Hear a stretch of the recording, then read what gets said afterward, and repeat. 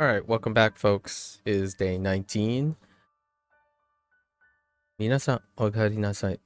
今日は10、19、19日目です。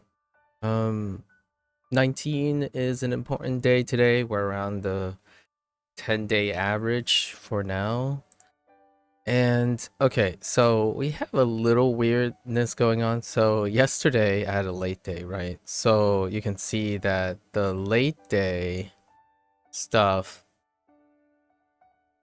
some of it is being added because of a 24-hour cycle in a way.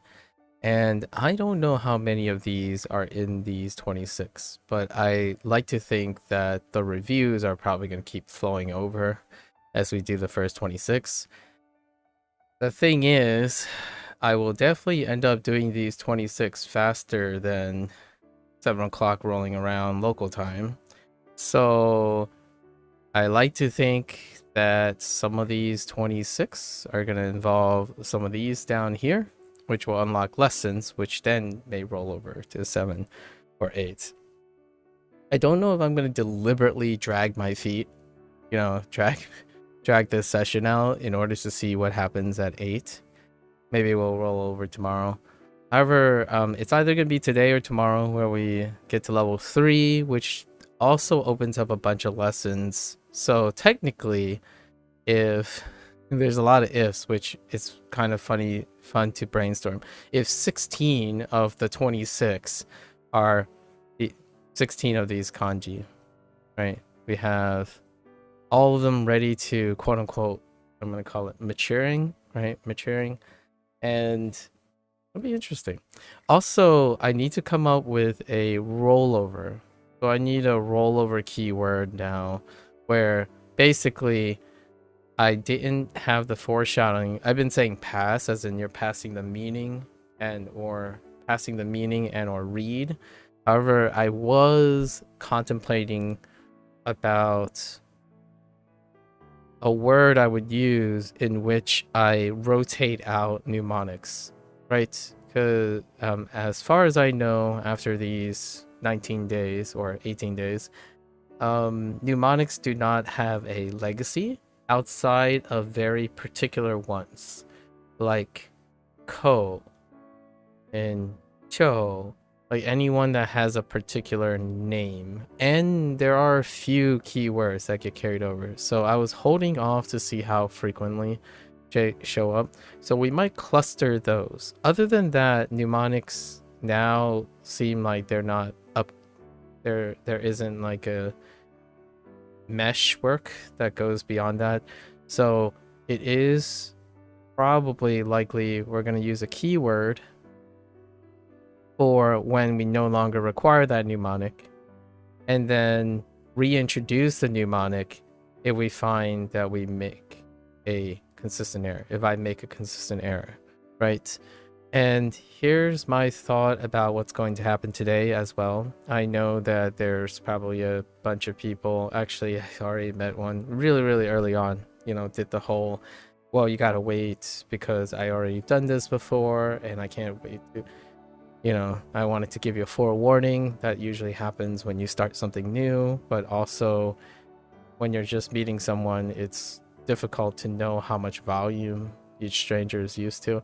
So one of the things that there is a concern about is whenever there's a new level up, there's largely a vast majority of the lesson is unlocked right on the same day. And the idea is you can do all of them if you want, then all the reviews pop up at the same time, right? Like, for example, Tuesday, where when they cycle around, it also double stacks on itself in the way it's timed. Now, for myself, there is a recent mistake system, right? There's a recent mistake system, and this goes into what I was talking about yesterday. And then there are going to be memory misinformation or memory incongruencies. So for example, now I know that there are 8 kunyomis in this character collection. Now, the difference here is that you can get away with these things, right? And they could be weak spots, However, generally speaking, due diligence in the way something is designed, if you're trusting that it picks up the things or it allows you to naturally curate those things, that's perfectly fine. Like, I could mistakenly think Tay is an onyomi for a very long time.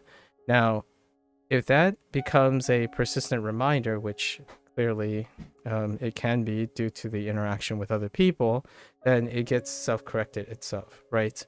And that is part of the streaming aspect. It's not part of the tool aspect, though, which technically you could say indirectly using WaniKani allows me these luxuries, these things that create the interaction.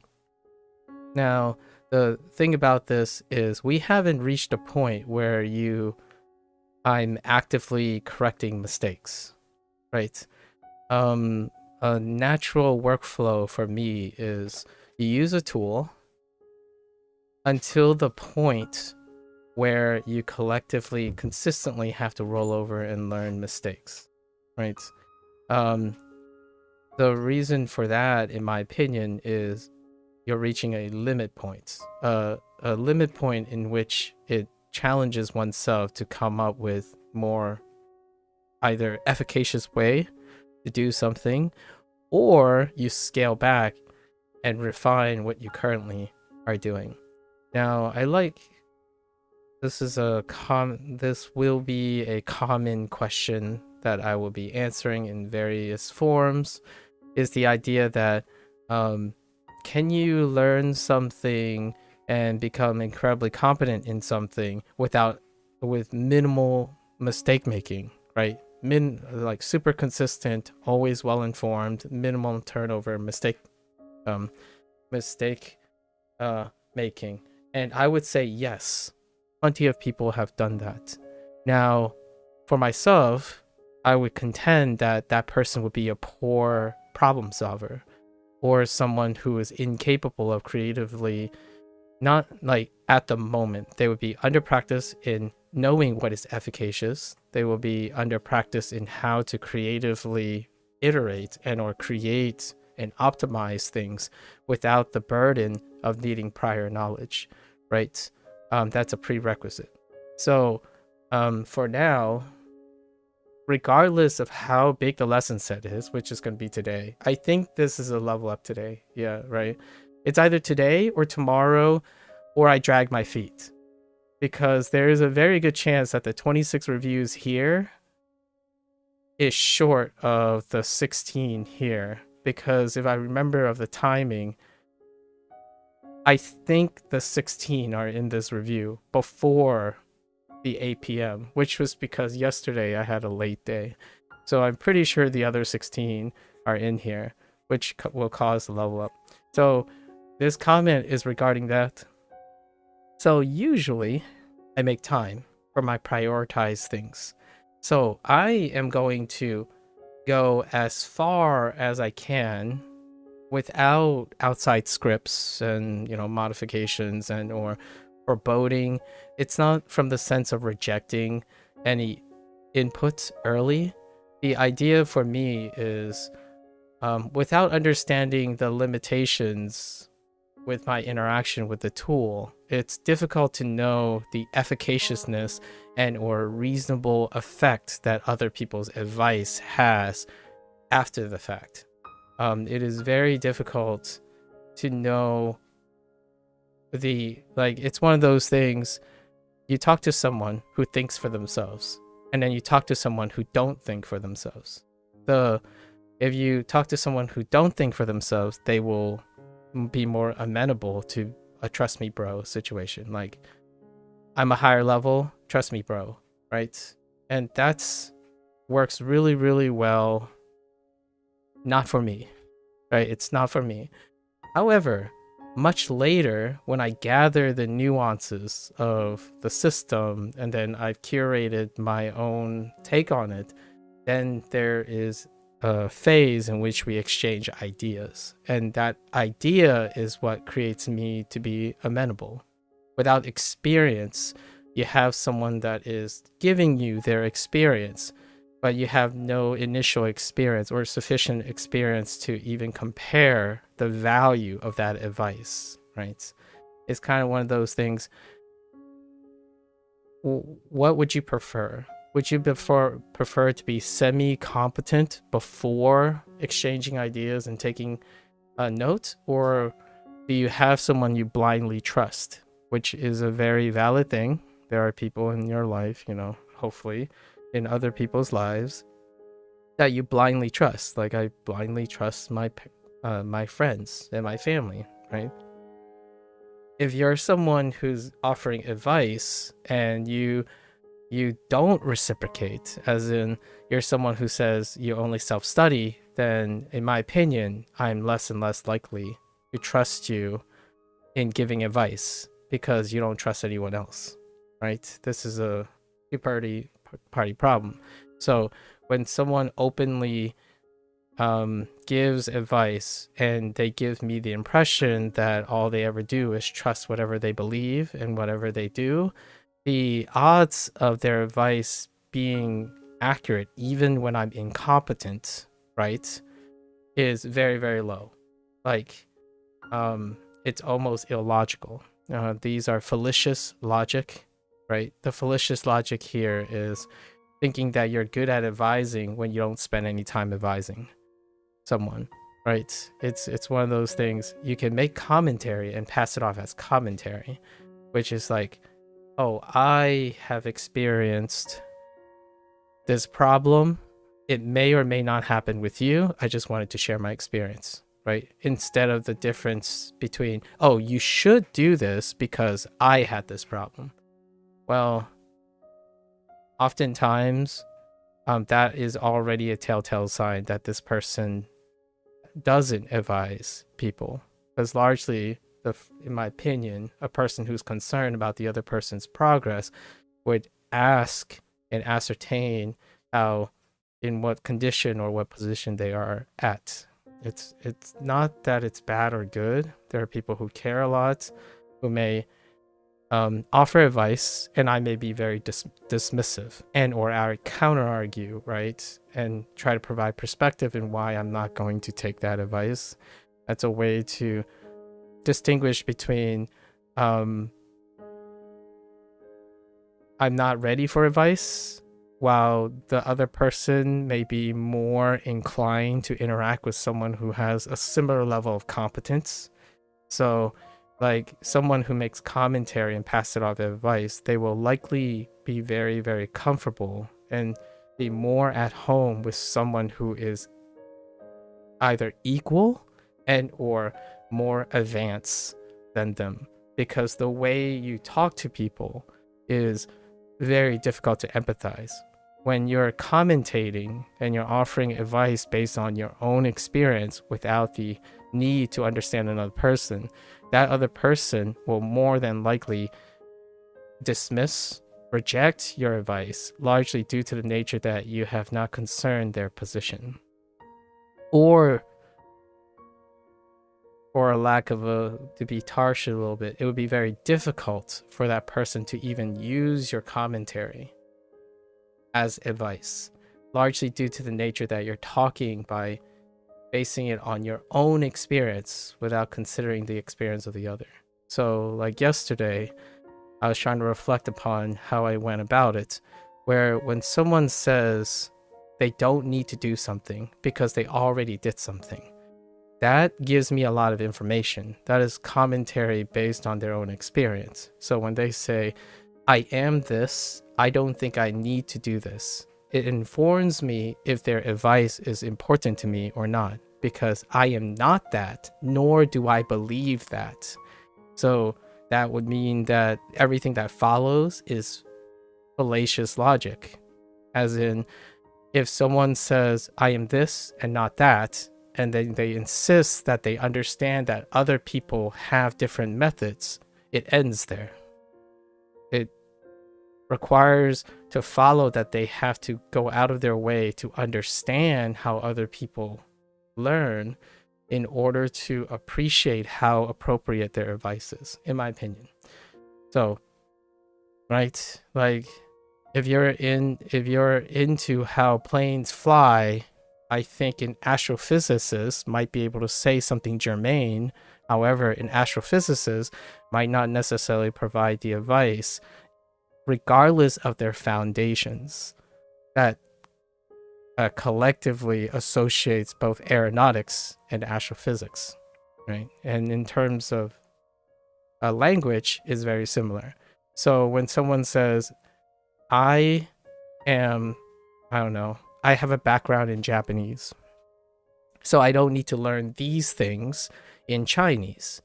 The idea is then you no longer have advice for someone who's learning the Chinese foundations that you did not learn again or recently or have to.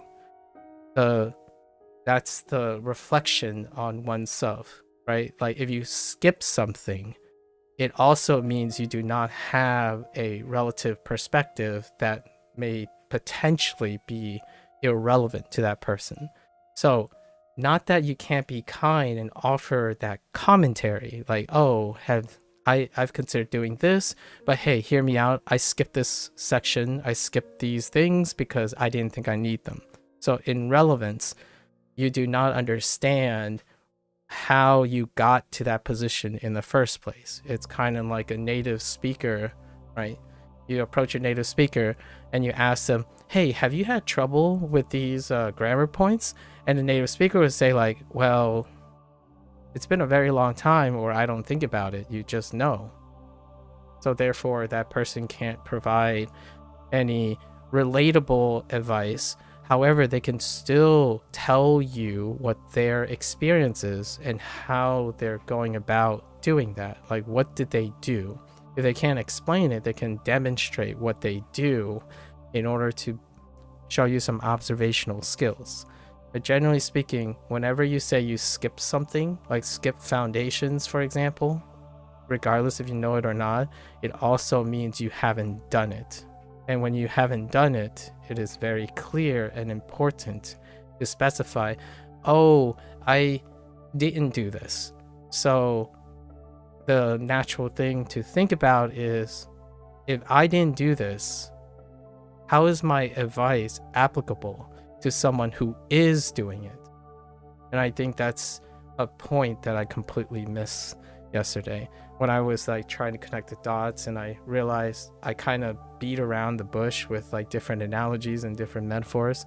The idea is, if you never use training wheels and you're advising someone who is using training wheels, those are two very unrelated situations. So if you say you're Japanese who's learning Chinese and you're talking to an American who is learning Chinese, these are very two different situations, and it is, in my opinion, far more compassionate and likely to be successful when two people establish what they did as a part of being different people.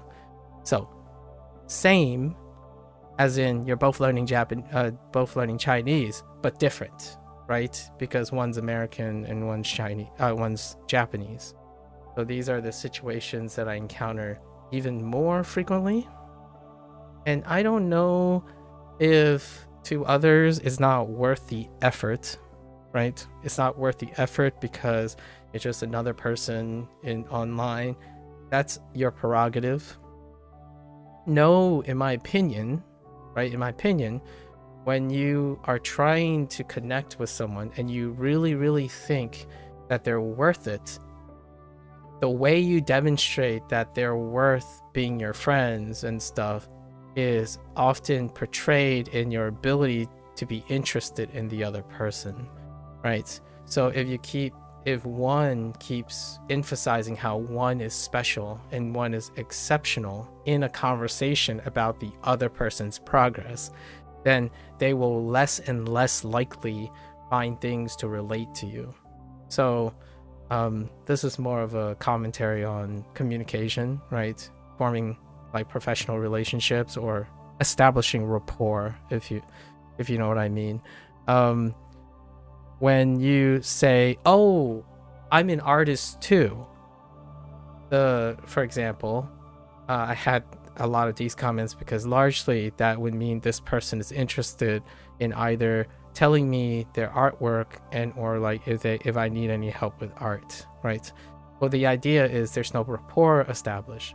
It's interesting and it's great that you're an artist.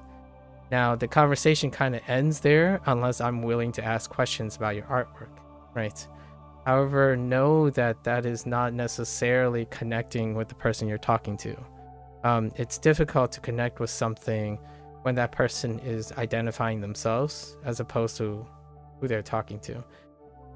It's a long process, and for many people, at least in my opinion, when they greet people, the icebreaker, which is a very comfortable place, I think it's a good starting technique, where you share something about yourself because you haven't practiced engaging with another person by trying to exercise like emotional intelligence in your conversations, right? It's very difficult. I know in this day and age, it's very normalized to talk about all the things you know versus all the things you don't know yet.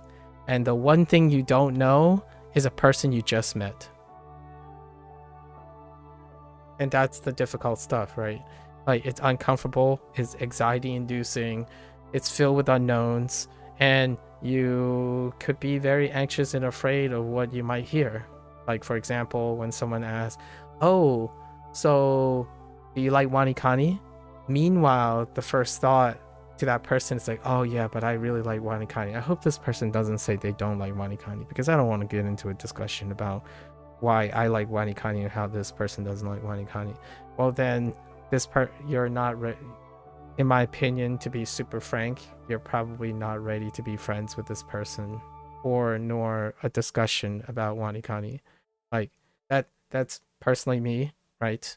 I have a higher threshold for this stuff. So when someone says like, oh yeah, you know, it depends, and I'm like, okay, so I guess it depends on when you feel like having the effort to talk about those things, right? Because it sounds like you want to close up this argument, like end this argument or end this discussion because you don't have time for it, and I respect that. So eventually I either choose, oh, let's talk about it, depends, that's interesting, or I'm like, oh yeah, you're right, you know, it depends, lots of individuality, and then we'd be on our way, right? I really find that being agreeable is a default. Often I refrain from asking direct questions even if I'm interested in learning about the person because you don't want to pry. Yeah, however, right, I was just about to talk about this, Gecko. This was my next point, which is the being agreeable, right? Oftentimes agreeability is often not able to go hand in hand with establishing relations, right? Relations can come at any time, any place. That's certainly true, and it's offered at the base of the interaction, and it can happen across a really long length of time, large due to consistency and whatnot. However, direct questions are a trade-off to being agreeable, right? One has to take gambles in order to create deeper learning experiences. So it is often, if one does not reciprocate, like the person you ask a direct question with to reciprocate, it's certainly very potentially discomforting and whatnot if that person says, oh yeah, sorry, I'm not, you know, it's too personal, I don't want to share. However, that person at least responded and revealed that it's too personal to share, and that's perfectly fine. Another person could be like, oh yeah, that's really personal, like, and then they get offended or something like that. Then my take on that is that you at least now know that that person is not in a position in which you could establish relations with, right?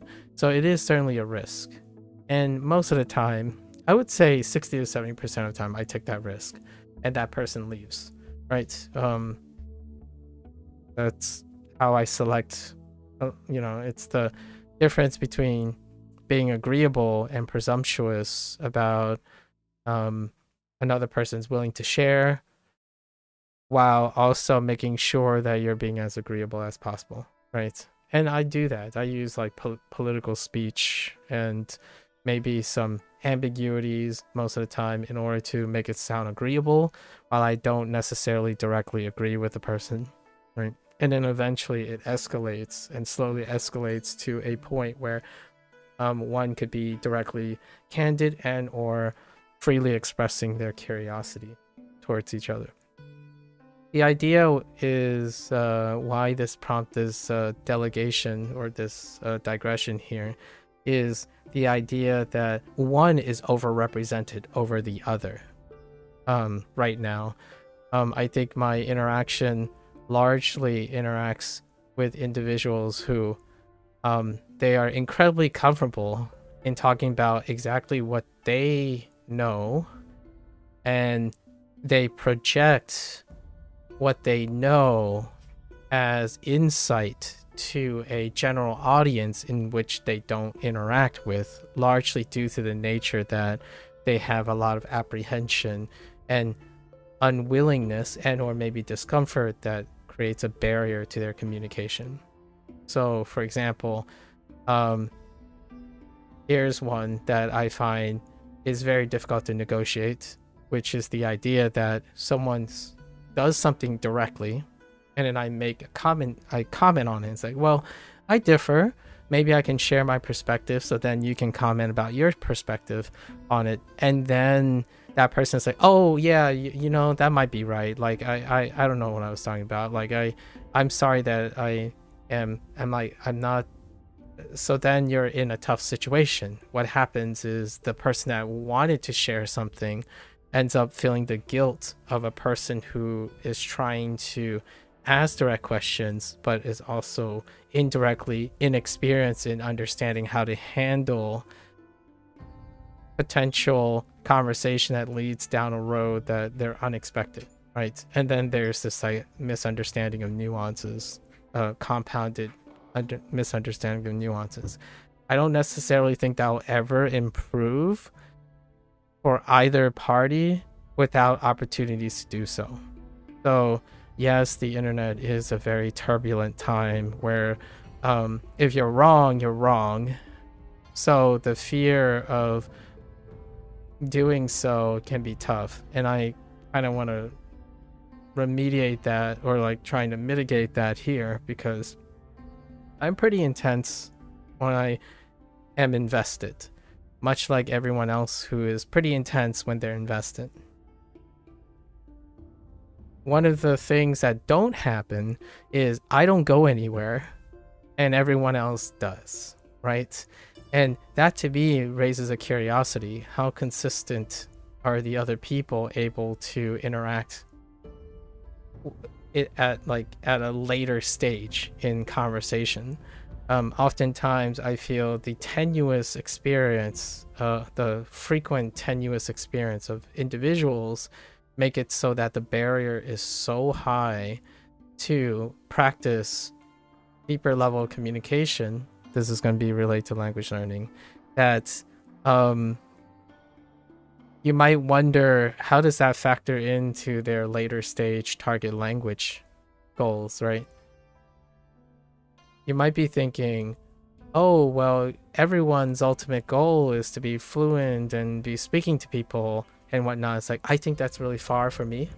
I actually have no aspirations currently to go to Japan and talk to people with fluent Japanese or trying to speak to people. I think that's a little bit of a misnomer. I do like the opportunity to do that. However, my current status and my current like interactions, one can see that my 99% of my major interactions would be understanding how to read Japanese, how to interpret Japanese, where I am the person who's speaking Japanese or attempting to speak Japanese on a one-way exchange with people who type Japanese. And you might be thinking, well, then you'll never learn how to speak natural Japanese and whatnot. It's like, well, yes, And then you think about it, it's like, well, isn't that bad? Like, well, what else am I gaining? You definitely cited all the things that I'm clearly not doing and will not practice, and I understand that. I know that if I don't speak to another Japanese person orally, then my speaking ability for Japanese will diminish or not even won't progress, right? And there's a place and time for that. If the opportunity presents itself, it's great. Now, hear me out. What am I gaining by not doing that and spending time on something else? So I'm spending my time on how to read Japanese, interact with the medium that I have in Japanese, and that still involves more reading. And all the oral portions are performances, right? In video games and stuff. However, the act of that is to play a video game and to read the dialogue along its side, right? Or read text and try to read it out loud, right?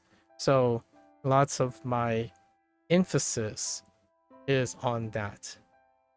If I'm growing, like, one thing that a lot of people feel like it's necessary is full semantic knowledge of Japanese as you're learning, right? Full semantic knowledge. It's not necessary for me. If people sit down and understand that I want to play Japanese games, I typically would read comments, right, in Japanese or in English or in Chinese whenever someone randomly wants to type in those languages. And I don't actually hear anyone say anything. And that's 99.9% of my interactions, all the things I've mentioned previously. I consume media and I read Japanese and Chinese. So is what I'm doing contributing to that specifically, as opposed to working on my speech communication? It's a fair counter argument. Of course, I can be a counter arguer of myself, and I say, well, if you learn how to communicate simultaneously, right? Learn to speak, read, write, all at the same time, it might holistically boost my aptitude. I totally agree with that. At the moment, the opportunities that line with all my stuff shows that I am managing a satisfactory progress, right? So when I find people who say, well, this is actually technically this is technically this, these are the several usages of this, and I'm like, okay, so do you use that? Like, does my average interaction with someone right now as I'm learning Japanese do that? The answer is a resounding no. So when I find that it might be appropriate, I'll keep in mind your advice, right? That's kind of how I go about the thing. And I also feel it's okay to not do everything at once. It doesn't mean you can't possibly reevaluate your goals and actions later based on, yes, exactly. I think you and I, you weren't here yesterday, but you might have seen my digression in it. This is the type of interaction that I'm more used to, where someone's like, oh, hey, I'm currently doing this, and you're currently doing that. And the idea is that I must know enough about what you're currently doing in order to be connected with you in a manner that I can make comments, right? And I don't even make advice. I don't advise people that I know really well, actually. In fact, I'm less likely to provide advice, and I'm more willing to trust blindly people I know. So it's kind of interesting how the relationship, the normalized relationship, is different these days. Not to say that I might not treat this with other people generationally, but for myself, actually, it's inverse. The better I know someone, the less likely I'm going to provide advice for them, because now we have an understanding and they would approach me for questions, or like I would approach them with questions because we know each other well enough, right? It sounds paradoxical, but the feeling of trust is oftentimes behaviorally inversely proportional to overseeing and micromanaging someone. So when I enter a partnership with someone and that person expressed that, oh yeah, I can't really do this anymore, you make a lot of mistakes and it frustrates me. It's like, well, that shows that we are still professional colleagues and not friends, right?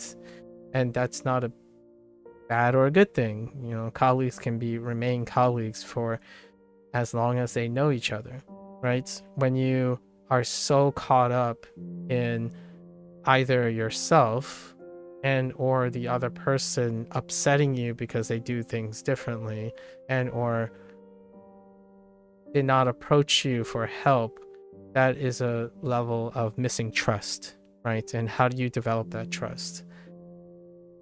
It's a tough thing.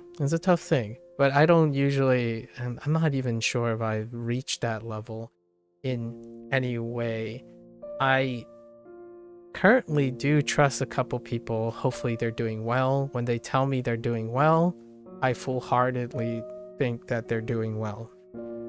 And then there are strangers who say they're doing well, and they spend a lot of time focusing on everything that's negative around them. So that's kind of one of the litmus tests for me a lot of times, right? And there are the one thing that is a lose-lose situation with someone who is fairly negative is when you're trying to share something and they end up unintentionally, I'm going to say unintentionally, play the victim. And when you play the victim, then the other person has to retreat. As in, oh, maybe I shouldn't press anymore. It might be a little too direct, which that, in my opinion, tends to more than the other drive away people who may be compassionate for your problems, right? Or like maybe compassionate for your things, right? For myself, yes. If someone says, oh, I'm sorry, I didn't mean it that way. Now I just feel bad for presuming. And then what I would do is, oh, I'm sorry, I was being a little too direct. And then you retreat, right? So the more likely an agreeable person who's compassionate is going to retreat when another person tends to say something and then they direct the problem or the guilt to the point of interacting with you. So if it's like a vicious cycle a lot of times when someone either is very arrogant and only project their own opinions without considering the other person, which that's fine because that person, you can't really hurt their feelings, they're already solidified, but it also means you have to break down the barrier in which they have to be amenable to your opinion. That is probably the more classical way that a compassionate person has no problems with interacting, because it's just you try, and if they don't agree with you, they don't agree with you. They go about their merry way. Now, there are people that I interact with quite consistently, like on a first opinion basis. They would correct someone, and then I would correct them as a discussion, right? Like, it's not actually correcting each other. It's more like, oh, I'm sorry if I gave you this impression. This is how I think about it. And it's like, oh, I'm so sorry. Like, I'm sorry. I'm really being presumptuous, and I shouldn't have done that. And then the conversation ends, because generally speaking, the person who's willing to share ideas and talk about things, they might consider the idea like, oh, maybe I said too much, right? Like, and that would cause the separation. And it's not the same. What I mean is that's an impasse that I find most concerning, maybe not the most frequent, but frequent enough for me to see, where there is someone who say something that genuinely can be helpful. However, when you try to be a little bit more direct, it ends up being a victim situation. And the victim situation means that you are the aggressor. You somehow become the aggressor by wanting to be interested, right? And boy howdy, do I encounter that far more frequently than I want. Human communicating is such a fascinating stuff coming from someone who still has much to learn, especially when you start factoring in culture and societal factors. Yeah, and I notice I'm a lot more apprehensive, but also a lot more curious. Now, when we're pre-selecting for, when you're pre-selecting for an activity that legitimately selects and enrich for cultural and societal factors, if you know what I mean. Like, video games is a different thing because it's a subculture built on an abstraction, and that abstraction is often within the system. So if you played the video game, oftentimes it creates a strong enough core of understanding that culturally and societal factors don't end up derailing the whole thing. It still happens, obviously. Like, for example, a casual Souls-like player versus a hardcore Souls-like player. That's going to happen. However, in language learning, I felt I talk about this stuff even more, and it's fascinating. However, it consistently leads to things like cultural and societal factors that becomes an ever fascinating challenge to negotiate. And it's pretty cool because for me, that means I will be able to communicate in a more dynamic way due to the experience. I did recently encounter more frequent friction in terms of gaining some of this experience, right? Things like talking about what is a real person versus what is a fake person. And what I mean by real person or fake person, I don't mean literally real person and literally fake person, but more like what is figuratively a real representation of a type of person versus a fake representation of a type of person. And that comes up with language learning. Far more than video games, largely because if you play the video game, then you are a player of that video game.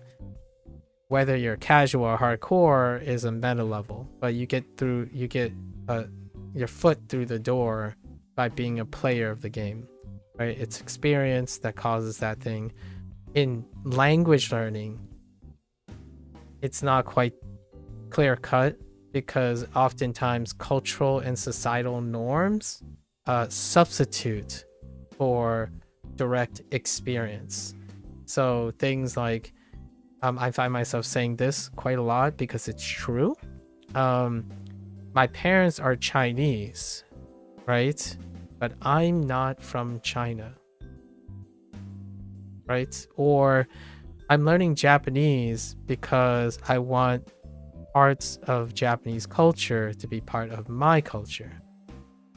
I don't want to become a real Japanese person, whatever that means. And I'm using far more simplified and potentially nebulous terms, because largely if you use more specific terms, then that becomes very precise and it's easily more disagreeable. Like saying, I wanted to become a fluent Japanese speaker. Now the field is narrowed down to the point where it can be even more disagreeable, as opposed to I want to learn how to speak Japanese, and even speak create cultural and social factors of dictating what that means. Like, am I speaking Japanese each day? Well, according to a lot of people, that's not considered speaking, right? As in, like, pronouncing something or reading something out loud is not considered speaking, right? I'm not saying I believe that. I'm saying there may be people who want to say that, and then people who don't want to say that, kind of thing. And yeah, language learning has brought up, I think this is fun. Sorry. I think this is really, really fun. Like, it's so intriguing. It keeps my mind so active. Like I'm actively watching, like recently, here's my pocket story for today. Why am I saying all this stuff? I've been watching a lot of comedy routines that deal with this topic, and I even shared a little bit of it in the Discord, where I watched a bunch of stand-up that dealt with the idea of societal and cultural factors in how it can be funny to acknowledge the stuff that typically happens while subverting the expectations from that comedic standpoint. Like one story that I typically share, which this 2 or 3 of the comedians shared, was the idea of English is your first and second language. I really like that idea because English is my first language when people see me as an American. English is my second language if they see me as a Chinese person. How does this relate to WaniKani? Japanese, I'm a casual Japanese language learner if they see me using Duolingo. I'm less of a casual Japanese language learner if they see me using Duolingo for 365 days.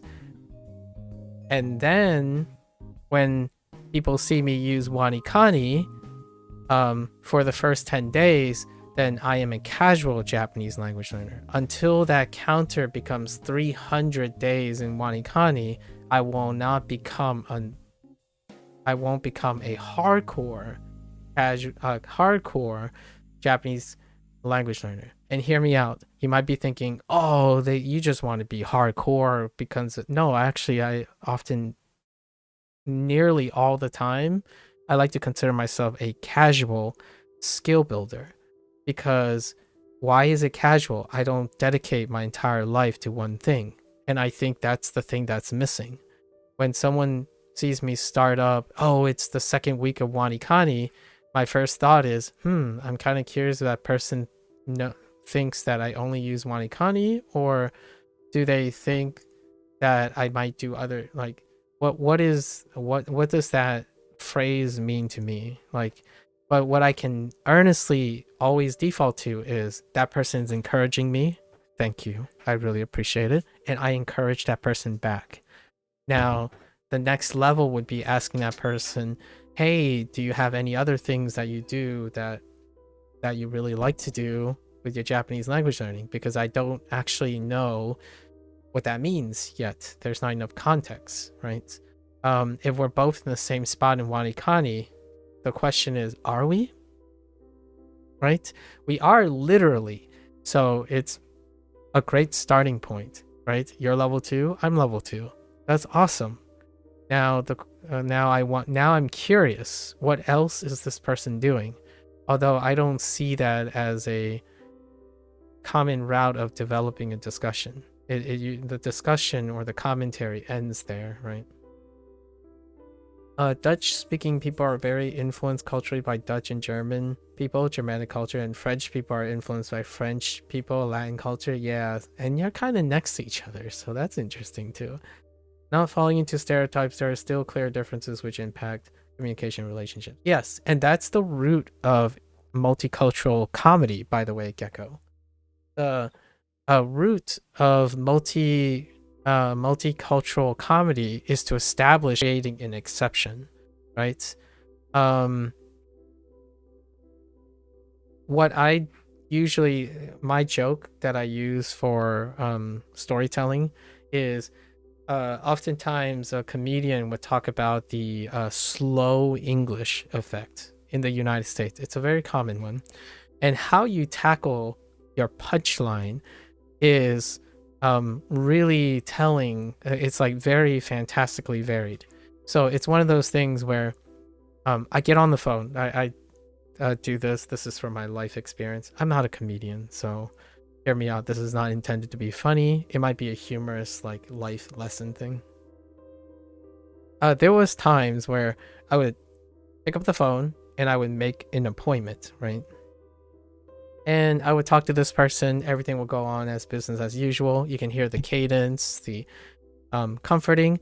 But when I get to the place and I tell them who I am, their English changes. The frequency, the pace, the speed changes, right? It becomes ESL, as in like it is subconsciously or unintentionally, they slow down, potentially knowing that I might have problems with English, right? Based on how I look, right? And my first thought, you might be thinking, oh yeah, well that's offensive, that's like stereotypes. No, hear me out. And then people would say like, oh, they talk to you on the phone, they talk to you normally, so it's pretty clear it's based on your looks. And my first thought is like, well, that's kind of nice that they slow down for me. And then what do? I slow down my speech to match their speed. That's what I do. Another comedian would do something like, oh, this comedian specifically said something like, their punchline was, they're worried about what English, like what my English is like, but my first thought is, I wonder what their English is like, but dum. Basically, that person initially slowed down to talk to another person who doesn't appear like they're an English speaker. So then you have this dramatic irony in which the two of them have the same but different perspective, where the running joke is now the other person is, you're making the other person wonder if the person who's deliberately slowing down having the proficiency problem, right? Why is this interesting in my opinion? Or why does this prompt everything I've been doing? Language learning is very similar. When you're learning language in public, it's incredibly similar, where when someone sees you make an error, it automatically makes you a representation of a specific type of group, right? And then that error becomes the basis of that person's impression of your aptitude, not being interested in sitting long enough to understand if there's more to it, right? I don't blame people for doing this, because for me, when someone slows down in order to talk to me, a lot of being aware of what the situation is, in my opinion, circumvents either the emotional impact of being stereotyped or the emotional impact of being corrected. Now, that's not for everyone. When you are being stereotyped, someone can choose to reject you and then leave. So it doesn't leave an opportunity for them to ever address stereotypes. So in my opinion, a fallacious logic that often happens is, if you're constantly being stereotyped, it doesn't mean you're good at talking about stereotypes. You hear? If I'm not sure if this connects with most people, when you avoid talking and interacting with specific issues, it's very difficult to know if you have a handle or observational practice in engaging in resolving and or participating in that issue.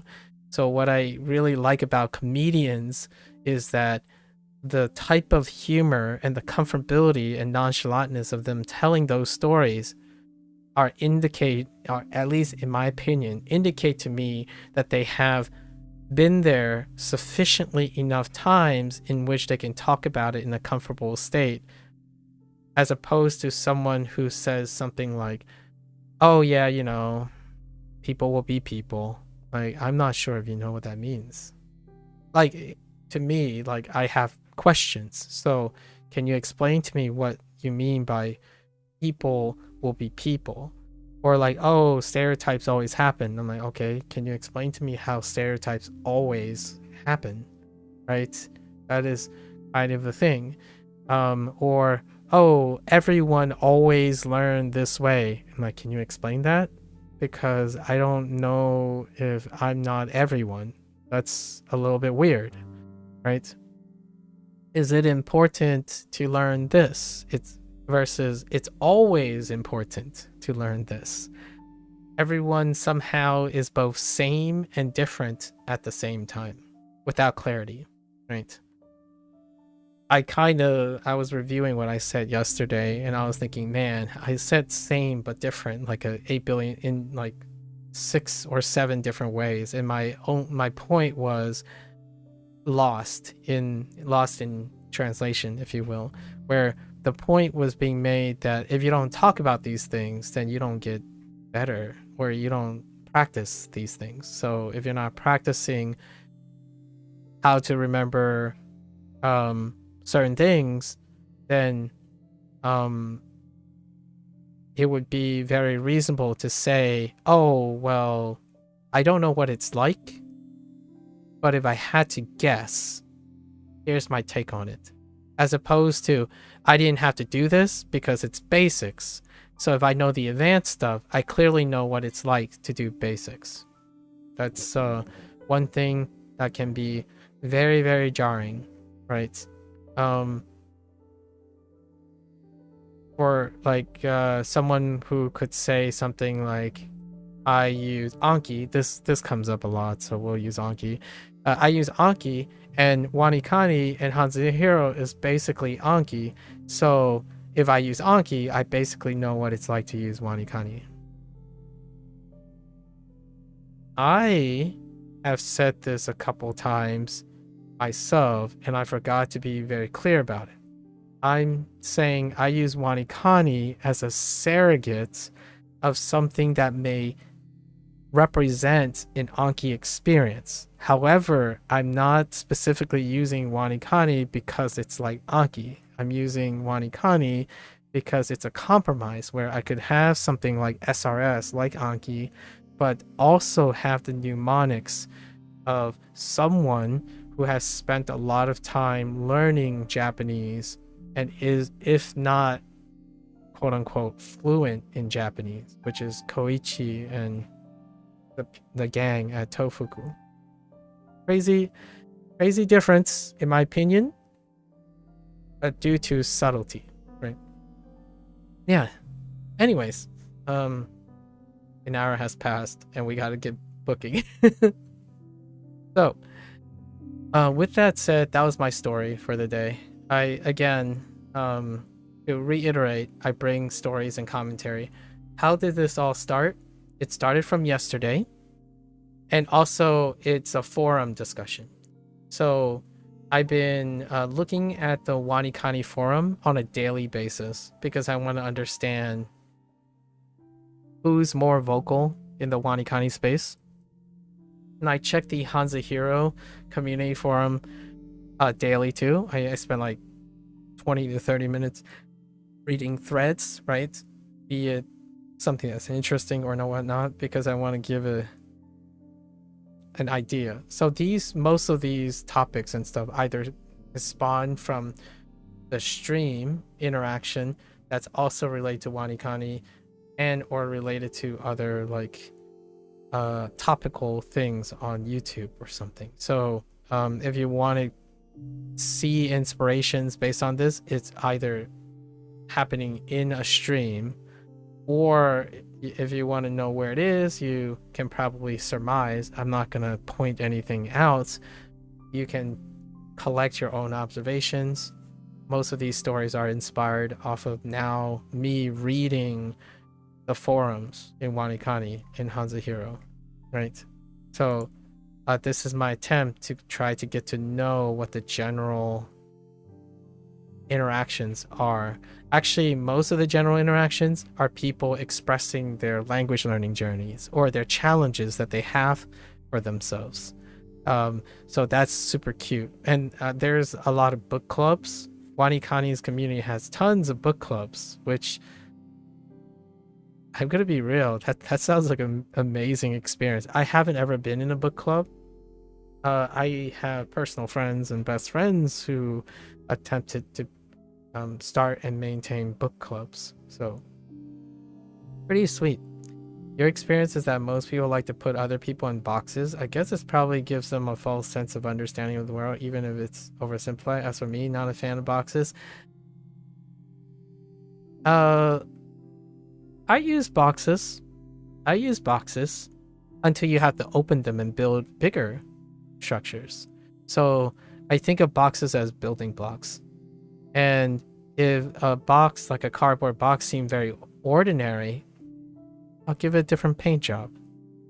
And one day they would probably want to open the box and see what's inside. And what I mean by that is when they open the box, they might be surprised what's in the box. Sometimes I don't even mind if they put me in the box, because me inside the box is no different from me outside the box, if you know what I mean. So an oversimplification may be filled with nuances. It's kind of my different take on the box metaphor, right?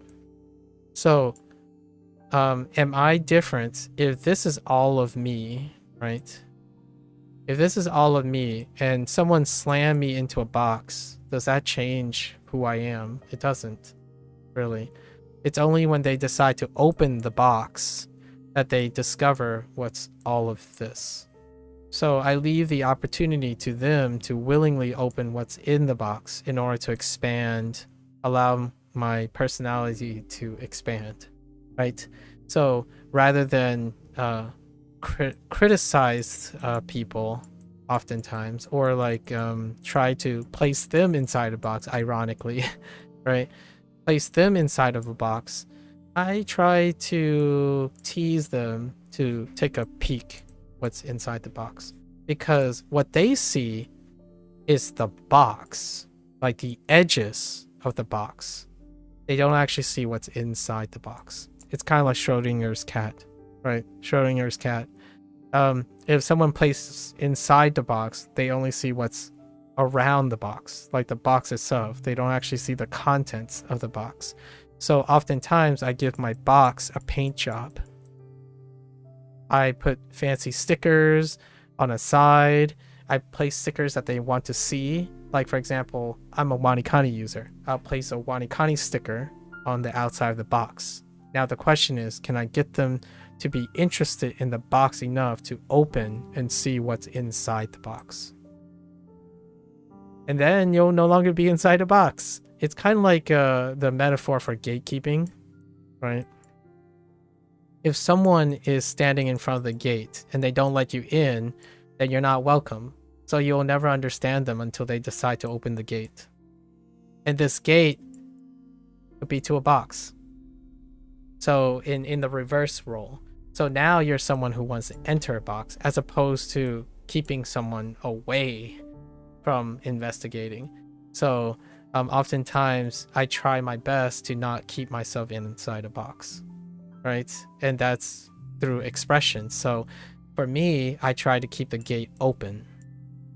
So as opposed to like gatekeeping due to apprehension and or emotional barriers and stuff, I try to keep the gate open. Like, do you want to come in? Like, here you are. It's like, I know you see the gate. It's really fancy from the outside, and my box has like cool stickers like WaniKani and stuff. And, you know, I'll put in like a gigantic arrow sign with Duolingo so that at least the person will look at my box. Now the question is, are they gonna go inside and check it out? And I'll take that gamble any day. I take that gamble 90% of the time. Regardless if that person is, you know, it's kind of like a store, right? You're running a restaurant and someone sees your front door, is like, nah, that's not for me. They pass. It's like, well, I'll still try to offer them free samples or something. Like, here's a free sample. It's like, yeah, not for me. Bye. Like, yes. So for every 90% chance that I try something, my success is, even though I practice this type of thing all the time, you know, advertisement through communication and whatnot, I would say my success ratio is like 10%. I mean, it shows. You know, I streamed for over 6 years. It shows. It shows my success rate. It's very low. largely due to the nature that my box and my gate is pretty selective. And I deliberately do that, right? Pretty selective. If you start talking like a box, then people might relate to you a lot better. Usually you are put in many boxes based on criteria, look, gen. Yeah, in my personal perception, the number of boxes is almost infinite, so everyone is really its own unique individual, and I therefore try to treat them that way. That's fair. That's fair. How should I say this? My box approach, that box approach sounds like using rote memory for Japanese. So my only perception, like a perception counter and maybe like counterintuitive perception check is, my answer is both. I try to treat as many people as I can as unique boxes. However, those boxes also belong in categories. Those categories create an efficiency that allows you to manage that humanly, right? Being overly agreeable creates a problem of itself. And that is something that I've come to accept when I used to be unconditionally agreeable. When you become unconditionally agreeable, you yourself no longer become relatable because you're constantly treating everyone as an individual. So what happens is the efficiency goes down, right? And that is perfectly fine if you have enough people in your life, or if you have enough like interaction or stimuli, right? And that is very indicative of someone who has a very comfortable life. So you don't need, right? You don't have a need to be wanted or something. Now let's place ourselves in the shoes of someone who does place people in a box. The question is, what is the motivation to place people in boxes? Well, one thing is categorically, it can create, expedited decision making. And I do have to admit that there is a representation, over-representation, or more of an over-representation of categorization and boxing, right? And for me, yeah, I push back on this, the categorization. However, I wield this. I play with this as opposed to against this. So the first thing I would do when someone places me in a box is I would ask them, what does my box look like? Wow, I don't see how Thor from Pirate Software used mouse to write all the time. So what does my box look like? That would be my first question, right? So now I get to know something about them, but they're not necessarily have to concern themselves with what I'm thinking, right? Because I can learn a lot from questions, which is what Hank Green's new series is. I really like Hank Green, so he has this new series I look forward to watching on Complexity. I'm not affiliated with Hank Green. If Hank Green ever hears this in the future, I would be incredibly humbled, but also incredibly embarrassed. There are a few things that are embarrassing to me out of like sheer privilege, not like embarrassed as in I don't want them to see it. So ask Hank anything. He had a great message for this. Ask Hank anything, and it's to learn about people through asking and answering questions. So if you encounter someone who places you in a box, you can learn, or you can practice learning how to glean a lot of information from asking them what they know. And certainly then you can choose to, quote unquote, inform yourself on how to approach this, right? Does this person want to be treated as an individual? Sometimes they like to be seen as a collective, right? Like, oh, they're boxers. They're boxers. What makes boxers go? So oftentimes when I ask someone, hey, what kind of anime do you like? And then someone says Attack on Titan, for example. I'm like, now does this person go along with all the characteristics of Attack on Titan, like interest? Or do they like being specifically different or identified differently. So we're gonna have to test the waters. I'll share a comment that I understand about Attack on Titans, from my perspectives. Like, hey, you know what? I've heard, like, I've gotten the impression that people who like Attack on Titan may also like these particular shows from my direct experience. And then you can find out if they go with it or not, right? That kind of thing. And then vice versa, right? The large reason for that is exclusively one or the other can become incredibly it's ironic, but categorizing people doesn't necessarily mean they're completely insensitive. And then treating that so is almost like doing the same thing in the reverse role, right? If you treat everyone as individuals, it's assuming that everyone wants to be treated as individuals as opposed to being a collective, which this leads to a cultural and social dissonance. Like, for example, when you refer to someone as Chinese and not Chinese, that can be a very, very... What does box look like what does your box look like as of right now? I see the Belgian flag, and I want to tap into that Belgian flag. However, I also see a funny, like, budget French flag on the front box, but that budget French flag looks like it was drawn by a very loved daughter. And I can peek inside through the windows of what you do on a regular basis, and that's someone who works and is in front of the coffee that looks at his phone every once in a while to learn Japanese, and then the television has Pokemon in it. But I'm peering from the outside because I don't quite want to invite myself in to your box yet. But I have lots of windows into your box. Right? And those things that I can see are obvious things that can be visible from the outside, which is like your Pokemon activity with your daughter. Your daughter clearly sounds like someone that would be very quite expressive, right? Largely due to gleaming from the outside, right?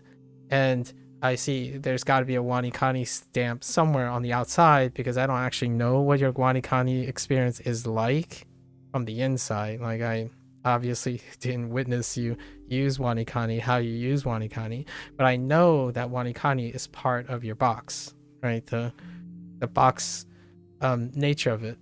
So yes, in a way, I'm treating you, and your box is also with a few other people's boxes that have these things. I've met other people who happen to be also...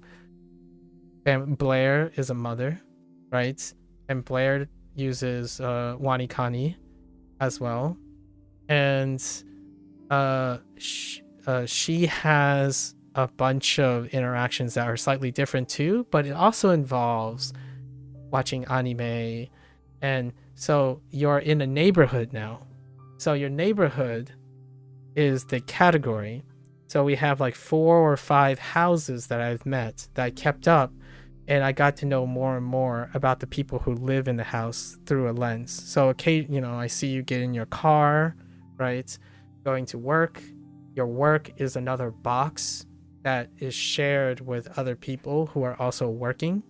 And then occasionally when you're driving across, you drive across a university, and that university is filled with collection of boxes of university students that I've met over my language learning journey. One who's planning to go to university soon in Malaysia, who's Malaysian, that's Chern. Sub-Zero, who's in Norway, who's currently at university and has started university. Zhao is in the United States, right, and university. So that's kind of the visualization.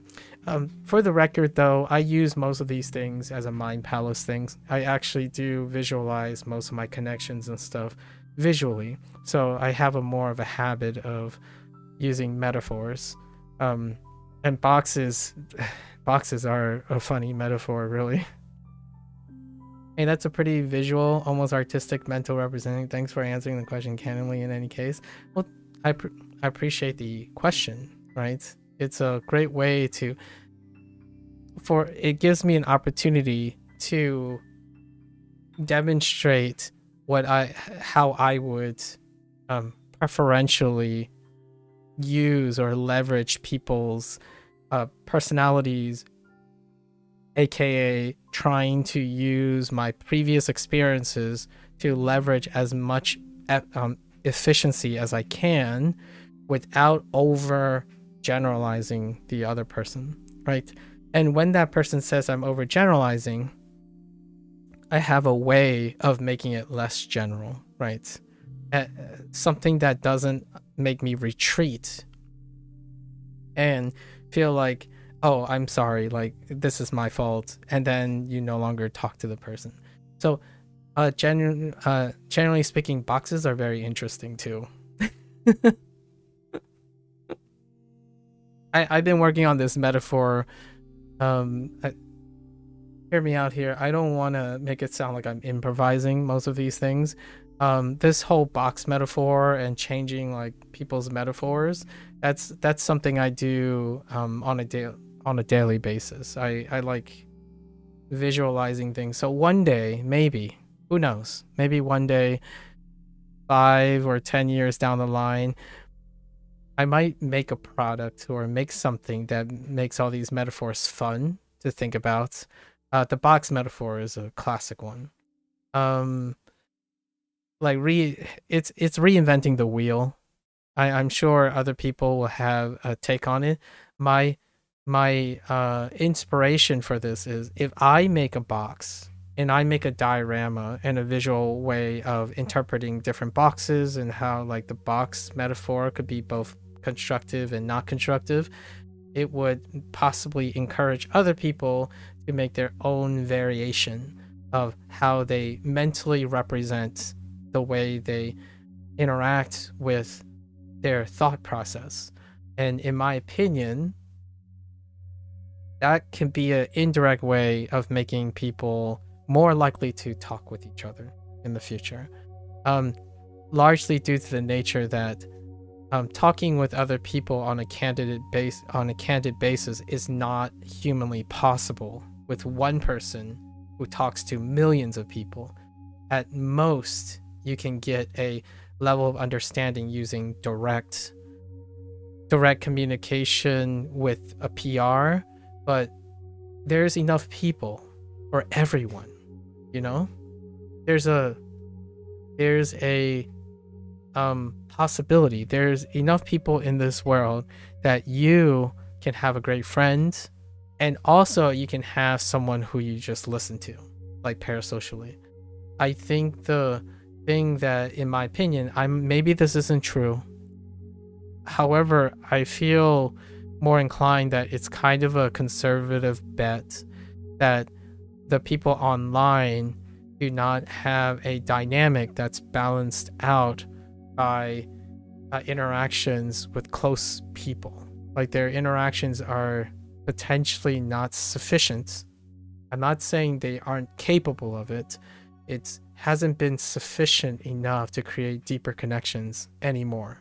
And especially inexperienced people, not adults. We're not talking about like 40, 50, 60-year-olds who have families and stuff. We're talking about earlier, cognizant, very intelligent people who don't necessarily normalize what the threshold and need it is to create unconditional trust or unconditional reliability or consistency. Why does this sound important in the box metaphor? Is if you walk by a storefront, right, and you looked at the storefront, how willing are you going to go into the store knowing that you have to interact with someone, let alone just walk by and say, I know enough and I'm going to the next store?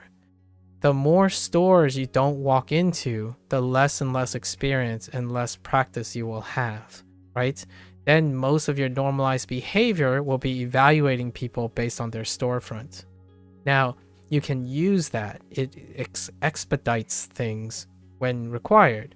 Occasionally, though, that is balanced with walking into the actual store, right? So I think in most people's lives, you will still at least walk into a couple stores or a couple people's houses. That used to be the social norm. I feel like that still is a social norm among healthy individuals who have a balance between interpersonal communication and parasocial communication, right? Younger, if we go any younger than 20 nowadays, who spend most of the time on the internet, I'm not talking about people who are off the internet, like loving kids are so preoccupied with their loving parents that there's going to be a balance in some way, shape, or form. However, for those who spend the majority of life on the internet, I think they are more likely looking at business and storefronts, you know, the box that is the business, as opposed to actually walking in, right? And what are my telltale signs of why this is more frequent? Largely due to the nature that I literally ask them, what do they know about the store or the box, right? They say, oh yeah, this is not for me. Like, oh, this works better for me. It's like, okay, as opposed to what else? It's like, well, I haven't really used anything else. It's like, okay, so how do you know this is better? And it would be something like, well, this person says it and this person says it. Okay, so you peered in and you looked at this person's advertisements and you heard what this person has to say, but you didn't interact with this person, nor did you investigate what the person's like in the context of their person. That's where you're basing your relative in. So you yourself not only did not experience the person's product, but you're taking the person superficially on their word. That's sufficient, provided that when you think something is better, it works. When it stops working, it's betrayal. So then you're like, oh, this person lied. This person lied. This person lied. This is a scam. And the first question I ask is, so what do you know about the scam and what do you know about the lies? And ultimately it came out to all these people only know the outside, the box. They've only looked at it from the outside. It's like, that looks like a scam. Sometimes they might be able to smell a scam because maybe it's a bakery or something, because it stinks, right? It stinks a lot. And then ultimately you have to walk in to confirm if it is a scam or not, right? It involves intimate knowledge of something, at least in my opinion, sufficient enough, right? Still, you find that this boxing style of yours is pretty empathetic, meaning you remember things about people, but I didn't hear you make many assumptions based on what you know. I try not to.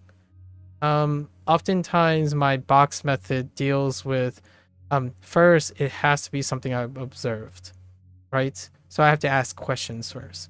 So I will largely predicate most of my comments on all the things you have shared, right? The Belgium thing, our escargot comment at the end. Those are typically how I would build your box. And what I mean by that is I'm building up your box, right? This is such a weird. Oh, I have a good anime. What is that anime? It was an anime with a character protagonist. Oh, it was Jujutsu Kaisen. There was one character who only sees, like, they can't see faces. Was that Jujutsu Kaisen? I'm pretty sure it was. There was like this guy who's like, he has a form of sociopathy in a way. Oh no, it might not be that show. So his representation is, oh no, it's not. I think it's a different show. So this guy, it takes place in feudal times, where this guy, when he can't see the people's face because he ended up just developing like this sociopathy where after a specific trigger in their life, he can no longer characterize people's face. He knows their body, their language, and like what they do. So he's capable of observing. Was it Blue-Eyed Samurai? Oh no, Apothecary's Diary. Yes, Apothecary, the strategist, Yes, Apothecary's Diary. Thank you. That guy. That's what I mean by the internet right now, and what I mean by that is a substantial amount of my interactions with people. They can see what people do, and you can still strategize, manipulate people, make persuasive arguments, present yourself as a very high competent person, but you don't see the face anymore. You can no longer characterize a build upon this.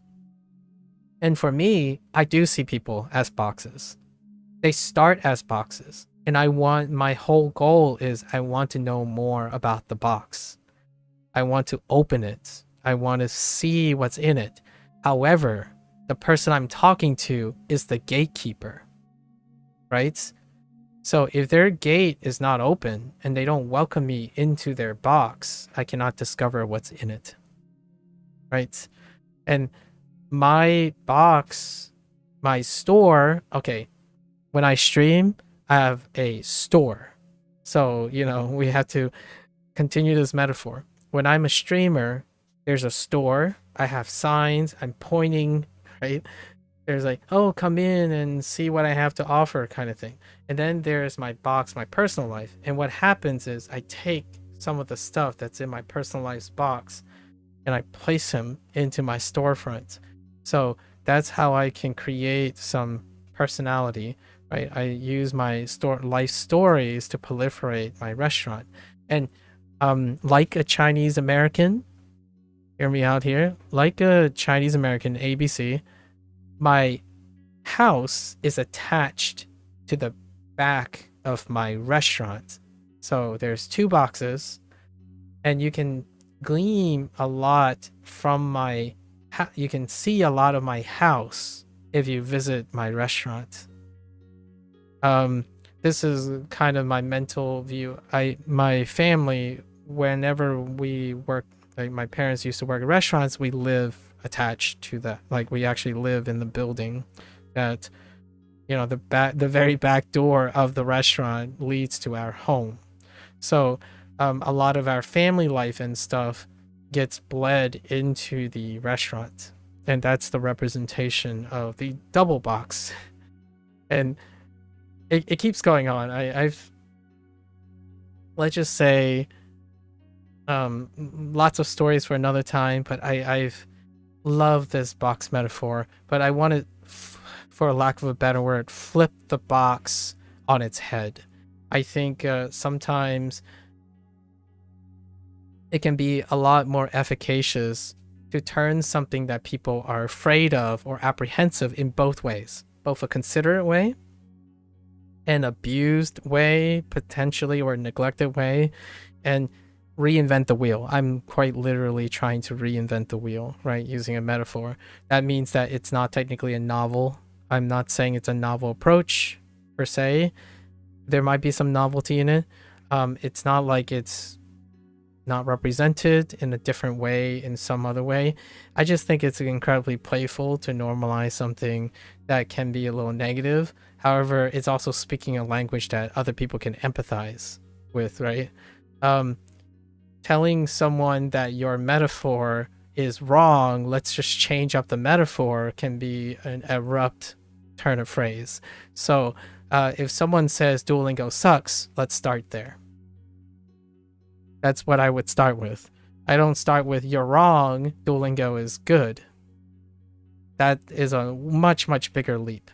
So in order to understand and talk to people who are generalizing, oversimplifying, I'm having dialogues with myself on saying, what do I do that I overgeneralize? What can I do to make it so that I can speak a similar language without being dependent on the other person? And that to me goes back to learning a target language, Japanese. Those who know me for a while now, or the ones that knew me for a while and then came to check up, oftentimes their first question is, have you spoken to any Japanese person? Right? Have you spoken to any Japanese person yet? And that is what I mean. It's like, well, I haven't spoken to Japanese. Well, I might not even know if I'm speaking to a Japanese person, but one has to understand that I spend most of my time reading texts. I don't actually exchange verbal communication with most people. So I don't want to sound like I'm unappreciative of the concern. I'm like, oh no, you know what? I haven't spoken to any Japanese people. But keep in mind that I spend most of the time reading texts. So a lot of my efforts go to trying to get better at reading, right? Or focus on reading and encouraging others to type in the way they want comfortably. So my first technique I use most of the time is, hey, I know you like typing Japanese and your reading comprehension is really good. If you feel like practicing sometime, feel free to type it. And then I met Valentine, right? And then I met Zhao, and Zhao can type in Chinese. Valentine can type in Japanese, and then there are various people who type in a combination of the two. And that furthers understanding what they're more comfortable with, at the same time encouraging them to do something that they might not be comfortable doing in the first place, right? Something like that. Just for fun. The biggest assumption you probably made is that I drive to work, which so happens to be true when not homeworking, but it's pretty common over here to commute using public transportation. I presumed it. I didn't make an assumption. I presumed it. As in, based on the stuff that you told me already, it is highly likely that you drive to work.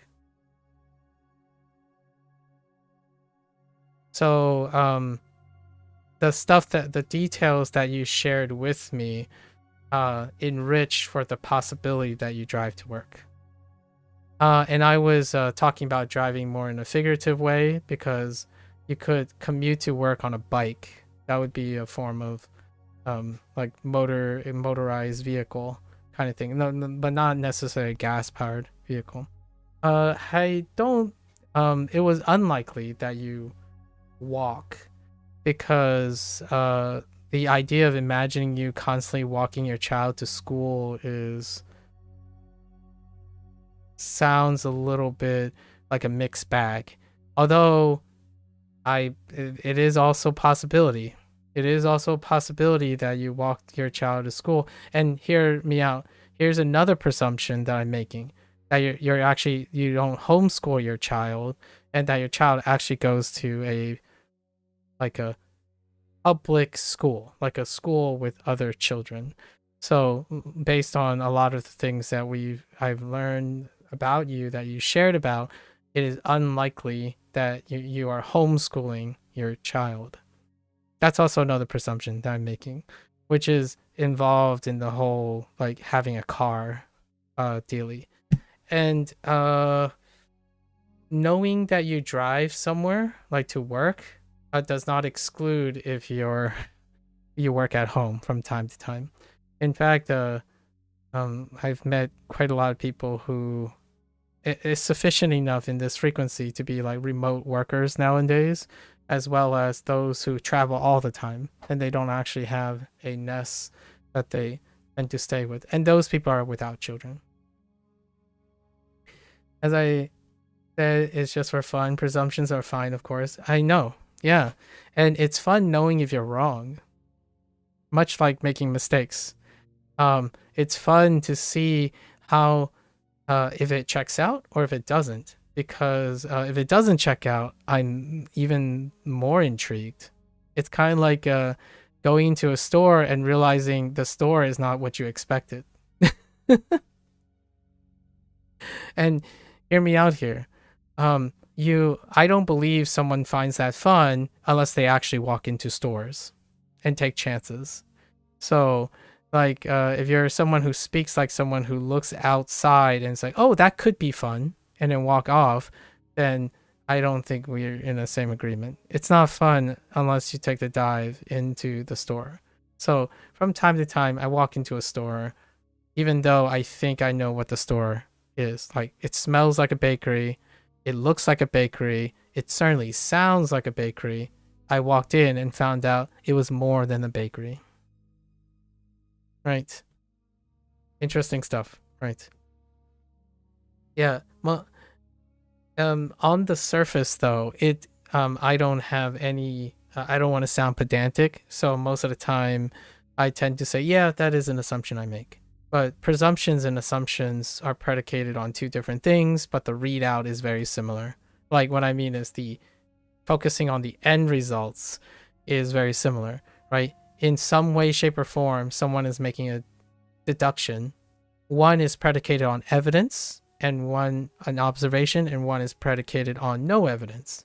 So the likelihood of me making an assumption about you, it becomes less and less likely, largely due to the nature that we've already talked quite many times. It's very different when you're like a streamer and the person says something about you and it can't be anything other than an assumption, right? Like, dude, you're not learning Japanese. Like, if they say that because I'm using Duolingo, it can't be anything other than an assumption because I have no evidence, nor do they have evidence. Now, hear me out. I no longer do that anymore because I post almost all of these videos online. Now, the question is, how often do people presume things about me based on what they see online? Well, there are very easy, low-hanging fruit assumptions, and then more interesting presumptions that I ask about.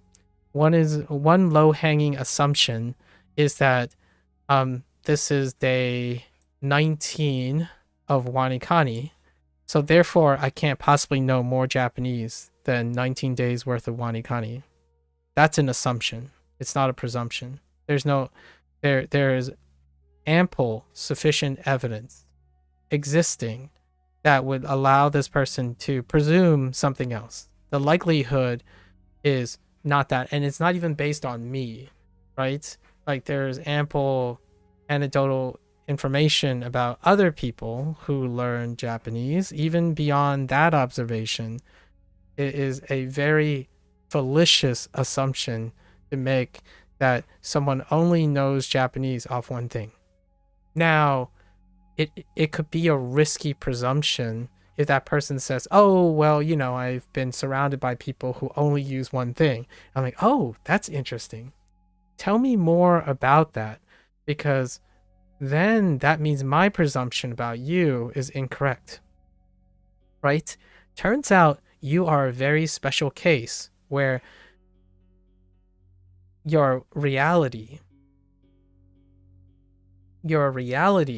is that you think language learners only use one tool, right? Or there are many parents that are reasonable. FYI, your kid is officially homeschooled out of the public system, but does attend a private school with other kids, so you were correct. Yeah, so what I mean by that is when I say public school system, right? Public school system, I didn't want to use it in the sense of public versus private, because I meant public as in it's, which is why I said it's public as in your daughter gets a chance to interact with someone else, like a kid, as opposed to only interacting with you. And public and private schools are also a thing in the United States, so that's why I wanted to make that clarification, because there are private schools and public schools, but they are both public as in the thing that you get to interact with other people.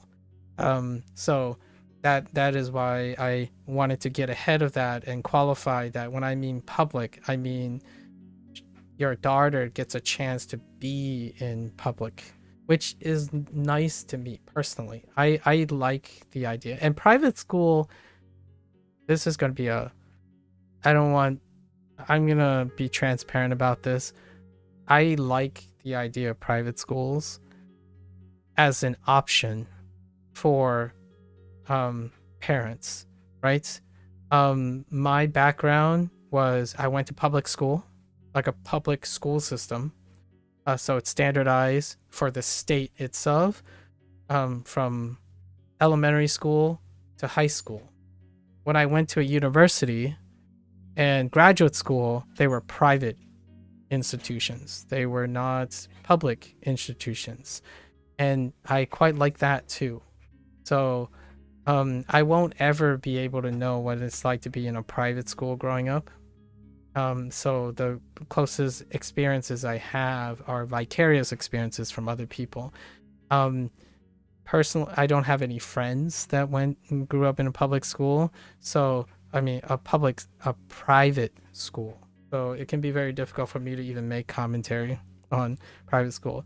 So there was a chance that your daughter would have went to a private school, largely because I'm inexperienced. I have no idea what it's like to be there. I would have to ask more about like your dynamics or something with it. But it sounds like you would allow, as my presumptions go, you would allow your daughter to interact with other kids of her age.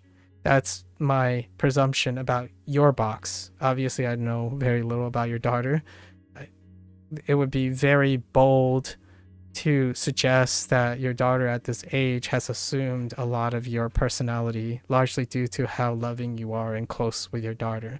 However, maybe when your daughter is a lot older, say 18 or 20, and you still have an amicable relationship with your daughter, it's highly likely that your daughter will inherit, as in like, not inherit genetically, but metaphorically and exposit a lot of your qualities because you're close to your daughter. Like I am most definitely my father's son.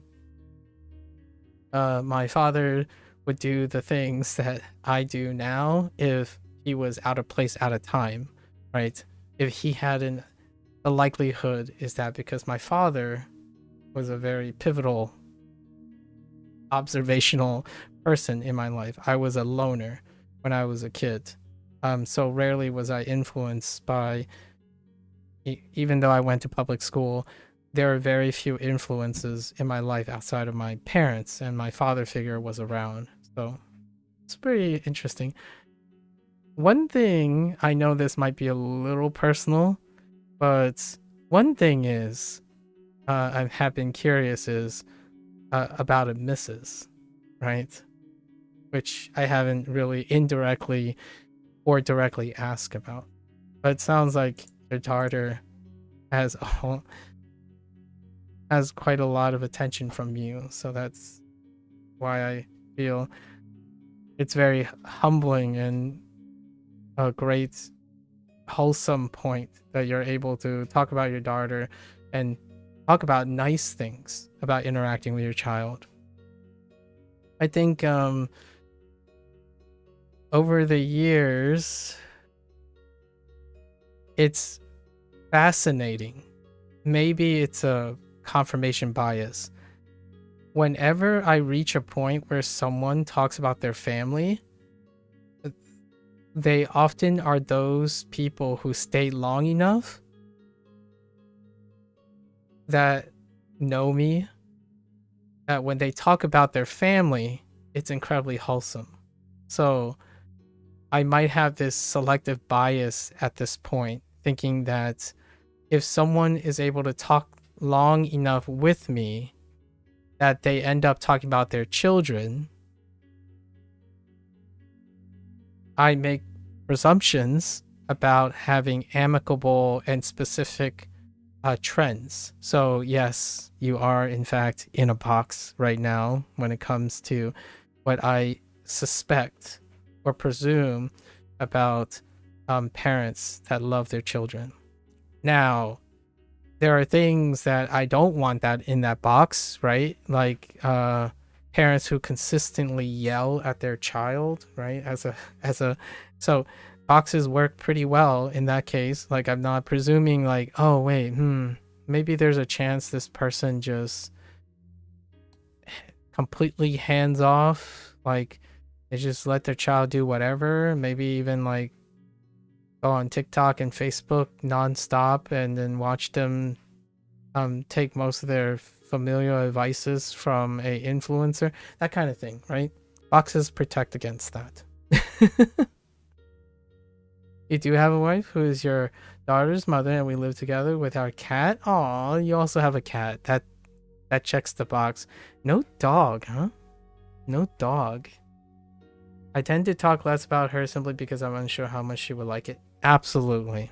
Absolutely. And hear me out. I didn't try to ask you about your significant other, largely because I don't know what the dynamics of your family are, because some people like to keep them separate. Like, I don't have anyone immediate, but I do occasionally talk about my sister, like, at arm's length. And my parents, what would they say? They would say a very Chinese thing. I know this is a box thing, but they would say something like, I don't know, what the heck, I'm like 60 plus, I'm a senior citizen, I don't care what you say about me. That's probably what they say. They're like, oh yeah, you know, we're too old to be worried about that. It's like, it's okay, you can say whatever. Like, it obviously, the trust is full multifaceted. They know that I would probably say something not like that would indicate some sort of falsehood or something. It's like, guys, I'm sorry, but my parents, my father has survived. Like, no, there's no reason to sell up or sell out my parents or something like that. At least there's likely to be a different family dynamic. So you have a cat, huh? What would I'm trying to think of what would you name the cat. And I will return your comment from earlier. I will not be offended by questions if too personal to share. I will simply say so and not be offended. Exactly. I will too. It's very uncommon for me at the moment, largely because I'm not protecting anybody but myself, right? And I have said it a couple times. Individuals who it's funny because, hear me out. I got one last thing before we hop into this crazy day of WaniKani.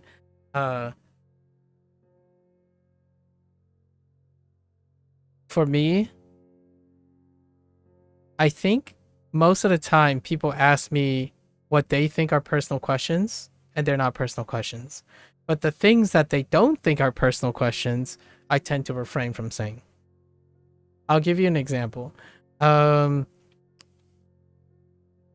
People ask me, what do I do to make money? Or like, how do I stream without an active income? And my response is usually passive income.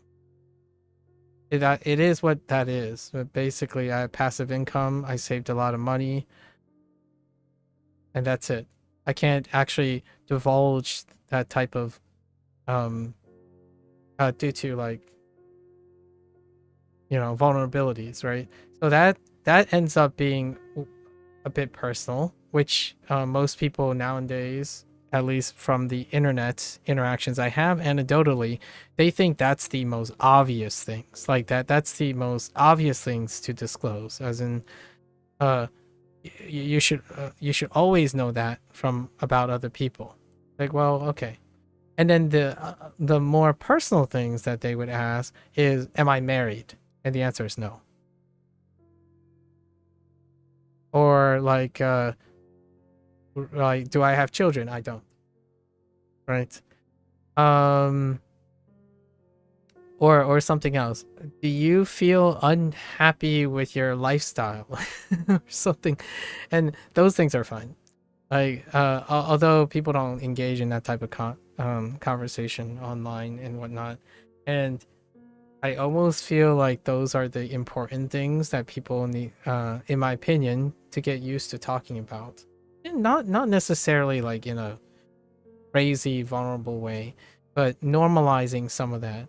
Because I think stats and numbers and whatnot is kind of humorous that I don't view it in that way. like, oh yeah, what was your what you call it?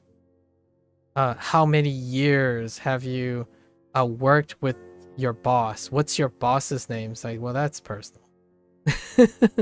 As in, like, the personal thing is that it is other people's information that happens to be related to me. So much like you, I tend not to disclose other people's information. You can ask me about me, but not others. And when it comes to like money and stuff, that involves other people. Right? So, it's kind of funny when people talk about here's a last rhetoric. When someone says like, oh, but it's your money, it's like, well, it's not my money, it's the government's money. Like, what I mean is, you don't own fiat. I know this sounds like a weird excuse to not talk about money, but you own the value. You kind of own the value, but you don't own the. It involves like your banks, your governments, and stuff. This stuff is it goes deep, and depending on who you talk to, that can be a vulnerability, right? So that can be something. But anyways, I talk about other things, like when someone says like, oh yeah, so uh what's what's personal? I guess there's not too many things personal because I don't have another person. Oh yeah, like, have you dated before? For example, have you dated before? And it's like yes or no, because I can't really, so I can't talk to about the other person or all the other previous people specifically. I'm not entitled to that. It's a two body problem or a multi body problem. However, I can tell you how I felt about it. Right? That's weird. I don't know. I'm glad to hear that you're a loving, you have a loving family. It's refreshing to hear people who have loving families. I think most of the time I spend most of the time talking about how I talk to younger people who have a estranged relationship with their parents. With those caveats in mind, I'll try and throw a couple questions at you once in a while, in addition to a frequent Japanese language related question, of course. Fair enough. It's perfectly all right. In my opinion, it gives me an opportunity to have a reason to talk about myself. I don't default about talking about myself, though. Gecko, you don't happen to be a person. This is more of a question because I'm awfully curious. You don't happen to be a person who grew up having the propensity of not wanting to talk about yourself on an account of it could be potentially misconstrued as being boastful or arrogant or overconfident, and yet you've come to terms with that because it's a necessary behavioral response when you're, working and talking to others. Like, you have to encounter the ability or work on the ability to express to other people, because then the irony here is that in order to mitigate any potential presumptions about you, you have to be able to express yourself as well. So at least in my opinion, for myself growing up, as a personal share, I am far more expressive than I have been when I was growing up. I had zero forms of expression. The idea is if you do good work, people will notice.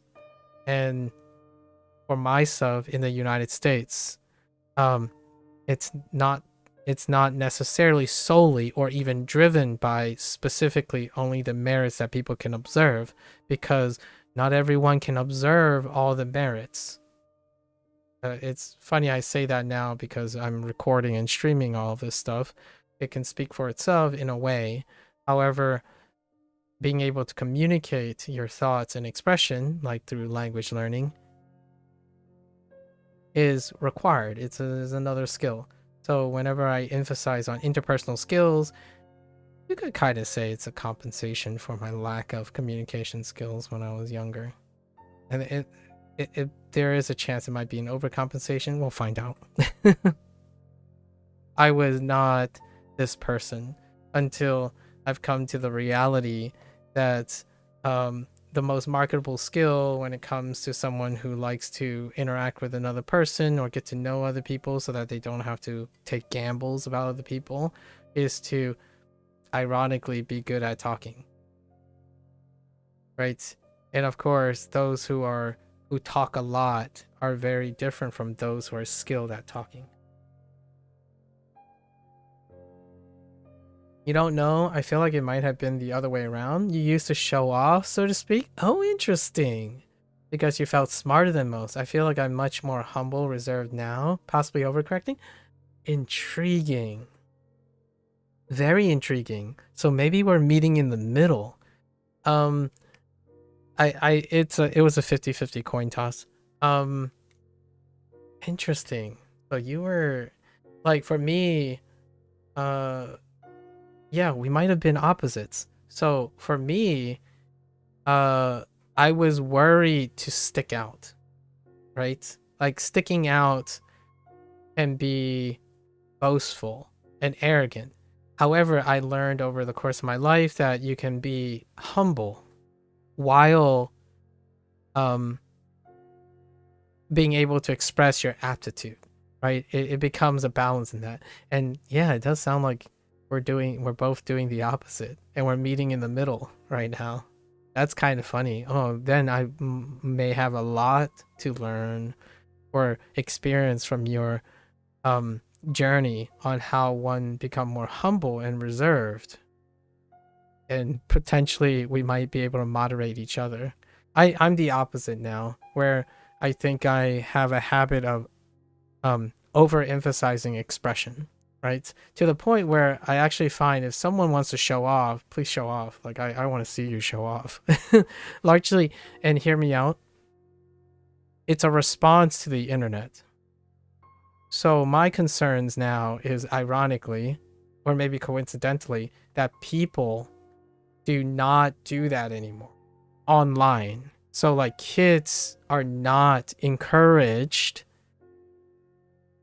to be a bit prideful and individualistic thinking, as in it pains me to say how they don't think they can contribute or do something original, or it's often not worth trying anyways. And the hard disappointment is dispelling the idea that it's not worth trying to be standoffish. As in, if you ask someone, oh, you like music? It's like, why don't you go and play music? It's like, oh, well, you know, I'm not as good as everyone else. I'm like, okay, but you could be different than everyone else, right? It's like, no, you know, there's all sorts of music. There's people, there's so many people who make music now. Like, okay, so you think you're good at music and you like to do music, but you have decided to deprive yourself of working towards this because you have no confidence, right? Confidence or self-esteem to want to do this, or want this enough that it overcomes your insecurity on trying to do something, right? And to me, maybe my overcompensation is largely because I grew up knowing that it's a balance between the two. Like, if you do not want to pursue things that you want to do and constantly rationalize what other people are doing, it's difficult to understand if you enjoy or like the things you're doing, right? In the middle is probably where we want to end up. I assume. Yeah, at least my assumptions are that this is something I do assume. The thing about the human condition is, in every selective point in time, one can be a different place, right? A different place. You can be very agreeable in a place. You can be very disagreeable in another place. Overall, in a human's lifespan, humans are dynamic enough where they can negotiate back and forth, in my opinion. However, if a human decides to stay and practice one very specific thing, they are prone to, by logic, at least I think this is logical, that they're prone to solve problems, view things in a very specific way, as opposed to, a tentative case by case thing. This is a naive assumption that I'm making, possibly because, maybe in the future science will delineate the difference between what motivates someone to pre-selectively act only in a certain way and versus a certain way. For now, I like to think that people choose times when they are disagreeable, times when they are agreeable. If you're consistently always being disagreeable, you're less likely to approach anything agreeable, or you find the discomfort in all the barriers in being agreeable, largely because you don't practice it. I don't necessarily believe people are born disagreeable or agreeable. It's through the life process, like the whole life process, that allows them to wager how they approach things. And that is where I deduce most of my presumptions on people's behavior, right? If you spend a lot of time doing these things, you can get a little bit accurate. I would say my success rate is pretty okay. I usually collect a lot of information though, like indirectly through questions and stuff prior to it. And I only make presumptions that I would say I'm more than a 50-50 chance. Yeah, with that mentality, you would never try to pick up any skills past the age of 10 because you feel you will most likely never be the best at it. Yep, exactly. And you know what's really, really, what is so disappointing to me? And I'm not meaning disappointing as in, they disappointed me because I don't know them. I'm disappointed that this is the case. Like this is what I've observed, like as a trend, like a concept. Now it's even older. It's not even 10 years old. I feel it goes as high as before they leave the nest. And in the United States, people don't leave the nest until much later now. So you can get as old as 25 years old. I think 26 or 25 is a legal age where dependency ends in the United States. So then that kind of obligates a positional transition where the minor must go and confront like a career choice or a skill building choice mandatorily. So it goes as high as that now. It's to a point where it's tough hearing someone who's older than 20 say that they're going to college and university, and you ask them, do you have a clearer and clearer understanding of maybe something you like, something you see yourself doing, even though it's not like it's something you can make it work, that kind of thing? Rarely that's the case. Even if it's not going to end up that way, right? For example, 18, I was out the door. Actually, when I was 13, I was already out. I was already contemplating. And I'm using myself as anecdote, so I'm not a representative of all Americans. For myself, 18, I was out the door. I thought I was going to become a medical doctor. It didn't become that way, but what the act of doing that allowed me to discover where I want to go, right? I reevaluate, I keep going. I reevaluate, I keep going. I didn't say to myself, because it didn't exist yet. I didn't, right? Because this is pre-internet or pre-this internet. I didn't say to myself, oh yeah, man, this doctor is making millions. There's no way I can be better than that. Maybe I should reconsider going to college to be a medical doctor. Like, I'm not even that good, right? Like, the problem is you can kind of see things if you're good or not.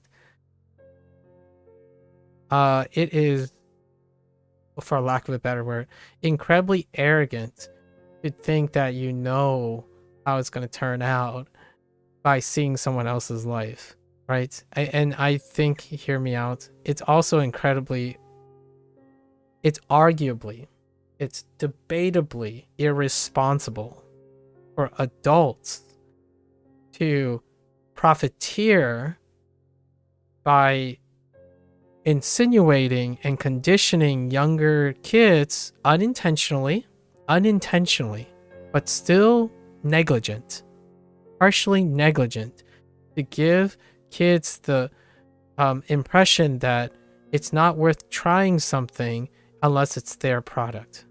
And then normalizing the idea that they have all the predictive power by knowing something, and that's sufficient to make decision based on it, right? Like, for example, oh, if you don't take my program, then you're going to fail becoming fluent in Japanese. They don't actually say that. It makes it sound like that unintentionally, because in my opinion, most of the content is based on FOMO. It's based on fear. Like, this is the best kept secret in the world. If you, for a low cost of $30 or subscribing and watching me do these things, you won't miss out on the best kept secrets and the most efficient way to learn Japanese. It's unintentional, right? A person might actually believe that they have the most efficient, best kept secret to learning Japanese. That's what they believe. That doesn't stop someone who is potentially young and inexperienced believing that if they follow, I don't know, their series of videos or something, that they become fluent, and if they don't, then they're a failure and they can't become fluent in Japanese in any other way. It's an unintentional consequence. I'm saying it's an unintentional consequence, largely due to the nature that your world shrinks immediately because of how efficient algorithm is, right? You watch this person's video and this whole person's now viewpoint has consumed your life. And then everyone who's related to this person's video and viewpoints will also show up on your algorithm. And what else could you believe, right? If you're not as good as this super exceptional drummer, you might as well not pick up a set of drums anyways. I kid you not, someone told me that if your goal is not to become fluent in Japanese, why are you even bother learning Japanese in the first place? Think about that for a moment, right? Like, obviously, I don't think Gecko, you have to think about it. I'm like figuratively talking to my other self. Like, think about it for a moment. In how could someone come to a conclusion that I need to be fluent or become fluent in Japanese, or don't try at all? Right? Like, what do I have to gain for doing something that I can't be the best in? What do I have to gain from using WaniKani when I already know more than 800 kanji? Well, I like to believe we're gonna eventually get to that. But this is a really important topic to me. It's something I'll probably talk about in the review of Duolingo Japanese and Chinese. I've been working on this essay and these talking topics for the last 2 weeks. So I'm basically practicing with you at the moment on these. I'll be honest, when I started Kaja, I had no idea what I was looking for. I sometimes envy people who appear to have a clear-cut passion drive that they seemingly simply needed to follow. Yeah. I trust my parents conditionally, right? I trust my parents unconditionally. Unconditionally, I trust my parents. I followed that. However, they did not impart their will on me to the point where, like, oh, so now you're an independent thinker. Like, here's something my parents could have done. My parents could have said, I go to college, like, don't listen to all the other kids. Listen to us. We know what's good for you. right? So if you get influenced by other kids and you start thinking about other things and other possibilities, remember that the only useful path is this path, right? That's a whole different story. So I couldn't relate to people who are clear cut in the sense that they know it's going to happen, right? I was clear cut because I knew there was something I can work towards that ultimately might not be the thing that I will reach at the end. Would I know that I would be here today at the age almost 38? I'm almost 38 now, doing this post doctorally, past a PhD in biology. I didn't. The nice thing about what I'm suggesting here from my life story is I had tentative goals. I had a larger goal, but that larger goal is consistently moving. It drives me to keep on going wherever I'm going. The immediate goals are the ones that I can work towards and see and fetch and have some predictability and consistency, right? That's presumptions. The far goal is like, I don't know what that looks like, but it's going to be awesome. I'm just saying.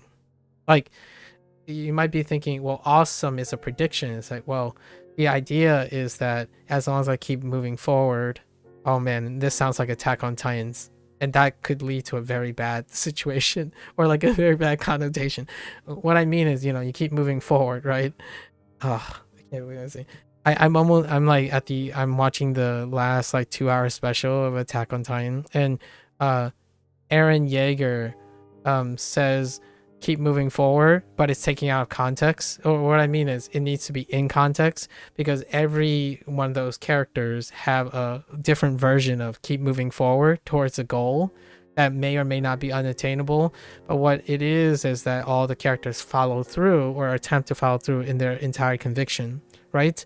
And one could say some people are right, some people are wrong.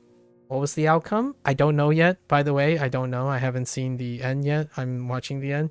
The idea is all those people are so driven. They live their life. They're fully committed to the thing. And yeah, it creates chaos. It can create things. And that's the thing of human nature. It's messy, but it's also something worth living, at least in my opinion. Right? Yes, that's a wild thing. On the contrary, I feel language learning is such a perfect example where minimum skills can already feel rewarding. Exactly. And you know what's even more? I haven't used this analogy in a while, so that's kind of a nice take on it.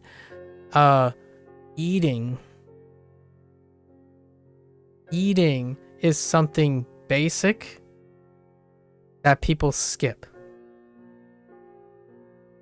So yesterday I went on that digression about like, well, that's interesting how you would skip basics and you don't need to practice basics, right? Because it's kind of like high school and middle school and stuff, and where the basics you learn in elementary, middle school, and high school no longer applies because it's like a continuum. It's a series, right? You don't go backwards. Your progress don't go backwards. Well, the progress is kind of loopy, right? It's very loopy.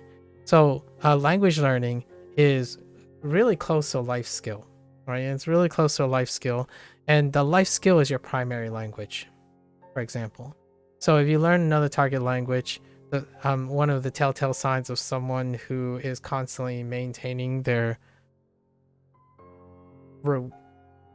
skills, like how they view skills and whatnot, is the idea that they would revisit all their current skills, because the minimum skills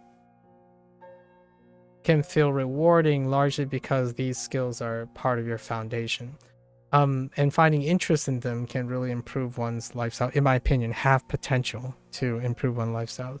And when you're talking about eating these days, it's almost like an optional skill, like language learning, right? So we'll probably talk about that another time anyways. In any case, I'll stop distracting you from big. As interesting as the distraction and questions might be, as you might guess, it's bedtime. Yeah, I figured tomorrow's Sunday, no work. Before you go to bed, may I ask, What is something that you would do on a no work day? Pokemon? Again? I should watch some Pokemon programs. I don't actually know what Pokemon programs are like anymore.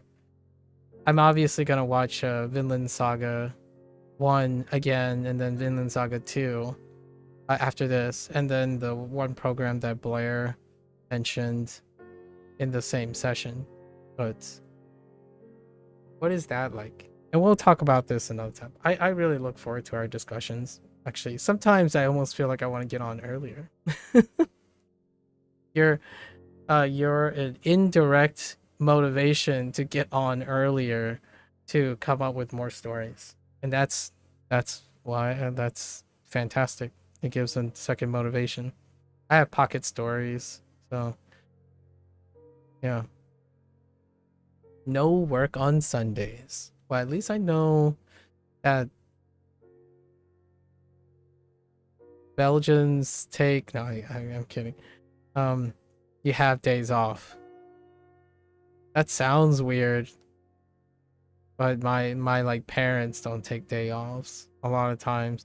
Only recently did they take day offs. Such a weird thought that you have to think about whether a day off is applicable to someone in these in this day and age. Anyways, all right, I'm gonna start this. Okay. What was this error? Oh, muy bien, car. Okay. No work day is usually a mixed house chores, adult stuff to do, and family time, either at home or outings. Tonight we ate with your wife, daughter, and your dad, who came by from France to visit. Oh, your dad is, right. My parents are older. That's awesome that your dad can still be part of your daughter's life. We had a different arrangement. We'll talk about that in the future. I think that's a really interesting topic to investigate. In my experience back in my day, I got a really wonderful chance to meet other people's grandparents. A lot. My grandparents lived in Hong Kong and China, so they could only visit like once in a blue moon. And since then, we've already passed that age where most of my grandparents have passed on. So it's an interesting vicarious experience to talk about other people and their relationship with their parents while they themselves also have children. Your dad is Belgian, expatriated in France. Oh, so that's where the French thing comes from. Intriguing. All right, I won't keep you. But thanks for keeping me company while I'm digressing. That's such an interesting coffee talk. Yeah, I didn't know my grandparents very well. For the time that I did, I have a few stories with my father's father. A little less of my father's mother. I mean, my mother's father. And then much less of either of my parents' my grandmother's. All right, let's get to start. Okay. This is... Which read are we using for this? Oh. Yeah. And I didn't get a chance to ask you about your Kaniwani experience. Like, how you're going about Kaniwani. So we'll talk about that another time. Because I'm actually very curious how it works. For someone with a lot of WaniKani experience. Okay, so Ko. What's the mnemonic for this? Oh, you knocked out a kid? Ugh. This one's a little dark. Deru. Or not Deru. Deru? Oh, yeah. To exit the dead room, right? Dead room.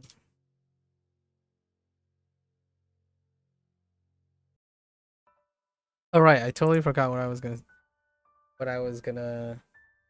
I need to come up with a.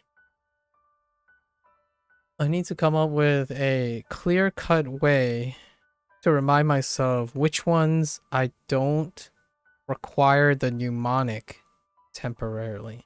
I think this is one of them. We'll say plus and minus, right? Plus and minus seems okay.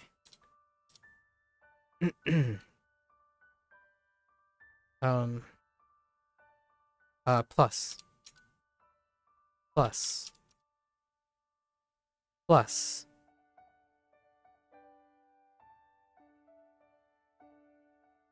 plus, whoops, plus, plus, plus.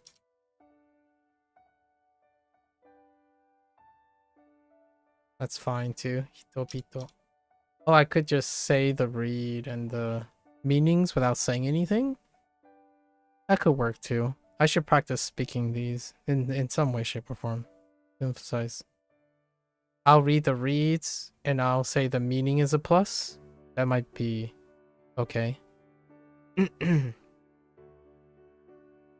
Plus. Oh, this one maybe not so. Ritsu. Ritsu plus.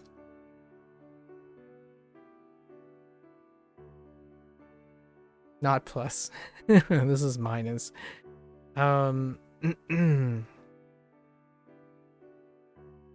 Yoka.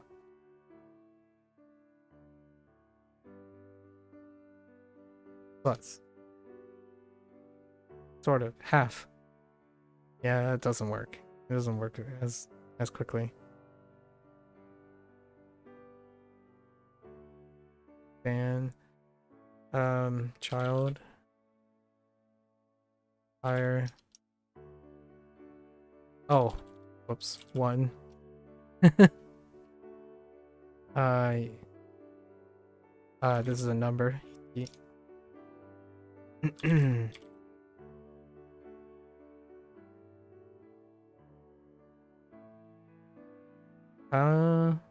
Plus plus. Plus.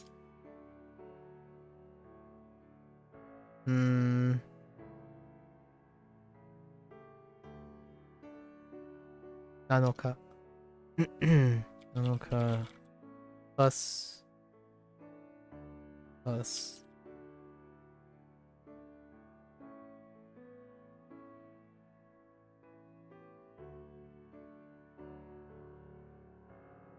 Oops. Typing is a little rough on this one.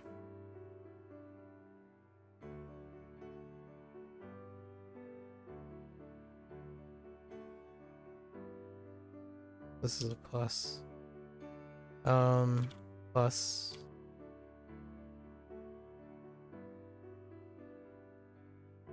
Not so much on this one.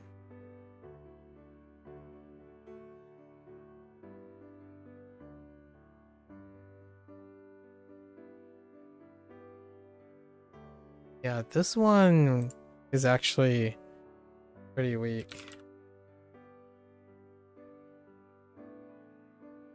So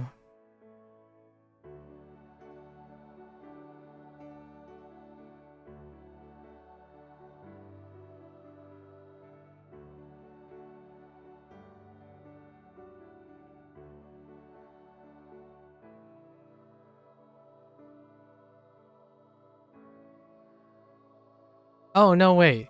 Oh, this is a plus. What am I talking about? I'm thinking of something. Oh. Oh. I defaulted back to sword. Dang it. I keep defaulting back to sword because I'm... No, that's not a plus because I don't actually remember what it is. I typed sword, by the way, on the side. That's what threw me down the thing. What is that? I don't actually know. Oh, it's Chikara. Yeah, that's not a plus. I need to think a little bit longer. A lot longer. Chikara. Chikara. This is from the apprentice. This is from the first set, right? Yeah. So Chikara. That's unfortunate. It's okay. I actually typed sword, which was a problem. I was telling myself it's not sword, and then I typed sword. And then I was thinking about yesterday's lesson. So, well, that's still probably a typical thing. This was yesterday's, right? Moika. Kun? Kun? Oops.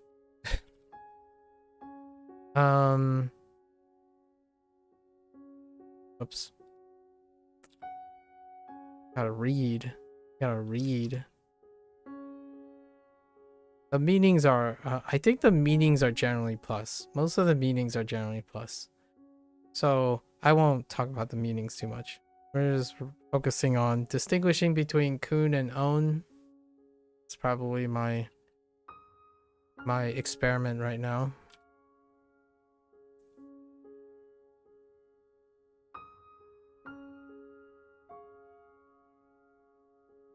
Yeah. Yeah.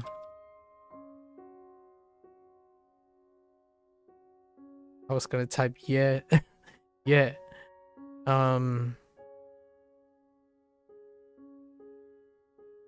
Yes, this is the kanji rate. So Getsugatsu on.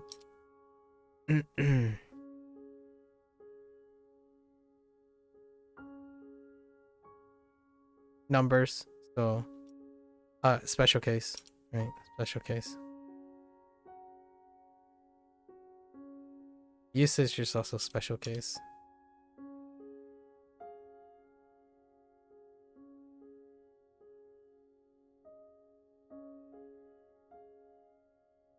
Wait. Can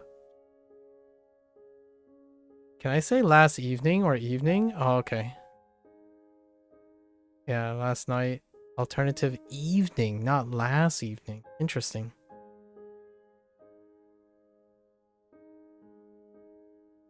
Last night and evening are slightly different. That's okay.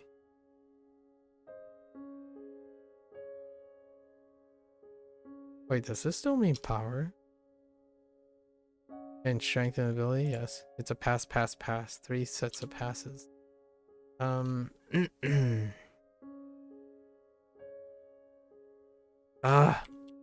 keep typing that incorrectly. I should write a note about that too. Polka. Alright.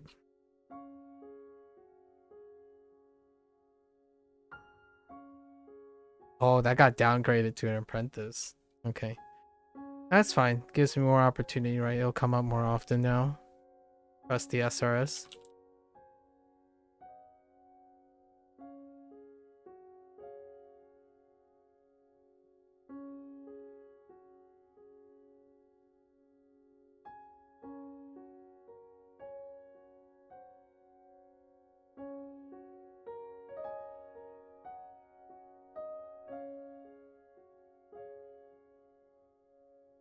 Oops.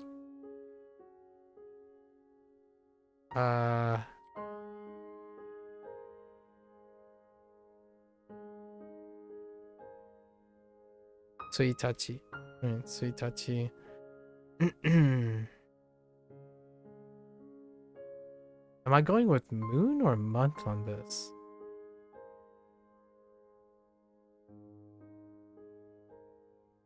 Okay. Hachi.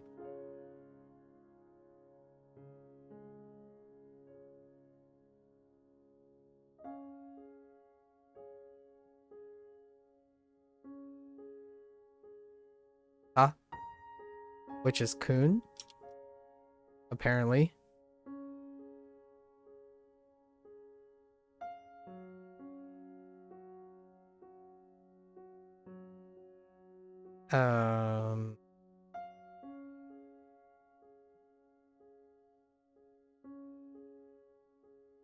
I think this is a pass, right?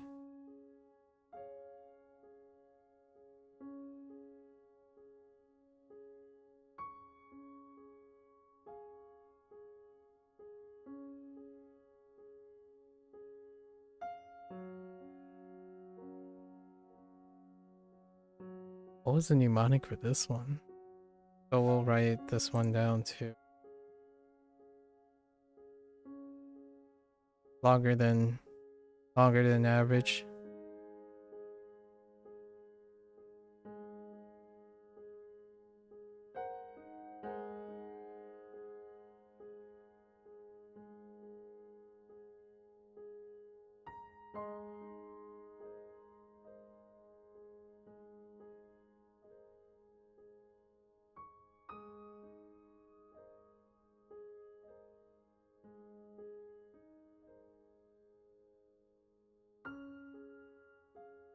I don't remember.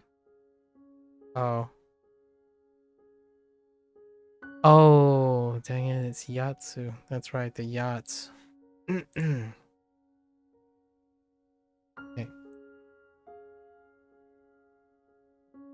Can you advance, please?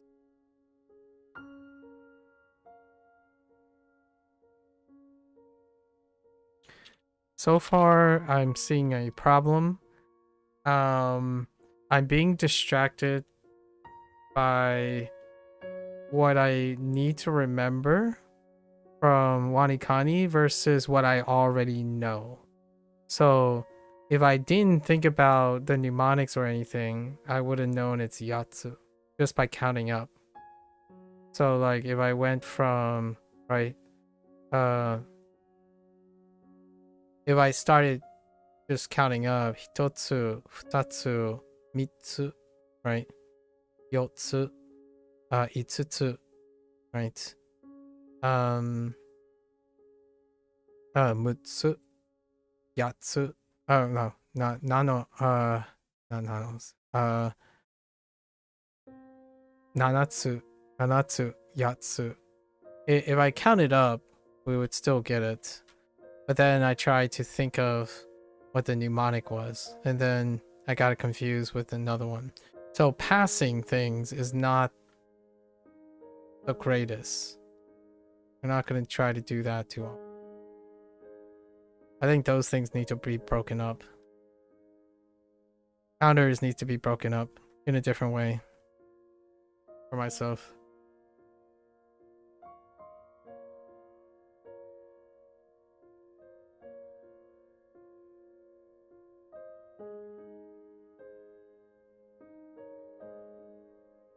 Fluidscape.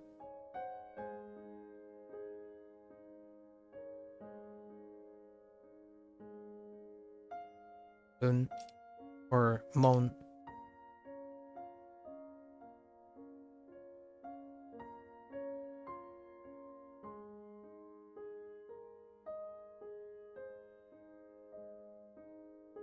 Hito.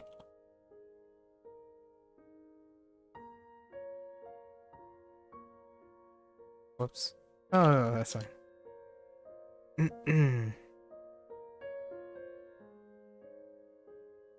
Body.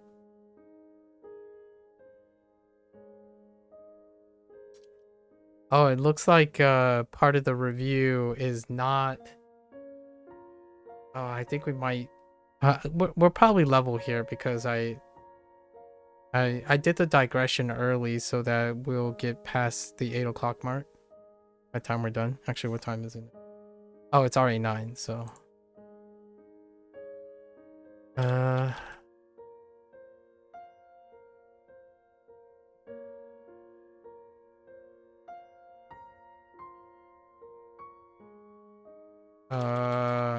We can just use katana.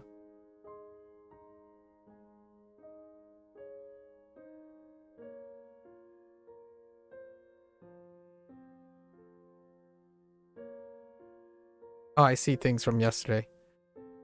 Yeah.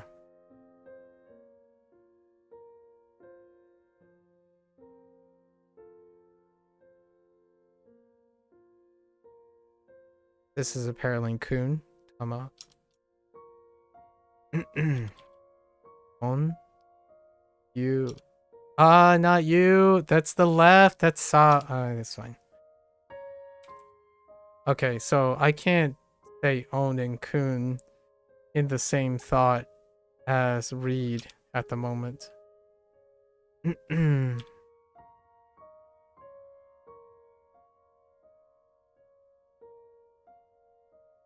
Not at the moment.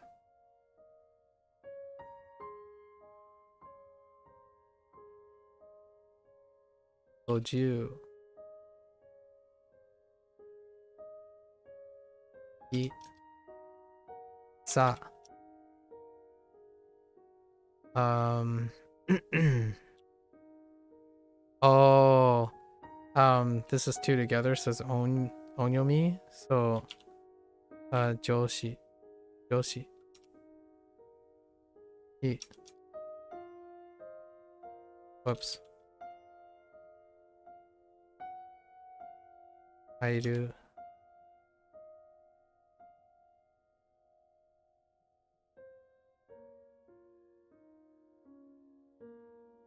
Oops. Told you. Ah! Need to spell it out.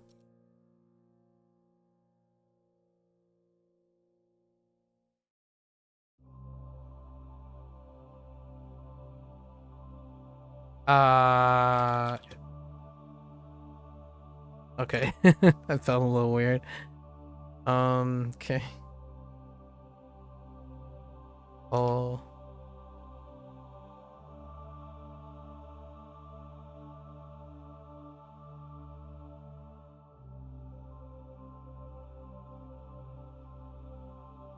This is the one that I was thinking of. Iki and no.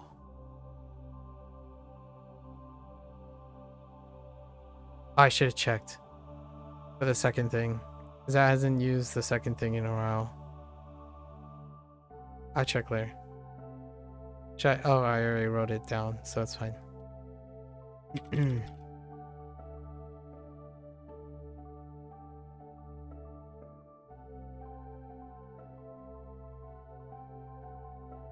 Wait. Oh, that's fine.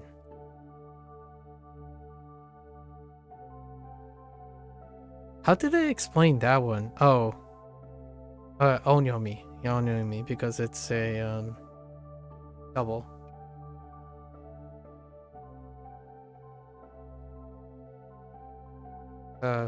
Go. Right. Oops.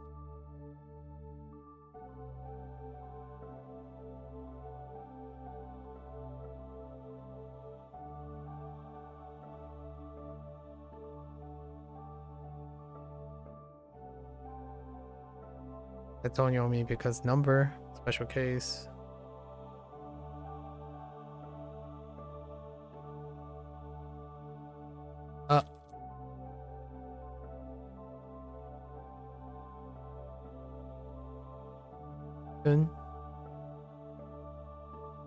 That was the spark for yesterday's digression.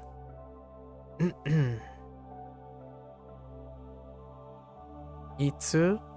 I eat? Itsu? I kind of like this pun. It's hard to unhear Itsu.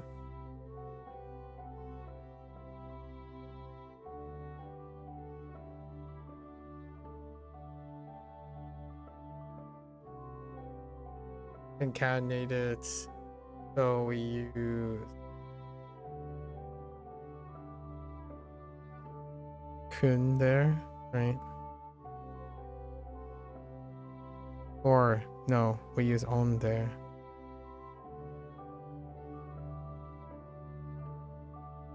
Gee, no.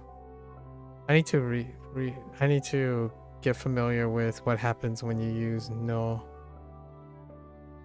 Or a modifier or something like that. I'll double check. Double check. Onna no ko. Okay.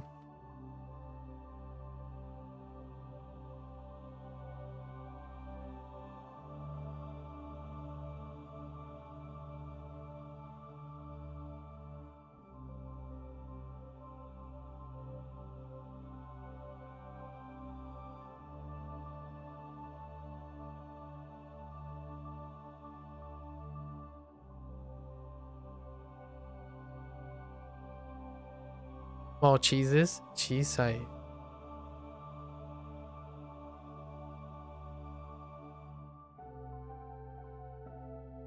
Naka.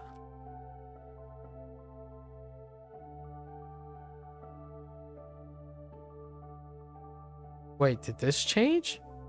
Oh no.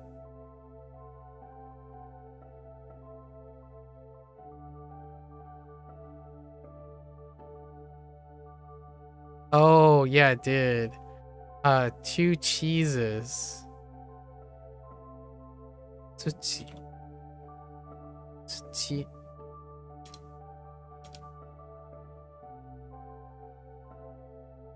So yeah, mnemonics for the newer batches important. So I have to distinguish between newer batches and older ones. So I'm gonna need to shortcut to delegate that in the future. Yeah. Oops. Ah! Sorry.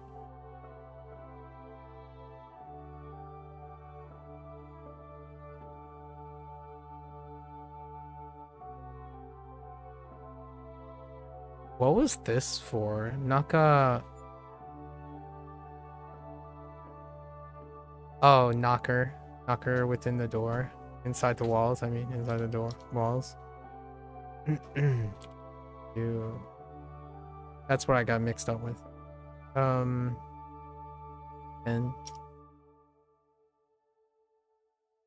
On...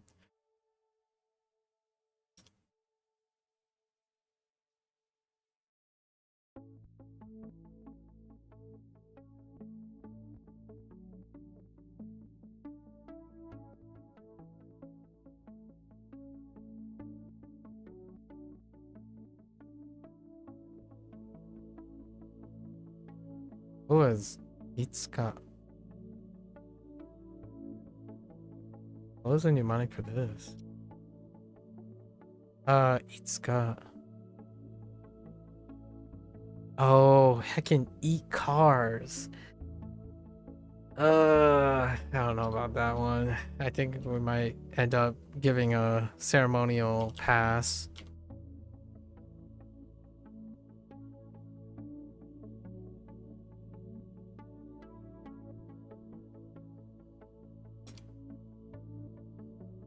Da da da da da da da da da. Oh no, we keep shoving more and more later. I guess we will be okay with that.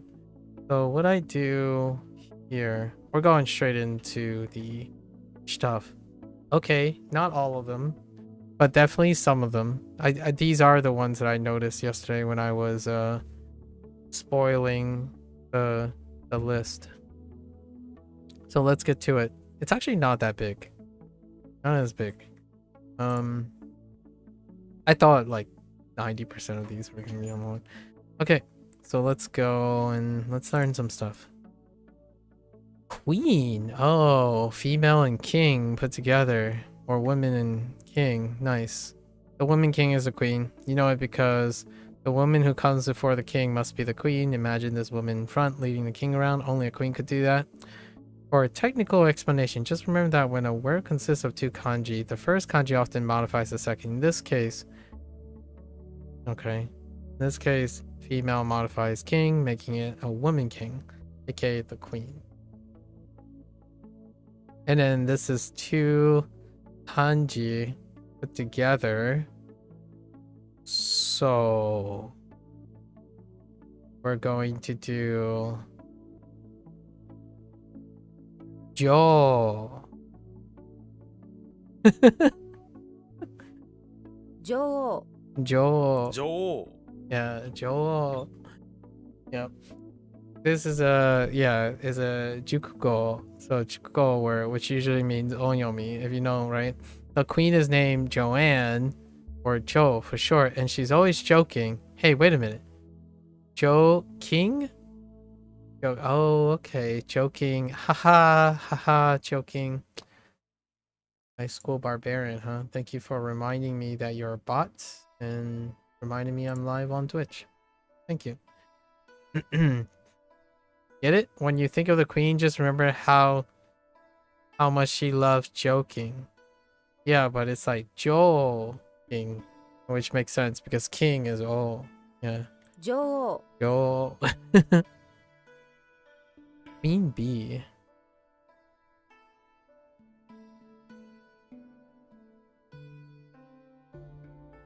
Does that really say bachi? Wow. Adi for aunt. For aunt. Oh, Adi. Interesting. Necklace. Bestseller. Oh no, besto sera. Sera. Besto sera. Pen pals. What do you have for pen pals?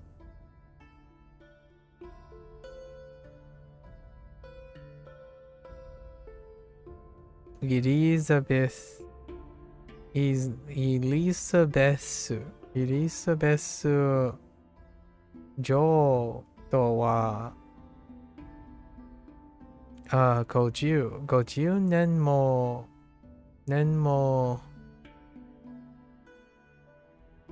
ペンあるでした。Okay. Fair enough. Spoon? Okay, I can kind of see a spoon. Well, a spoon that's been bent a little by your angry person as or a psychic. Go grab a spoon and try to bend it into this shape. Then hold on to it so you'll never forget that this is a spoon radical. Fair enough. I can get behind spoon. Kita hana. Change. Okay. May. So May makes sense. 5th month, right? 5月. The moon kanji. Right. That word be May, the greatest month of the year, because it has a towel day in it. So when you have 5 of these months, what month of the year is it? That would be May. Because it has towel day in it. Didn't think of it that way. So 5月. 5月. Right. Since it's two kanjis, we use onyomi, right? So 5月. May is when you and your buddies get together to get Godzilla guts. Oh, I see. They combine the guts from Gitsu and Gutsu. Oh, to make sure that you get Gatsu instead of Gitsu. I see. Go guts. I see. You go hunting for Godzilla just for its delicious guts and then eat them with your friends? Okay, that's getting a little crazy, Ko. Golden Week in May. Oh no. Go to dang.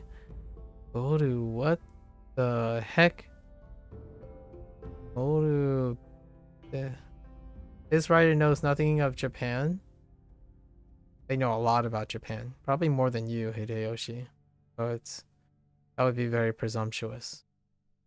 I don't think you understand how mnemonics work. Like you don't understand anything about this person yet. That would be a very ripe rot with malicious logic.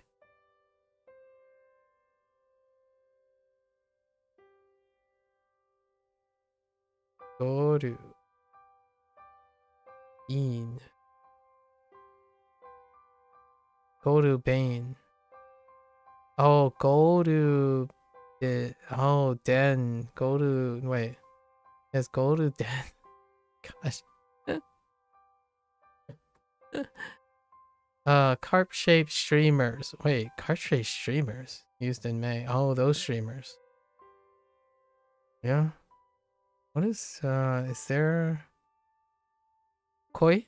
Yeah, koi. Koi no bari. Bori. Koi no bori. Interesting.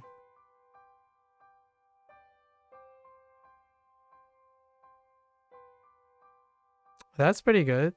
5月1日にニューヨーク米入りました。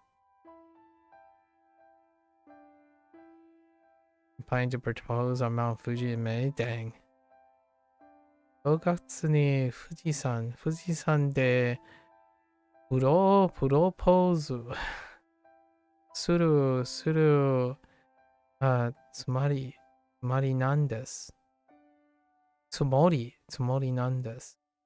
うん。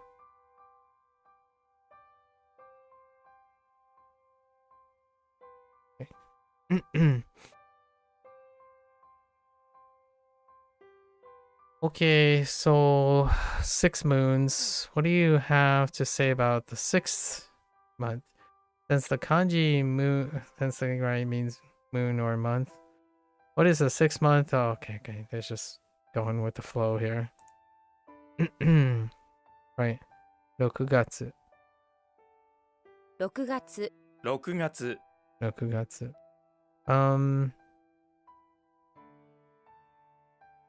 Has 2 onyomi readings, but it's always gatsu, yeah. 6gatsu. June always gives you rock guts. In June, your guts mysteriously become as hard as rocks, which makes for terrible indigestion. Alright. 6gatsu. Alright. Dates. America. Wedding. Oh no. Wedding. Season. Oh my gosh. That's hilarious. Alright. We don't have enough other things where they can replace the use of katakana yet. Winter. Winter. Slightly different from winter. Interesting. This radical looks like the evening radical that was closed. Oh yeah, it's extra long stroke. Oh, that's actually a pretty great one to look at it. That's because evenings are long in the winter. It gets dark super early. I like it. It can also be slightly connected with dark. A long evening. Long evenings. That's a good one. I connected it with the evening radical. Yeah, in the winter. Fuyu. Huh. Muki. There's yeah. I'm like, oh yeah, and then you can connect it with night. Neat. I see what the difference. Okay, so I think we're fine, right? Yeah.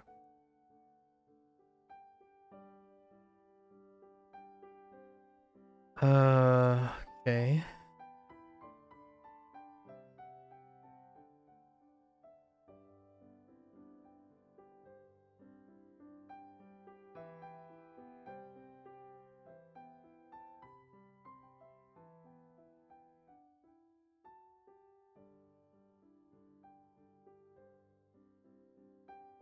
Rock Rock guts.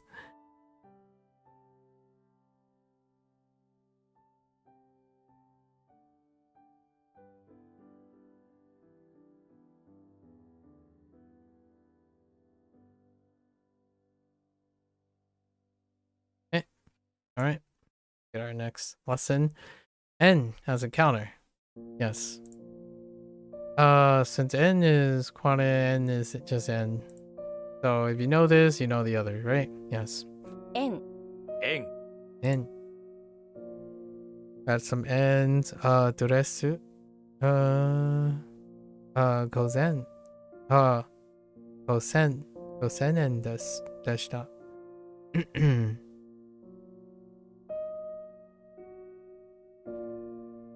At this rate. What do you have for rate, man? Okay. Nothing out of the ordinary. Nope. Senen. Yeah. So there are two, so they're both onyomi, and we already know both the onyomi, right? Senen. Say 1000円 1000円 that's interesting how this person says that. 1000円 Yeah, I'm more aligned with Kenichi here. Senyen.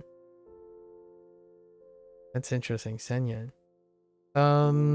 Pay, receive, so right. Yeah, harau, ageru, morau. What else we got here?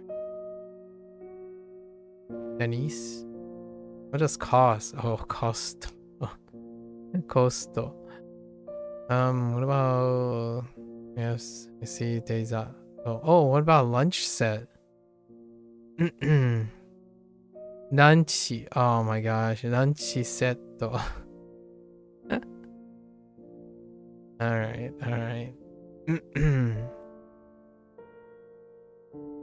Dry. Interesting. You have, it's like a drying rack. You have two on a stick. Two what? Well, you can't tell because they're too dry. Are you serious? Alright, fine. Someone do something on this stick too dry, but they seem to have left them out for way too long. Was it meat, fish, cucumbers? You have no clue. But they're two very dry something, that's for sure. Interesting. I guess I remembers the two strokes on a stick. But it kind of looks like a telephone pole or a drying rack. That doesn't get you closer to the two stick. That's fine. You try. Glimpse. Right. That would be the onyomi. Go. Un.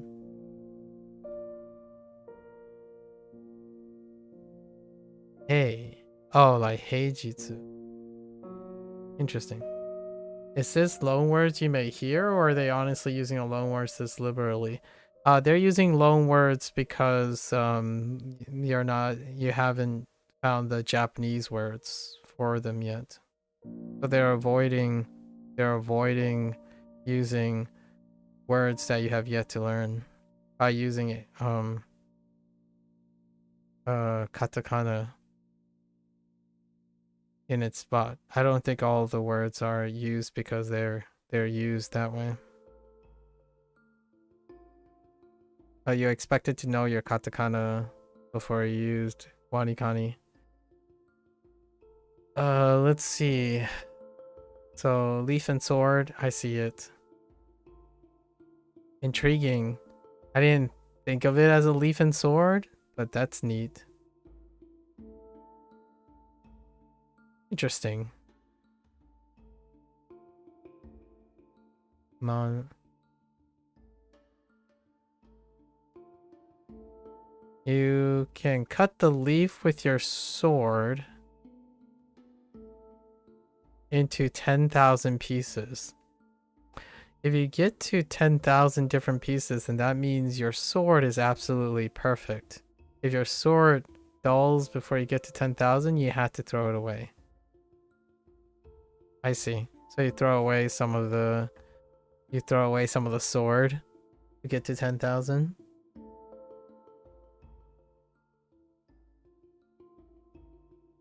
No, if you get to 10,000 different pieces, then that means your sword is absolutely perfect. But not all of sword is retained there. Some part of the sword is missing.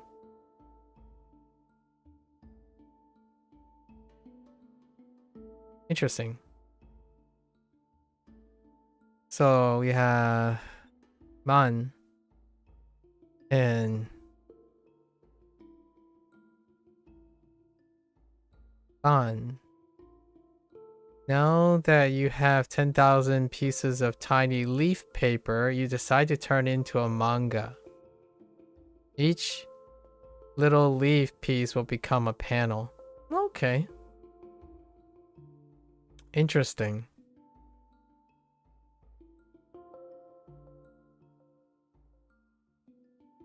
Okay.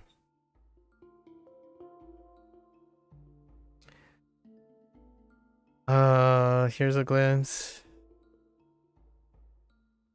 Ichiman. Niman.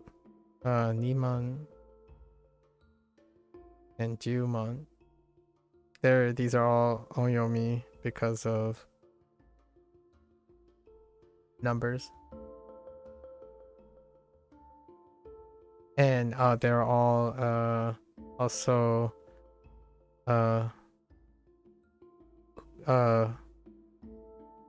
Kufuko. Why do I keep forgetting Fukuko? Yeah, Fukuko. Okay.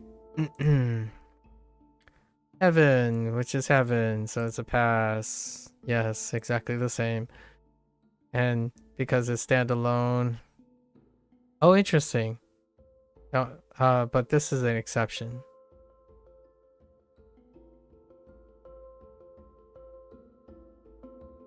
Oh, the kanji that makes this where it only has one important reading though, and that's interesting. Since you learned the onyomi. Oh, okay. I'm like, wait a minute. Ten. Teng. Another exception. A divine message from heaven. Oh, it's get interesting. Let's get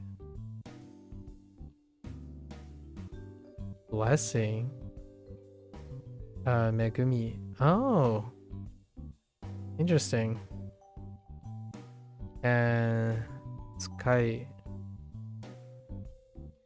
Ten no Tsukai.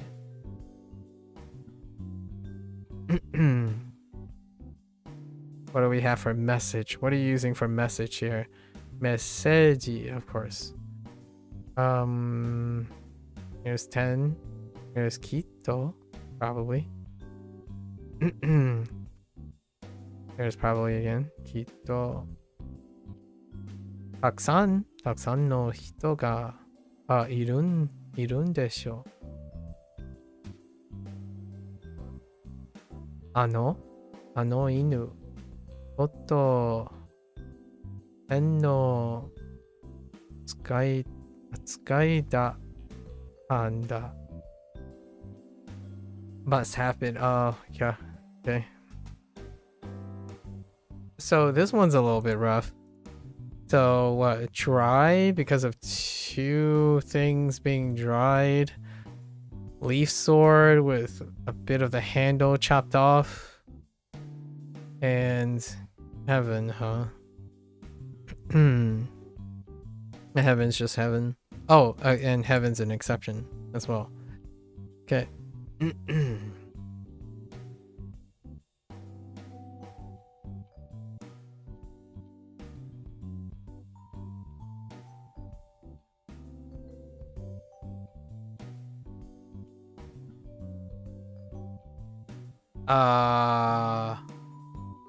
Oh.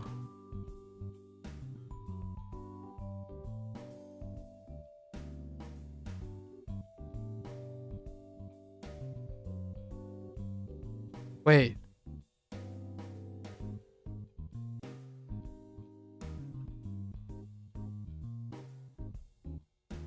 Uh-oh.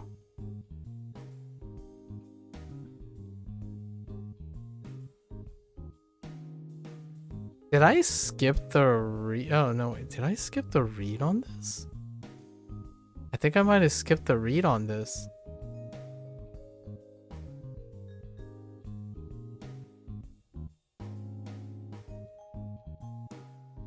Oh no, I didn't skip the read on this.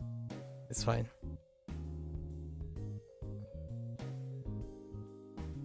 What was this? Did they offer a mnemonic for the second thing? No, they didn't.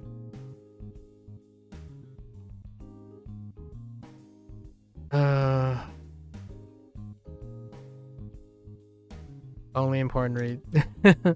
That's a weird one.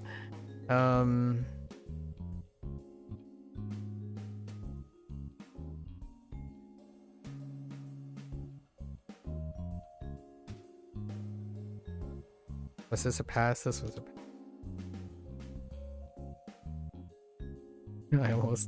I almost started typing leaf sword.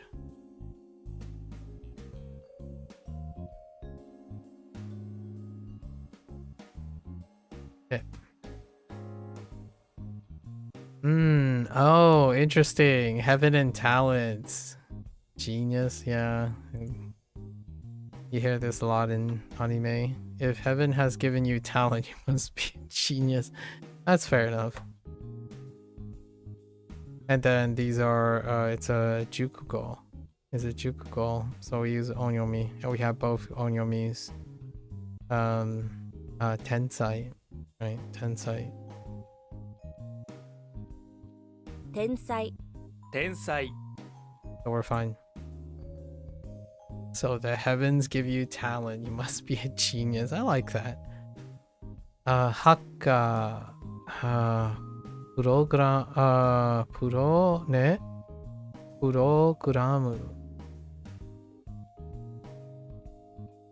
Piano.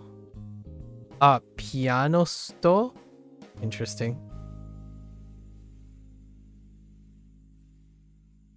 女の子は、天才だ。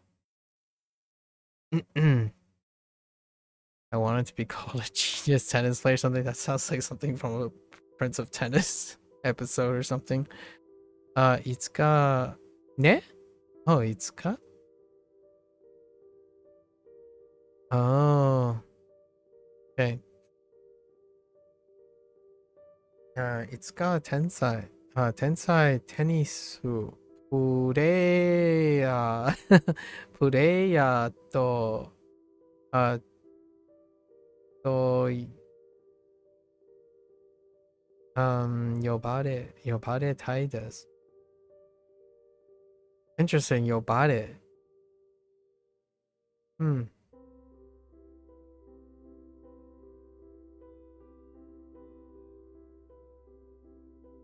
Hakka is proper Japanese. Chinese uses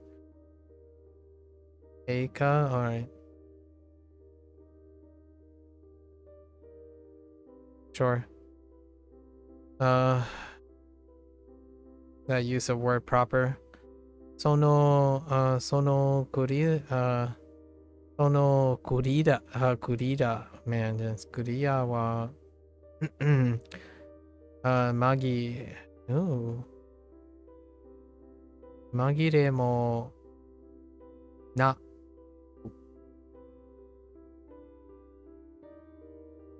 Mari. Oh. Nera mo naku tensai da.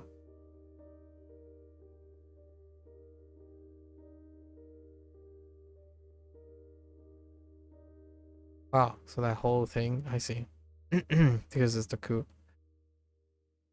Okay. Hey. Standalone. And this happens to be the coon anyways. Introduced to the coon, so is the coon. Kanji hand means hand, yeah, we're just passing it around. It can also refer to the whole arm, yeah. And it's still te because it's a single read. Yep. Te. Yep. Te. Yeah, we learned a Cool. This was the start of that digression yesterday.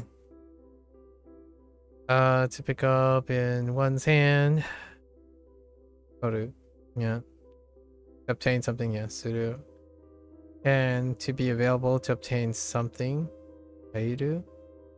Interesting. Oh yeah, Teni Hairu.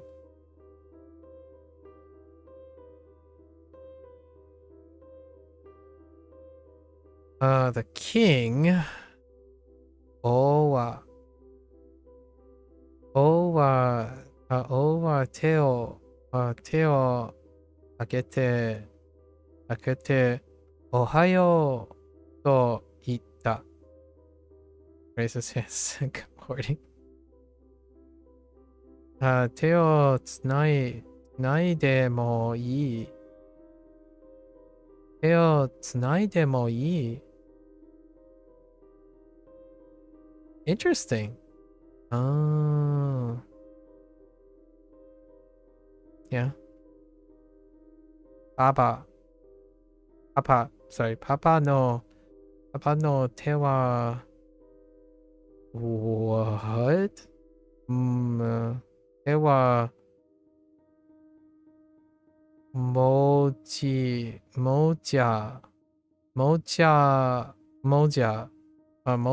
da. Moja. Oh yeah. Onomatopoeia for Shaggy. Okay. You can definitely see that.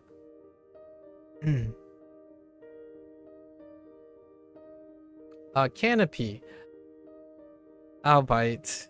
This canopy, see the cloth draping down and the little point at the middle holding it up? You could set it under here and enjoy it bright. Alright, canopy. What did I call it? I call it actually one of those, I guess they're kind of canopy. Right?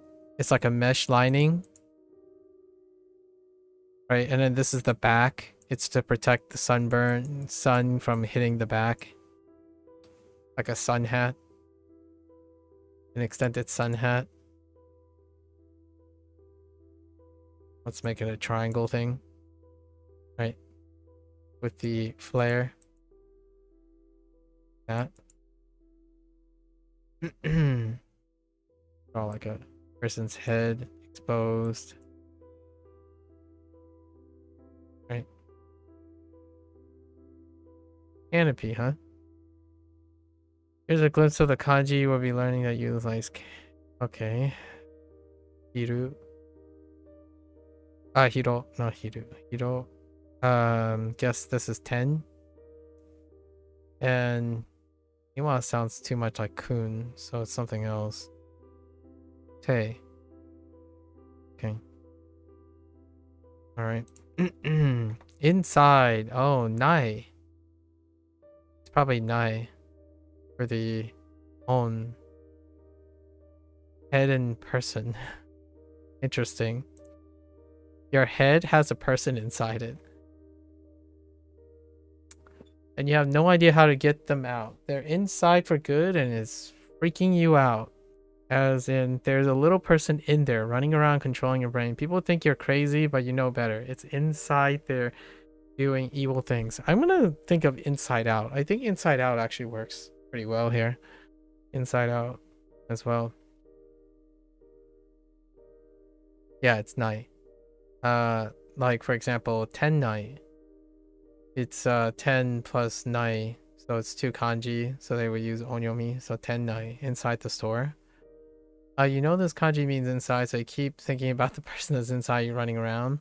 You finally discover him and try to take him out, but before you can, he pulls a knife and threatens to cut you if you do anything irrational. Okay, imagine him holding a knife out, threatening to stab your brain. You're in a conundrum here. If you don't take him out, you're in trouble. But if you do try to take him out, he might stab you in the brain with his knife. Try to think a way around the situation, focusing mainly on his knife. I was thinking maybe like nai, as in like please no. So like if someone's in your brain, nai.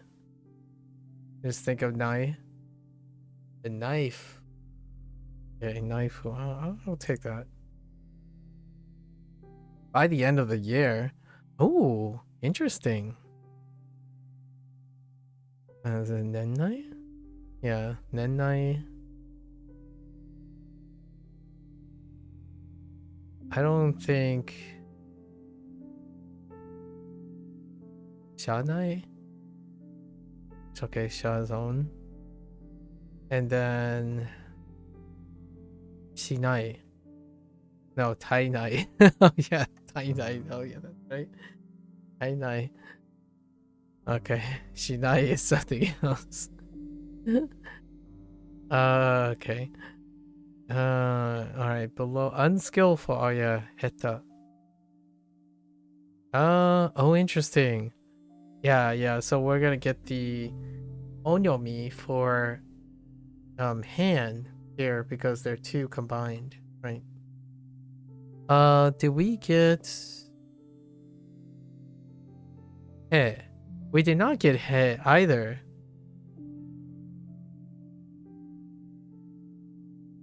The one we got was Ka so far. So let's scale back at. Think of someone holding out their hand at shoulder level. Anything above that equals skillful. Wait. Think about someone holding out their hand at shoulder level. Right? Oh, I see. So anything above is skillful, anything below is unskillful. I see. Below hand means unskillful. Nice. Adjective. Yeah, Heta. 下手 Heta. Heta. Sometimes kanji has exceptions that are neither. Oh, okay. So that's why. So they're filing it into that. So that's how they distinguish. Okay. So here's a mnemonic to help you. If you're bad at something, you can complain about it. Then you're just a hater. Heta. Don't be a hater. Get better. Oh, then don't be a heta. Get Jozu, right? Get Jozu. We'll see how they. I'm kind of curious if they link mnemonics between their antonyms or not. Okay. To mess up, yeah. Heta wo suru, yeah. To have things go wrong. Utsu. Okay. Interesting. Not the best at playing the guitar. Guitar wa heta desu ka? Heta desu ka? Piano wa nakanaka nakanaka jozu desu yo. Hey, oh yeah, Jozu is probably what? Jozu is not even Jozu is probably in the next lesson set, which we'll go get into soon. Jozu na yeah, they're both not. I mean, Heta, sorry. Heta is a non adjective. Heta na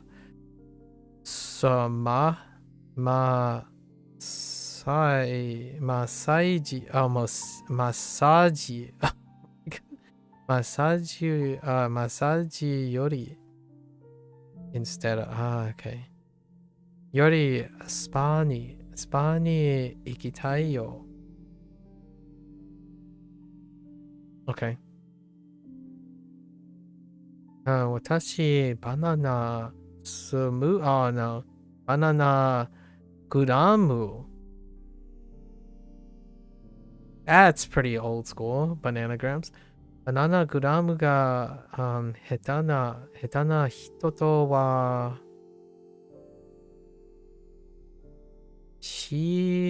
Bito ne? Oh, deito.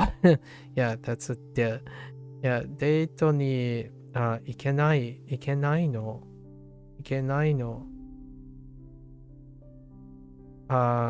Gomen nasai. Gomen nasai. Gomen. Let's see. Okay. So, Evans gives you talents, owns. We can carry the own, right? Tensai, standalone, and happens to be the kun. Pass on the meaning. Canopy looks like a canopy, smells like a canopy. We're sticking with canopy. Night, a guy inside. So hito and head, or not person and head. And unskillful below the hand. I like it. Good one.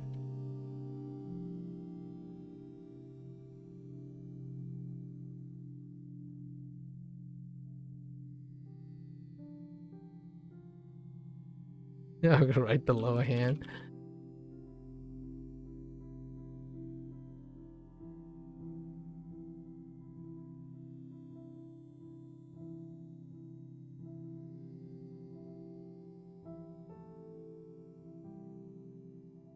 Whoops.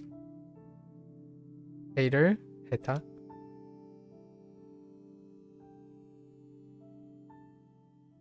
There's only on me that we know.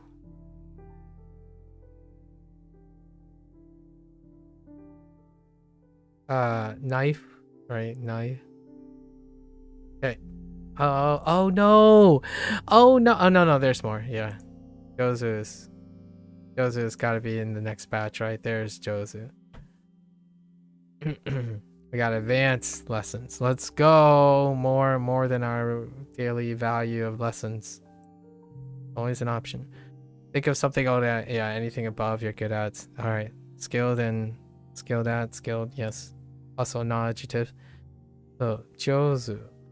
We already know Joe because Joe's toe was discovered above ground, right? And Zoo. Oh, this is a special thing, isn't it? It's a rare reading, so it wasn't included, and we just have to deal with exception like this as we go along. To remember the reading for this, here's a mnemonic. What are you good at? You're really good at taking Joe to the zoo. All right, go zoo. No one else can take Joe to the zoo. He gets mad and throws them into the animal enclosure, but you, Joe, trusts you. Or you could say Joe trusts zoo. But anyways, obviously they could have made a reference to like Nihongo Jozu. The whole like being good at kind of thing. But fair enough. We have Joe returning Joe, right?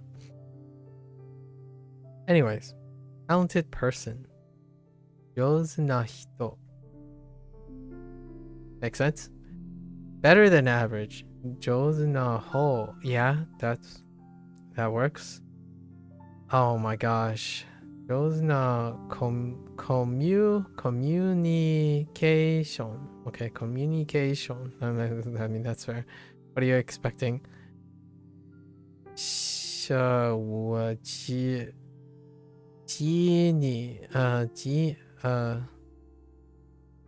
yeah, that does say J, huh? Jenny-san. I saw a bit from this comedian named Jenny, and they were making like a second gen Asian American joke about their parents naming her Jenny. Oh, not second gen American. They're second gen Australian, I think. And every time she was like, why would you name me that? Now every time you say like Jenny, we love you, it sounds like a line from Forrest Gump. That's why I'm laughing. Jenny-san. Ski ga jozu desu ne. Yeah. Is there? Oh my gosh, Keanu Reeves again. Keanu Reeves, Reeves no monoma. Wait. No ma ne. Oh, wait. What the heck? Interesting. Oh, monomane ga jozu.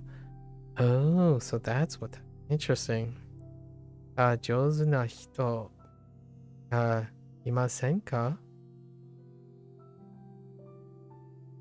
Interesting.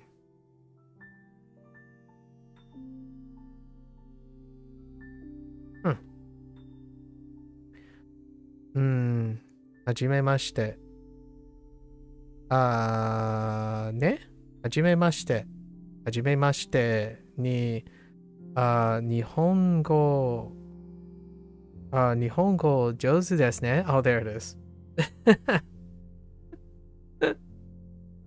There it is, although it's written in kana.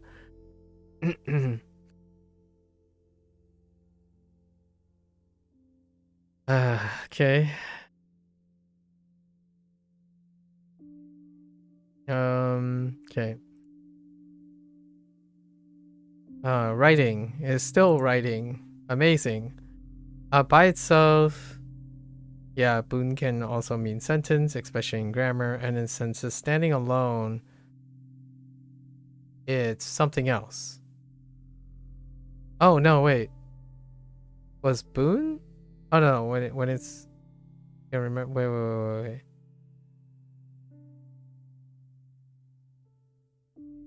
Eating a bun helps you write better sentence. Wait, was boon and mon?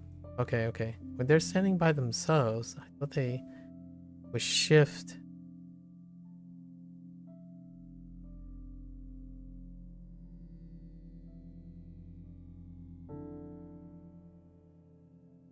I'm a little confused here. Just a little bit. I just remember it's boon. That's fine. 文 文 Okay.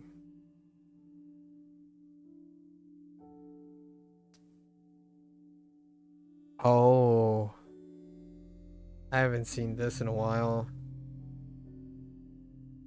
Nyuroku, right? Nyuroku suru. Nyuroku suru.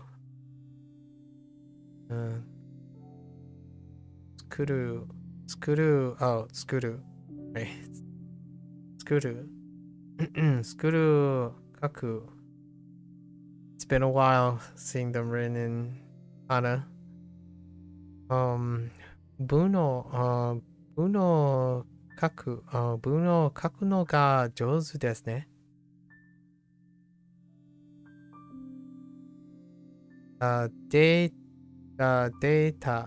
Data ya.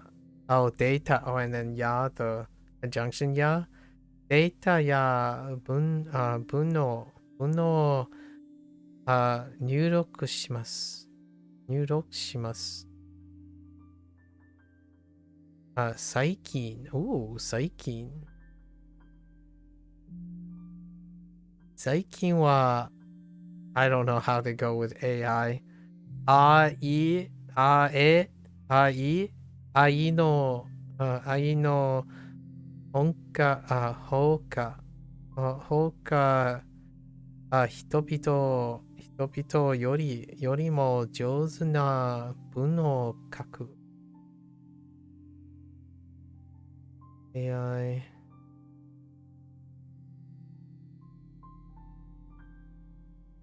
is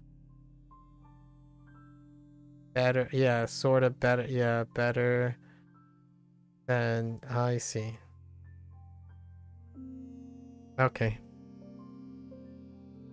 What's our new radical? Fingers. Okay. I got you. This looks like the hand radical, but smaller, so that's because it's just the fingers. You got me. You don't always have room for a whole hand to be in kanji, but there's always space for a few fingers. Alright, fair enough.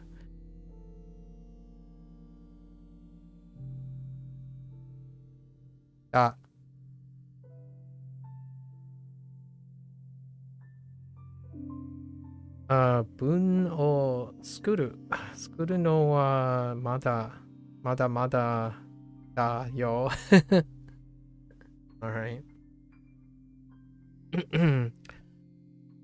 Let's see you write that. Can you see where the radical fits in? Okay. Oh wait, we actually got both these in not these reads though.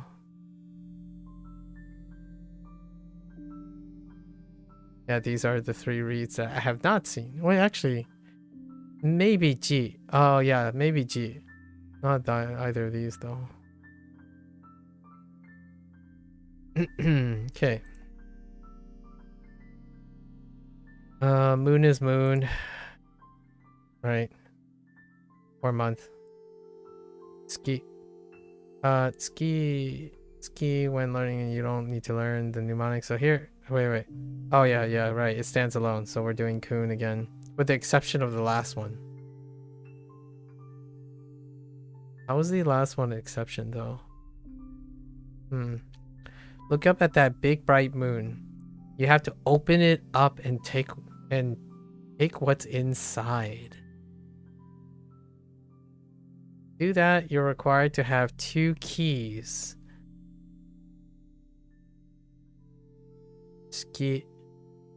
And they have to turn at the same time. Oh, I see. Imagine you and a friend both turning your keys on the opposite side of the moon to open up the center. Oh, I was just kind of looking at it as a box with 2 latches. Right? There's a keyhole here and a keyhole here.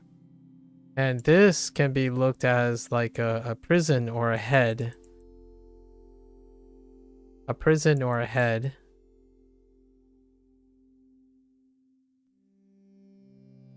And then you have 2 keys to unlock it. What's inside? Although then you would lose the moon. You would lose the moon in this analogy. Or this mnemonic.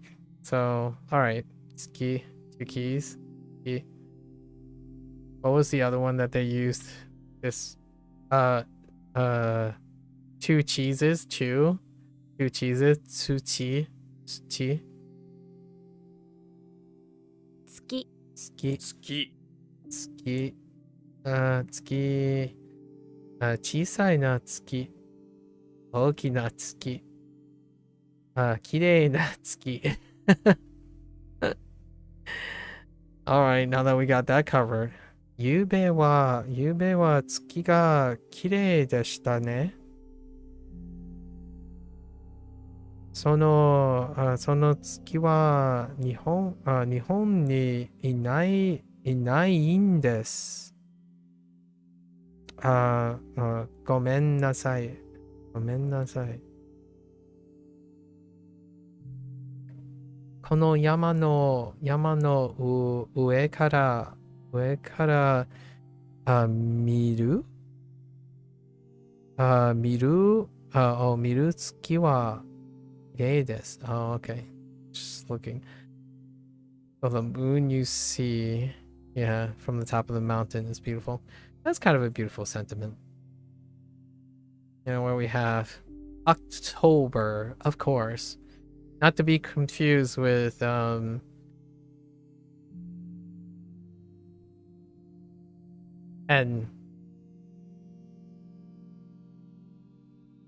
Right, so it's a Juko, so we're just using Ju and Gatsu. It's always Gatsu because Jewel, Guts, alright. I see. 10月 10月. 10月 In October, your guts magically produce jewels where you collect to make some pretty awesome Halloween costumes. Throw in Halloween on top, that's fair enough. Some dates. 50 years. Oh, Shitaki. Where is that? She Oh, not Shitaki. That's English. That's a combination of Keikona and Japanese. Shitake. Shitake wa oishii desho. Oh, there's bikini. Bikini works so well with bikini.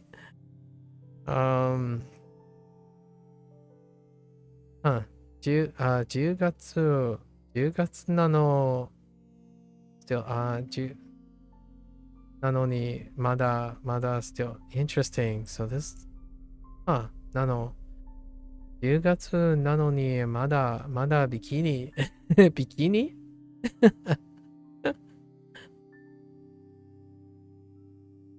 Okay.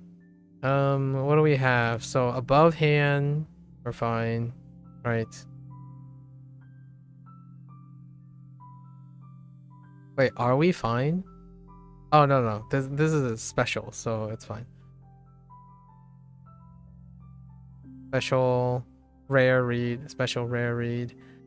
Oh yeah, why is this boon? So there's no comment about that, so that's interesting. So I'll double check on this later. Boon. Ski, that might be an exception. Boon might be an exception. We'll ski 2 keys. And then on the in October, we'd be blinging, be dazzling our costumes with jewels.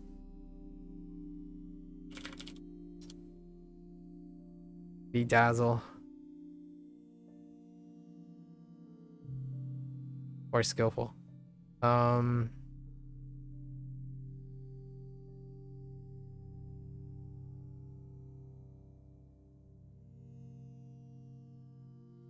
wonder if they worry about capitalization.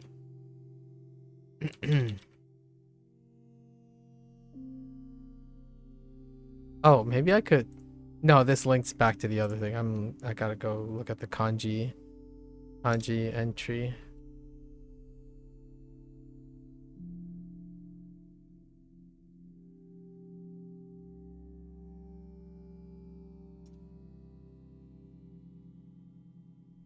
Yo, what was it? Joe.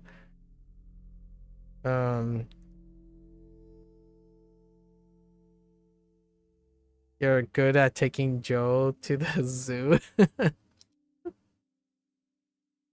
Hang on, I gotta return to dashboard to figure out something here. Kanji 1. Bun. Yeah, interesting. This would be another exception. Intriguing. That's fine. Alright. More lessons. Alright. For once, they might be saying, oh, but this is not the same. Okay. Alright. Cycle, first moon, January. Yeah. Ichigatsu. So we just take a ichi, of course. Combine the mnemonics for ichi and gatsu. But gatsu, right? Ichi, guts, that doesn't exist, so gatsu. It's a weird inflection that comes around every January and makes your guts incredibly itchy. Infliction, not inflection. Affliction, sorry, affliction. Probably due to all the overindulgence over the new year. 1月 1月 Whoa. 1月 Dang. That's a mid. 1月 Like a blend. Menu. Oh, Fuji-san. Seru. Seru works. Wedding. What do we have for wedding? No wedding yet. Wedding. Wedding.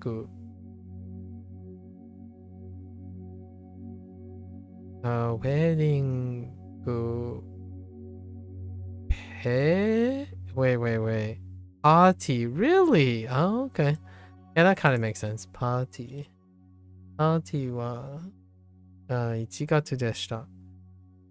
1月は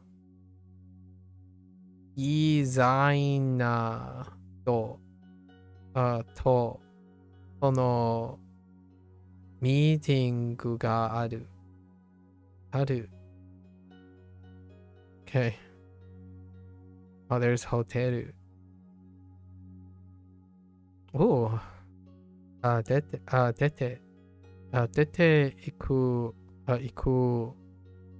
ことにしたよ。Oh, are we getting 行く? We might be getting 行く. Oh, no, wait. I guess. Oh, no. Sandals is. Sandal is HanziHero, right? Okay, and then we got Nigatsu. Right? It's not March, it's February. Alright, Nigatsu. 2月 2月 And then a knee in the guts. February is the month when someone gives you a knee into the guts. Still using the same mnemonic for knee. A complete stranger came around each February just to knee you right in the guts. Ouch, that's why February is your least favorite month. You could say you get a proverbial knee in the guts whenever Valentine's Day rolls around, right? Oh, there's Valentine's Day. Valentine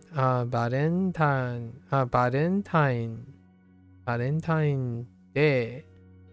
Day wa 2月だよ。2月だよ。日本の2月はなかなか寒いでしょう。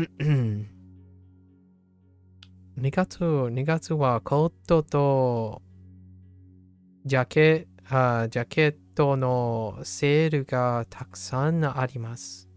Yeah, well, there's a lot of sales. Makes sense. It's that time of season. What is this? A window? You call this a window, but you don't. Oh, wait. That's HanziHero. I'm getting the two of them mixed up with their mnemonics now. Window. All right. Interesting. It's so weird not seeing the window accompanied with a crown or a hat or something, whatever they're gonna call it. See the crisscross in the pseudo square shape? That's a fancy window, okay? Windows don't have to be straight. Look at that fancy window. That's the frame of a big window you can look out of. It's not perfect shape like a rice field. It's more artistic. That's right, fancy window. That's why this is a window and a rice paddy is not. Okay, fair enough. Haha. Yep. Mai is still Mai. And Umi. Maybe Umi is one of special read. No. Oh yeah, that's right. Kai, like in like Kai Guy. That's right.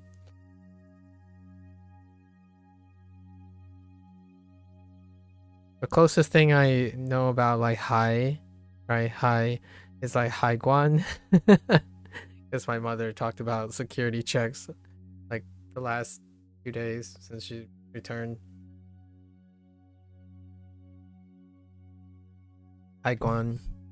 Or customs, not really security check.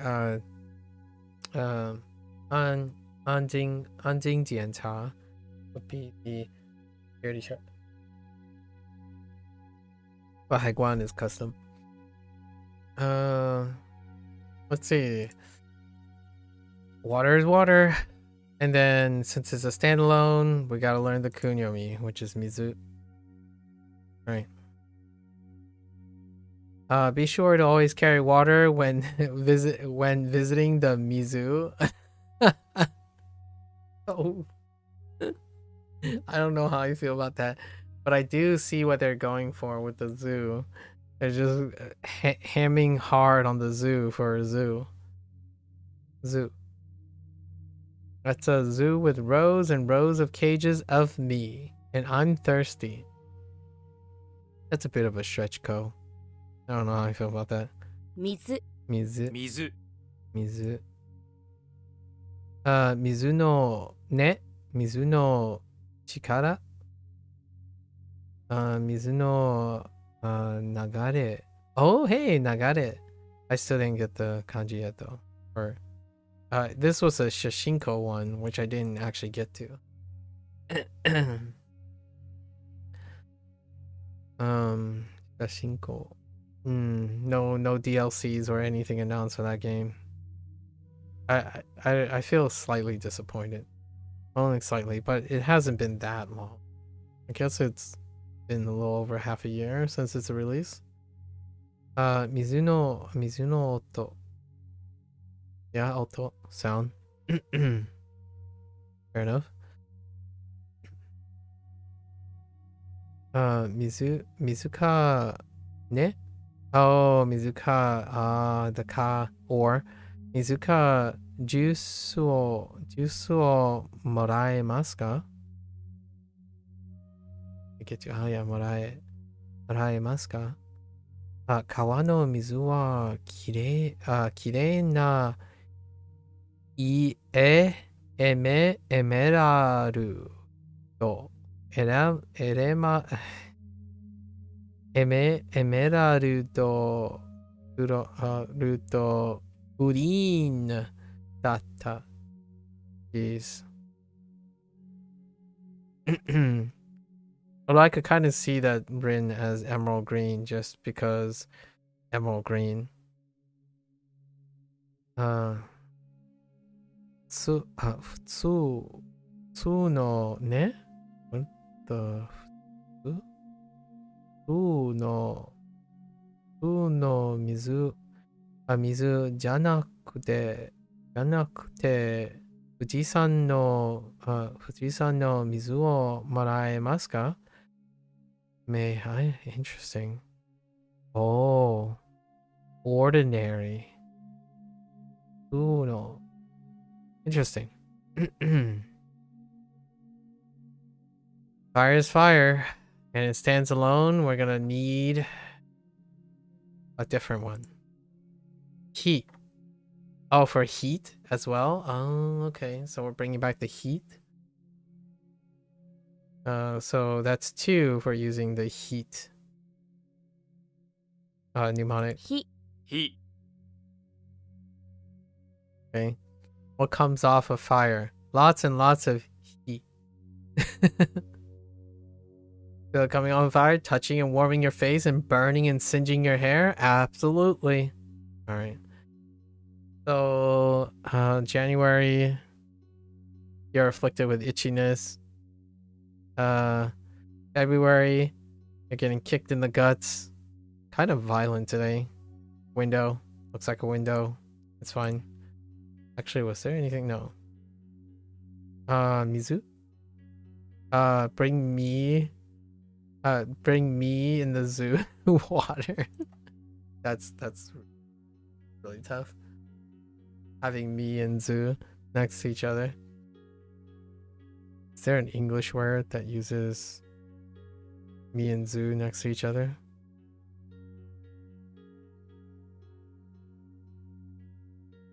Or maybe a phrase that doesn't use zoo instead? No, that's pretty hard. Yeah, I can't think of it. And then we have heat. Fire makes heat. Okay.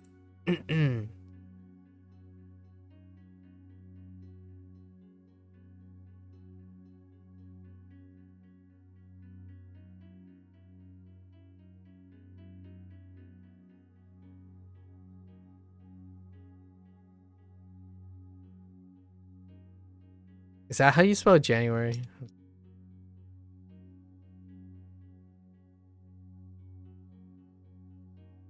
I almost wrote heat.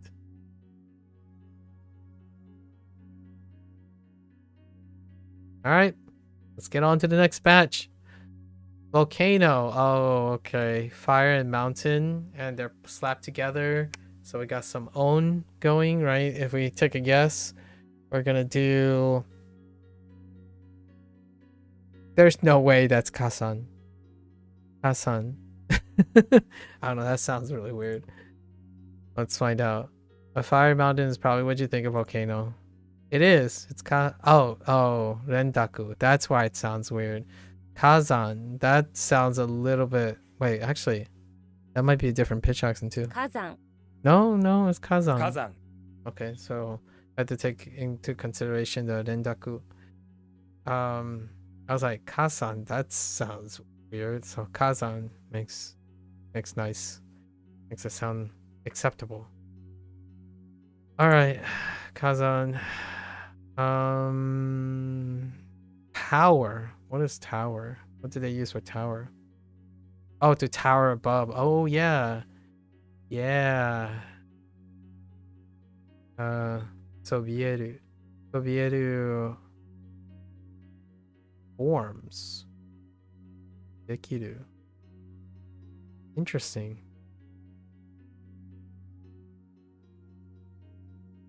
Fujisan wa kazan desu.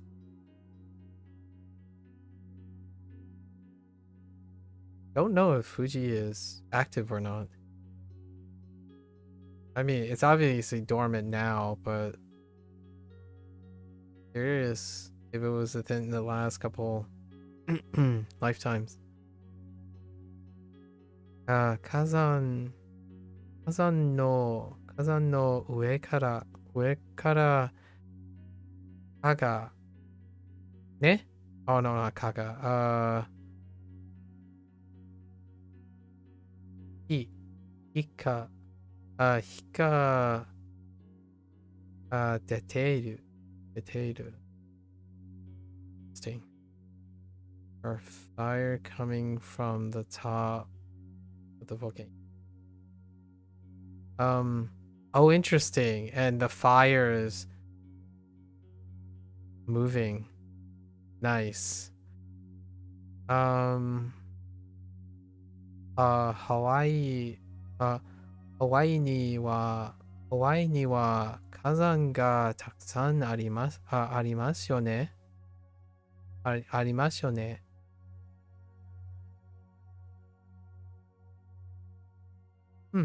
Double emphasis. Okay. What's next? We got dog, Inu. And Inu, I mean, we only have Inu, which is our own coon. So, 犬 犬 self-explanatory. What do we have? Bark? Oeru. Yes, bark. Iru, kuru. Petto. Ne. Hoka. Oh, yeah. No, boku. Boku.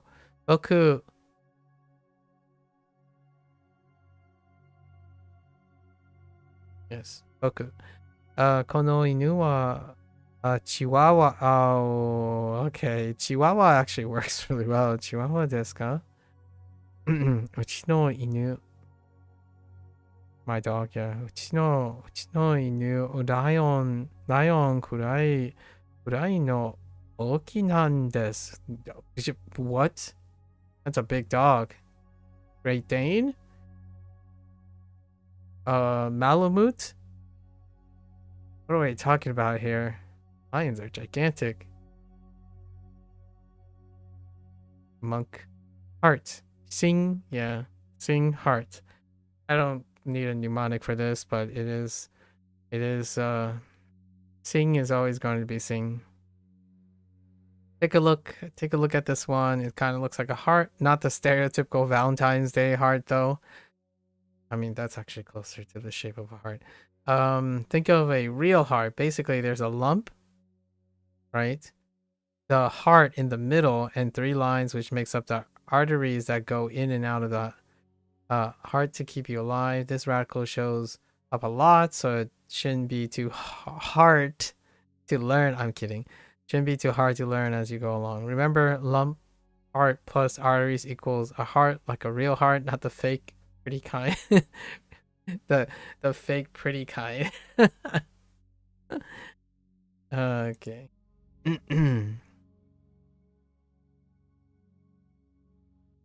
Yeah, shin. Omo.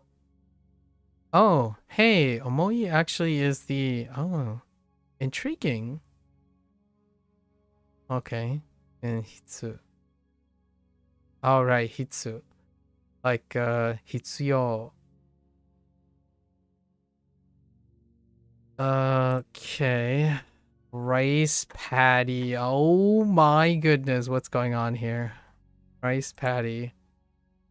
You know that the kanji, yeah, okay, means rice patty. So it should be easy to work out that this word also means rice patty. But what's the bo on the end? It sounds like a jumbo, right? So jumbo. So let's say it's a cute ending added by Japanese rice farmers to make their rice patties sound bigger than they are. Okay. This word also happens to be a common way of saying rice paddy in conversations compared to its formal version, which you will learn. Learning soon. Fair enough. So since this has it's tanbo. I mean it could be something else, but ta happens to be a kun. Yeah, tanbo. That's what they set it up for. We already knew because it's okurigana or hiragana attached to a kanji. So we got the tanbo. 田んぼ Tanbo. 田んぼ And tambo. Okay. Next one. So it's just a cute, alright. Cute ending. Koinu. Koinu. 2 kanjis. Honyomi. Ko. And then, well, since there's only one read, it's got to be inu. And maybe inu is one of like the solo read, the more common read. So exception to all the other exceptions. So koinu is all we got, right? So koinu, 子犬 koinu. 子犬 Even though this is so it doesn't use the onyomi readings. Both the kanji often favors koinu and this. Oh wait, ko is also kunyomi. Sorry, ko is also because she is the onyomi. The reading for Inu is one you already know, and Ko is a really common one. Perhaps you already learned that reading. If not, just think of it. Okay. They just favor the kunyomi, you know. Oh, this might also be an animal thing. Like an animal grouping thing. Because of frequency of use. Let's see. Do we got dencha? Or do we got terrain? Oh no, terraining. Terraining. That's got terraining. The work to train. Oh, work to train. Oh, that train. Not. I'm like, what the heck? How's that train? Oh, what about pretend? Ooh. Koinu go goko shimashou yo. Interesting. Goko suru. Interesting. And then everything else is fine. All right. So koinu, special exception, but we kind of have both. A small dog or a child dog is a puppy. Actually, they didn't. Yeah, a child dog is a puppy. I didn't even just glanced over it. Okay, cute rice paddy name. Seeing it looks like a heart. The picture. Inu. Inu is a pass on everything, and then we have Kazan.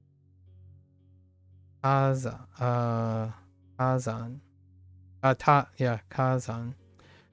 Gotta remember the Rendaku. And then Fire Mountain is Fire Mountain. Okay. Kazan.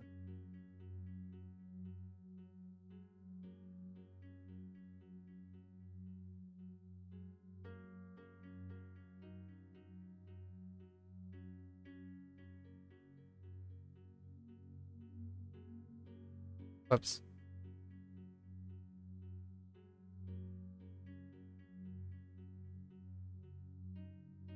Anbo.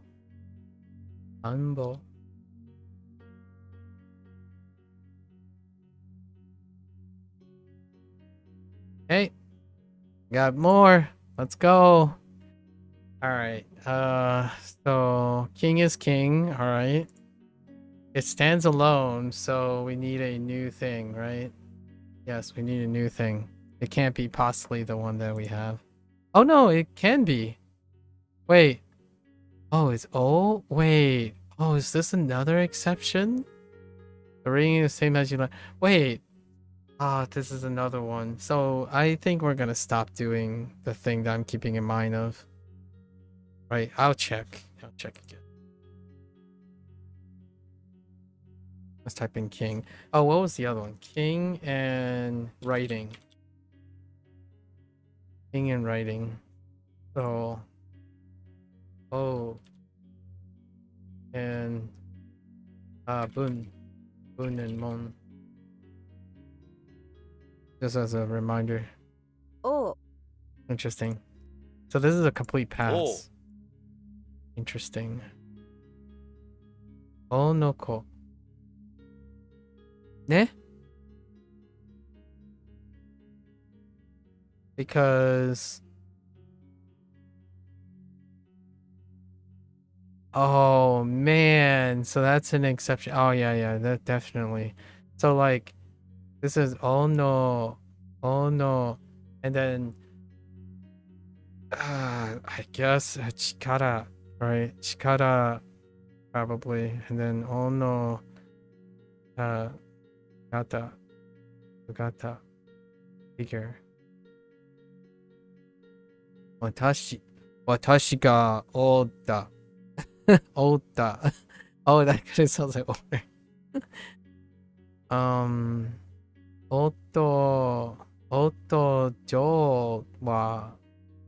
Jo wa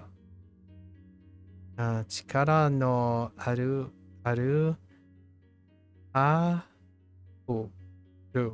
apuru da. Oh, apple. それは、それは、プライベート、ジェット、ジェットでしょ。I really gotta get my A and E straight on katakana. I keep reading one for the other. It might also be related to seeing the English. Okay. So this one is leaf sword with a little handle on top. So what are you guys gonna do with a leaf sword with the handle on top? This raccoon looks like a dude running off to the right. I mean, yes. Guess that works. He's heading in a very distant direction. Very distinct direction, okay. I actually use this for the right anyways, for Migi. Migi is the same way. So, it's fine. Release. Intriguing. Yo. Oh yeah, that makes sense. Yep, the right direction. Righty right. The kanji and the word are exactly the same. Yes. Migi, of course. There's Migi. Meat geese. Oh my goodness. 右 右 What was the right? U was on. Look at the right. There are meat geese over there. Could have been mean geese. Mean still works. Mean? Mean? Yeah, mean geese. There are mean geese over there. What are meat geese, you ask? They're geese made of meat that sit to the right of you, trying to get you to do bad things. Like the devil angel motif you see in cartoons, where there's nothing on your left and on your right, just meat geese watching you, waiting. Geese made of meat, telling you not to do the right thing. What? I feel like mean would work here too. Mean geese. Just geese meant to make you do mean things. It's so absurd that it's probably also very reminding. Okay. Oh, Migi. 右のボタン、右のグラフ、icon.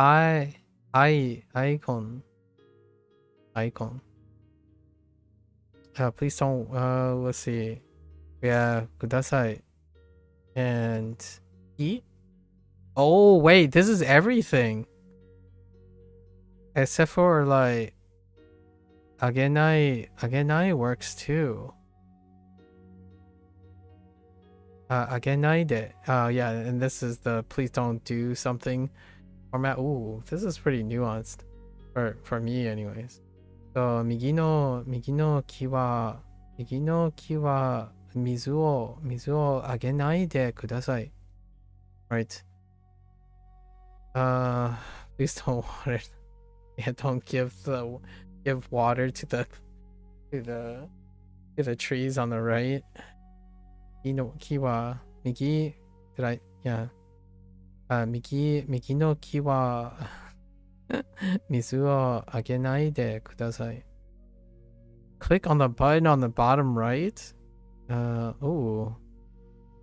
右下のバトンをoh yeah, プリクしてね.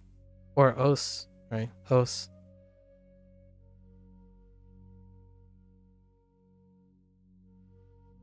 Like,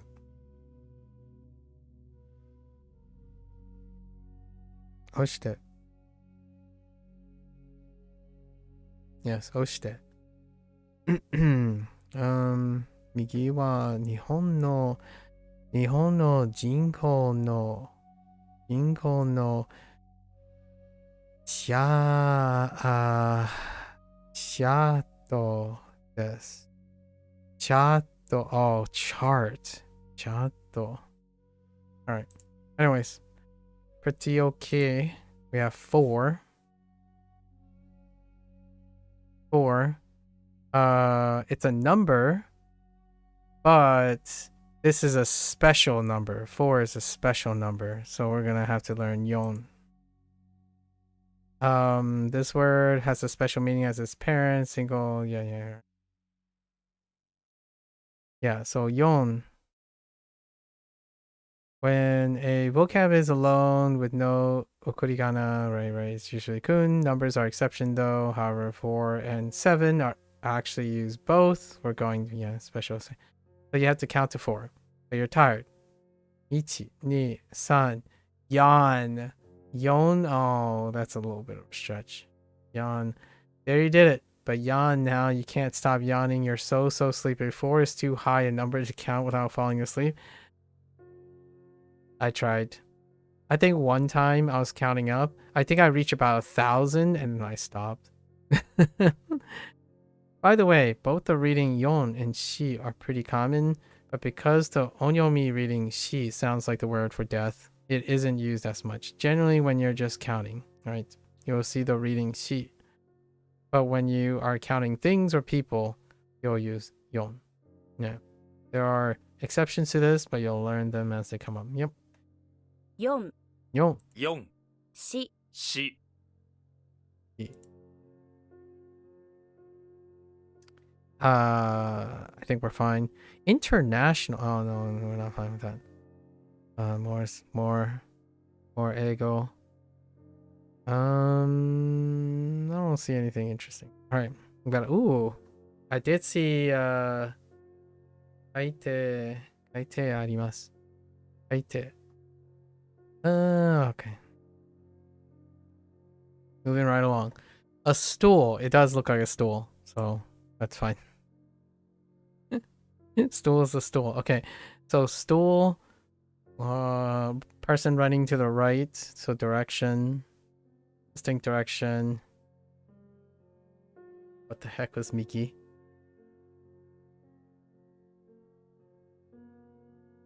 What did I use for Miki? Oh, mean geese. On your right shoulder. Yon. Yan. King. King is special to some extent. I wrote down, yeah. So we'll see. I'll have to look at it afterwards. So direction.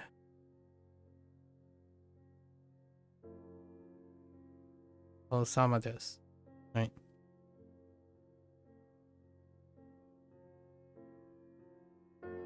Do I need both? Probably.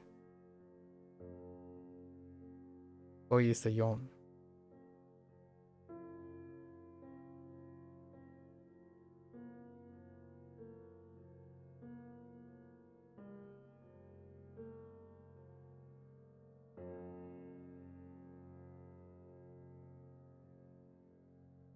Hang on. Let me go check. Oh, quickly here.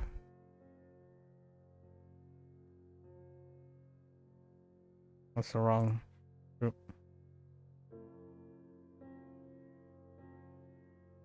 It's an exception.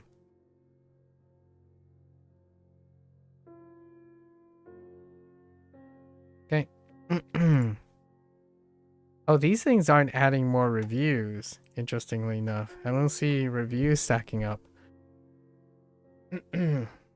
Oh, maybe because I'm filling in the radicals, right? Oh, no, that wouldn't make a difference, actually. So we got to Shigatsu. So how do they rationalize Shigatsu? Oh, yeah, because onyomi. Yeah. And I guess numbers, but ski in Japanese means moon. Yeah. For April. Got it. And Shigatsu. 4月 Shigatsu. 4 Okay. 月 Both gotta stick on the first one. Shigatsu. As opposed to Shigatsu. Shigatsu. Shigatsu. I'm reading for both. In April, you habitually eat sheep guts. So, of course, the sheeps are coming back. Delicious.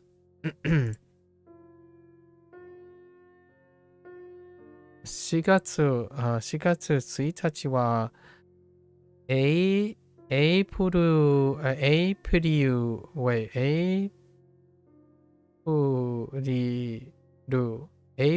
ル、フールです。I'll try very hard. What is this? Okay. Yeah. 力いっぱい頑張ります。Okay. Alright. Fur? Okay. HanziHero relies on fur as well. We got the fur ale. Book is book. And interestingly, no.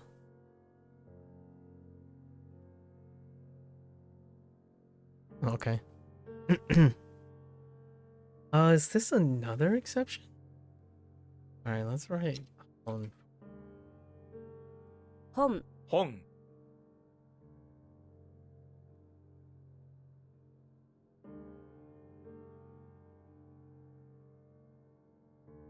Okay. Quizzes. What did they use for the word quizzes?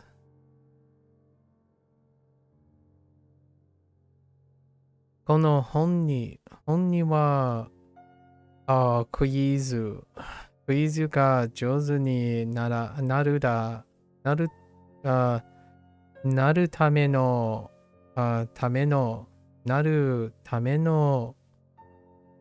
ne?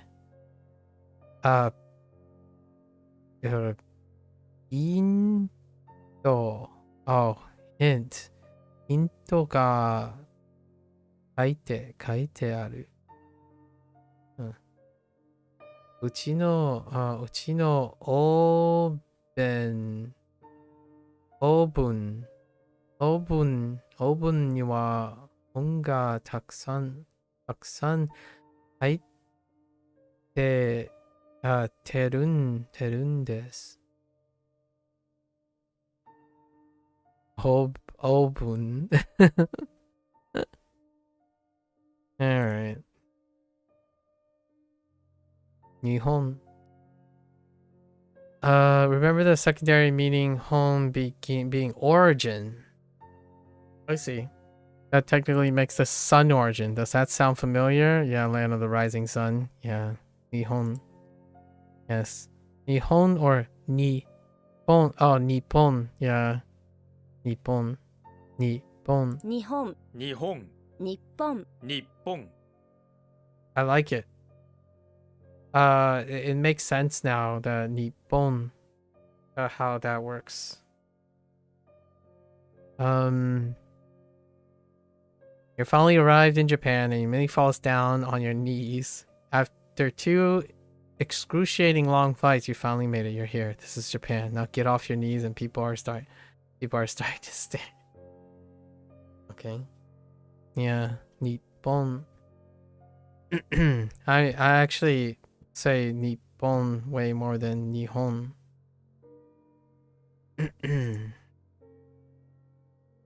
Let's see. Pito pito. I. Yama. Kare. Koichi. Binko. Alright. We got father. Yep. There are fins. Okay, fins covering the treasure. Marking. Oh, yeah. Yeah. You pull away the fins and start digging where the X is because X marks where the treasure is, right? When you dig down, instead of finding treasure, you find your father. The shock of this is in your match should help you. I think we're okay here. I think we're okay with Chichi. Or the radical anyways. Digging for treasure. That's kind of funny. Your father is a treasure. Your father is a treasure. Why do you need a mnemonic for that? Okay. Obviously that's coming from a very selective privileged perspective. Let's see. So Shigatsu, sheep's guts. We have fur. Wait, what did I say about fur? It just looks like fur. Animals don't usually have hair, and though instead they have fur. Yeah, yeah. So same pictorial representation. Hon wa hon. Yes. Well, honto. Honto wa hon. Yes. Hon wa honto desu. Let's see. Yeah, I don't think there's anything to write home about here. Yep.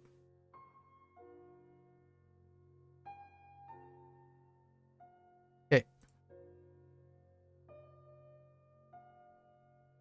Ikatsu. Ikatsu. Roll.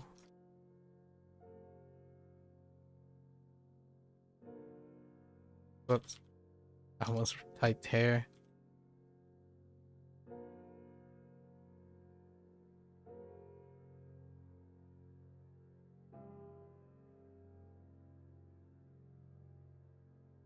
All right, let's keep going. We know today was a big day. So correct and correct. It's from correct. Okay. So we need coons. No coon reads on this yet. Ending adjective. It's an E adjective. Yep.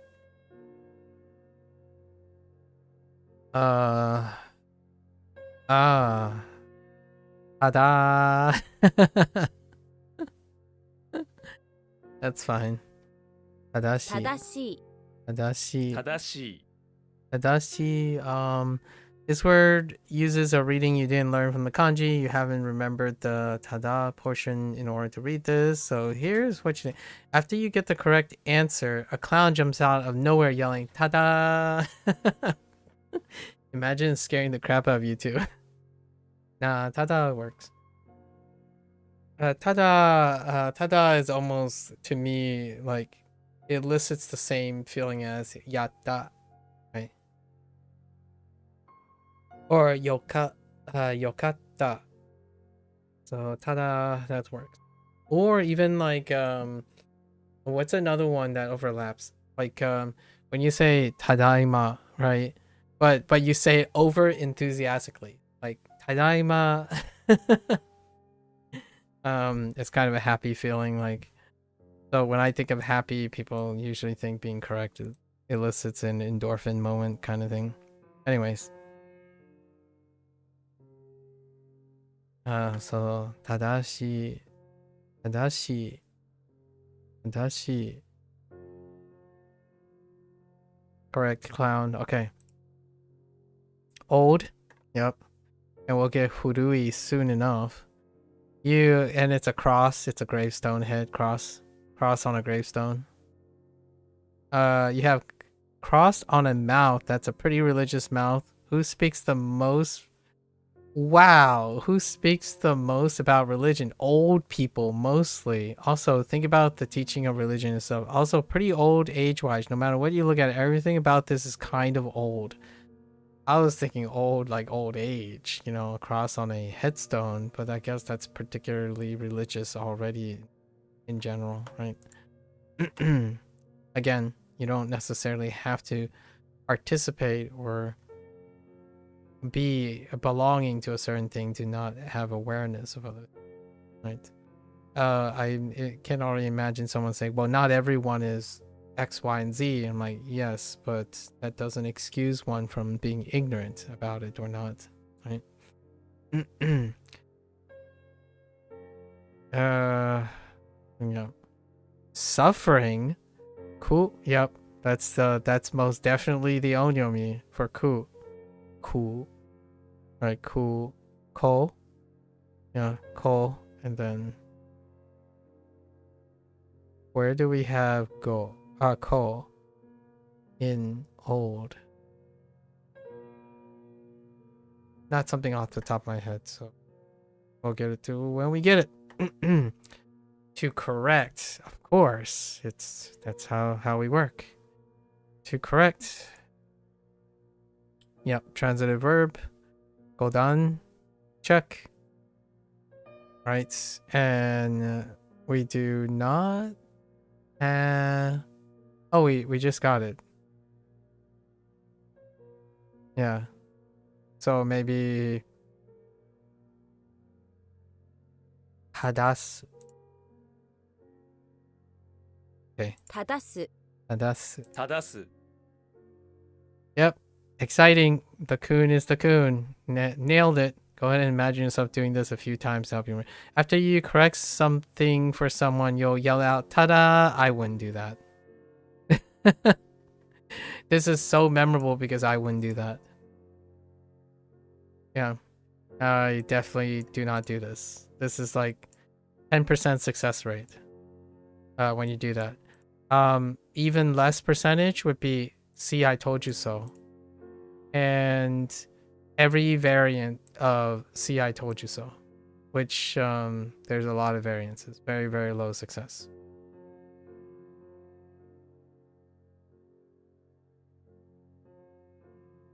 Go ahead and imagine yourself doing it a couple of times.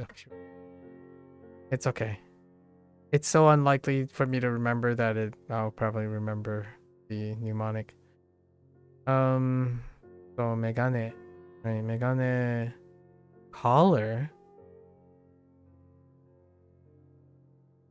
One's collar. Ooh. Eddie? Interesting. Eddie. Oh, to straighten for correct, yeah. Eddie. Error. Machi. Machigai. Interesting. Machigai. Okay. I don't think I've seen that term before. Tasku. Tasku wa shizu? シス、シス、シス、シテム、システム、システム、エラー、エラーを、正す、正すことです。正すことです。What does that word? Koto. Oh, koto desu. Yeah. Yes, koto. For nominalizing. Correct is the correct system error. Yeah. Okay. What the heck is left and right at the same time? Oh, it's just left and right. Oh, hidari, migi. Oh, do we have migi? Hidari yet? No, we don't. Hidari, migi no. Ne? Oh, wait. Are they clumped together? So then you use on? So it's like sayu? Sayu no? Oh, that would be interesting. I guess we'll find out soon enough, right? That's probably sayu. Sayu no logo.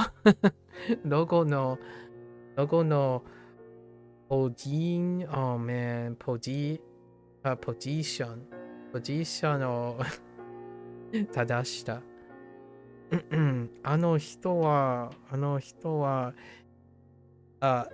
エラをひたすら、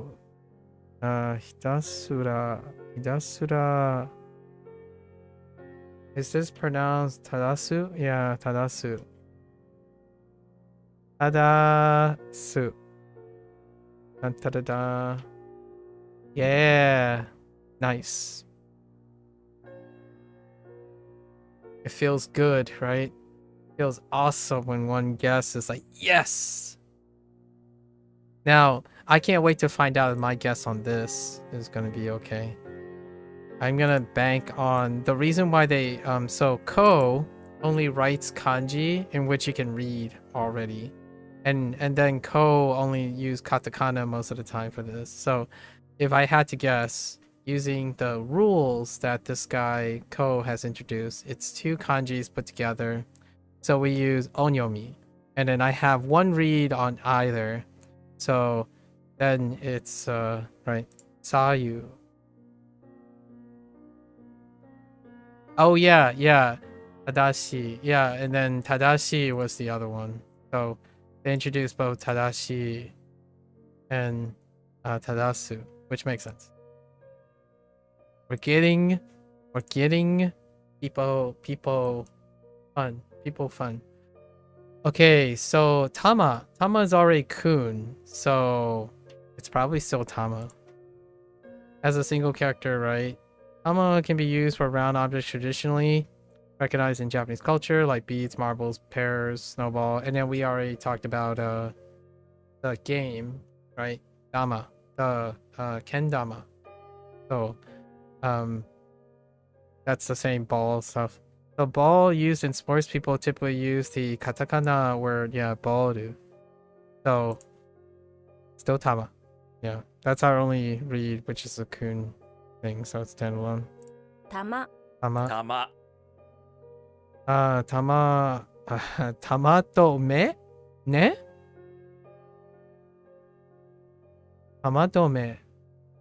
Interesting, a French knot. That just defaults to a French knot, huh? Tamadome. That's interesting. Tamakoro.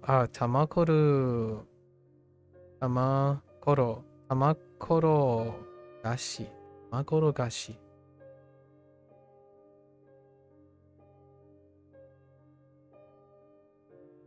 I can see the connection. Korogashi.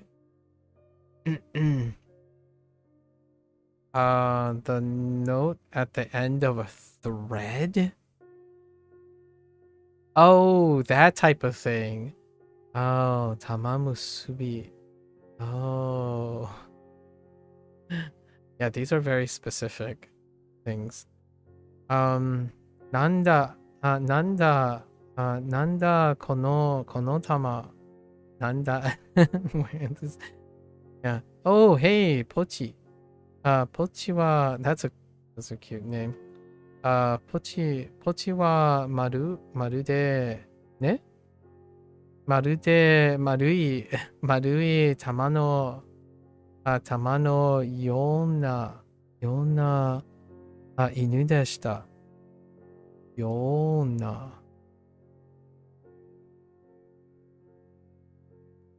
Interesting. Inu deshita. Oh, that Yona.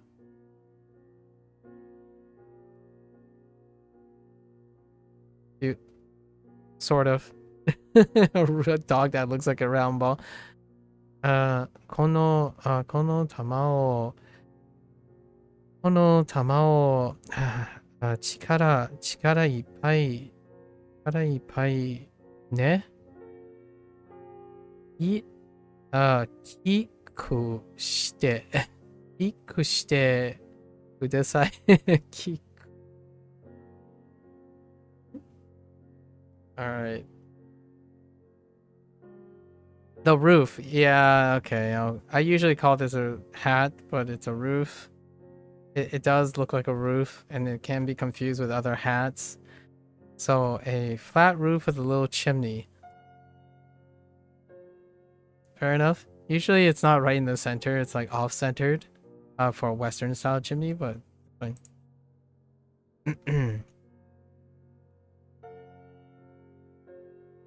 Oh, G, of course.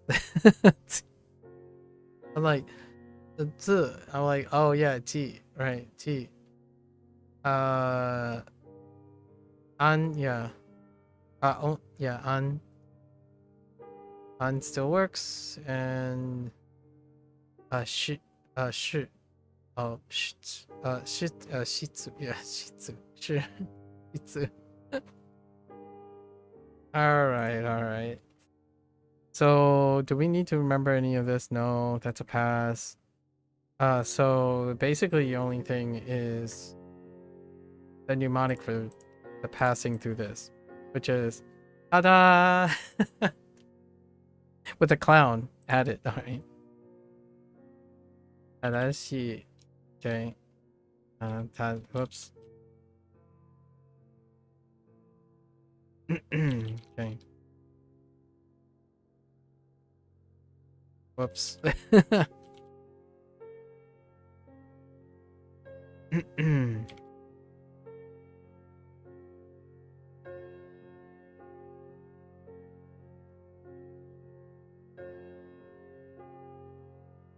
Oh, this is getting fun. I could do this for days, but no, we have to get to HanziHero at some point. Tamanegi, of course. We got tamanegi. Okay. And since that's the only kun reading we have with a hiragana after, right? Okurigana, it's got to be tama. So, or it would track that it's tama. So negi means onion in Japanese, but there are different kinds of onions, right? This happens to be a ball onion, which is one of those round ones, like a Walla Walla Street onion. Do you know? I don't know what the heck's a Walla Walla. This could give away where they're from. A Walla Walla Street onion. Where is this from? It's on the island. Oh no, never mind. This doesn't give away where they're from. Yeah, it's the bulb onions. Dang it. Oh, Walla Walla Street onions. Got it. Tamanegi. Tamanegi. Tamanegi. 玉ねぎ Okay.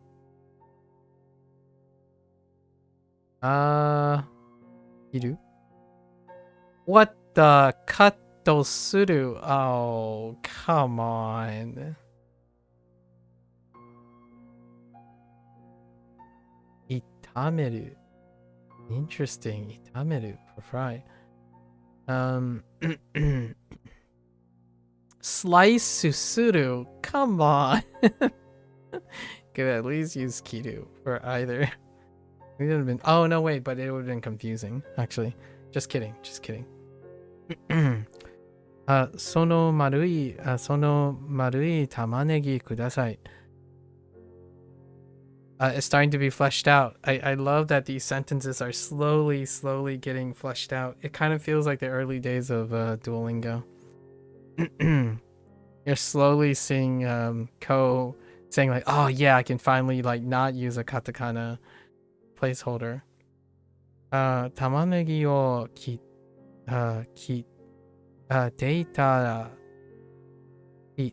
deitara ne? Oh. Okay. Wait, what the heck?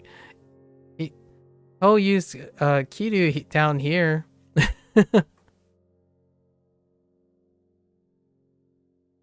Okay. I know what they're trying to do though. This one is, oh no, it's more likely to be up here though. Anyways. Namida ga dete kita.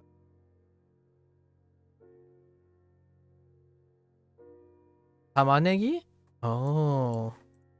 I think someone already said this a bunch of times to me about onions and stuff, so that's the only reason I know. Oh, it had something to do with groceries. Tamanegi.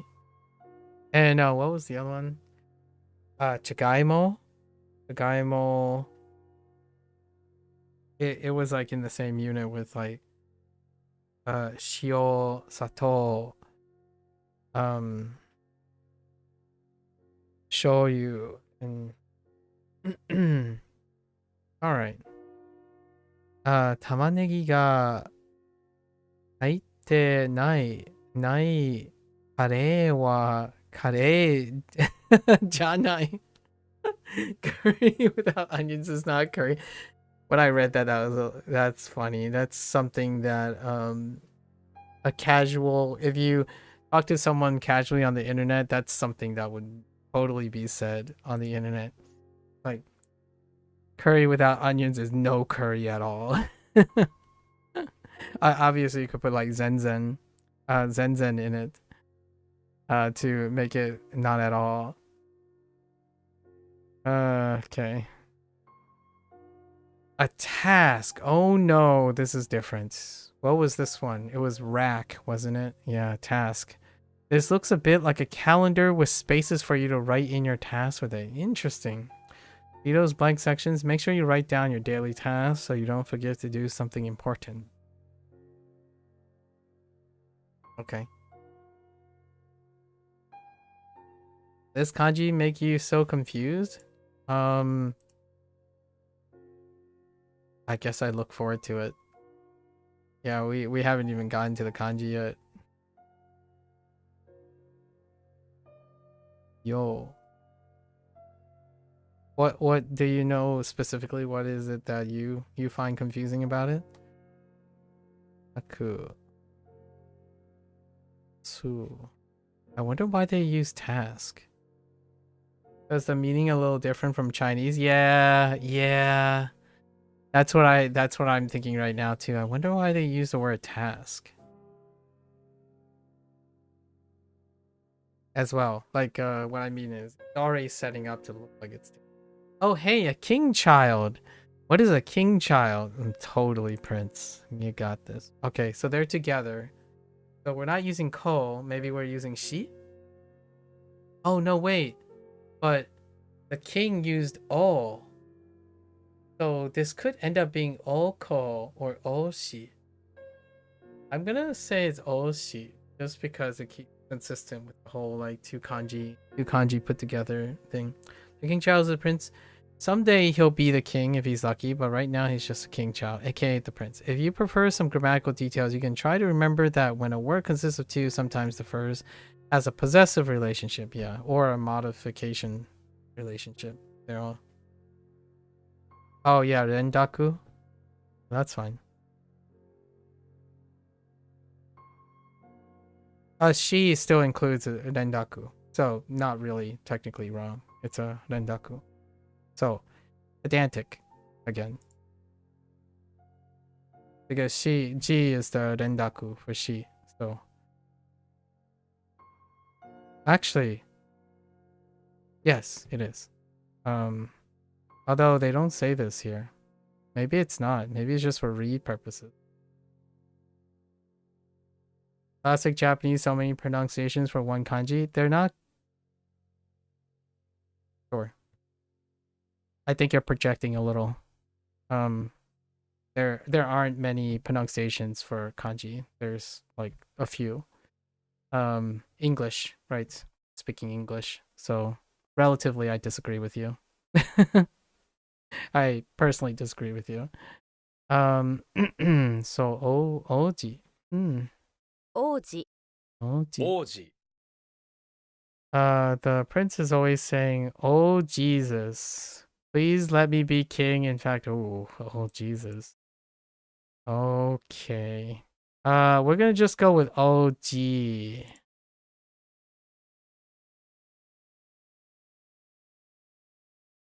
Or G. Instead of oh Jesus. Just a joke? Did you read my post about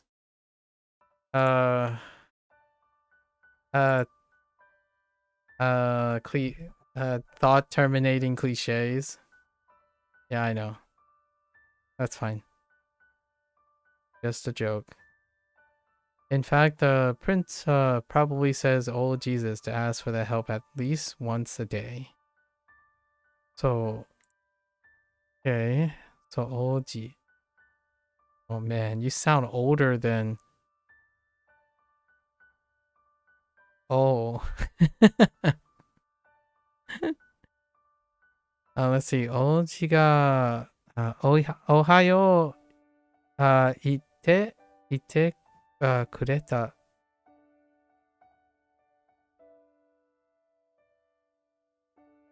Okay. Oh man, that feels like the important thing is at the end, the way that is written. Sounds a little backwards. Oji wa chisai koro ni koinu no katteta.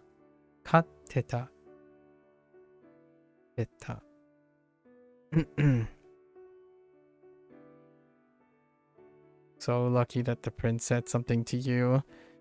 Who needs the prince's affirmation anyways? I am not such one subject. Oh my gosh, Attack on Titan. Uchi no ko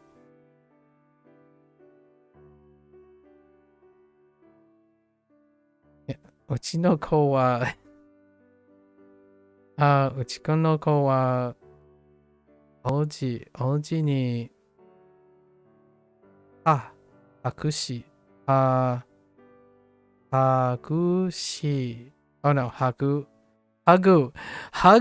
Oh my god. Like hagu, wait, it breaks here. Hagu, what the heck is a hagu? Hagu shite moranai de shite moraitai.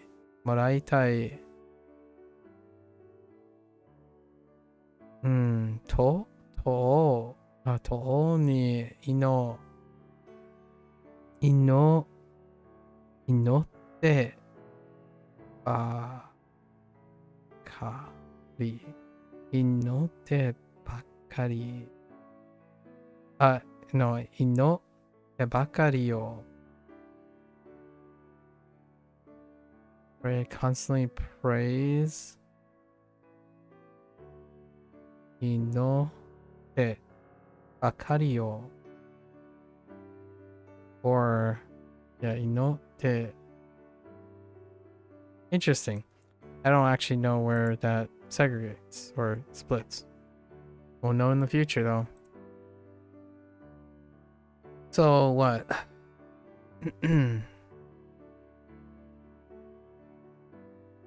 Let's click on this in case It's listed here. No, it's not listed here. Well, that's an oversight. A little bit. Okay.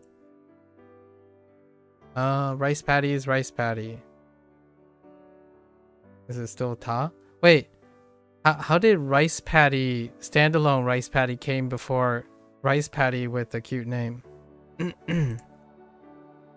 Okay. That means they're sharing a meaning. Just keep in mind that compared to tambo,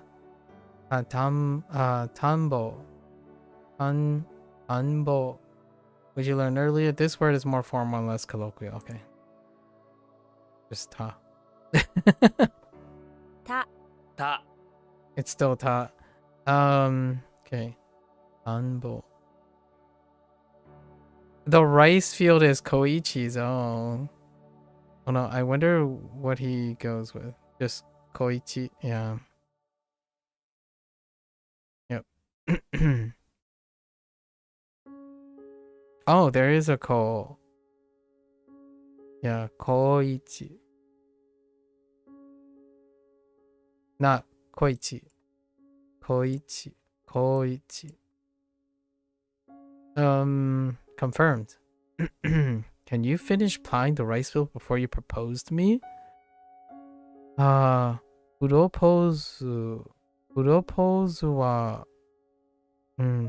tao tao tagaya tagaya shite kara ni shite kureru. Okay. Kureru. So before proposing. Oh, before finish plowing.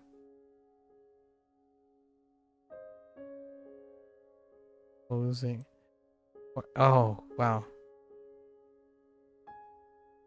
That one's a little.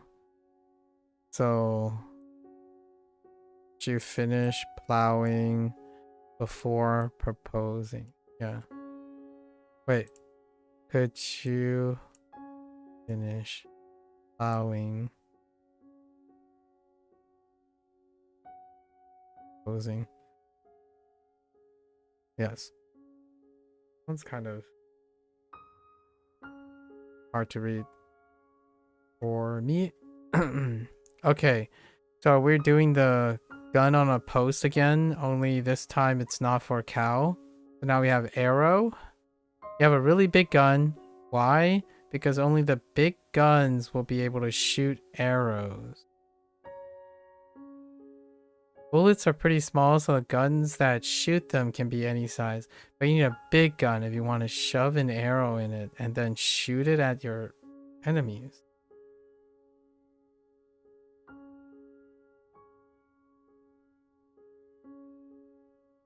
Okay. So I'm guessing like the stock part.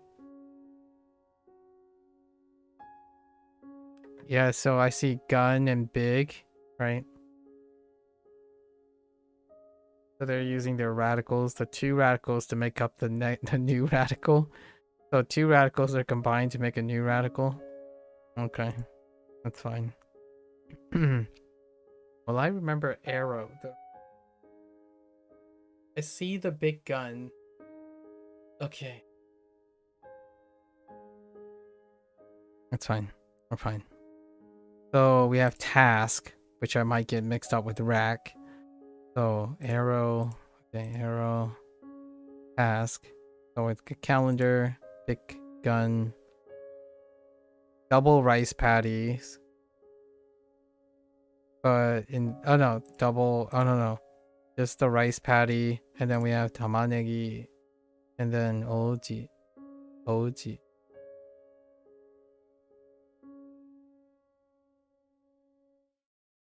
Oh, OG. And tamanegi is pass. Okay. Do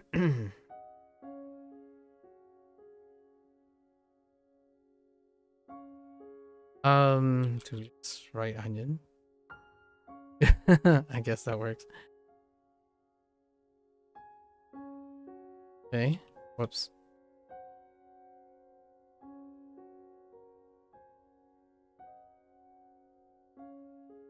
Hero.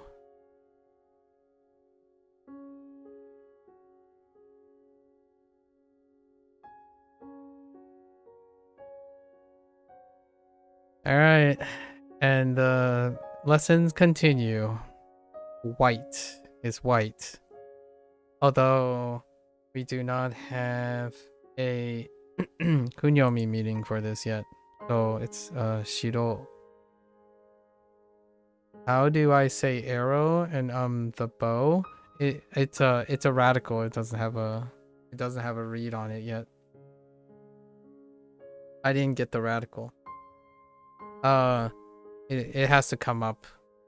So there's no read on it. The blue ones are the radicals, so you're only using them to construct. Shiro, I don't know what arrow is either, actually. No idea. Yeah, the radical has to unlock, in order to have anything that contains the radicals. And then purple are vocabulary words, and then red are the kanji characters. This is probably shiro. Right, shiro. 白 Shiro. 白 Oh, shiro. So, going down, shiro. Sheer amount of white is overwhelming. White surrounds you. The sheer amount. Shiro. Alright. Tuxedo. Dress. Blouse. 私の ウェディング Oh my gosh, ウェディングとドレスウェディングドレスは白です。この白はクリームパイパイ白ですね。Creamy. Neat. 白とピンク色のピンクがラッキーカラーなカラー色カラーなんだって。Oh, I see. Yumiya. Okay. Same as old Chinese. Oh yeah, I didn't know how to say that in Chinese either. Okay. What is this? A door? It's actually related to door, so I mean that's fine. I'm fine with that. What does a flag usually go? Where does a flag usually go? It goes over a door. Okay. I know the ground or the radical usually mean ground, but in this case we're going to say the flag is in the doorway, where the top is the. Oh no, that's a little bit complicated. Okay.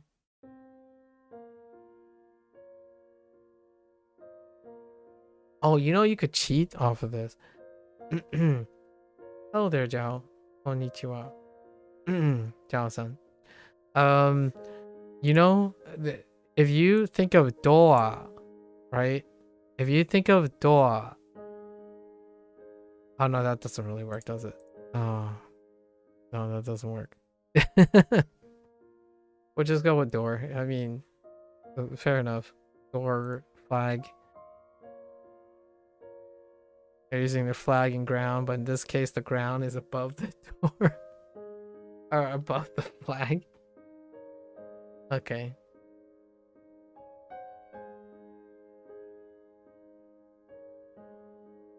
Flag below. How would you make ground work? Flag below the ground.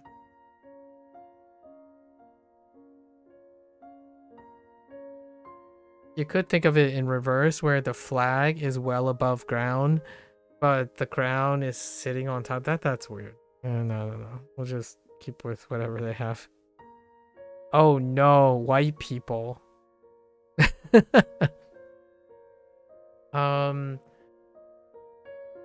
we have haku? So hakunin.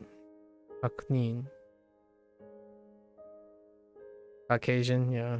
It's where it uses white and person. Put those together and you have white person, aka Caucasian person.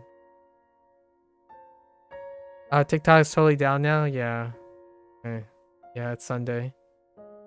It's a rolling over to Sunday soon. And there's gonna be a blackout for TikTok starting Sunday. Yeah, so it's like 30 minutes before. Yep. So I've heard the Supreme Court is holding the ruling on TikTok. Holding steady. And then I think one of the managerial TikTok people said they're gonna have a blackout moving into Sunday. Yep. So hakuni. Oh, hakujin. Oh yeah, that's right. Rendaku. Or sometimes I'm just not even sure if they're gonna bother mentioning it over and over again.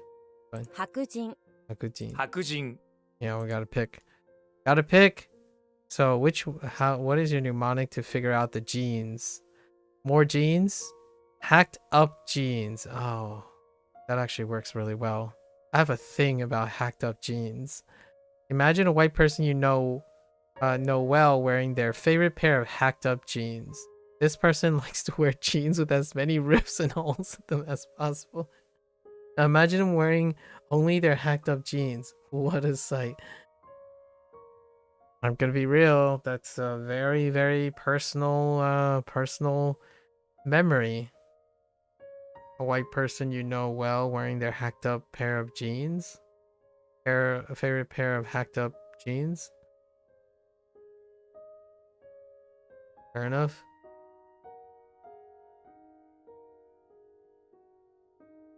I don't own any jeans, so I can't really relate personally.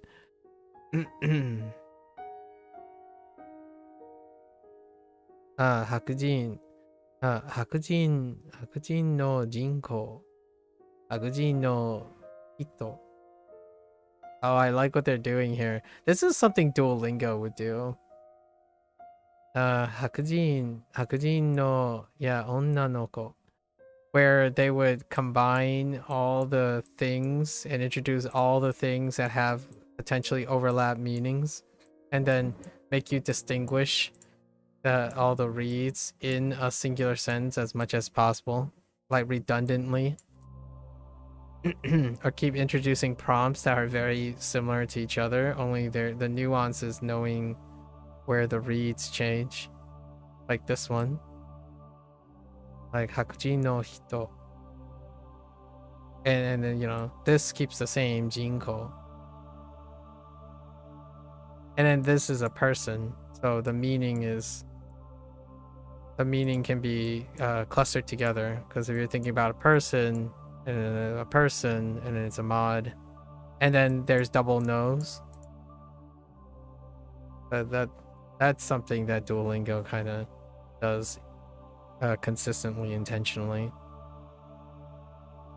日本で白人のパートナーと暮らしてます。Oh, I didn't think you. Oh, neat. 暮らしてます。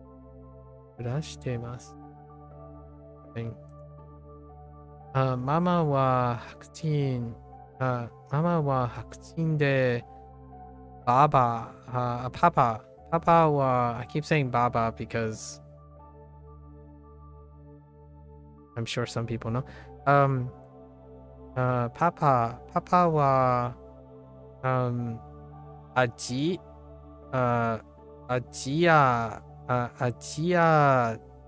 what? Jia hito desu. Or Jia jin desu? Oh no, this is a little weird. I'm not sure which one it is. Because you could put a no here and make it hito. Jia. What? Okay. Alright. 白人はみんな英語 Oh my gosh 英語が上手な分けて話よ Oh yes 話 It's not all what Oh, this is what? No, just kidding. Yeah. Oh, wait. So wakete. So it's not that all white people are great at. So, huh? Definitely not used to that structure. Met is still met. Me. Me. That's fine. We got anything? Sight. What is sight? It's just many haita. Interesting. What's husky? Husky, of course it is. Do we even have Aoi? No Aoi? Oh my gosh, did you buru me? Oh my gosh, there's buru. Contact lens. Oh no. What am I even thinking? What about under? What did they use for under? Oh, there it is. Yeah, meno shitani. Okay, we're good. I'm keeping him honest, you know? Poop! I see it. There's something sticking out while you are in private. It's poop. You can't just poop in public. That's illegal and gross in this day and age. So the next time something starts to come out of you when you're in private, think, yes, it's poop. Oh my god.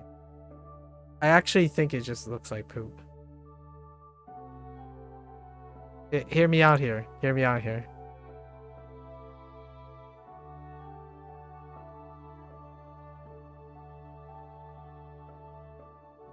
Poop.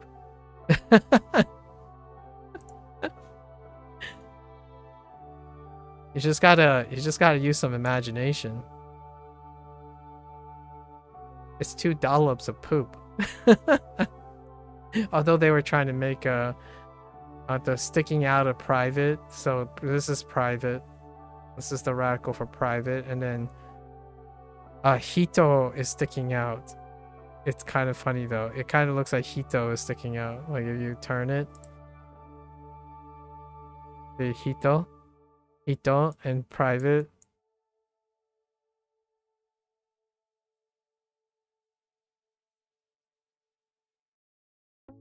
This one's a bit of a stretch. It's fine. We'll know as poop because it kind of looks like it. Unless they were gonna try to make poop into. Oh no, they were fine. So poop in door. We place a flag near the door. Meh, still meh. What was Shiro? Oh, you're surrounded by white mode, please. You know, white. The sheer white. Shiro is overwhelming. And then Hakujin, right? Hakujin. Fine. So, door. Pass. Hakujin. Shiro. Whoops. Wait. That was fine.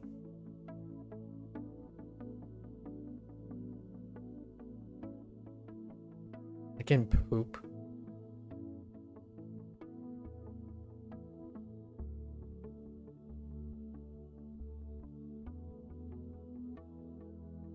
We got more. We already know this was gonna happen today, so we got more eyeball. Of course, it's an eye and a ball, right? And it's together. Oh, that's interesting. What does the me become? What is an eyeball? Oh wait, that's easy. It's an eyeball. Oh, they still say me. Oh wait. Oh, okay. Yeah, so use the double kun instead with the rendaku. Yeah, because it's second. So medama. Medama? Medama. 目玉 Medama. Instead of medama. Medama. Okay, perhaps this is because it includes a body part, the eye in it, which often makes the word switch to kunyomi. Oh, okay. I was kind of thinking of the same for the reverse, possibly for oh, but that didn't work. Either way, it doesn't matter much. Both the readings you learn for the kanji and the word and kumi meaning, you should read this one and just make sure you watch out for the rendaku. Yes. Medama. Okay, we're kind of filling out the rendaku anyways. 目玉 目玉 Medama. The highlights. What do we have? Evento no medama. Oh, interesting. Wow. Evento no medama. The highlights of the event. Interesting. Highlights. Fish eyes. Sakana. Oh, no kanji yet. Sakana no medama. Salmon. Salmon wa. I don't know why I'm saying it that way. Salmon. Salmon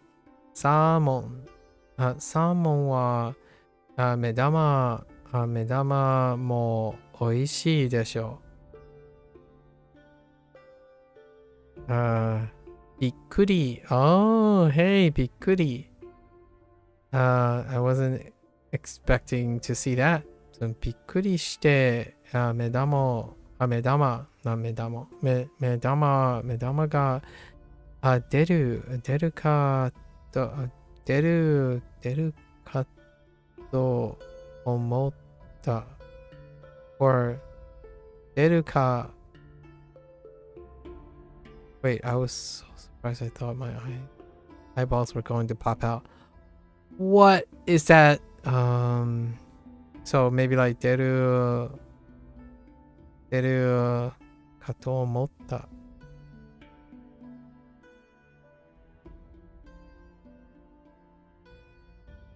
Interesting.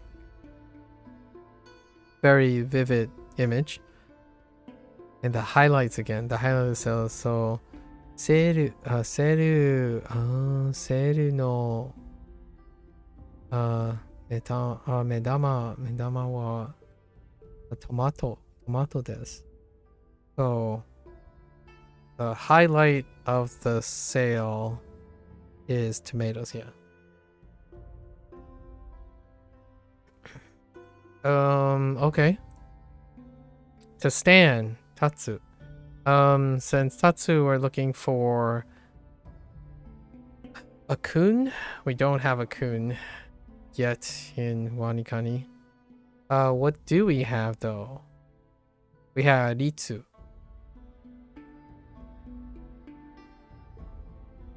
So stand is still stand, right? And it's a u predicate. So tatsu. You have to remember the top portion of the word to learn the reading of this. You have to stand up in order to say goodbye to someone. Tata. Fair enough. When you stand up, you say tata. That's fine. Tatsu. 立つ 立つ Okay. Tatsu. Superior. Ooh.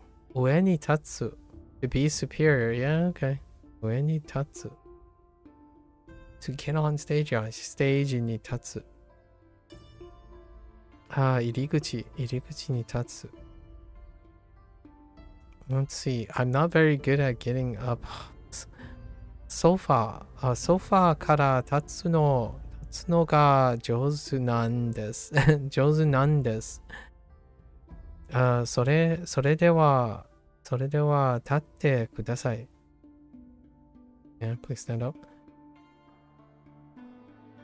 The heck is that? Desuku. Oh my gosh, Desku waku. Desku waku. Waku. ばっかりだと立つのがしんどいね? Wow, it's hard to stand up when all you do there's so many things I'm unfamiliar with that other than desk work. Okay. Towel? There's something draped over that stick. It's a towel. Okay. Fair enough. I thought of it in a different way, but that's fine. Okay. Towel. Sheet? Okay. Oh, this is still wish. Key. Okay. Kae. Oh. Kaeru. Oh, that's interesting. Kae. Oh, yeah, that's fine. Okay. Art. How are you gonna get sword and fins into part? Well, if you cut the fins off of a fish, then those are parts of a fish. Or divide or minute. Okay. The fins that fell off onto my sword were sliced into many parts. Okay. On this logic, this also means minute, which is part of an hour, and divide, which is the action of splitting something into many parts. You could cut up the fish with the sword because fins are part of a fish and minutes are part of an hour, which you can divide an hour into minutes, and you can divide a fish into the number of fins, sort of. Picture the fins falling onto the sword and being divided into many parts, and if those fins represented hours, they're divided into... Okay. We got all these separate uses already, so it's fine. There is something to be said that's related to parts of a feeling or having a feeling. And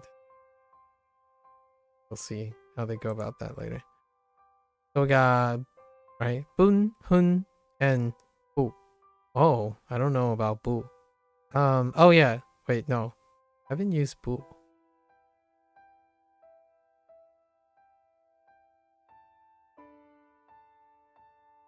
No, most of the uses I had was bun and hun.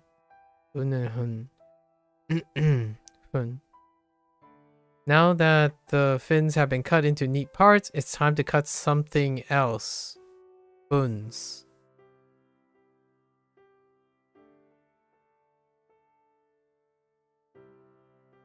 Hang on.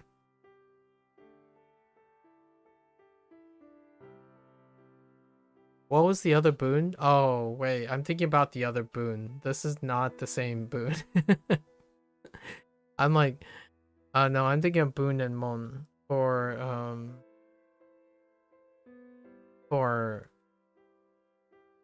right, for writing. This is how you feed your people. Neatly divide delicious buns. Picture these delicious buns divided into perfect shaped parts. Yummy. Alright, fine. Dang. Divide. And it's part. Boon. I mean, I don't really have to remember to read, but hanbun. Yeah, hanbun. Ooh.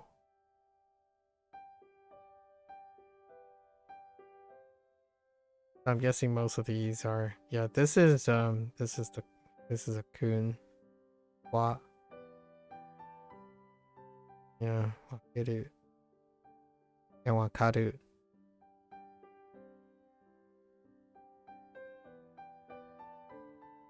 Inside the water, underwater, right? Or in the middle of water, then you're underwater. If you're in the middle of a bunch of water, then you're underwater. Yeah. And suichu. Yeah, suichu. How do I know suichu? In this. Because if you're in the middle of a game, you also use chu, right? So you take a thing and you add chu to get inside something, or in the middle of something, or during something. Suichu. 水中 Suichu. 水中 Which these are two kanji together, and usually, generally, we have both the onyomi already. Suichu ni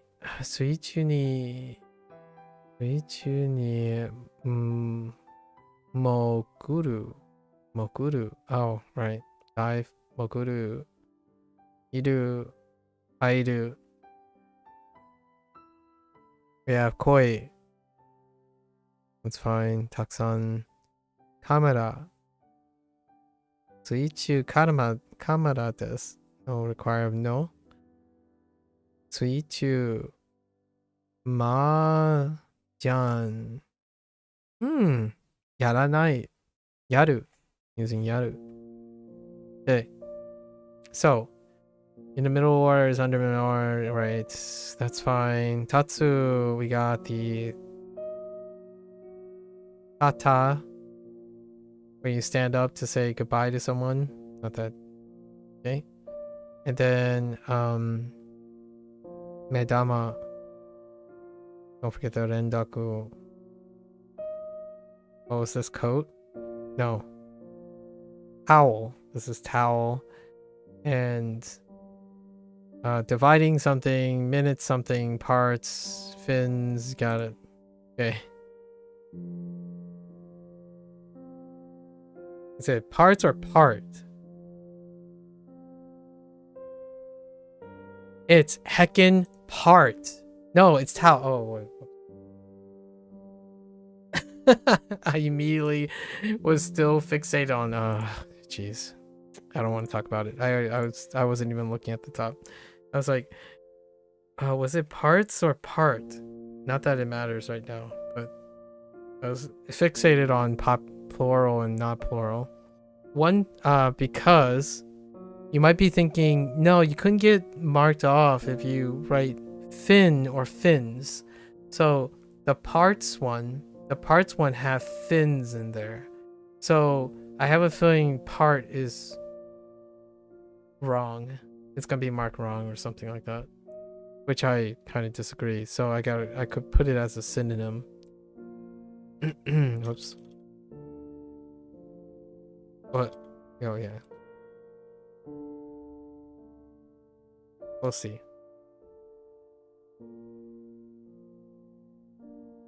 So this is parts.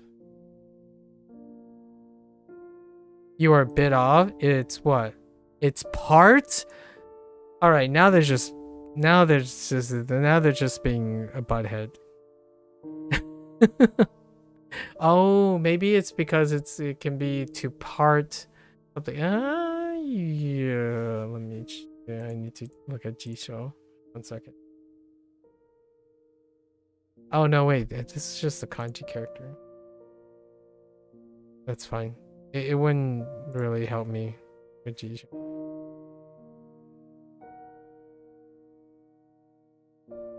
Okay. Second towel. Towel doesn't work. Sorry. That does not work for towel. Let me think about something else. Oh, I got something. We're gonna think of it as a cape. A stick, which is basically a body, and there's a cape. It's still gonna say towel in the end, but it's a guy wearing a cape, and that cape is a towel.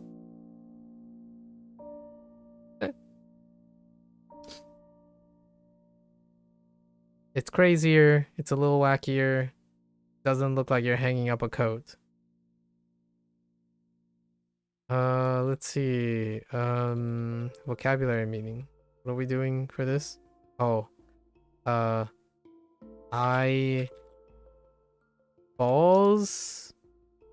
It's an eyeball.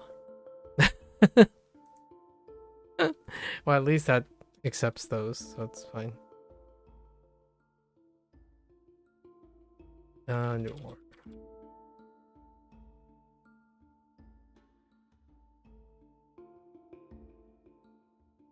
Let's keep going.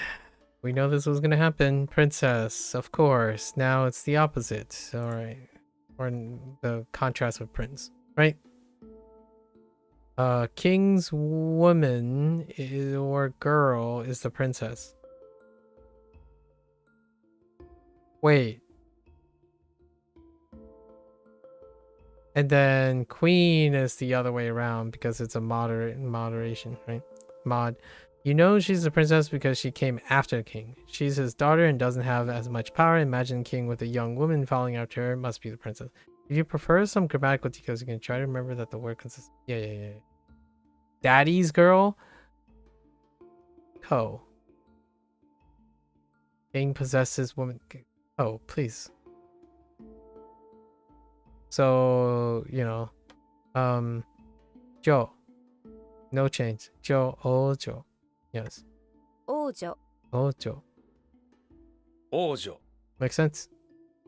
The princess is Princess Joanne Jr. All right. Ojo. By sneaking up and scaring.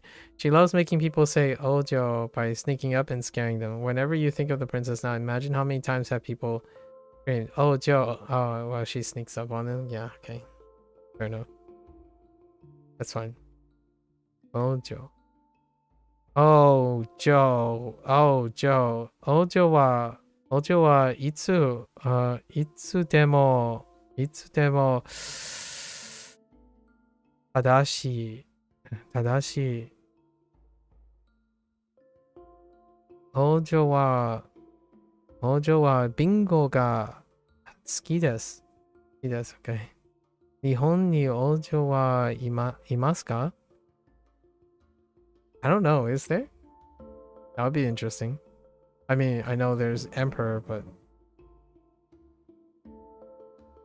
there are hime-san, hime-sama, right? Hime, but I don't know about the current. I don't know about current stuff. Kore? Okay. Kana. We have kore. Collect. Kore. This one right here. Go ahead, collect this one. You can use kore to talk about anything that's close to you, things that, you know. Word type. Kosoado. Kosoado. Oh, yeah, kosoado word. Yes. That would be the class. Kore. It's これ kore. Kore. これ I think we're fine with kore, right? Eventually it was gonna happen. Oh yeah, and suru it has to happen eventually. Hey, we got a setup for Kiru. Hanji alone. What else could it be? Ki? I only have used this as ki. So yeah, 7 swords is meant for cutting, right? There's only so much you can do with them. The main thing probably is used to cut. Yeah. These 7 swords, swing them around, cut everything in your path, including yourself. Then think about how dumb it was to try to use 7 swords at once and feel the pain of the cut you gave yourself. Oh, setsu. Oh yeah, that's right. That's right, setsu. Taisetsu. That's right, setsu. So we did get the on. I was gonna go straight to the kun, but okay. Setsu. So what? You just cut them up into sets? Yeah, because you have 7 swords, you decide to take the sword and divide them up amongst pairs. Oh, divide among pairs of people. You cut them into pairs and give. You cut them into pairs and give Setsu to everyone who needs them. You can cut up something and make a pair. I mean, just make sure you think about you need to give them away in sets and not anything else. This is the most important thing to think about in your head as you're trying to establish a mnemonic or kanji reading. It's got to be sets. Like setsu and not set. Yeah, setsu. Fair enough. Kireru. Kireru taisetsu. There it is. Taisetsu and kiru. Dang. Alright. Life. Okay. The rackle consists of a cow. I see it. And ground. Below it. If a cow's on solid ground, then you really do have a good life, I think. Excuse me? Sometimes this rack will show up without the slide part on the side too, though we'll treat them both as life. Yeah, life is a really touchy subject. Sorry, I just realized how that sounds out of context. But talking about life in a lot of other places is a touchy subject, not necessarily just English, and then the representation of life is incredibly complex in Japanese, right? Not exclusive to Japanese, but life essence things talking about life is very nuanced. So they're both life, okay, fair enough. A cow on the ground.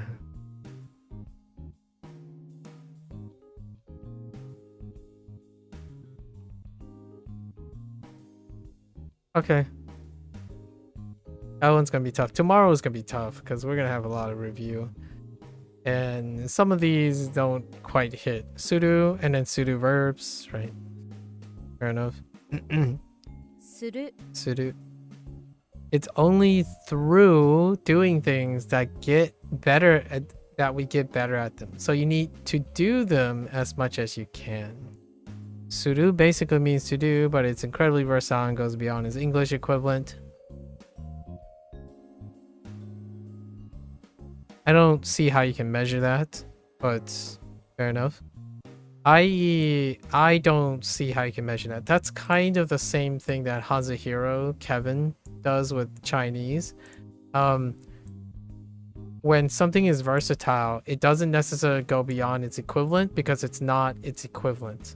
English is to do is not equivalent to Suru's to do.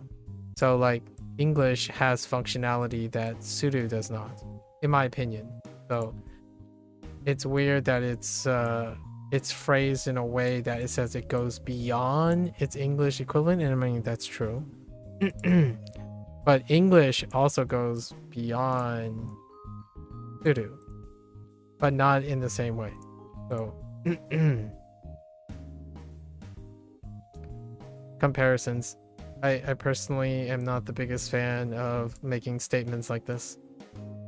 Besides being used alone, it can be put together with a whole range of nouns to turn them into verbs. Still equivalent. We call these pseudo verbs, and you'll learn a lot of them as we go along. Yeah, fair enough. Weird statement that doesn't necessarily... honestly, I don't think any... In most cases, those type of comments aren't very functionally constructive nor helpful. In my opinion. Drawing that type of which one is equivalent and which one's not. If one is not equivalent to the other, neither is equivalent. Like it goes both ways. So saying something is more versatile and then saying they're not equivalent is weird to me. Like contextually in writing. If they're not equivalent, they're not equivalent. いいことをする. To me, so why do I make a big deal about it? Well, it would suggest that one is more versatile than the other, and then you don't explore the versatility of the phrase to do. To do is so nebulous that to do gets supplanted by other verbs. So what it lacks in equivalence and versatility, it's replaced because you want to replace them. It's a different thing. Like you're not. Oh well, actually, maybe you can kind of do that in Japanese. I don't even know. Like use a pseudo verb instead of a predicate, and there's a preference for that. Sure. I mean, I would even argue that I don't use the word to do very often if you can do specifically a predicate that illustrates that, which I feel Japanese has that too going on, where you could, instead of saying you're going to do something to do something, you could technically go and find the specific predicate in which the describes the to doing. Otherwise you default to do. I don't know. Interesting. Ado, oh my, adobaisu. Interesting. Adobaisu o suru. Alright, suru is very, you can probably temporarily put suru on everything. そこで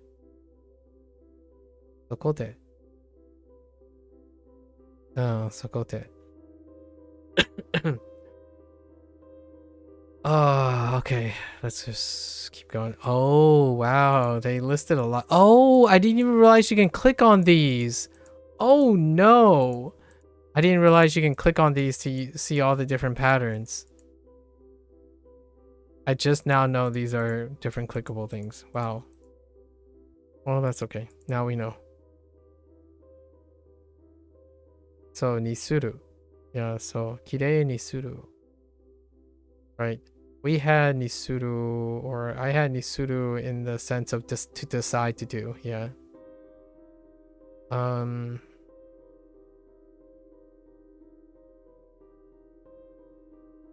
Shinai. Yeah. Shimasen. Negative forms. Oh, now I realize I should go back. Yeah. We'll look at them as we go.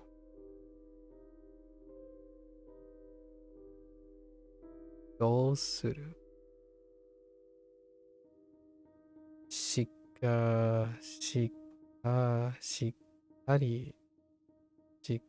suru. To get it right, to be steady. Shikkari.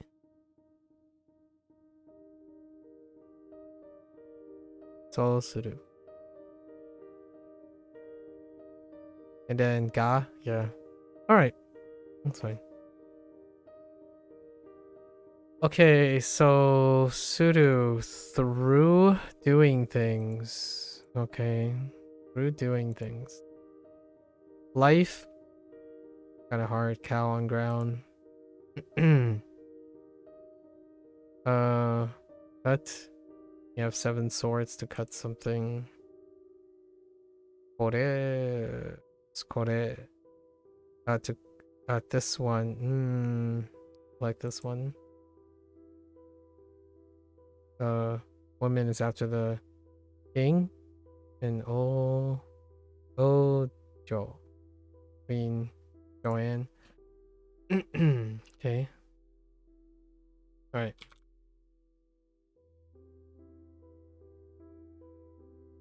Sets it. Oops.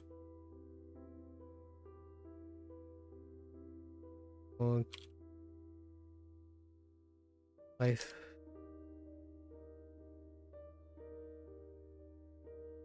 Sus.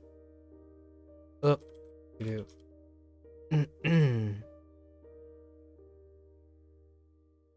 Okay. Let's keep going. Apple. Ringo. Oh, they decide with a katakana. And so, Ringo. Oh, they're both okay. リンゴ、リンゴ、リンゴ、リンゴ。 Okay, they use the same sample. I was kind of curious if they said something different. Ringo, just as you eat apple, you are about to take a bite, so he grabbed it. What is the Ringo doing snatching apples? Surely he can afford it himself. So is this from Ringo Starr from Beatles? Did you know that Ringo's star once appeared in a Japanese TV commercial for apple juice. That might help you remember this word too. I do not recall such a thing. Ringo is also commonly written in hirakana and even in kanji, but you'll see it in katakana the most. Yes, I agree. Or at least anecdotally, coincidentally. Okay, Ringo apparently can go with no. Yeah, ga. At the end of things, like how many apples or type of apples, descriptor, adjective, and then it can be next to a conjunction. Okay. This apple tastes bad. Mazui. Kono ringo mazui or mazu? Maybe like you could just go with mazu. Shorten it. Do you want an apple or a banana? Ringo ka banana iru? Ne? Ringo juice 2つください. Oh no, oh. Okay. Okay, ringo coffee. Yeah, coffee. Coffee. Coffee. Ah. Coffee. Coffee, sorry. Coffee. Just watch out for the second syllable, which changes to he. Coffee. Oh yeah, instead of coffee. Coffee. Coffee. Nomu. Yep. Fine. Sip. Susuru. Sip. Ireru. Interesting. Ireru. Really? Okay. Nomu? Coffee. Coffee nomu? そろそろコーヒーブレイクにする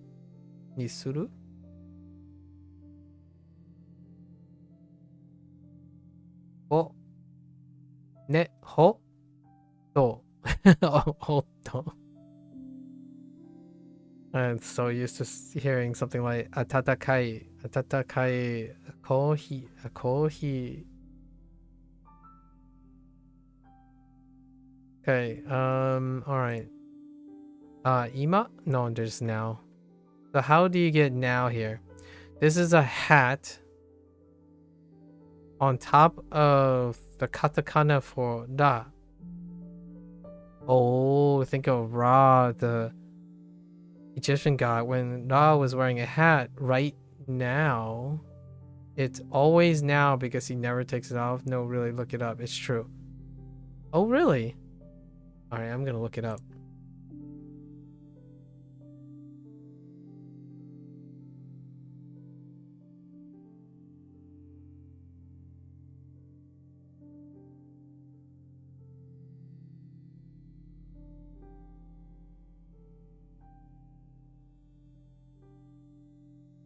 I feel like that's a... I feel like that's a little weird. Or unless they're talking about like the... I don't know. I don't know where this is going. Now, I guess this is the retroactive, right? Now, I probably will end up remembering this somehow. Oh, fat? Yeah, big drop. Oh my goodness, what are you gonna say about this? You have a big person here with an extra drop of something below their thigh hanging down. That's fat right there. Okay. The person has fat hanging off their fat. What the? Or you can just have a big person having... Okay. Maybe you should touch the fat to see what it is. Feel it and squeeze it. It'll help you remember that the kanji means fat. Alright, Ko. Alright. Yeah, tai and ta. The fat person also has a fat tai. Wasn't Big also wearing tie-dye? I don't really have to go that far. It's really thick and luxurious. Imagine them tying their lovely fat tie. Alright. Imagine them trying to tie the tie, but they can't lift their hands around to do it. You have to help them out. Another thing that might help you to remember this kanji reading is that it's the same as,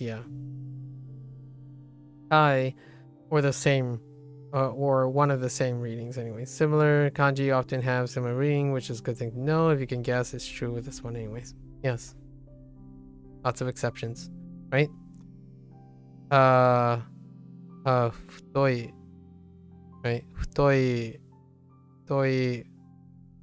futoru, futoru, and the heck? This is combined, so daiji or taiji. Nope, it's futoji. Interesting. Futoji. Oh wait, then G. What? Interesting. Wait. Oh no, wait. Futo is onyomi. One of futo. Ooh. Now they gotta explain this to me. Yeah, they gotta explain futo to me.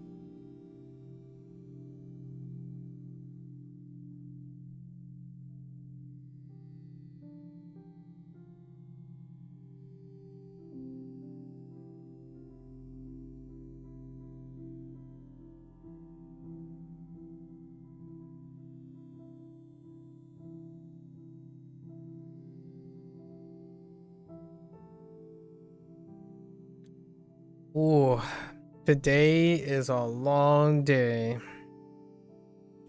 Let me guess. Konnichiwa. Konnichiwa. Konnichiwa. Kani? That's actually Kani, but Konnichiwa. Oh my gosh, Konnichiwa. Says hello.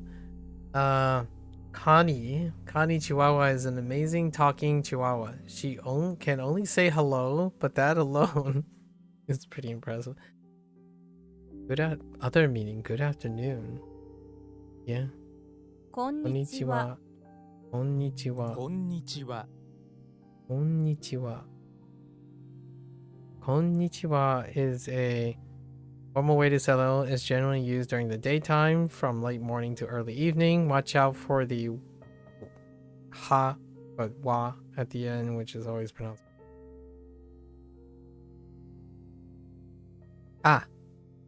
Konnichiwa. Minasan, konnichiwa. Sensei, konnichiwa. Aya-chan. Oh my gosh, Aya-chan, konnichiwa. That's kind of humorous. Anyways, konnichiwa, Jenne. Sorry. I said earlier I was watching this person's comedy act. When I think of Forrest Gump, Jenny does. Okay. Anyways, all right. So still self-explanatory. We don't really need. Wait, what do they? Okay. Okay. That for Thai. Do they only accept Thai? Oh, and Ta. Okay. This was with a hat.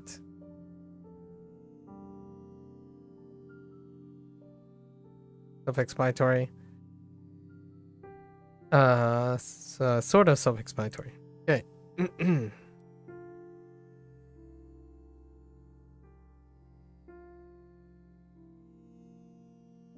These are freebies. I can kind of see why they squeezed them in here. Freebies.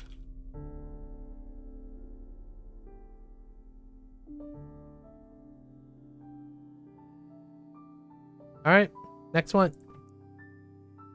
Itsu. Yeah, he itsu and eats and eats. When does this guy not eat? Okay, so they redo the itsu. Itsu is a question word that is used to ask when. Yeah. いつ Itsu. いつ Itsu. Alright, we're gonna move along here. Itsu. Oh, wait, hang on. Itsu no itsu kara itsu made. Okay. Until when, from when, yeah. Itsu made, itsu kara, and itsu no. Those are actually, these are, pattern of use is nice for, structure words. I can get behind this. Okay, echo. Interesting. So, is it still read as Yama? Yeah, Yamabiko. Yamabiko? You know that yeah, Yama means mountain at the hirakana biko to the end, and this gives you echo. Kind of sounds like echo. That's because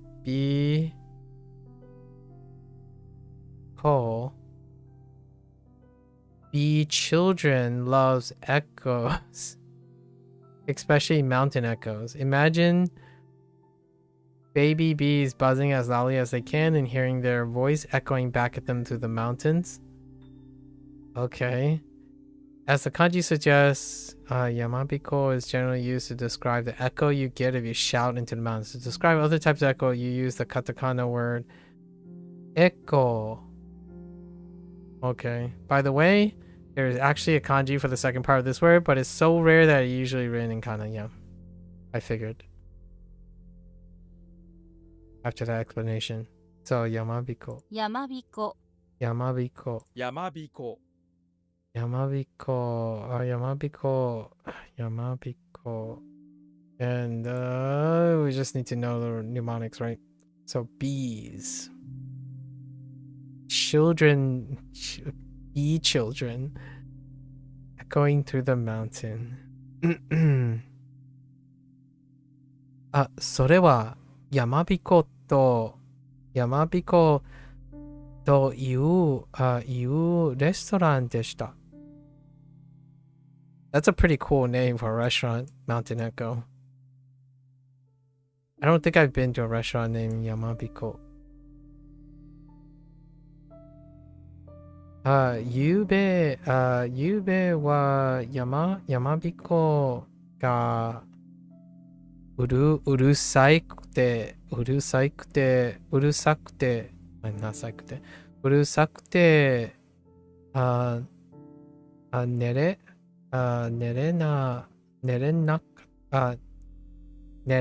れなかったよ。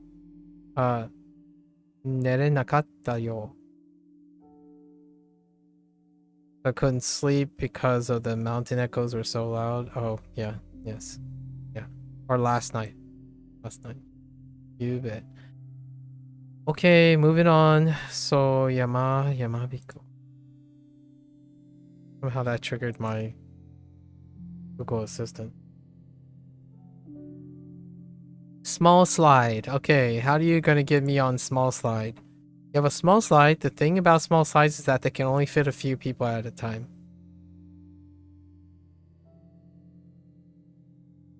Fair enough. Imagine a small slide. How could you not after you see the radicals? With only a few people on it, trying to move forward, only a few people are required to create a slide traffic jam, though. Ouch. Yeah. So... Okay.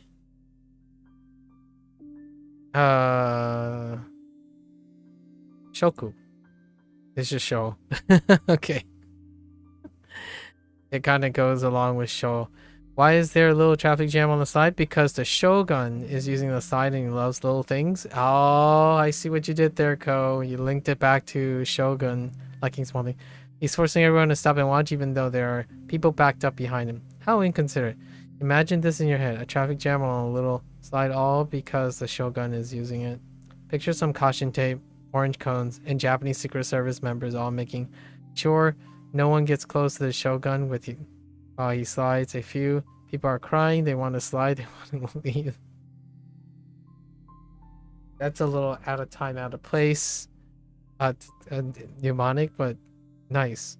Okay. Skoshi. Man, I'm gonna have to explain that too. Shukunai. Yeah. Shukunai. Shukunai. And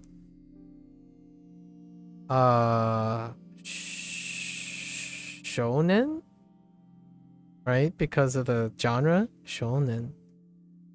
This is the only show. Interesting. Hat makes sense. Now it links to hat on ra. Do you know those rice patty hats? This one's shaped like the rice patty. Yeah, I'm okay with this. I'm okay with this. That's pretty fast.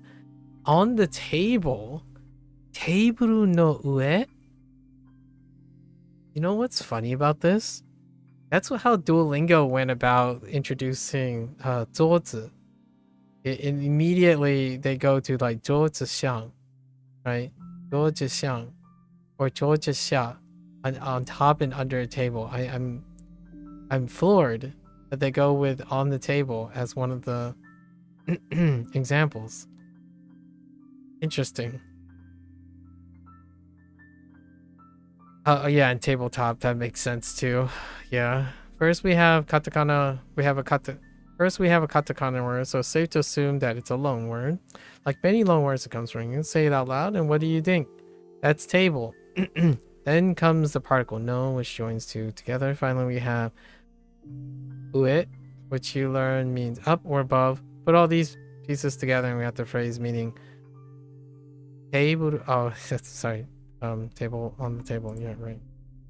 So, table no ue. Or table. Oh, interesting. テーブルの上 Table no ue. テーブルの上 Is it the same? テーブルの上 It's the same. テーブルの上 Imagine if they changed it up just because the one is written in hiragana and one's written in katakana. In this, I've seen crazier things, but you know. In this phrase, ue is a standalone word, so it's the same read, yeah, because it's so ue. We use the kun? Ne? No, the no. Wait. What was the oh, it's jo. Jo was the on. Yes, and ue was the kun. Table no ue, table no ni, and then oh, yeah, fair enough. Yeah, we're good. Okay, so let's keep going here. So hat, rice patty hat, show, still shogun. Small slide, right? Small slide. Itsu, when does he stop eating? Okay, and then yamabiko. Baby, children echoing in the mountains. All right, got it.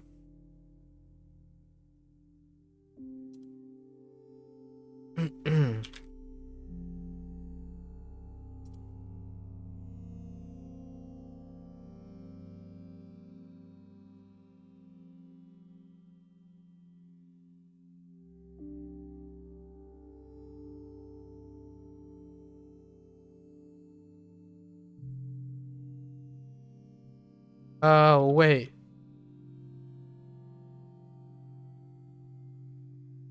I mean, can I still say small? I can't? You? Okay.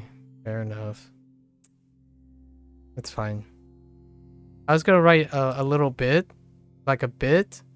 To see if you can get away with that too, but...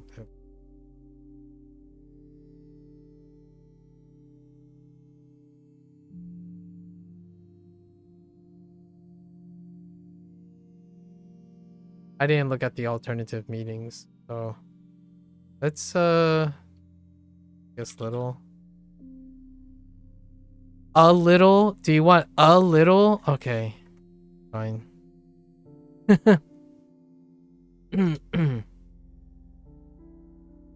Oh, ベッドの下? Okay. Under the pen? That starts with another, so you assume. Yeah. Okay. Let's keep going. ベッドの下、ベッドの下。ベッドの下、ベッドの下。Yep. Alone. Spare. Heidi. Oh, this is the 片付ける。片付ける。片付ける。片付ける。This one I saw every once in a while. 掃除。Right, clean. 掃除する。Manga. Mop. What do you have? Mop. Okay. What? What? What? Okay. Okay. Sunrise. Sun exit.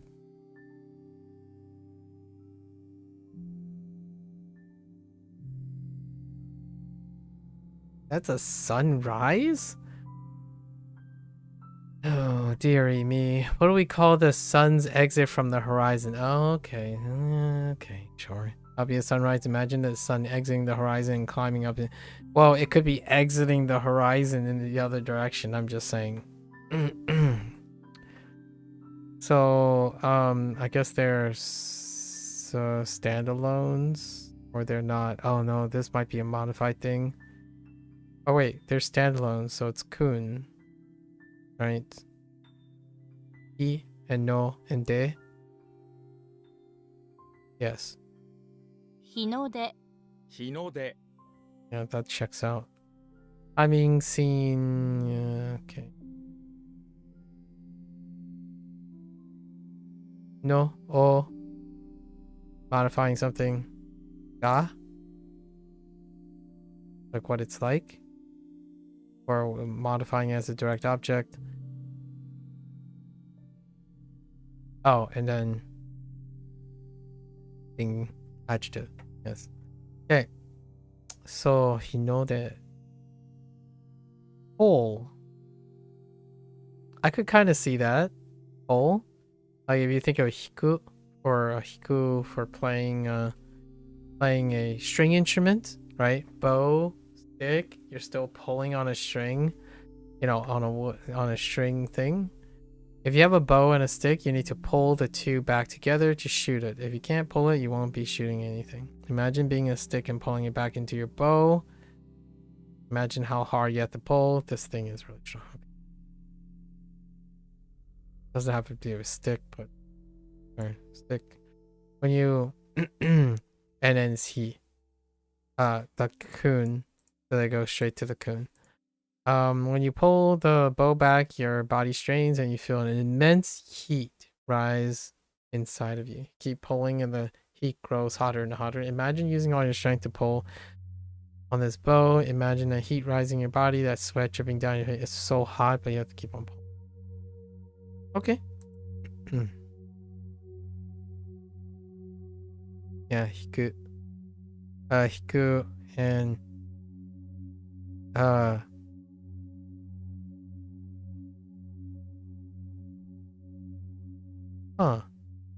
Hikiwake. Interesting. Hikiwake. What is this? Wari? Oh. Warihiki. Oh, warihi. Waripi? Waripiki. I can't tell. It's too small. What is this? A triceratops, right? 3 horns, triceratops. Got it. Nailed it. Moving along.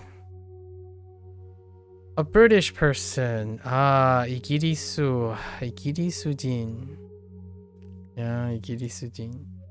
Igirisu means Great Britain or United. So what is a Great Britain person? You guessed it. It's a British person or Brit. Okay.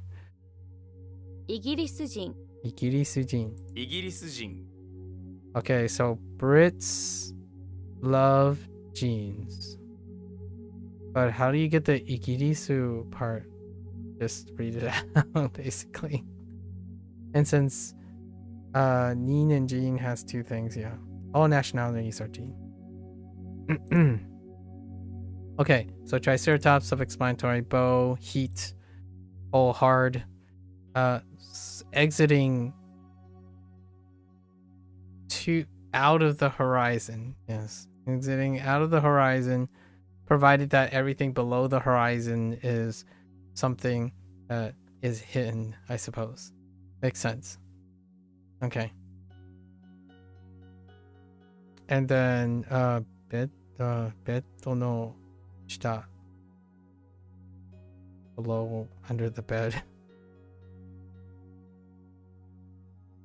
And shita is alone here. Okay.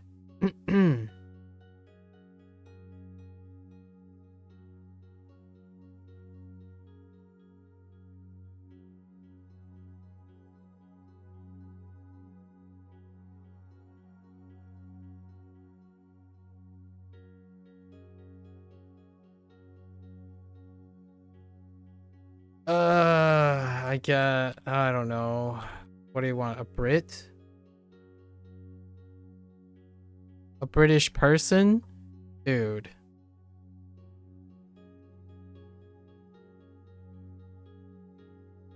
At least they don't bump you for it. Anyways.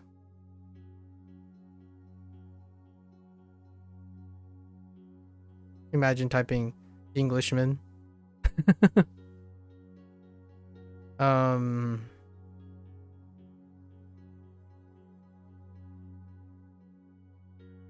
Uh-oh.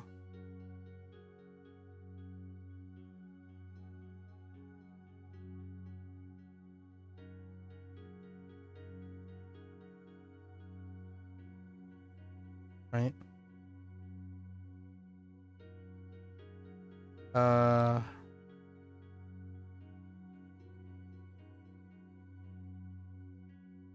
Oh my gosh, Triceratops?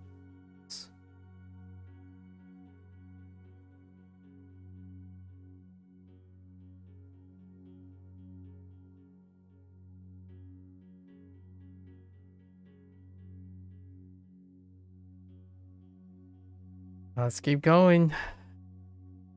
It's been 6 hours. Holy heck, yeah.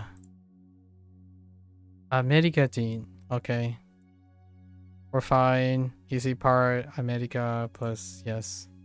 アメリカ人 America. アメリカ人 Yes, well-known fact. Americans love their genes.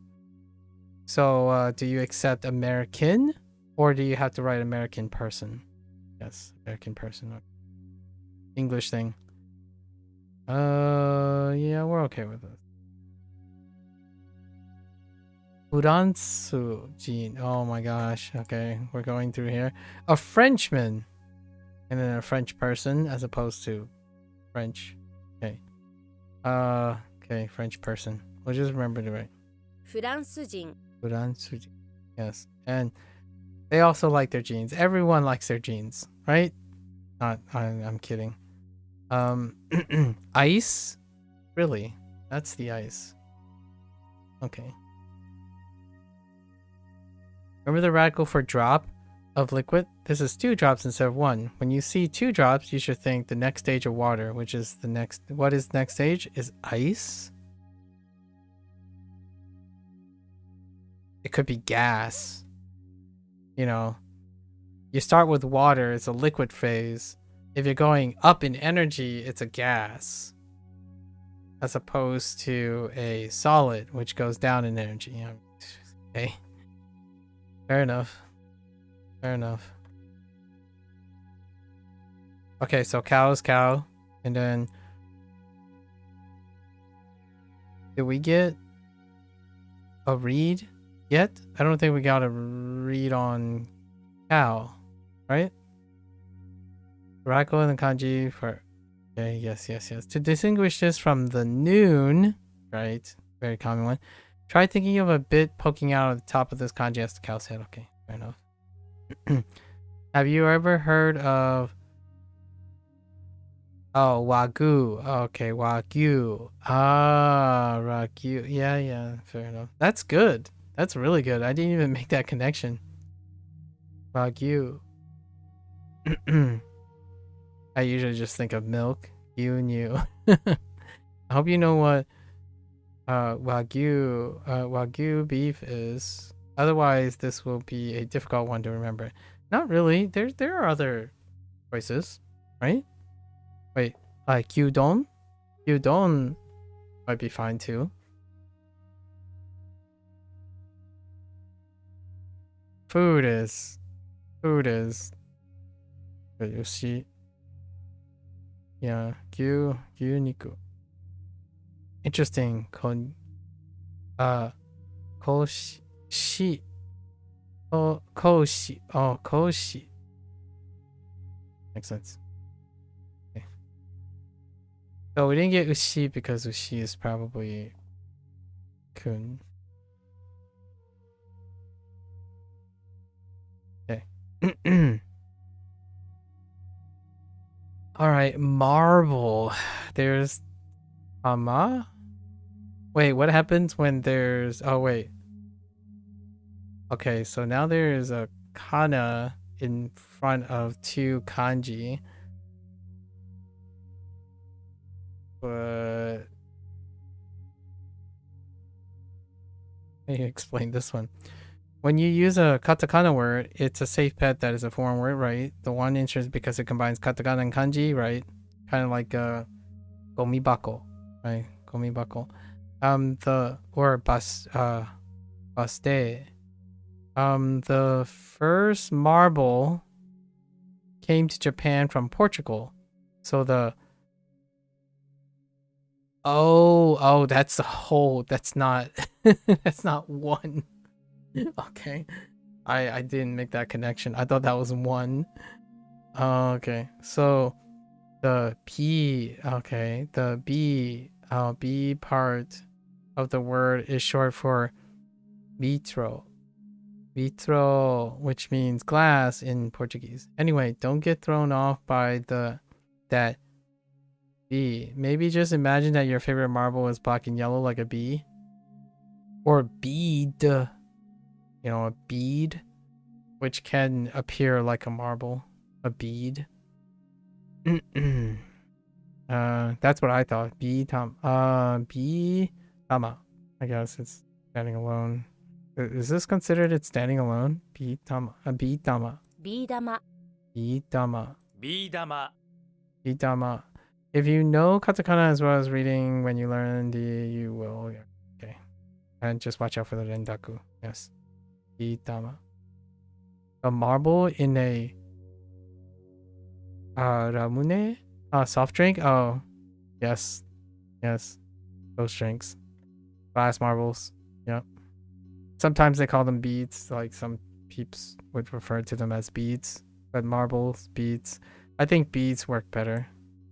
Beads. So, Bidama. Okay. Alright, so we have bead. Bidama for marble. She poking out, but Q. So Wagyu, right? Wagyu. Ice. 2 drops. Ice, it's the next level of water, I suppose. Or another phase of water. And then these are self-explanatory. Okay. Okay. Oops. French person.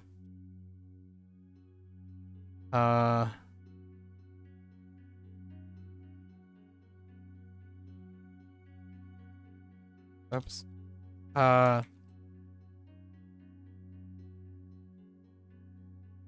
America person? American person? Yeah, see, that doesn't work. That doesn't quite work. And oh man, yeah, this brings back some.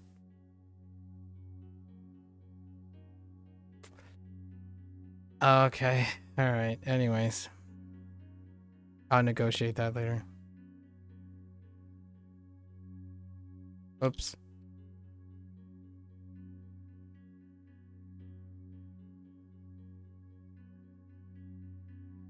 Wait. I guess I can do that, right? Is that acceptable? Okay. All right.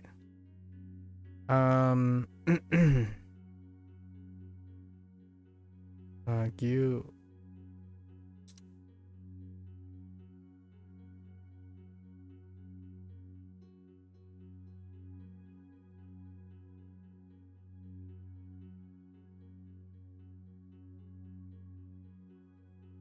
It's weird seeing it in hiragana.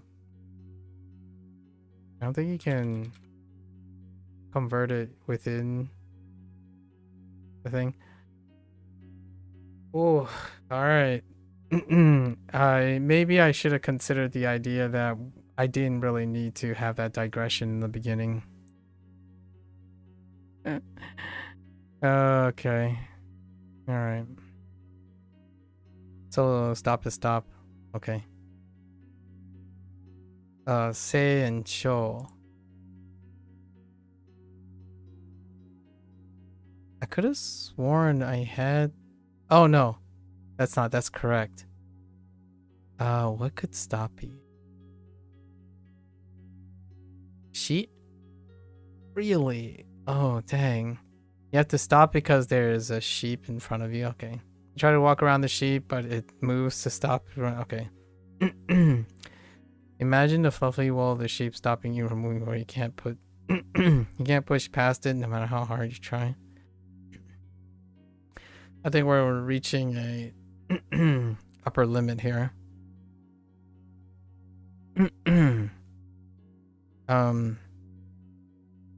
This is Ka? Wa? To. Oh my gosh, that's to. Omaru. Omeru. Oh, this a transitive and intransitive pairs. Is this? Oh, so maybe Chushi? Nice. Okay. Standalone. But this is a counter, right? So counters end up being nin. When you see this number, for example, yep, both have alternative readings, right? From 3 and up, it's just the number plus nin. Yes. Got it? 人 人 Yeah, number of people at Nintendo. Yes. Got it. But moving along. I'm very tired. Alright, we have stone. Stone is going to be stone at some point. The leaf is growing out of a square, which is normally a mouth, but not this time. The leaf is growing out of stone. I mean, obviously, because leaves don't grow out of mouths, I hope. Anyway, picture a stone in the middle. Okay. Some of these are a little weak. Okay. Onna no hito. Good luck, Chen. Good luck. Woman person is a woman. Okay. The no particle here means the first noun and it's modifying the second one. Yes, we can probably say. Okay. So hito is standing alone and onna is as well. As opposed to jo, right? Onna no hito. 女の人女の人 These are two separate words, right? Got it. Okie dokie. Machine. Oh, I didn't think of this as machine. I thought key as machine, but interesting. So private mouth. How do you get private mouth and machine? You have a private mouth that's a machine, but you keep your machine mouth private because it would scare all the non-machine people around. Personally, I would say something like the mouth that I have is private, right? It's my personal mouth, and it's a machine, technically. You know, mechanical advantage and all that stuff. Chomp, chomp, chomp. It's a eating machine. Consumption machine. Now, wouldn't you like to keep that private from me? Yeah, that's fair enough. To make sure they can't tell what's machine and what's human, you dye the mouth to make it look like skin. You find dye the same shade as your normal and just slap it on. Imagine being so over that people will find out about your machine mouth that you have to dye it. Imagine a normal human mouth. Oh, when will this discrimination against machine kind end? Yeah, dye and tie. As a weird shortcut, or not a weird shortcut, I actually just think of the Chinese character. Yeah, because these reads are on you. So dye and tie. Interesting. So you dye. That's extra. Tomorrow is gonna be really tough. And we're taking 2 break days. I mean, we're basically just on break now from Duolingo until the review. I still have to do my reviews. And today there's no way. This is going way too late. So 1台 1台 2台 2台 5台 That's the counter for large objects. Machine, which makes sense. Or machine. Ah. Large objects or machine. Yeah. Okay. Neat. Why are there 6 here? Or 7? I just realized that. Oh, maybe because these are the last ones? Oh, possibly. Radical. More radicals. Evening toe. Outside. Oh, I won't have to really. If you're known to get the ailment evening toe, which is when your toe catches on fire after getting really, really hot. Imagine this happening. Ouch. The only way to fix it is to cool it down. The best way is to go outside.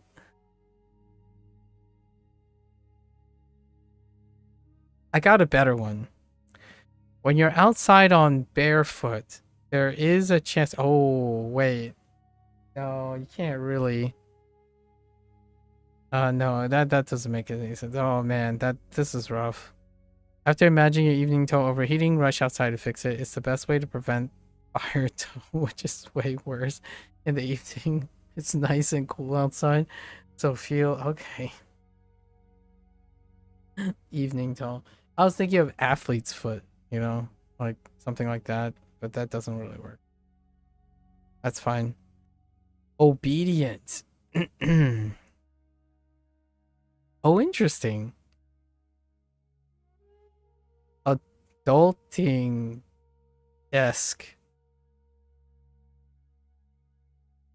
So they're combined, so...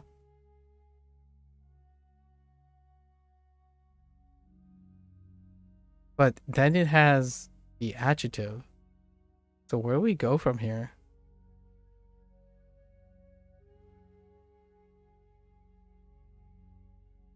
It sounds awful if it's like dining or taijin shi. So it's probably like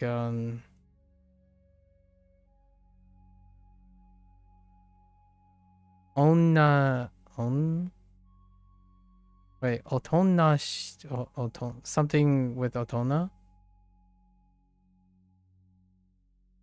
Remember how you learned that yeah, otona means adult? Well, this adjective version of it. So see how it ends in e, yeah, or she.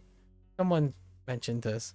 It's still, I disagree with someone who is being incredibly pedantic, but The E adjective, see how it ends with E? It still ends with E, but this person was arguing that it technically ends with she. It's like, well, both. It ends with E and she. Right? And the idea of the E adjective doesn't necessarily mean it's a she adjective. You don't refer to it as a she adjective. I did see this in the discussion forum a couple of times. I'm like, well, yeah, technically it ends with an E and a she. So if you're being pedantic and saying technically ends with a she, then technically ends with an E. So it was a weird forum. It was a forum post I was reading yesterday. It was the inspiration for my digression. The first 2 hours of this stream. Anyways, what adjectives do adults want to be able to use for their own kids? They want to say that they are obedient, quiet kids. Interesting. I see. Obedient, quiet, calm. Intriguing. Sometimes I like to think that adults are obedient, quiet, and calm.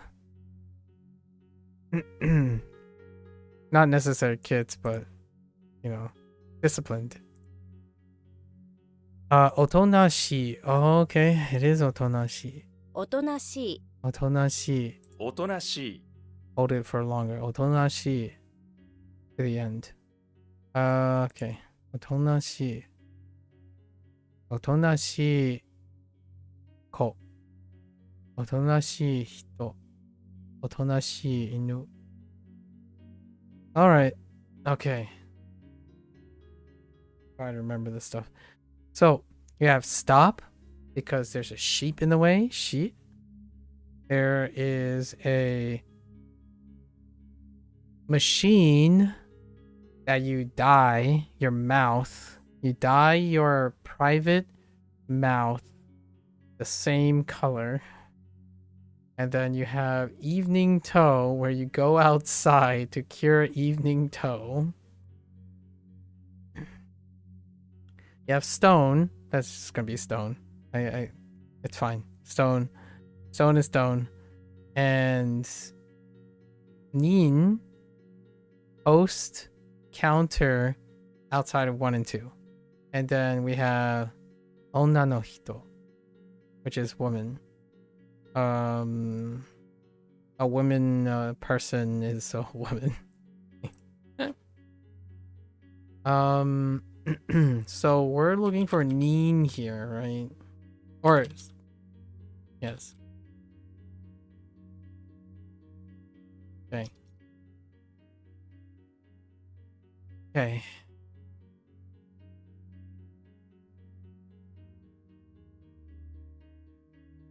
Okay.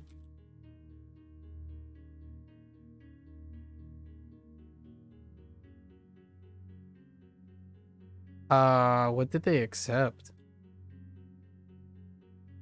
This person. Number of people, they accept number of people. Oh, they actually was very loose. Okay, that's pretty good. Number of people.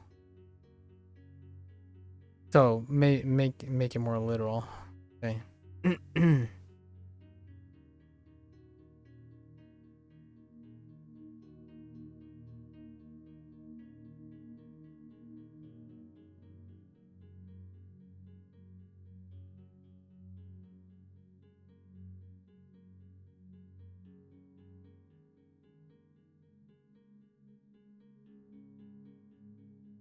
Wait. Did I even get the read on evening toe? Oh no.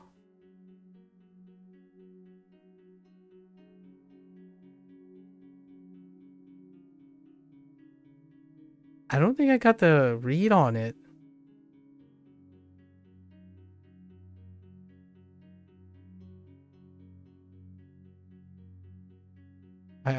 Did I skip the read?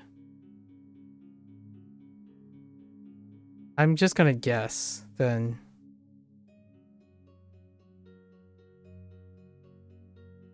We're gonna guess wa. I mean, I don't know. Guy, yeah, I totally skipped over, completely skipped over the read. You go outside when you're not supposed to be out there at night, and you're accosted by a couple guys. Then all of a sudden, Guy Fox jumps from the roof above you and take them out. Then start running. Guy Fox, you yelled after him. If you don't know Guy Fox, you should do a little read on him to make this. Yeah. Also, anonymous people wear a Guy Fox mask if that happens. Anyways, fine. So Guy, yeah, there was no way I would have known because I totally skipped it. That's fine. It means that we offload one last one, I suppose. I don't like the way you advance and click and advance kind of thing. I'm not the biggest fan on how that works out. This isn't the first time. Only this time I don't actually know the read, so I couldn't recover with something that I already know in advance. Like a highlighter to say, oh, you've already read these panels. Like a reminder on where which panels you have viewed and whatnot.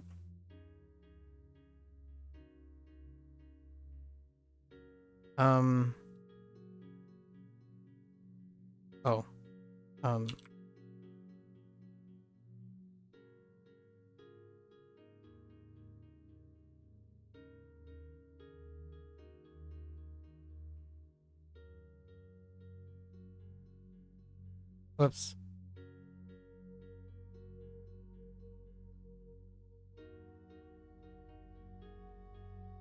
Oh, I typed the wrong thing. Oh my gosh. Okay.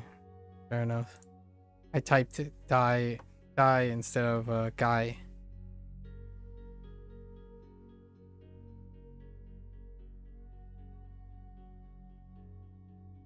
Oh, they changed the character. Oh my gosh, dude.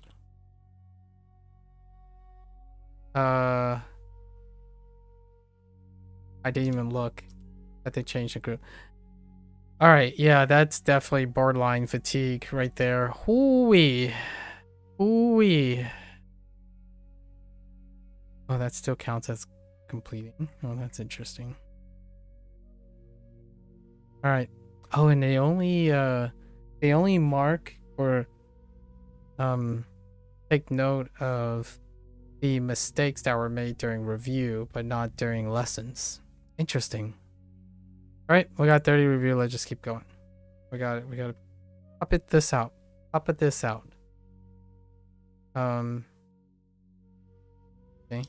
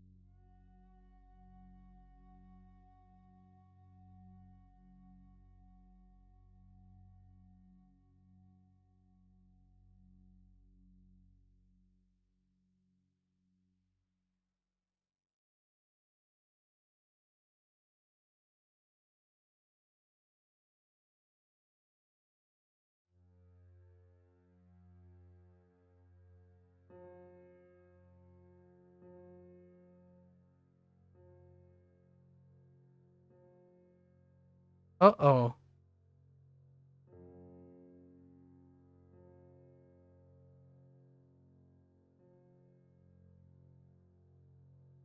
It's due.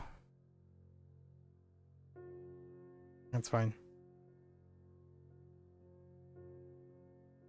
Oh, because of the jewels. Dang it. It's fine.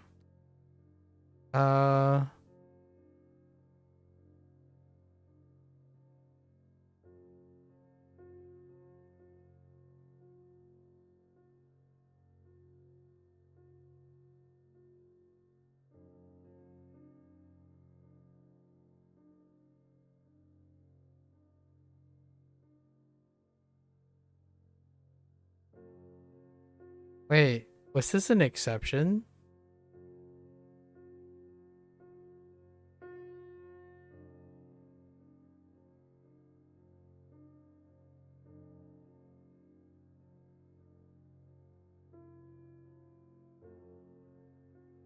It's not. Oh, I wrote the wrong. Dang it. I typoed. It's fine. I typoed there. It is an exception. Whoops.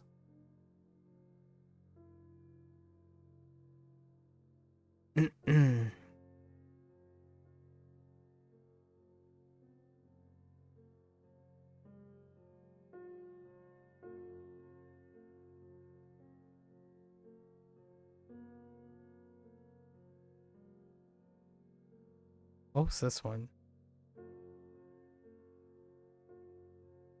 Mean geese? Meat geese?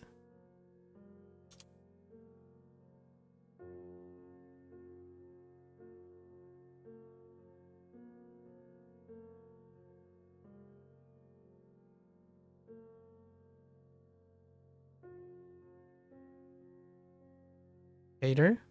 I thought.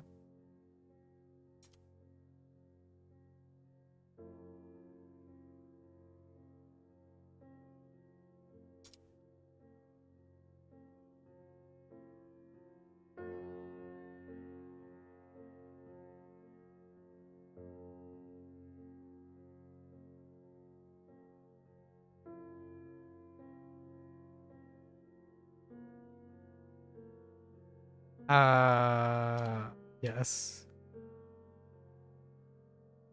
Oh. Wait. I think this is fine.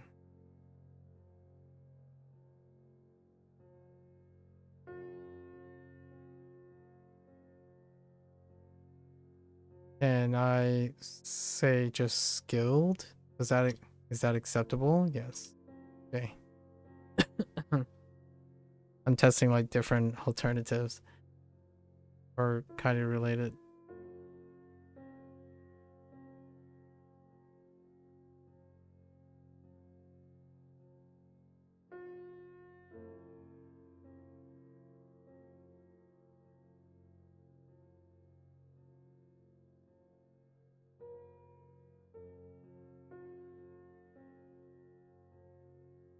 This had something to do with sheep.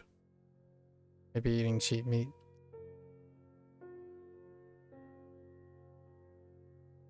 Oh. Oh no. Can I still get away with... Yeah, that's pass.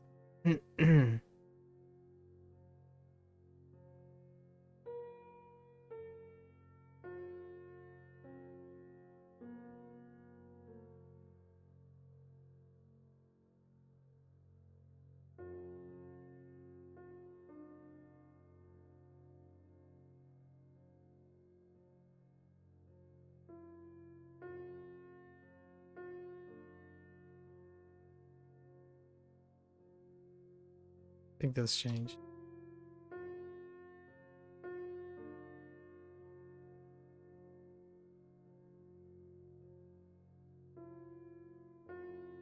Oops.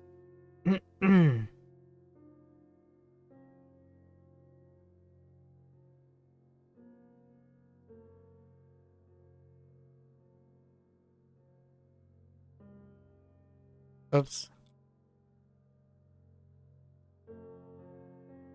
There's so many of these.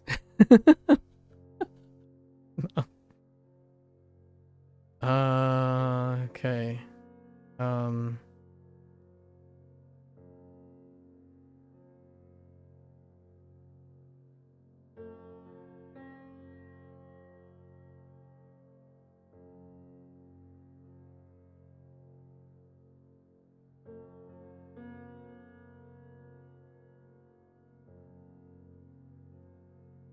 Oh.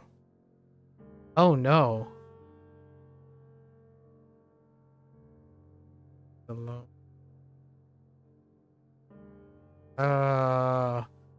Uh-oh. What was this one? Oh, this is just a very normal. It's a especially important read. That's fine. That's why I don't remember it. What was this one? Oh, 2 keys.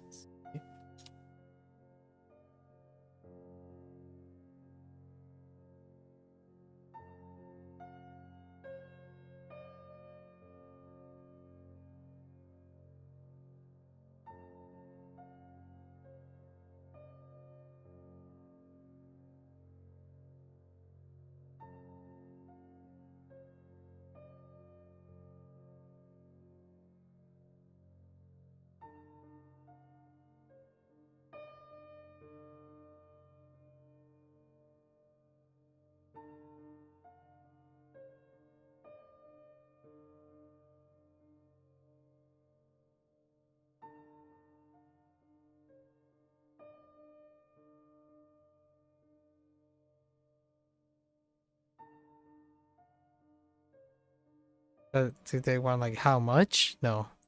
Okay. Sorry.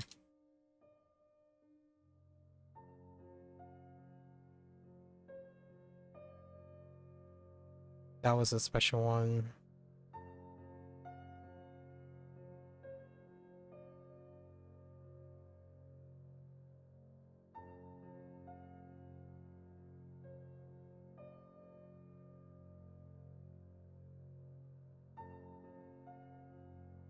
$30 more? Okay, alright, alright. You know what? You know what, WaniKani, you got me. You got me. Let's go.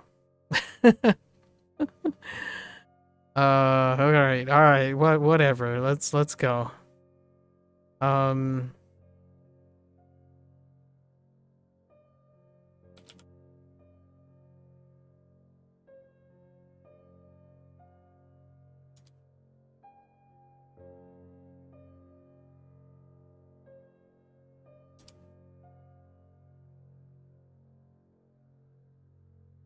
Oh wait. No, that's fine.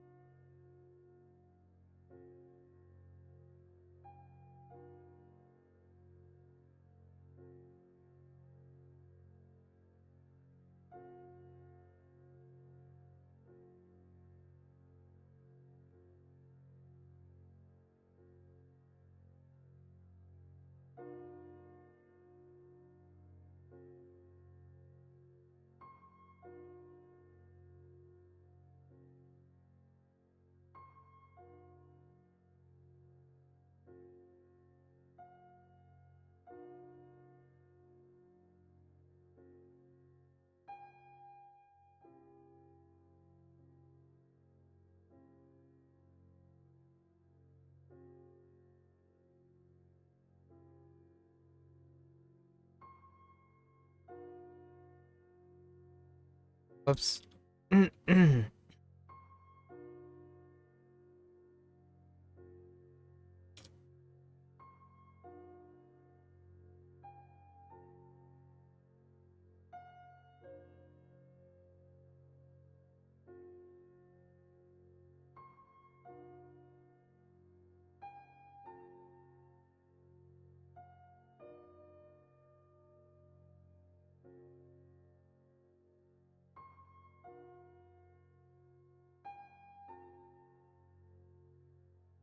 Uh-oh. Uh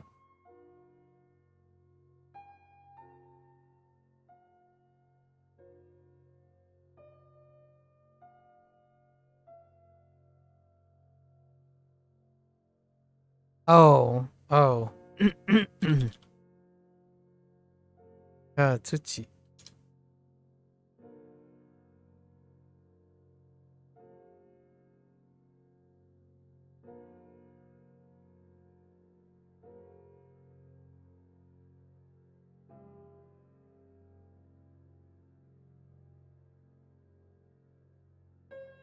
Was this an exception?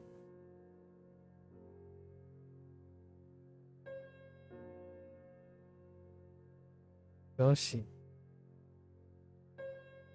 How did they explain this? Oh, right. Because I'm doing Onyomi.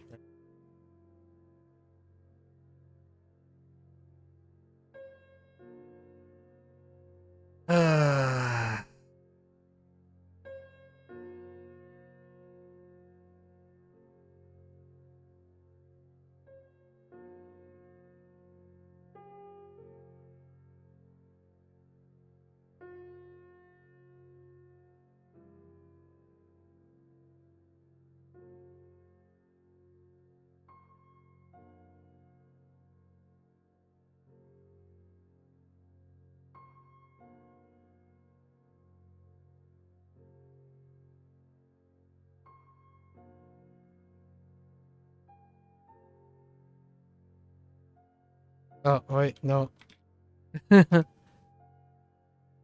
Wait.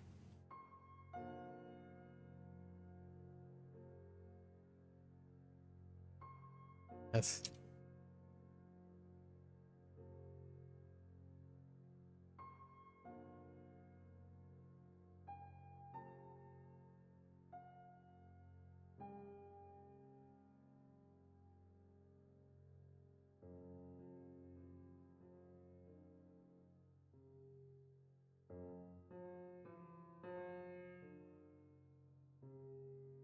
Oh.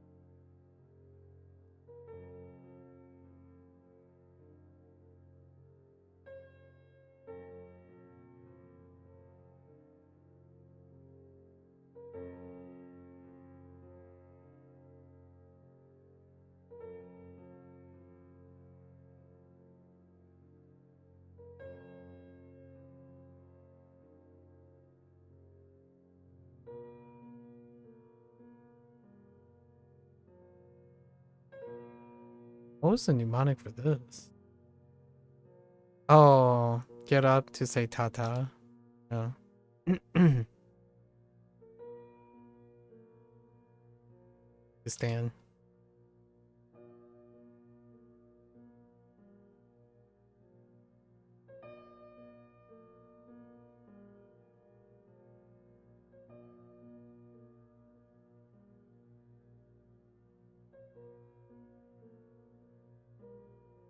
Oops.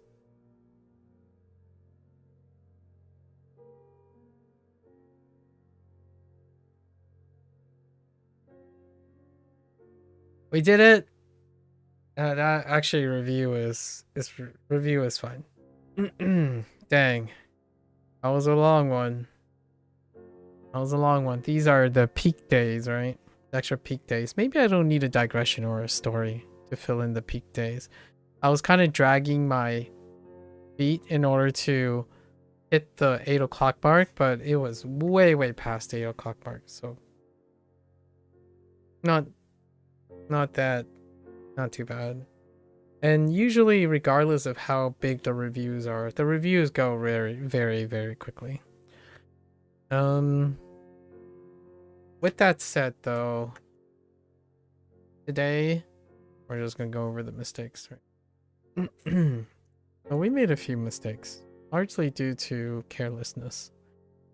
Let's go over our English clues, I guess. We'll call them English nuz, right?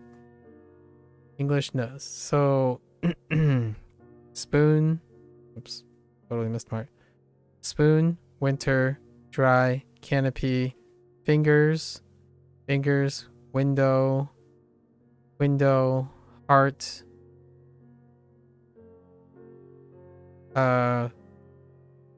right, direction, run. Oh, no, it's just direction. Sorry. Direction, stool, fur, father, old, roof, task,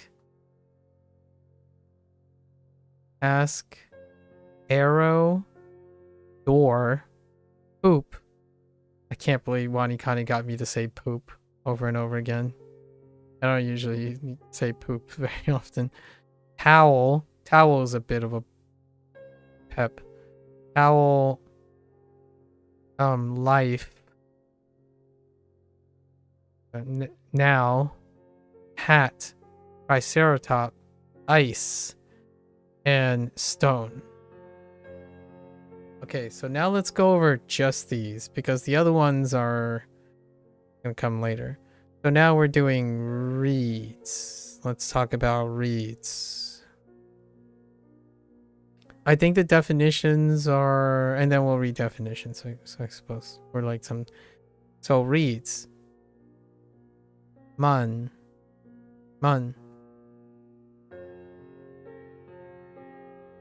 Nai. Bun or hun. That's good enough. Setsu. Setsu. Don't say. It's not that. It's. Okay.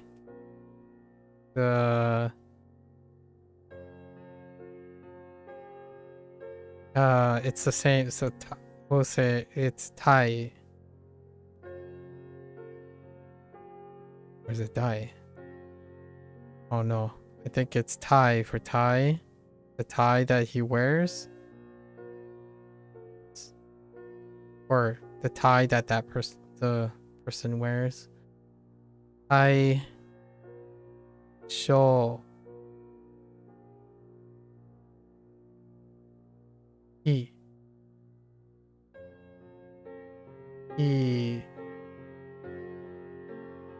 Not that. You.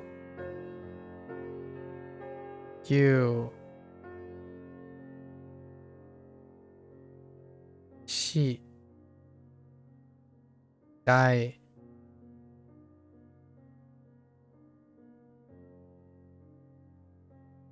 What was this guy?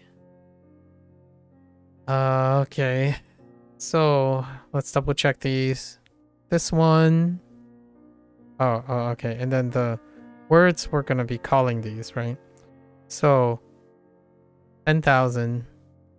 10,000 inside the part, cut, fat, little, or few. We'll use few, whole, cow, stop, machine, and outside, right? And then let's try to mark these. So man, o, nai, o, bun,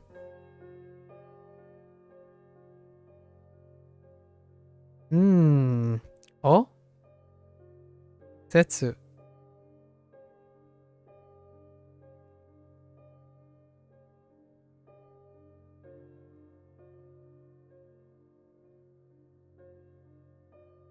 O?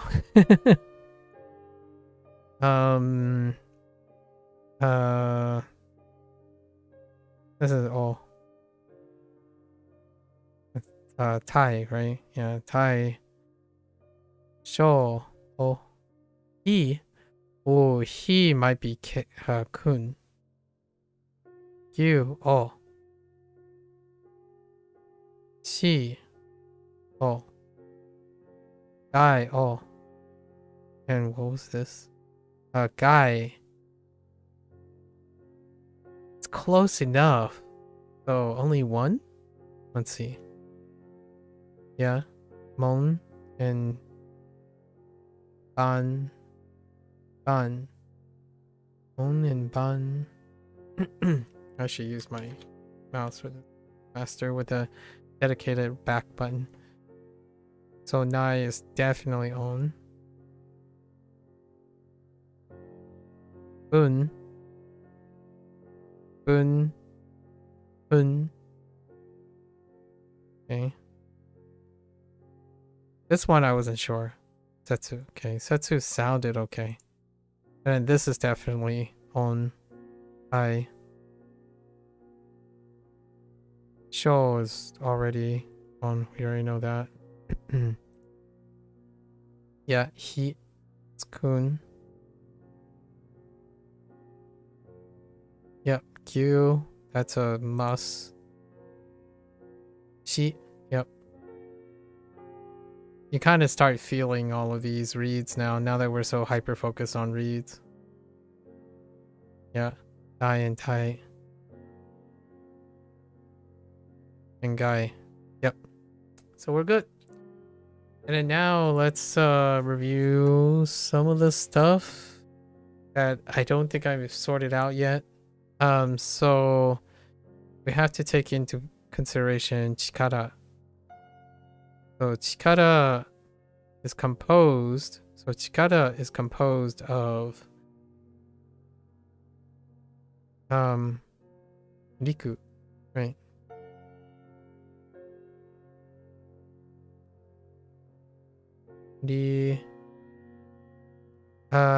No, Riki. Riki for the owns. Riki, and I want to check that actually. I need to check this. Because I actually have. Where is it?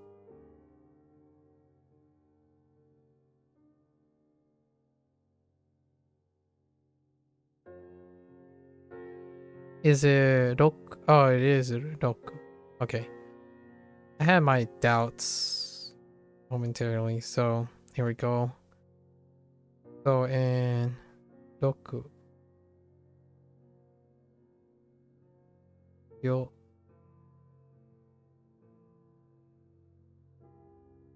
Yes. Yoku. Yoku, and then the kun is chikara.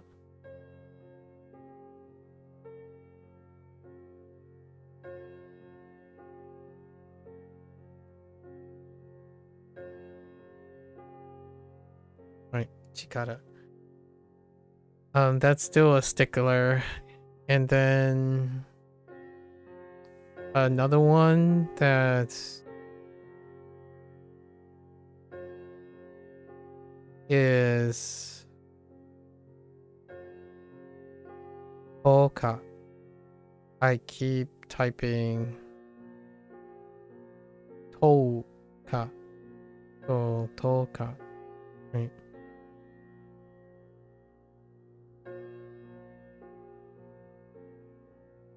Right. Oh. Touka.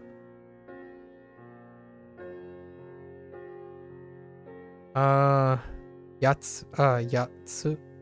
Yatsu.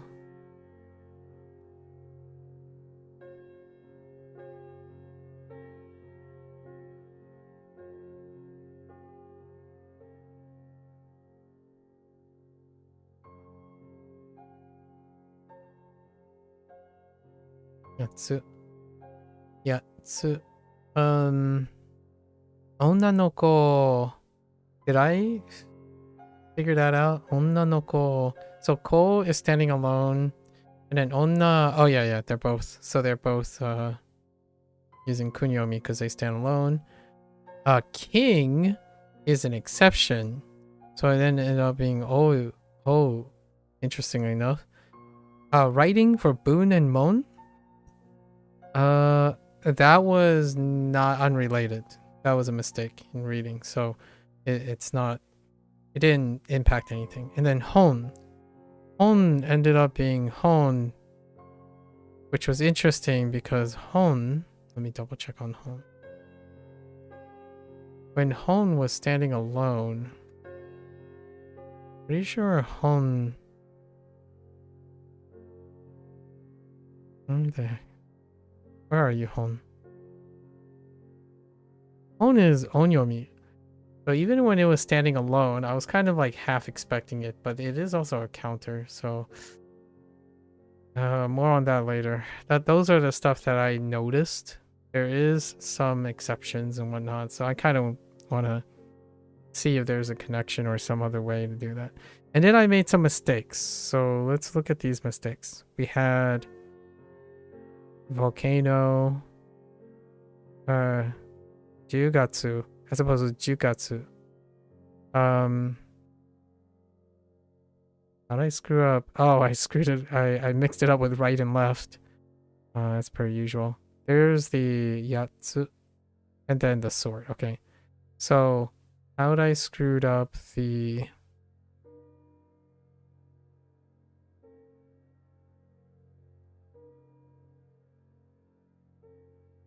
Oh, I typoed. Instead of saying Zen, I meant Zan, right? So, oh, and this is an except. Oh, no, this isn't. Because I'm using onyomi, right? So, ka, zan. Oops.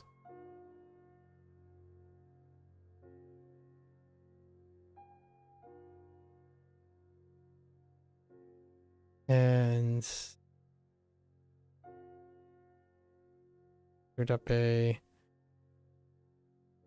I'll mix right with left, and then Jugatsu. So I missed the u. Jugatsu.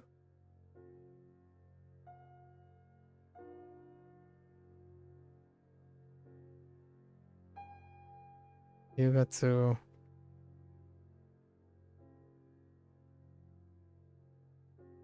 I'm not even sure. No.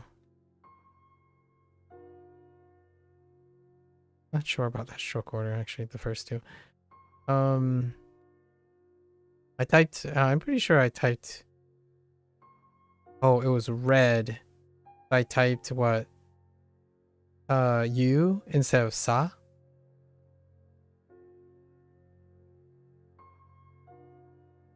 All right, I mean, that's a wrap for WaniKani. We still got HanziHero to go, which will always, we'll level up as well, but it will probably always be 1 hour long, right? Because we're limited in lessons. It's 10 no matter what. So it was a great day today. I got a chance to chat and catch up with Gecko, right? Long discussions, 2 hour early discussion, something to reflect upon. I will continue to do this as a normal type of thing. However, in the beginning, now that I'm making more errors, right? Or I'm pushing past a limit. I'm not sure if the limit is reached yet. We'll see tomorrow how the limit is reached. My mistakes are getting higher in frequency, right? So I'm trying harder. Obviously, I'm being complacent, so I'm making mistakes and I'm being a little loose with my stuff. So now I'm doubling down. So it's kind of nice to have something to talk about in the beginning. But usually I'm going to bring a story. I read the forums each day. If something new inspires, I keep like a lot of stories and things that I'm thinking about. because on the Duolingo side, Duolingo has a channel. It has a lot of things going on so rapidly, and that's a lot of material to consume. So I don't really dabble that much. However, on this side of things, it's very steady state. Once you like get connected and catch up on like forums and stuff, not that much activity, right? Not that much activity. So I'll continue to try to make it like more of a natural part of WaniKani, because I like to talk about the people that are in or using WaniKani. That's kind of one of the whole purposes of using a tool, right? I like to relate, or at least understand what the context is, what the gripes, pros and cons. I did the same for Duolingo. Even though like 90% of my interactions were people who want to take a dump on Duolingo, which that's perfectly fine too, because it also makes me very effective, or also really interested in the counter argument, right? You get a lot of one feedback, then I normalize it with another feedback. WaniKani is very similar in that way. Lots of critiques. I focus on the critiques as opposed to my confirmation bias of what all the good things or things that I've heard about WaniKani. And then yeah, and we'll keep on doing this and see if we can iron out like a set pattern. It takes about a month to 2 months of consistency in order to iron out something that we'll do. Yeah, I can kind of see myself constantly changing and adapting to the various things in the beginning, and it's pretty rapid in the beginning. Duolingo, I was like changing things up within weeks, then months. Lots of rapid things change. So this is kind of the format we're starting to settle in at the moment. Every level up is a big day, so I will plan around the big day. It seems like it's consistently big, so not too bad. We're getting up to speed too, so not too bad about that. I need to come up with a system of dropping mnemonics. So there is going to be a time where I cycle out mnemonics. So then I will focus on the new things, right? New things in order to use the mnemonics, but I gotta cycle out some mnemonics. Keeping all of those might not necessarily be something that I'm interested in or am able to consider. So perhaps memorable ones or overlapping ones when they recur, but it is getting unwieldy at some point, because it takes a very long time. So I can definitely see myself finding a way to cycle. Yep, and that's about it. Thanks for hanging out, folks. If you're gonna watch this later, arigatou gozaimasu, right? So to all the WaniKani enthusiasts and Japanese only peeps, as always, you know, ganbatte, right? Ganbatte kudasai. I'm gonna get up, take a bathroom break that I've been holding in for a while, get a snack, stretch out, and I'll be back for HanziHero. Thank you, thank you.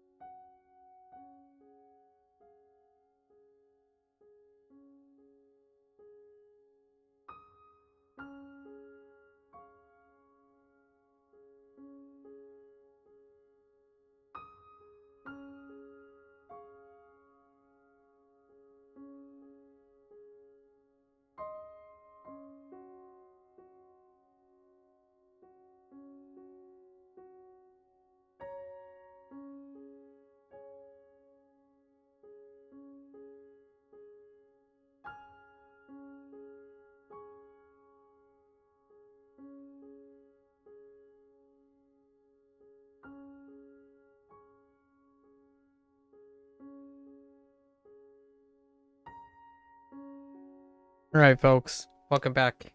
It is day 12 with HanziHero. 欢迎大家回来。今天是第12天。We got through a very long WaniKani session before this big peak day. So this is technically WaniKani peak day, which I'm going to be referring to it as peak day from now on. HanziHero, I'm not expecting it to change. At least I don't think. There is a consideration to boosting the lessons to 20 days as opposed to 20 per day as opposed to 10. We'll see about that. I'm kind of considering it. Today is still level up day though. WaniKani leveled up, and today we're leveling up with HanziHero as well. Now, interestingly, no, HanziHero at the pace it's going right now, you level up after roughly 13 days, or 11 days. So it's like plus or minus 2 days in the long run. I'm still curious how the review stuff stacks up in the algorithm, like how HanziHero is doing it. The review has been hovering around 27-ish, 23 on the low end and 27 on the high end. So we'll see as we level up today. Not too bad. Things are going well. I made a few errors, which we can go over now, actually. So I put parentheses over this, right? As opposed to without parentheses. So gong, ong, ong for temple. And Buddha. Buddha was not very. That's what they're looking for. And not okay, right? 不行. Not okay, don't spell out okay, but we added to the synonym, so it's not a big deal. All right, let's get into our lesson. 火车 火车 train. Interesting enough, we still didn't get train over at WaniKani. 火车, is this going to be a mnemonic about it's powered by the fire of the engine? Fair enough. 火车 我不喜欢 Wow, look at Juan. 我不喜欢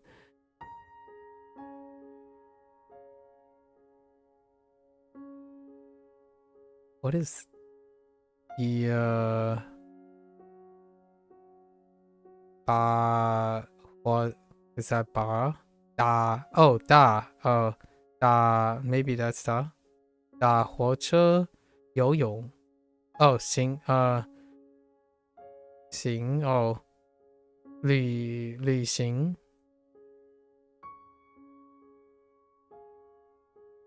Yeah, 旅行 打火车旅行我不喜欢搭火车旅行。搭火车旅行 Yeah, fair enough. I was gonna say Joel. I was looking for Joel. But that wouldn't be what this is. And then 火车站火车站火车站火车站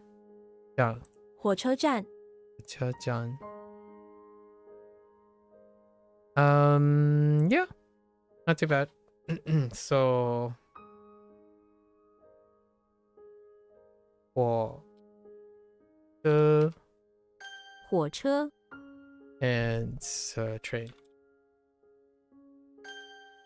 二手 Second hand. Oh, that's funny. Second hand. That's pretty right on the head. Second hand. When you buy something that's second hand, your hand is literally the number 2 hand to use it. Okay. That's even more little. I was gonna say it's self-explanatory when second hand.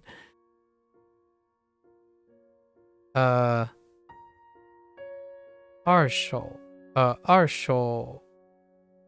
material, something ke. That kind of looks like 机客二手资料 Oh, 资料. Oh, and that's using 料. Oh, wait.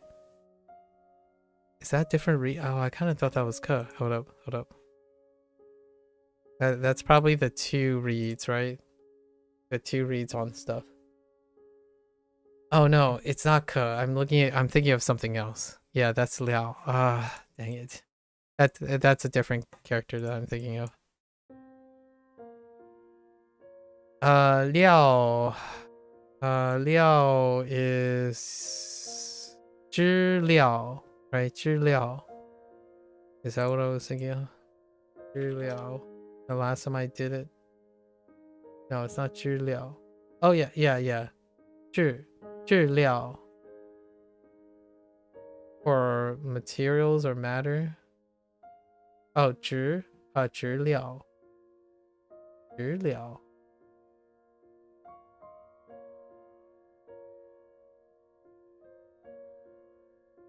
I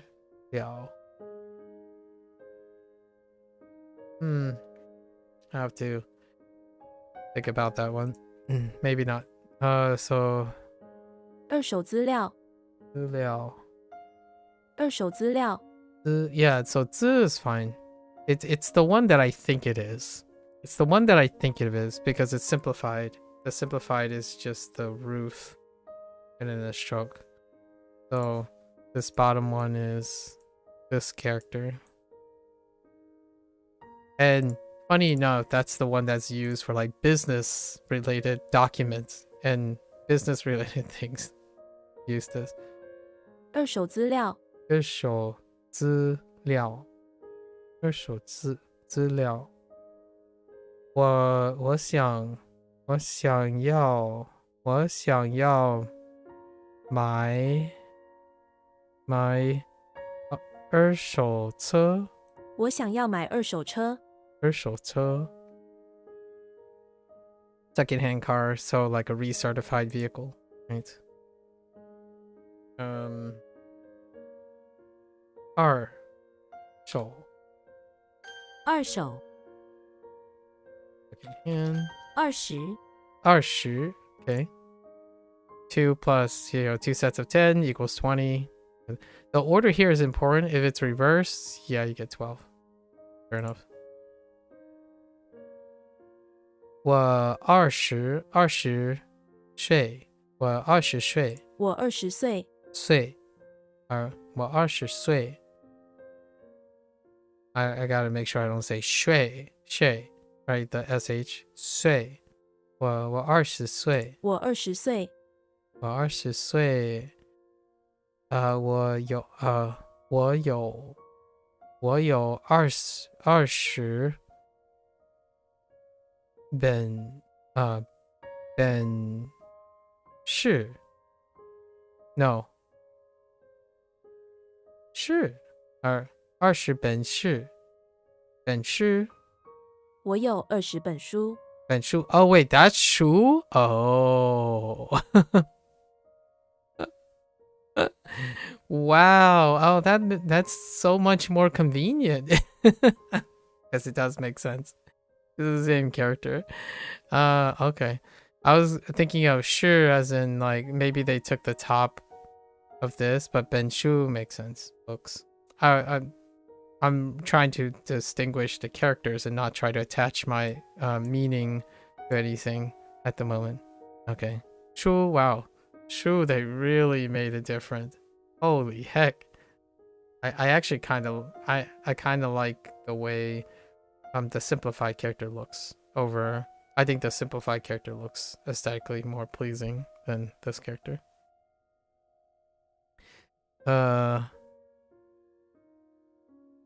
这里有20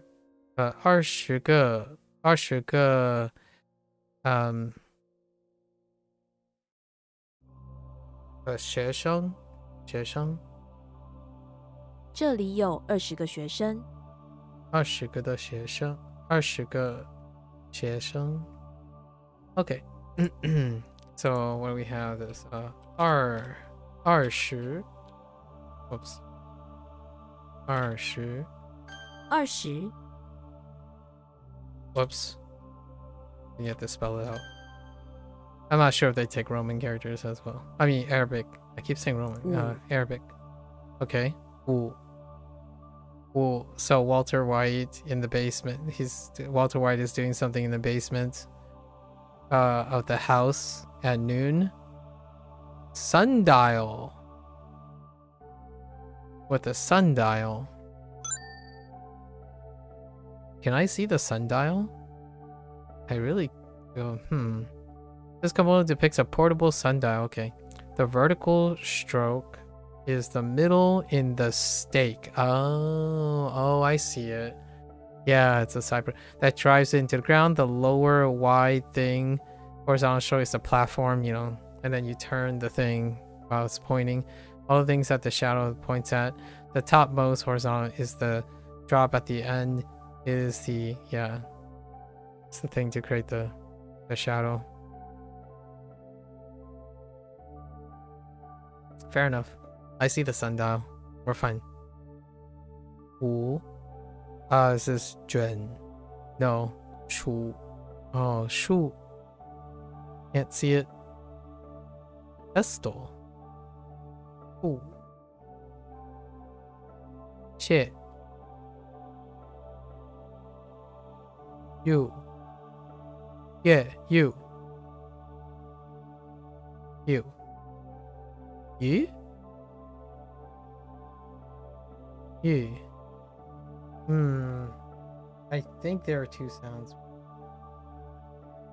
I'm still not quite sure about that, so we'll find more examples soon enough. Ooh. Ooh. Okay. What are you doing with a sundial at noon? Walter White is in the basement of the house making meth, right? As he was doing the 8 different batches of meth as well. Oh wait. What was Walter White making meth before?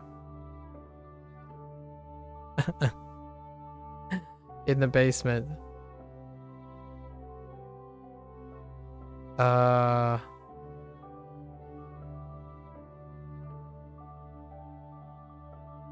I don't know anymore. So we'll find out later. He knows he needs to stop cooking at noon. Oh, interesting. Or the meth will be ruined. He has a sundial in the middle of the basement to let him know, but there's no sun, so he ends up burning his meth by cooking past noon. He's in a fit of anger, smashes the sundial once he discovers it, and I thought Walter was supposed to be smart. Fake news, but, you know, cool. Effective. 中午 上午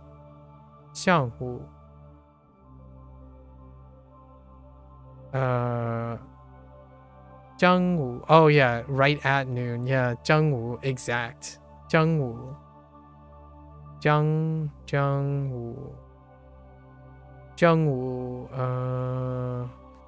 午 nap 午觉 wait no 午睡 yeah, it's like 睡觉 午睡 下午 afternoon. Walter White in the basement. Got relying on a sundial. Did not cook past noon. Got it. Hey. Okay, sundial. That's a small dot. That's certainly a typo. My bad. 20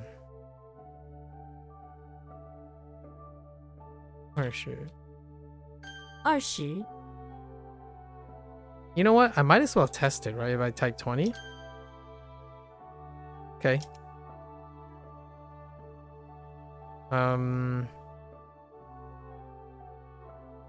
二手 二手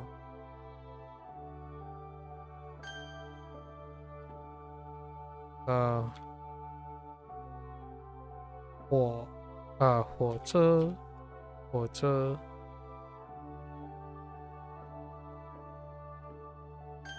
车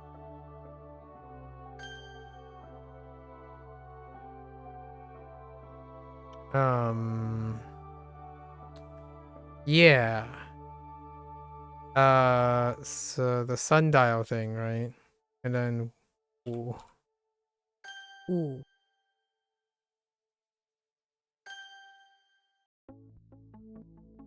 Okay. More lessons. Yo. Jimmy Neutron. Nice. What is Jimmy Neutron doing? So D, D, and 9. 鸡 D.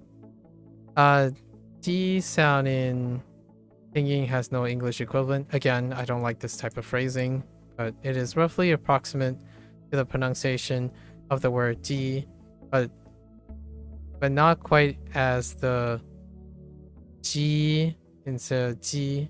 G in pinging is pronounced quite differently to the sound J, right? Sure, right? It's not G. G. G.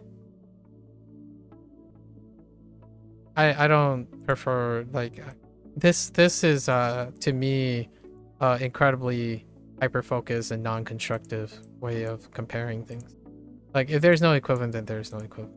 I don't think you have to necessarily say that because it's redundant with saying it is roughly approximate to the word D.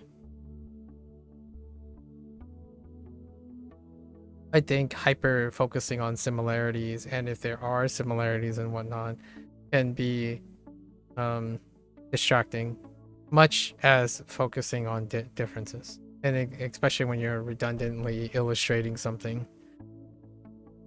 The name Jimmy Neutron also begins with the letters G, right? You know, some might even say Jimmy is good. You're done streaming turn. Wow, that was a short session. Not bad, 1 hour? Good job. So we choose him to represent this initial. Jimmy Neutron is the main character of the television series of the same name. He's a child prodigy with an IQ of 210, which spends his time creating inventions that often go awry. He has a robot dog that he... Oh, I totally forgot that he had a robot dog. He often takes with him on his adventures. So, 210 is gigantic. Saying. Proper genius. 九 金 间 间 一 间 Interesting. You look interesting. Is that supposed to be the small on top? Oh yeah, that is. Okay. Huh. Alright, Jimmy Neutron. 鸡 Welcome to the club. So 九 九 If you look closely, you can see the N and the the N and then the I. Same example. Okay.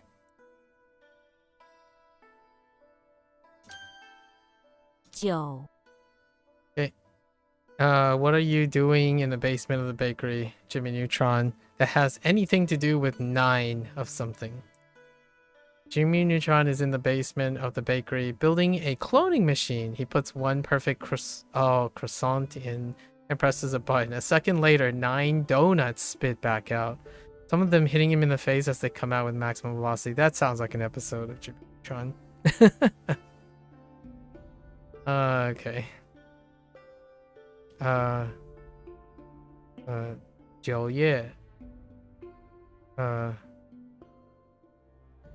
月 9000 Okay. Sure. Okay. Jimmy Neutron in the basement. 九 Firing up, creating 9 donuts. Right. 七 And we have T.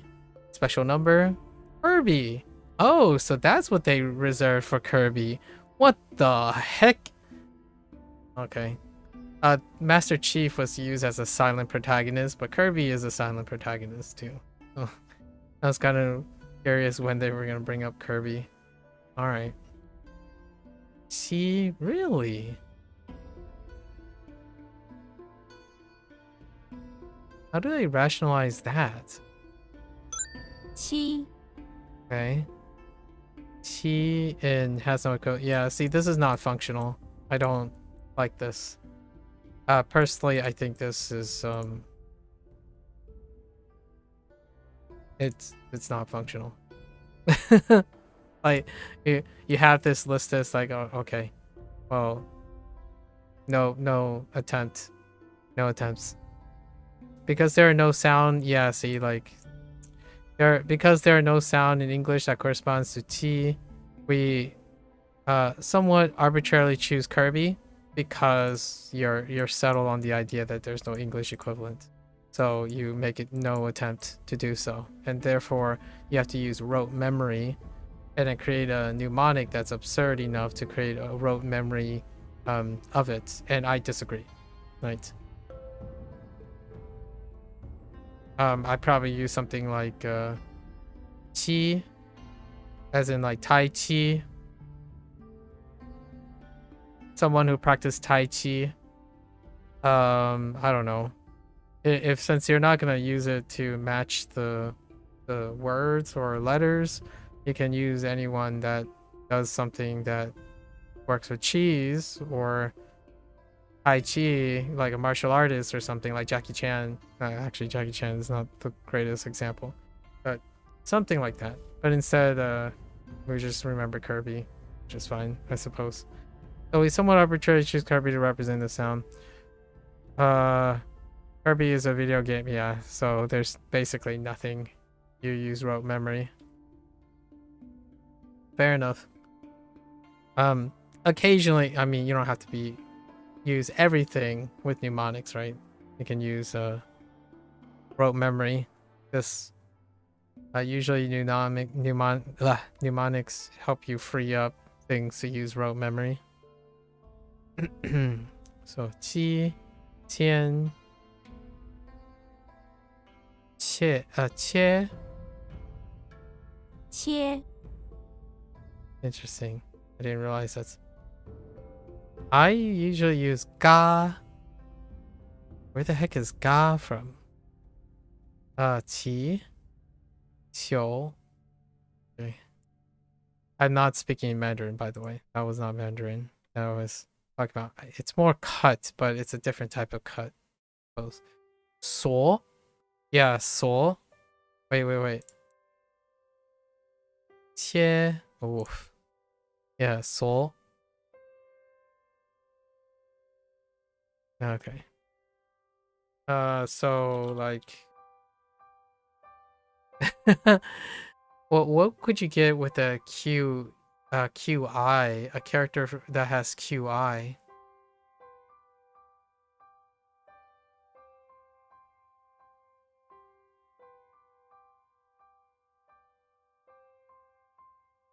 Honestly, I can't think of a character right off the top of my head that would use QI either. 七 Okay. Flip it upside down and it kind of looks like a 7. Yeah. Yeah. Same deal.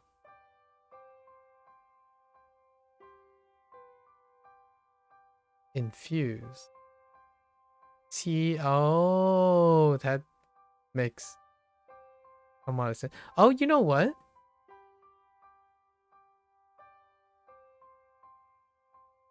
Nah, that's a little too far. I was gonna say maybe you can make a connection with Ki, right? Ki and Chi if they picked a Dragon Ball Z character. Like a Dragon Ball character.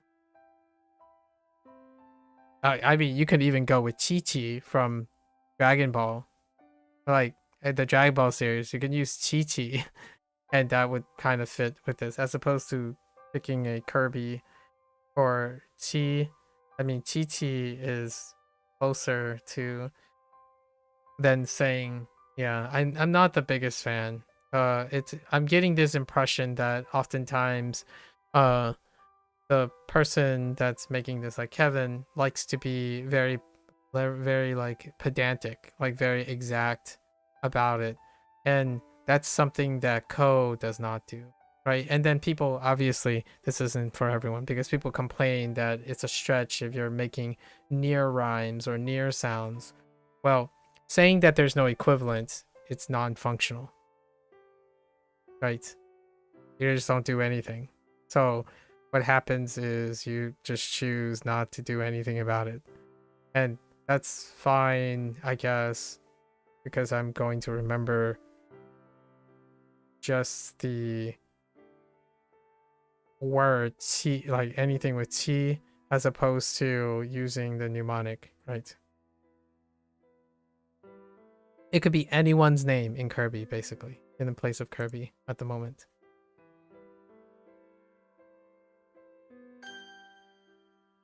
Not the greatest. 7 Probably expected this at some point, since the developer constantly writes there's no equivalent. Like, what you're expecting there's no equivalent. You gotta work around that. Okay, so what is Kirby doing, or anyone is doing in the house, right? With 7 of something. Kirby is in front of the house. Actually, there are 7 of them. I can actually kind of see that. They all lined up in each a different color. That works. From left to right. And then Roy G. Biv. Yep. 7 colors. The rainbow. Red, orange, yellow, green, blue, indigo, and violet. Roy G. Biv. The 7 colors of the rainbow. 7 Kirby's in total. They're patiently waiting after ringing the doorbell. Okay. Fair enough. T 100 million. T E.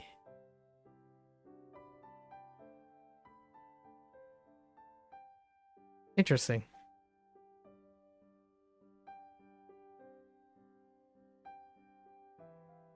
I don't think I've ever gone that high.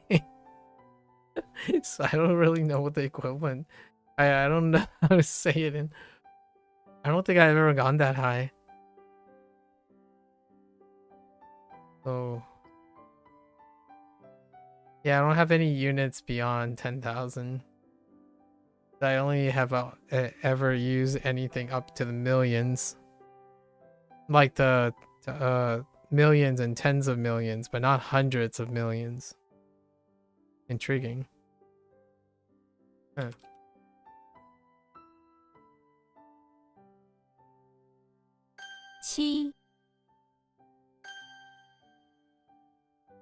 Okie dokie. So we have component 9.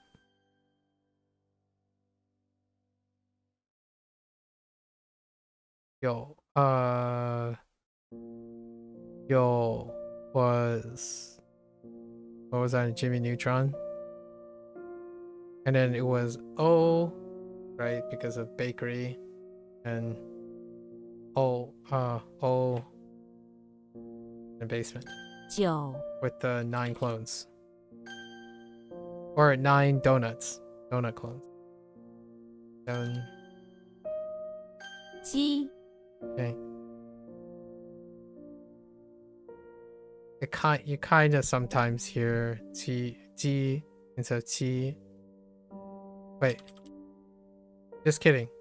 Oh yeah, no. That was just from the previous. Just kidding. Just kidding. We're fine. 7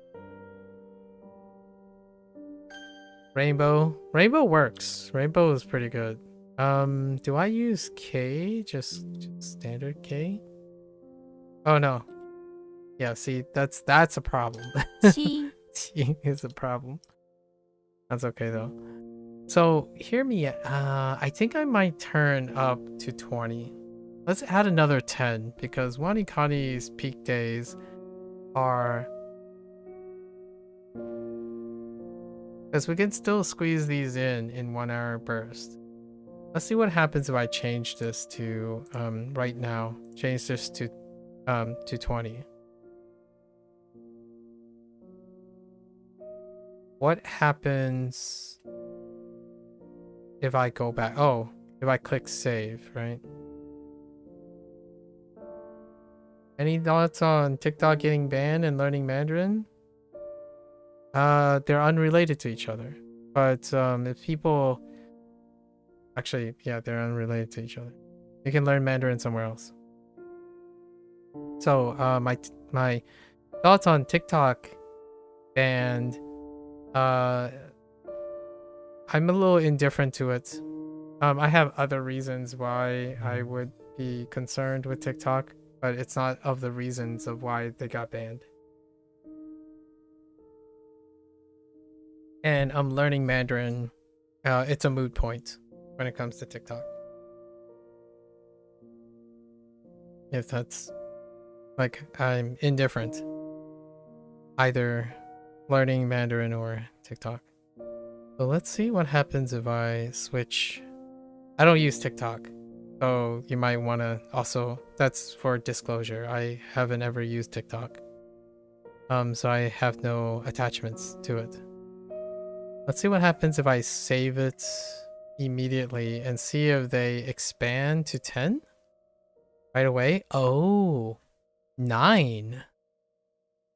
Okay, so this will be a good time to see. We'll change it to 20. 20 sounds like a more of an hour thing.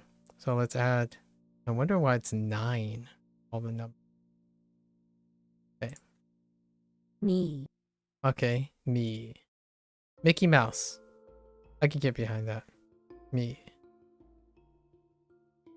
Gotcha. You only got on TikTok for the first time like 2 months ago, so unfortunately I'm addicted to it like many people. Interesting. It took you 2 months to only get addicted to TikTok? I see. So what are you gonna do now? By the way you speak, I guess you live in the United States? Because TikTok isn't banned anywhere, like elsewhere. So I like to believe then you're from the United States. I also reside in the United States, so no, I'm not addicted to it. Oh, sorry. Oh, you said you're not addicted to it like many people. Okay, my bad. I misread. But if you're not addicted to it, then I guess that's good. So no attachments, right? No attachments.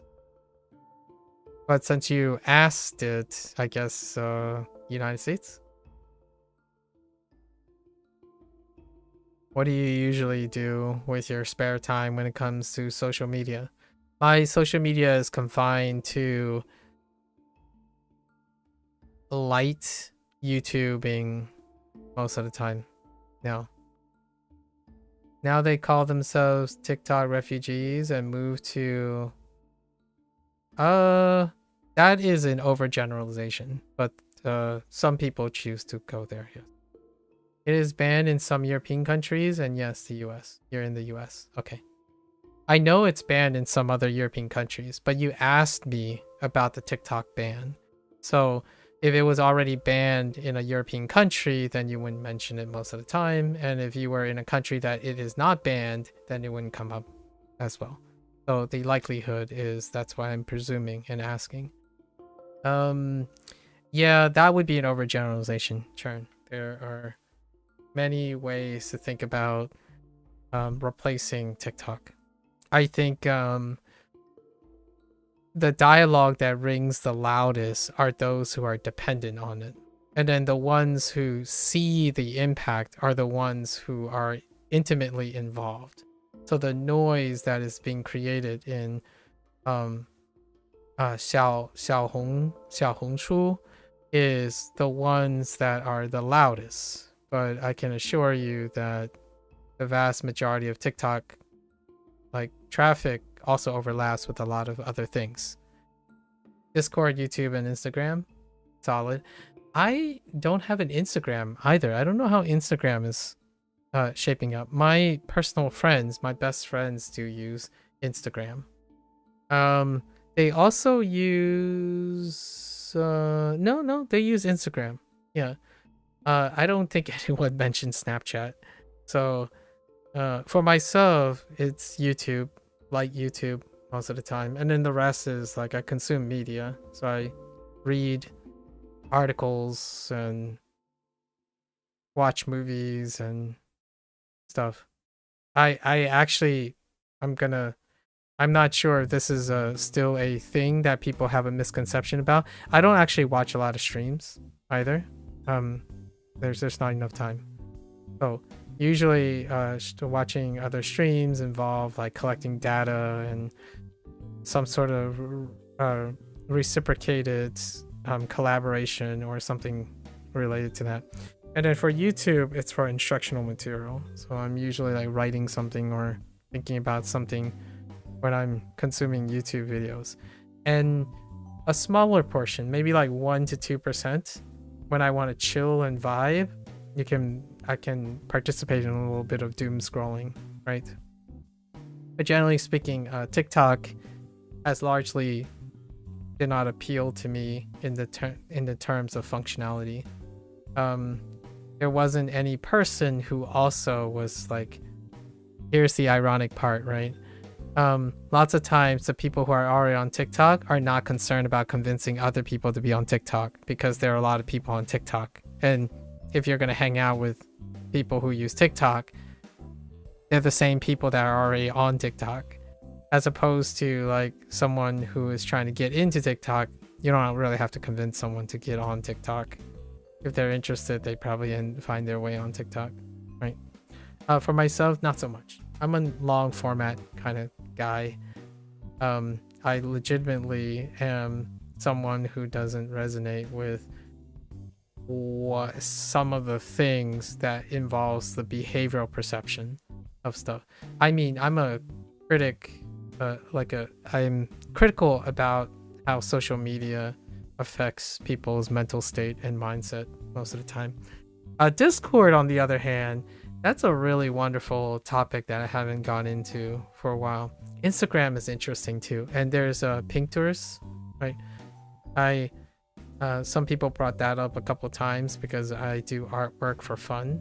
So there's pink tourists. I think there's also people bring up X, or formerly Twitter, and then Blue Sky, right? Blue Sky is the growing competitor. Lots of stuff. What I can say about TikTok is I think about Vine a lot. Vine, the one that closed out of the blue in 2017. So I think about Vine quite a bit, this situation. However, there is a very, very difference to something that's being banned in only one country and being not successful in other countries. Boomer. Oh yeah, Pink Tours is great, and so is Blue Sky. Yeah, so there are alternatives. You only got back to IG last year? Oh, interesting. How are you using Instagram, Churn? Vine was so much better. TikTok? Well, I mean, Vine's not around anymore because of mismanagement and whatnot. There's also like, I kind of like the idea of Omegle, and Omegle didn't work out either, like financially. So Omegle got closed down not too long ago. Just see people's stories. I see. I had a Facebook account. Well, I still have a Facebook account. I was in one of the early stages of Facebook. There was a time when Facebook only allowed college students and high school students. So I have an account from the early close usage era, and then I stopped kind of using it after it became, when it went public and all that stuff, because I don't really need to see all that stuff. A lot of my friends still stay connected, and family members and stuff stay connected with Facebook. In fact, some of my college peeps, when after I graduate, I see some of their stories and stuff on Facebook, right? So there's that. And Facebook still has, I think Facebook is still hang on. I almost want to say it's top 3 still in terms of traffic.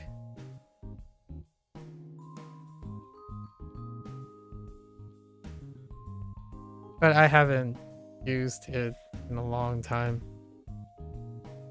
Yeah, it's interesting. I'm kind of curious how it's gonna deviate. Hear me out here.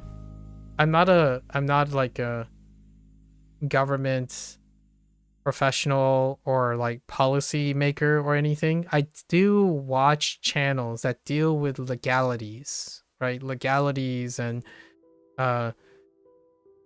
political related like red tape and whatnot. And as far as I know, the Biden administration is concluding and they're like, let's just leave it up. We're going to bypass it, evoke a clause that pushes the decision making to the incoming Trump administration, right? So, and it is possible for the incoming presidential, presidential elect, still Trump, to extend and modify the conditions. For now, though, TikTok is going dark for starting like apparently approximately like 2.5 hours ago. Someone already said that TikTok went dark as suggested by people who run TikTok. So for now, it's banned tentatively, provided there's no appeal process or anything like that. Right? It's interesting. I personally do not have anyone who's like their lifestyle has changed remarkably to the TikTok ban. And I personally have not had anyone who that is very close to me that has been dramatically impacted or influenced by TikTok. So it's very difficult for me to gauge how that impacts other people. The fact that TikTok said explicitly that Trump will help them is concerning. Yeah, it can be a thing. I have no idea what the nature is. We'll find out in a matter of... What's today's date? The 19th? We'll find out in the presidential 100 days, right? Around 11 p.m. EST. Yep. That's what one of the persons said. It's within the 1 hour of the midnight. Yes. That's definitely checking out. I'm interested in seeing what happens, though. I am someone who likes to understand what it means, because I don't want to be someone who writes off as something that's very important. I think TikTok is part of people's lifestyles that I do not have personal relations with, and perhaps if I were a little bit more experienced with TikTok, I would actually know how to suggest alternatives or whatnot, because I don't necessarily think whatever I'm doing is an excellent alternative for TikTok. It'll be interesting how people talk about it in the future. You happen to be the second person who mentioned TikTok today. Yeah. And for the Mandarin learning part, that's interesting. I didn't realize that's a thing where like Mandarin and TikTok coincides. Not sure about that. My background is my parents are Chinese. So they don't TikTok, I guess, or I don't know any of my cousins do. So it's a little interesting thought. I'm not sure where I'm going to go with the whole Mandarin learning other than doing what I'm currently doing. But 2025, we're doing something that doesn't involve TikTok at the moment. Yeah, it'll be interesting. I think the next 2 or 3 days is going to be different on the internet. I'm going to be following the story, so maybe I'll have a little bit more to say a little bit later. Today, I've been doing this the whole time, so didn't really get a chance to see how people have responded and how other people are reacting and or adjusting to the current situation. I did hear about the Xiaohongshu, right? I did hear about that. Someone who's from China was a little bit more intimately involved. Zhao was more intimately involved in this. So I'm probably going to get a lot of vicarious information on it. You brought it up because people are going to Little Red Book to upset our Congress people. Yeah, in a form of protest. The loud ones, right? Where I'm aware of, this is anecdotal, purely anecdotal. I do have acquaintances, as in people I've met across the street and whatnot. I feel like while the loudest people want to demonstrate outwardly their protests, right, in an act of protest, I feel for every one of those who are very loud and want to voice their objections and whatnot, I think a larger number of people have found that they just move on to a different platform. So a platform that may scratch that itch, or maybe they have rediscovered. It would be interesting to see what happens if that access gets cut off and how it affects the behavior side of things. And for me, that's very important to me. I actually do bring up TikTok, YouTube, algorithms, and whatnot in the context of learning, not necessarily Mandarin, but in the context of learning, how one can manage the stimuli you're getting from TikTok, which is a really big effector, and then YouTube algorithm, and how does that relate to a processing reward, consistency, and discipline when you're learning something. For me, it doesn't impact me because I do not consume it. I do not consume media that way. Yeah, and I try to connect with people who do. It's become an interesting experience, I think, overall. Language learners, less so, which is a telltale sign of pre-selection of the type of people. Like TikTok doesn't come into the discussion as often as one might think. Through my last year, we're almost cropping up at a year of language learning. So that's an interesting coincidence, right? Not causation, but there is an interesting coincidence, if not correlation, between individuals who spend most of their time concerned about learning something and how often TikTok comes up in a discussion. What is this to compare it to? I need something to compare it to, so that anecdotally, I'm comparing this to video games. When I play video games, TikTok comes up a lot more when you're talking about video games, or like talking about hacks and shortcuts and what people say, or the next best thing. That's when TikTok comes up. In language learning, it's a lot less. Outside of probably someone linking me TikTok and saying how Duolingo ruined their life or something like that. That's probably the closest thing. You might thinking I'm exaggerating, but someone did link me.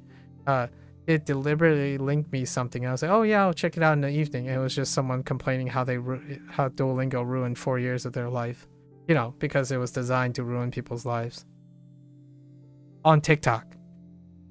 Like, that person is on TikTok complaining about how Duolingo ruined their life. I'm not sure if that's funny or not, but I sense a bit of irony in the idea that you would talk about a language learning app that is supposed to compete with TikTok while complaining about it on TikTok. So I think that's the closest thing I've gotten. Otherwise, it's language learning most of the time. We'll find a way. We'll find a way to live on. Oh, which, by the way, I do communicate with other people in China using, so like, there's not a lot of ways to communicate with people in China when it comes to like online stuff. So I still use like international versions of like WeChat or something to be able to communicate with someone like someone that is a scholar or someone that my family knows, that kind of thing. That still happens because it's very, very difficult to have them share space and stuff. So it is a relevant topic, and it sets a precedent. And I'm curious how that affects policy making in the future, right? If you can do this, it's, how should I think about this?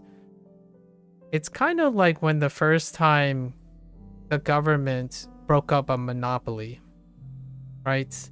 I think the one that I remember most vividly, it's the redistribution, maybe like it's kind of like a divesting when Microsoft and Office were excluded, right? So the Microsoft and Office together was a big deal. And then somehow they had to divest in a way that Microsoft and Office aren't like bundled together. There are some okay Duolingo courses, but it's not preferable for most languages. But you're cherry picking. I think the Hebrew course has help for a bunch, but you're cherry picking. Duolingo is the whole product, right? So that's what makes people ruin their lives. Their expectation is that the product is exclusively dedicated to one language, which it isn't. You can criticize, like it's the same as going to WaniKani and criticizing it doesn't cover other languages. Therefore, it's okay. Not great. Right?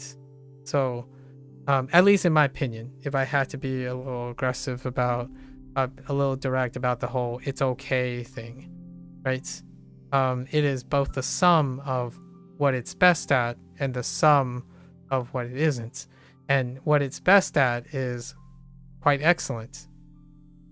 And it has even less to do with the actual content of the courses. At least in my opinion. That's how I evaluated some of the things Duolingo advertises. Evaluating solely based on its content, I can kind of see that as a attractive way of how language learners evaluate things, right? And I think that would be underselling things like HanziHero and WaniKani and the like. I would probably say that for the most part, when I think of people or think about people's products, I don't choose to focus specifically on the things that make them not great and the specific things that make them great both ways, as opposed to looking at the product as a whole and understanding what the product is designed for, right? So you can start things in Duolingo and you can end somewhere else, right? Is that part of the design? Sometimes I feel like I tend to say that more often as a form of reasonable doubt. Give the person a reasonable doubt that they hadn't considered that type of perspective. It's kind of like expecting one to be a basketball player for the rest of their life, right? So then you only evaluate the person based on their legacy as a basketball player, as opposed to evaluating their legacy as the summation of their whole life. It can be, the word I would probably use is a lot of the type of criticisms online, especially like a comment about TikTok bans and all that stuff. It can be a place that comes from myopic passion. So you're very invested in this, but it also is part of human condition to be myopic about it, as in short-sighted about it. And I don't think that's good or bad. It's something to be aware of, though. Like the Hebrew course, I don't know anything about the Hebrew course, so I can't even say anything about the Hebrew course. I can only say something about the Japanese and the Chinese course, and I can't even say anything about the completion of the Japanese course because I don't actually know yet. I'm about a third through the Japanese course. I did complete the I did see all the content in the Chinese course though. And it's okay. Yeah, I don't think there's any app that can fully teach any language. I may be wrong. There might be one out there. Yeah, I wouldn't know. I'll tell you if I find one. I'll tell you if I find something that is so trendy that it's capable of accounting for all the trends of a naturally changing language in real time. Maybe AI, maybe the truly generative AI, which doesn't exist at the moment, could circumvent that. Who knows? Here's my thought about fully teaching something. Language is not a mechanic to me. It's a form of expression, right? So when it comes to a form of expression, naturally a large portion of it is subjective. Because it represents expression, human subjectivity.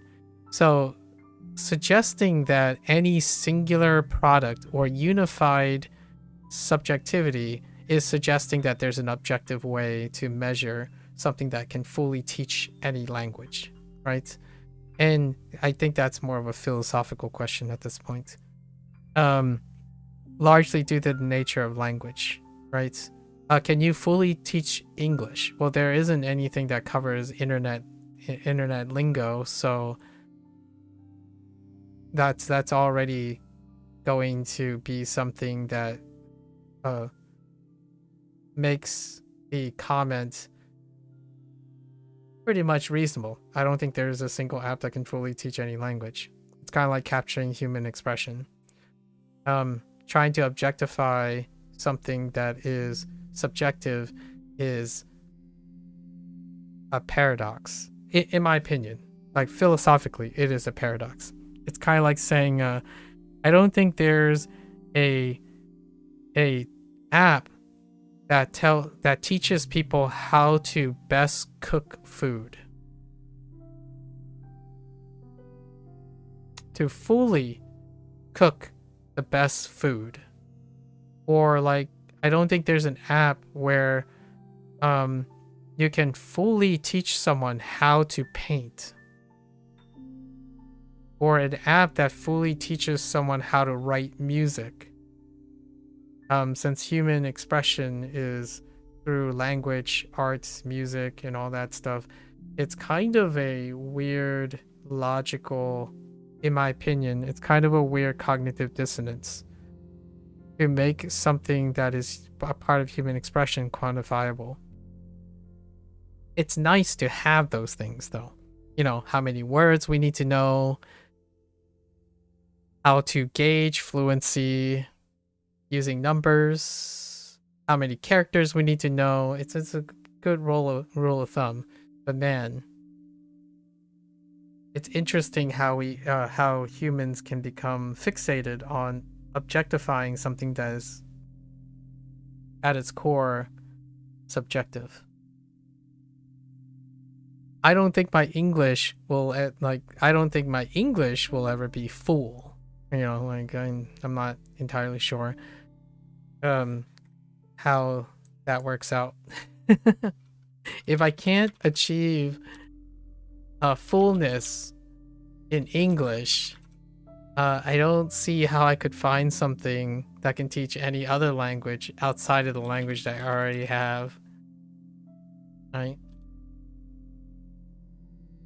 Such an interesting discussion. I'm gonna go around and ask people though.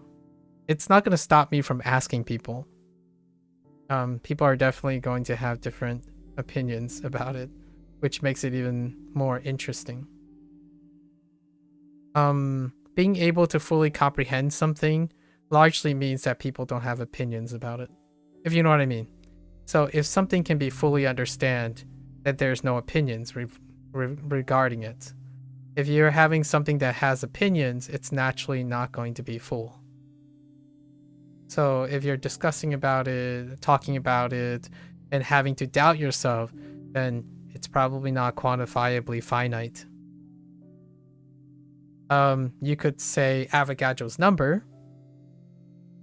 That might be finite. Planck's constant, maybe. Some like fields of mathematics might be finite. As in, if someone says 1, how do you quantify 1? We wouldn't have to discuss anything. And even then, 1 is already tough. Pretty interesting. Don't know if anyone's into philosophy, if they learn language learning and it leads them down the path of philosophy. I feel learning Chinese is a great path to maybe like consider reading something like the Art of War or something in Mandarin. I had thought about that. I'm not sure if I will ever. We'll see in like 3 or 4 years if I have the competence to go through the Art of War. I'm pretty sure that's public domain. Hold on. Is Art of War public domain? Yes. I hope it is.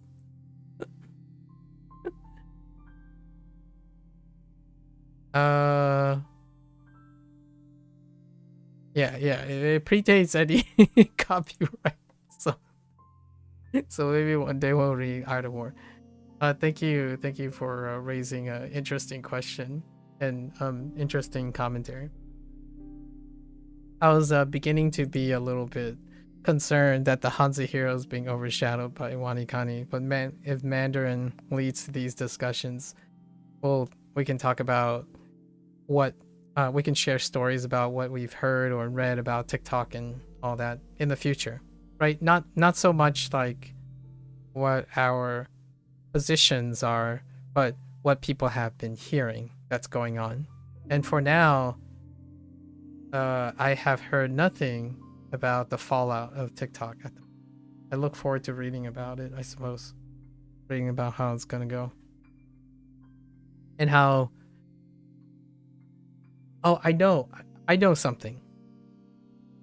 On the tech news side of things, I have read a little brief article that the people, the developers behind, or the community behind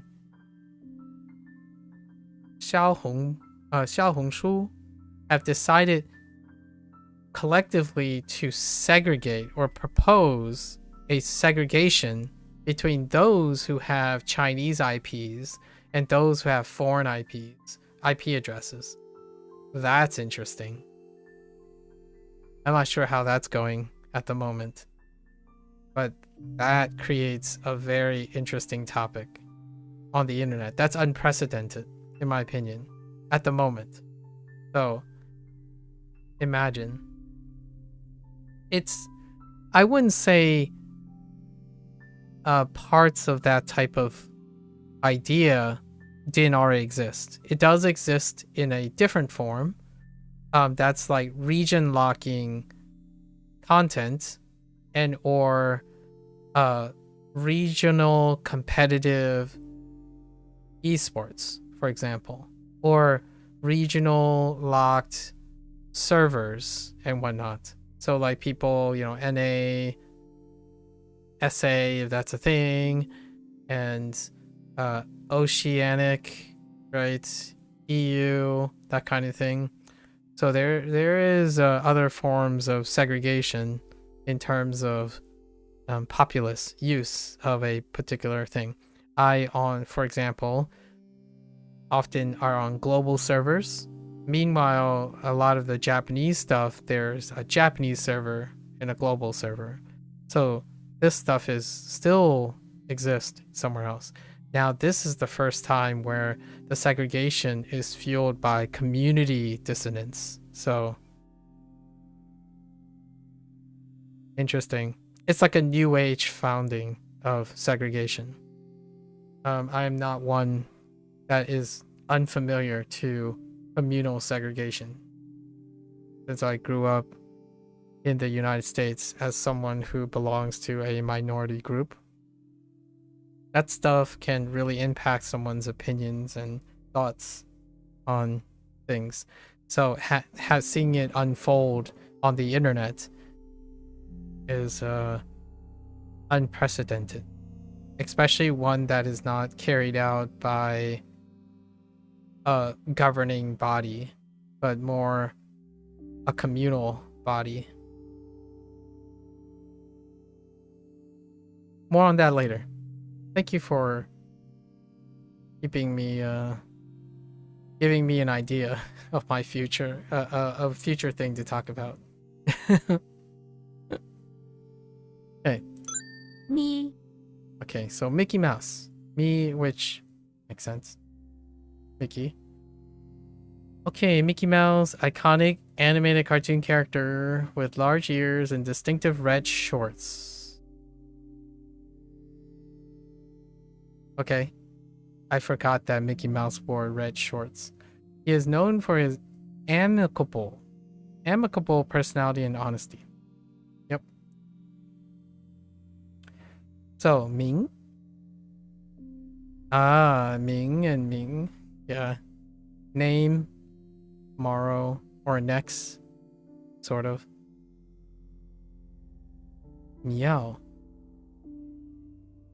Meow. Meow. Meow. Meow. Just trying to get me to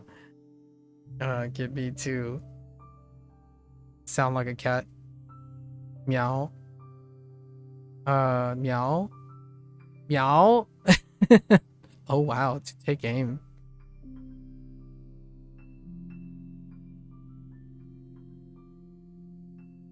I just realized that these crosses are not connected.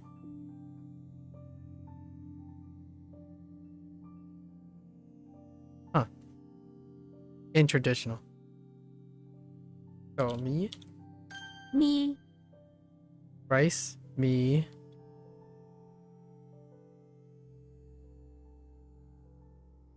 I want to talk about pickles, but we'll talk about pickles tomorrow. Dude, pickles are fantastic. And what I mean is the pickle game has changed recently, and I recently delved back into pickles. Those pickles, we're talking about like pickled cucumbers, pickles. The pickles game have changed so dramatically. Maybe in the last 6 or 7 years. Jeez. Forming a unique shape. When using this component, imagine a bunch of white uncooked rice.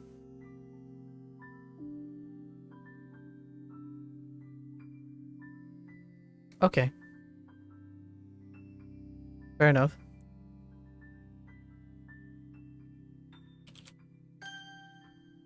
Me. Me. Okay, what is Mickey Mouse doing in the basement of this house with rice? Mickey Mouse is in the basement of the house, which is full of scattered rice. He gets on his knees and starts nibbling at it. He's being a mouse after all. What the heck?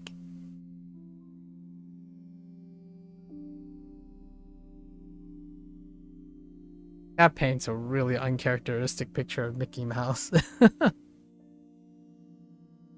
Alright.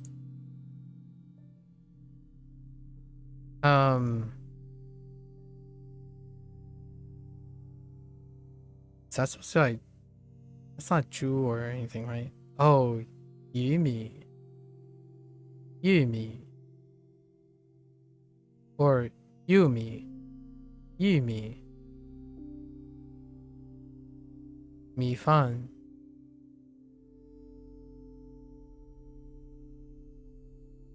Yimi. Wait, what is that? Oh, how? Oh, that makes sense. Haomi. The heck is character is that? Lee me. Oh, like, oh my gosh. There's 3 extra radicals in Lee me. Huh. Purple rice? Oh, is that like black rice? Or not like, oh, is that 紫米? Oh no, it's really actually purple rice. I wonder what purple rice is.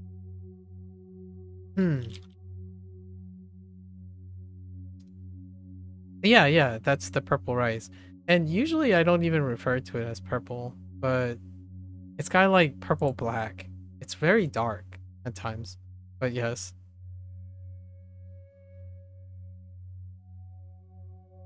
So, let me see what happens. Kind of. It's not clear.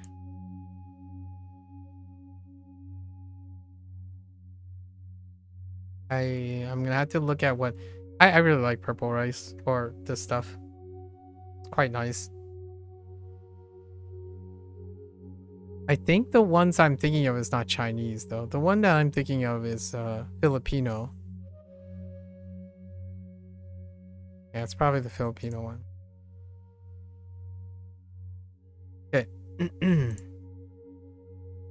So, Mickey Mouse in the basement of the house. Me. And he's nibbling on some rice like a mouse should. Man. Okay. We saw this coming. Slender Man?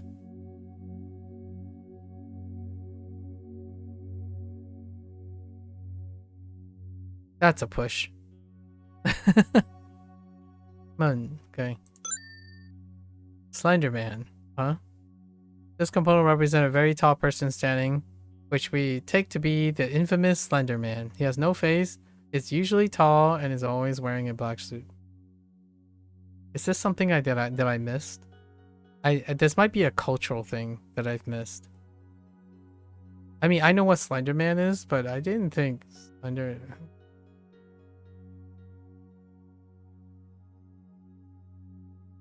Huh. Yeah, does everyone remember Slender Man? I drew an art prompt with Slender Man in it. I think that was 2 years ago. It was for the prompt camping.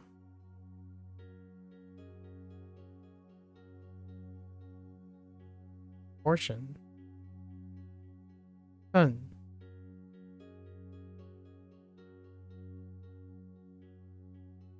Yan. Jia. Ren. Rang. Oh. Ren. Wu. So hard to see the diagonal lines. Slenderman. Alright. Let's go Man. Slenderman.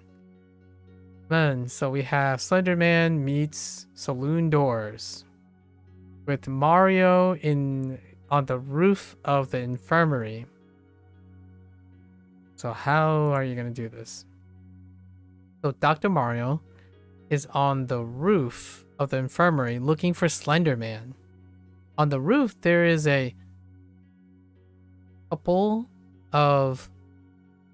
There's a plurality, right? There's a few saloon doors that glisten under the sun. Behind each of them is a couple of Slendermen, Slendermen. All at once, they all go through their respective door and start attacking Dr. Mario, who throws pills at them, trying to keep them away. What is going on? Okay. I want to see this in a video game. Someone mod. Oh, no. You might get canceled by Nintendo if you do that. I want to see this in action. A game where you play as Dr. Mario and you're keeping Slenderman at bay. I want to see this. It's okay. It's ridiculous enough to remember. Common. 人们. Oh, 人们. Yeah, 人们. Interesting. 我们 Neiman. I like the yaw. Thank you. Yaw is important. And we. Another we? Is that still what? I can't read that tone. It's probably two. Jamin. Jamin.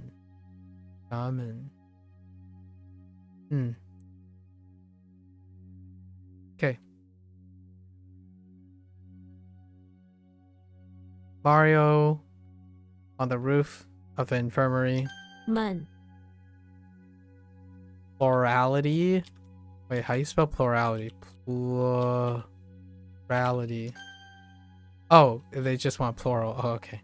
Fair enough. Okay. Rice. Meat. 你 The 你 rice. Whoops. Oh, no, that's fine. I just need to Man. add the roof. Floral. Underman. Okay, more lessons. Let's go. Yeah, okay. So what do we have here? We have alligator and Slenderman put together, and we need a new initial. Tarzan. All right, Tarzan. Right in Tarzan outside the auditorium. 特 Right, Tarzan, fictional character from series of the same name who lives in the jungle and was raised by apes. Yes. Hi. Tong. Ao. Te, as in like 特别.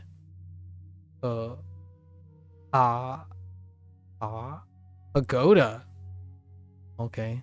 Tong like 同学.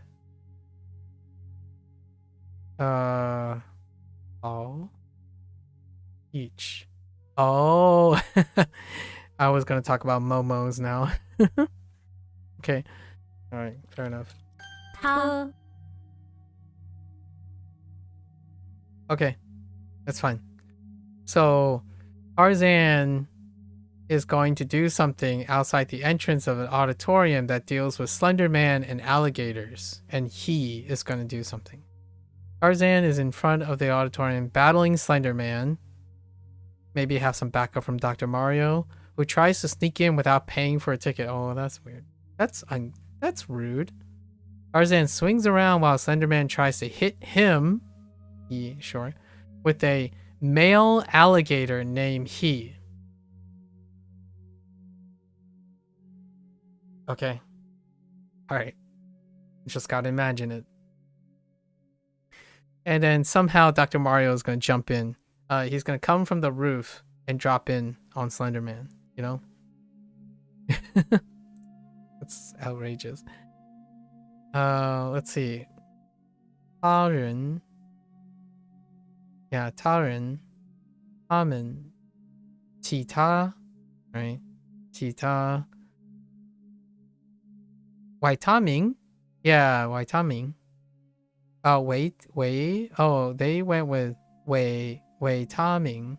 Oh, sorry. The only reason I know vitamin is because Japanese vitamin, but vitamin. Okay, vitamin. And ooh, how does guitar work? Guitar.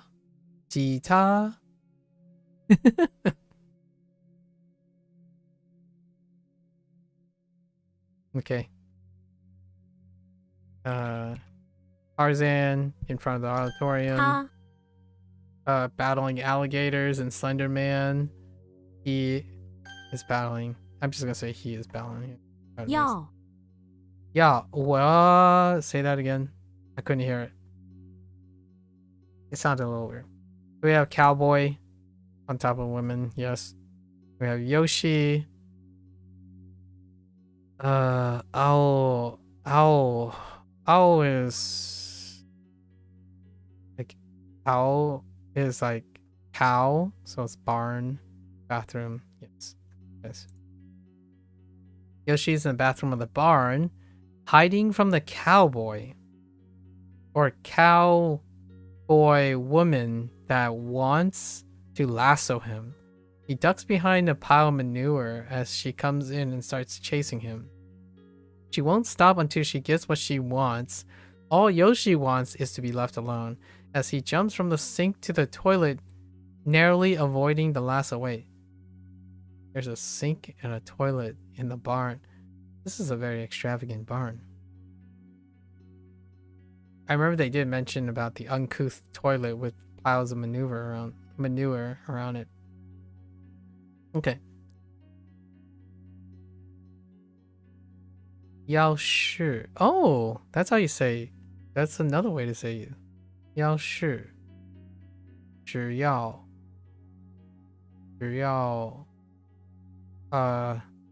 中药 中药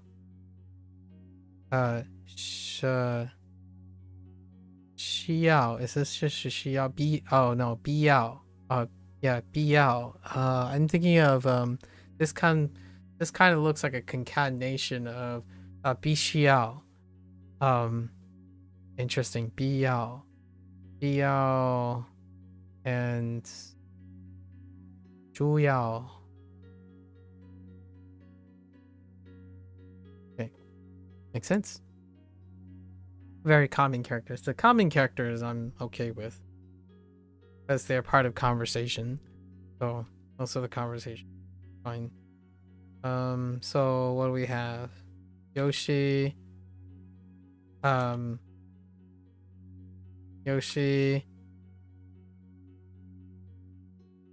in the bathroom of the barn, 要 dipping and dodging the cowboy woman who's trying to lasso, who wants to lasso him. Oh, yeah, sure. 好 How? We need a new character, Harry Potter. Of course, it's Harry Poppers. Okay, so we got Harry Poppers in the house, also in the barn, but now chilling in the basement. Something with a woman and child. Is this lore? Harry Potter, yes. Okay. But H is pronounced the same as initial. We choose Harry Potter to okay. It's a fictional wizard from yeah. He is an orphan with a distinctive scar on his forehead who attends the Hogwarts School of Witchcraft and Wizardry while trying to find and defeat Voldemort, the wizard who killed his parents. Was that true for the entire series? Oh yeah, it really is, huh? Intriguing.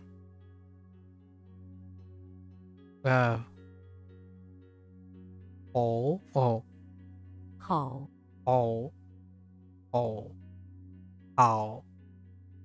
Oh. Wait. Thick. Huh. Hey. Oh, hey, like hey, so. Harry. 喝 Harry, you're not a wizard in this context. 好 Yet. We haven't figured out if you're a wizard yet. I'm just kidding. Harry Potter is in the cellar of the barn that, oh, I see. It's the cellar. It's still like the basement, but it's a cellar. It's another component that's below. That's fair. The cellar of the barn that his parents once owned. He came across a picture of himself as a child with a woman whom he recognized as his mother. Lore accurate. He chokes back tears and muttered, Voldemort stole everything good from him, from his life. Ooh. Although I'm not entirely sure that is how Harry goes about it, right? Because Harry kind of discovers a lot of the details of their, like, as he about his parents as he's going. Friendly. Oh, Yohao. This was introduced as a different way on the internet slang part, but 友好 interesting 友好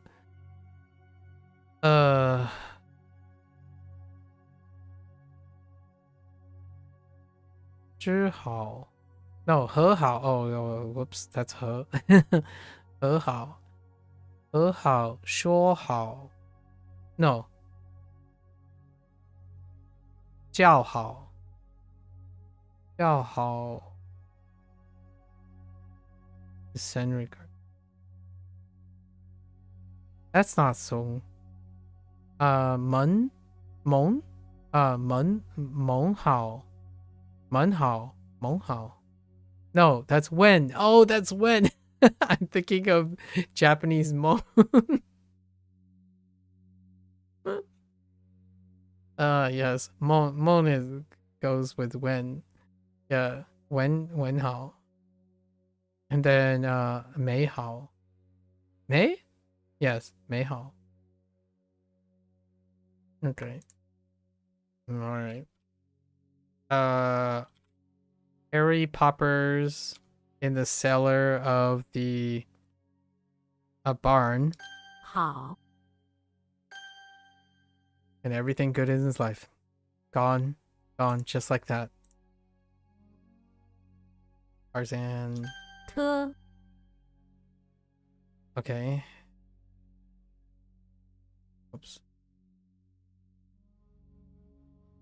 wait yes it's wait it was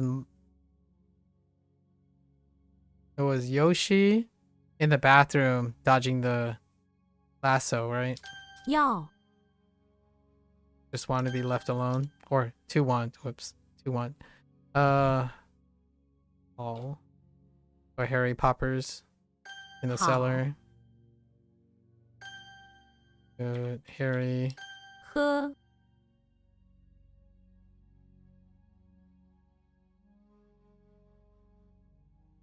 Tarzan outside of an auditorium fighting Slender Man and alligators. 他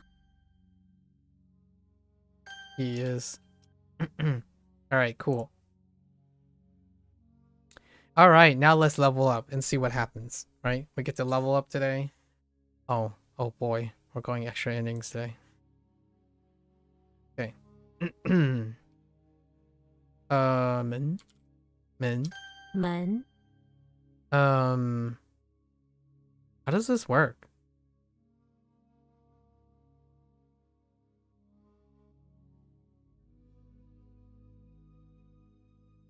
Oh. That's how it works. Temple. I screwed this up yesterday, so it's this. 风 不用. However, we gotta remember that it's written in their 不 original 用 original tone.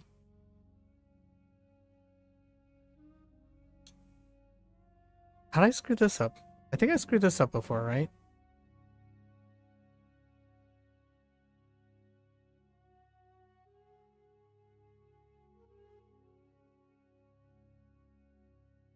Oh no.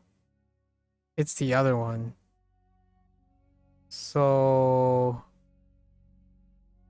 need not is what they went with. That's the primary. And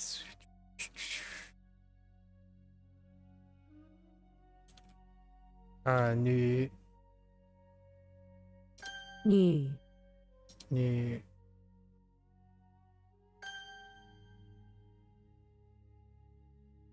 it's just R. 日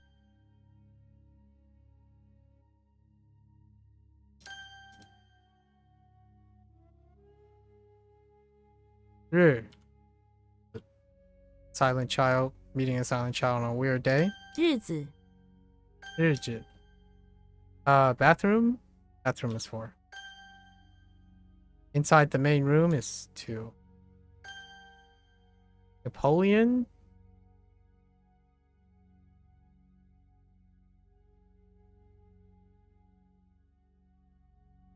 Is it just N? Or is NA? Do I have any? No. It's. Ah! Oh, NV. Dang it. It's new. Oh, that's what they were using for new.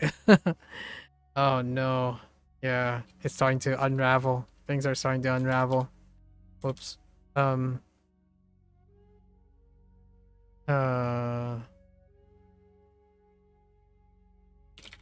东 East Temple.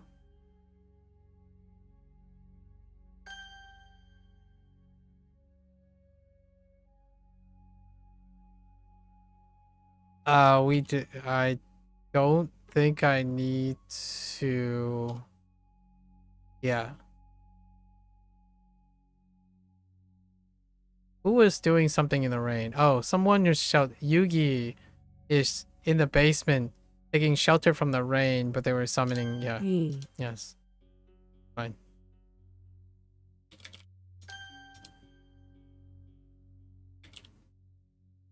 What was this with the mouth thing? Was it Kermit the Frog?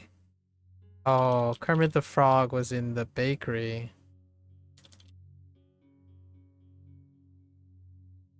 How does a bakery work?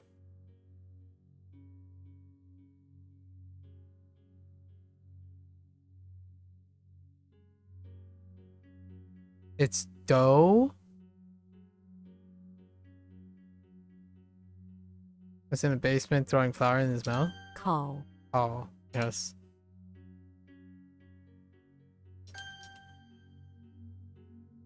Barn was cow. Cow is all 凹 Kermit. 科 Oh. Wait. Yes. Bart.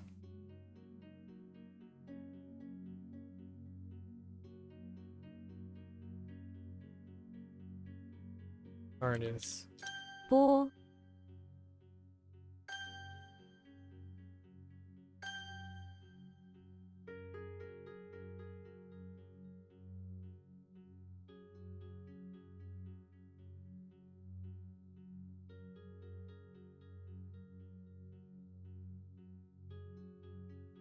Someone was dressed up in fur, hiding from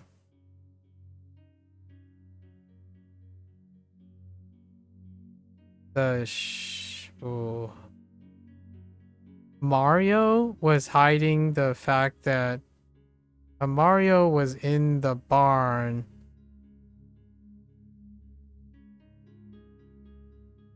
Oh. Not in the basement, right? It's in the barn. Hiding with fur. Oh no. It could be in the basement. Mao? Oh. Oh no. I don't know if he was hiding in the basement or inside the main room. And he set his fur on fire with flower power.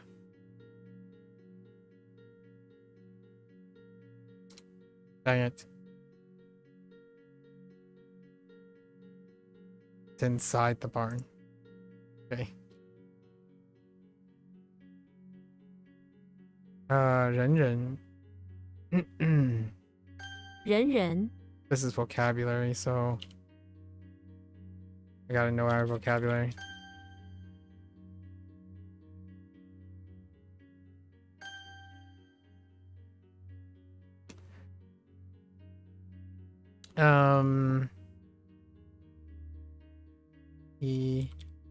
Yeah. 1月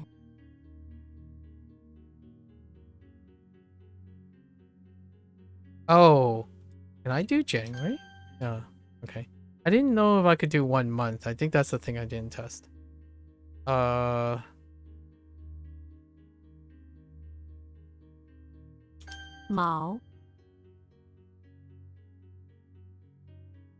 Just fur. 5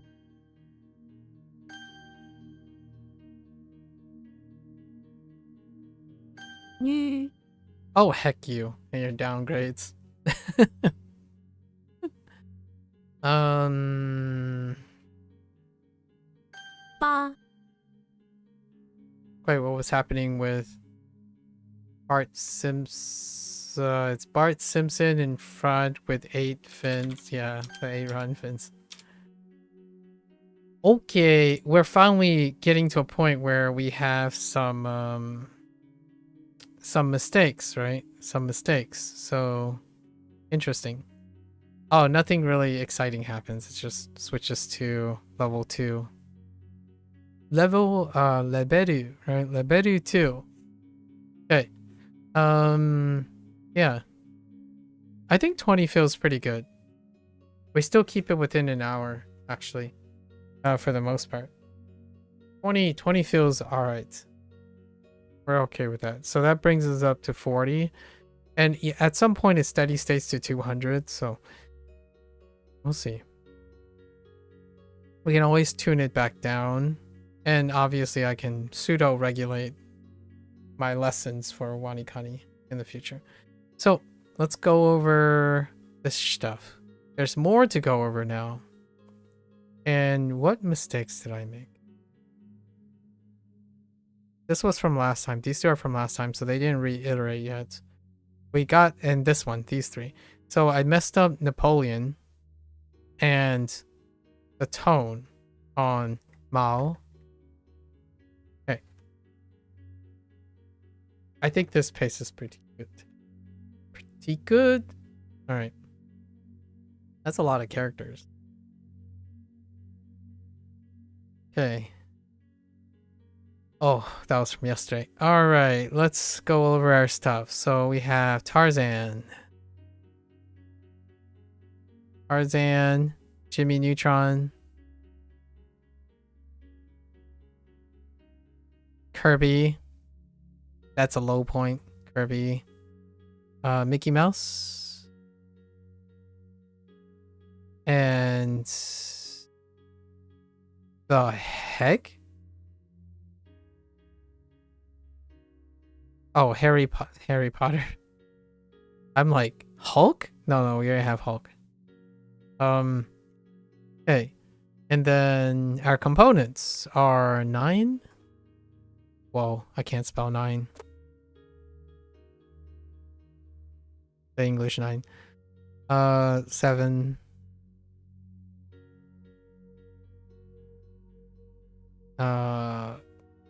Noon. Slender Man. And Rice. Noon. Yeah? Yeah, okay. And let's write pinyin for these. So Mao. Wu. Yao. Jiu. Qi.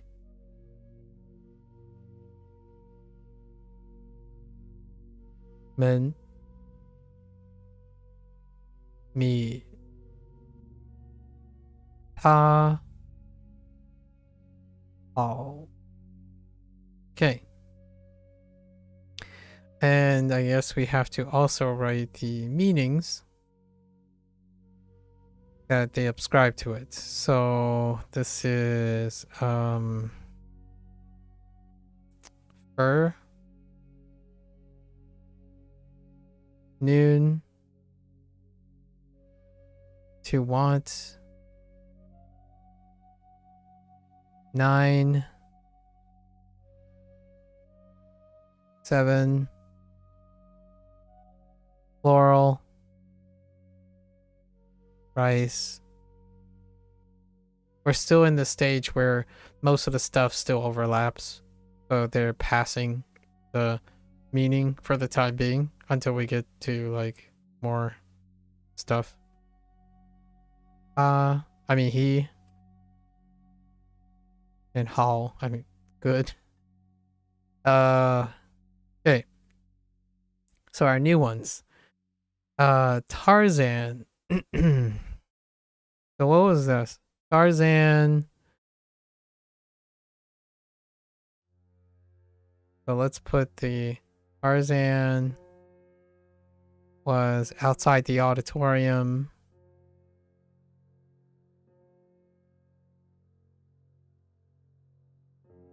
Sorry. Outside the entrance. Auditorium. Fighting off Slender Man, and as Slender Man is throwing an alligator. Ooh, it's getting a little bit involved. So Slender Man. The heck? Oh, I need to add alligator? Intriguing.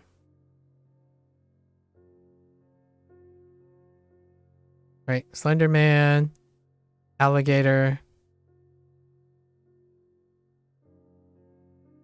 Right, neat. Alligator. He was fighting the dude. So then you lead to right. The Slender Man and alligator are in there. Neat. We got the next level of meta construction. You know? Now we have Jimmy.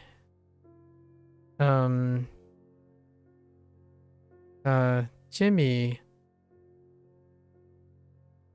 is inside.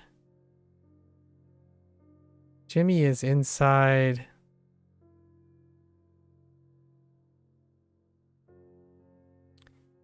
the bakery. Jimmy's inside the bakery. No, not inside. Jimmy's in the basement.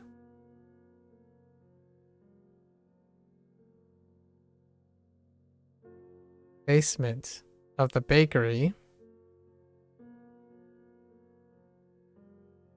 The bakery creating clones.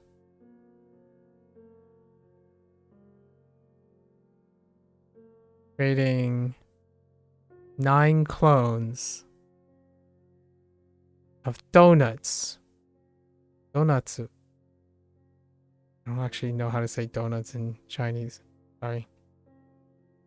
Not that I'm saying donuts. I don't know how to say donuts in Japanese either. Okay, so we have Kirby, which is oh man. Kirby is outside the entrance to the house.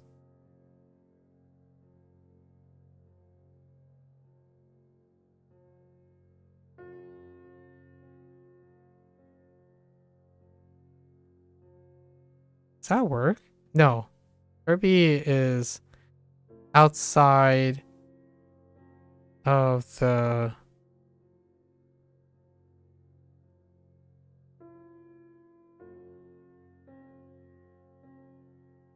yeah, Kirby is outside of the house. What are these lines for? To connect the parts together. So Kirby is outside of the house entrance. There are 7 of them. That corresponds to the rainbow. And we get T, right? Then we have Mickey Mouse. Mickey Mouse is in the basement. This is the mnemonics the app provides. So we're reviewing whatever their structure is.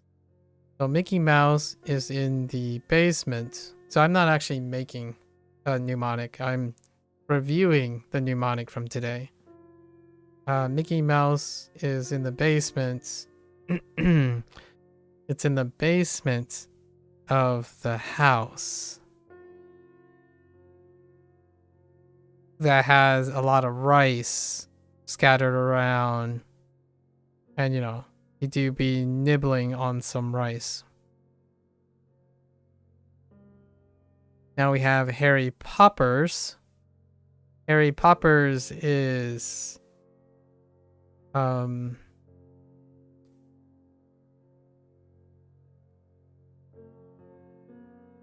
Harry, what are you doing? You're in the barn. So, you're in the basement of the barn.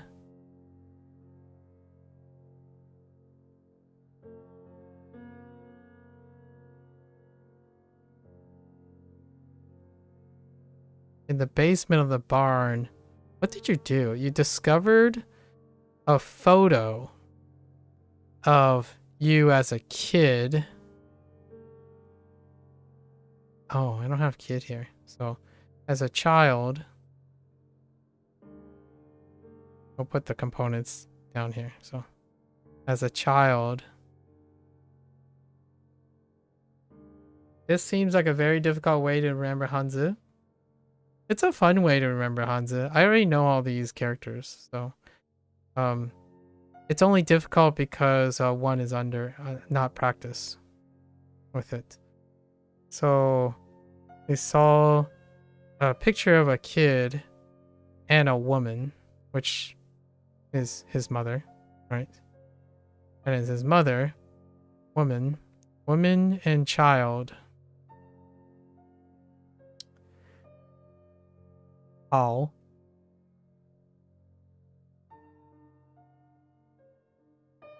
So we still have Mario.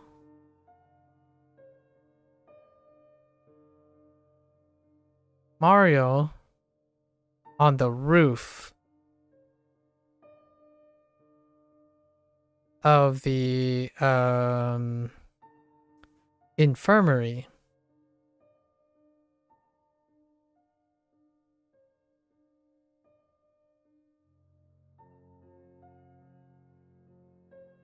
So, infirmary.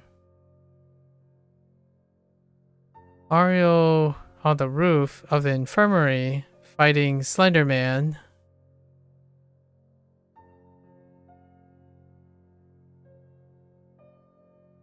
That are exiting from the saloon doors. I like this one. Saloon doors. Because there are a lot of them. Plurality.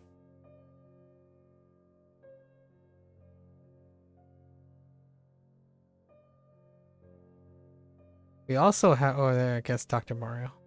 So, we also have Dr. Mario in the barn. So, we also have Dr. Mario in the barn. In the barn, dressed up with fur.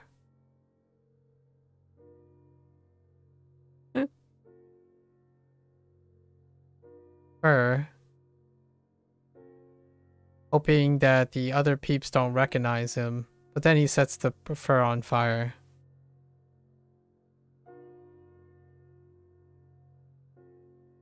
We also have Walter White. Walter White in the basement.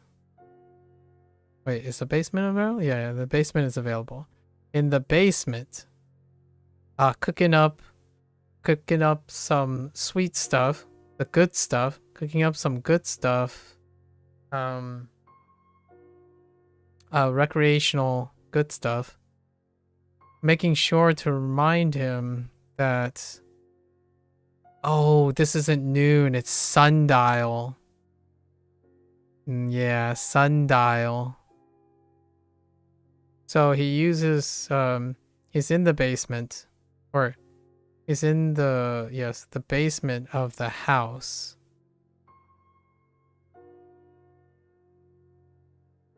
Of the house, using a sundial of all things to make sure that his cook doesn't cook past noon, or else he burns it.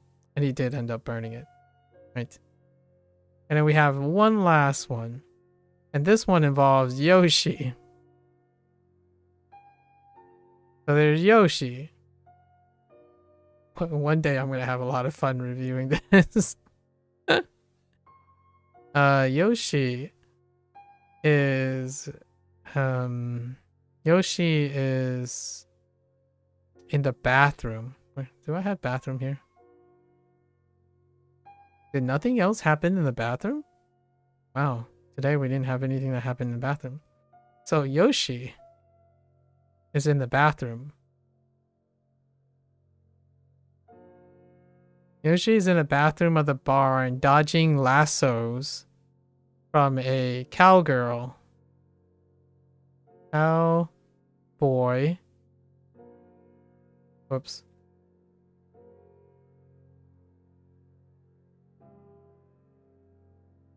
Cowboy. Women.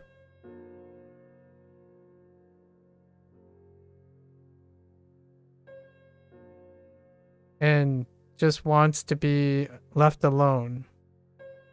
And there it is. That's all of them. Neat. So I'm not sure if you're here still. It's not that you have to do these mnemonics. Like this is just for fun for the creation. So mnemonics are useful in the sense that when you encounter something you have trouble remembering, right? Which I don't have trouble remembering any of these at the moment. You can use this practice to efficiently create and acquire new kanji. These aren't new kanji, so I'm having fun reviewing the kanji. I mean, not the kanji. The hanzi. The hanzi is not being remembered through these mnemonics. I'm actually remembering these mnemonics through the hanzi because I already know the hanzi. How long have I been learning Chinese? For over half a year. Consecutively for over half a year. So we don't really, this is for the fun of it, right? Because at some point we can use these to apply to characters that we don't know. And that's kind of what the system they're building up. It's definitely not how I construct mnemonics, so it's kind of fun to try someone else's mnemonic system. And this one deals with the mnemonic system is based on a character plus a position plus a location. And in that location, position, and location involves an activity. And that activity involves the components that make up the character or the hanzi. And you get the hanzi from there. And then they give you vocabulary words, which is it's a disconnect from this. So now you have the components brought together. So I actually didn't go over the ones that we got today, which is 20. So 20, I'll just write the pinyin word. 20. Right, 20, 20. And then 20, right? 20.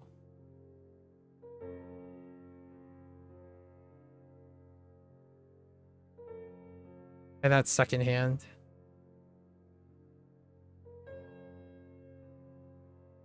And 火车, right? 火车. 火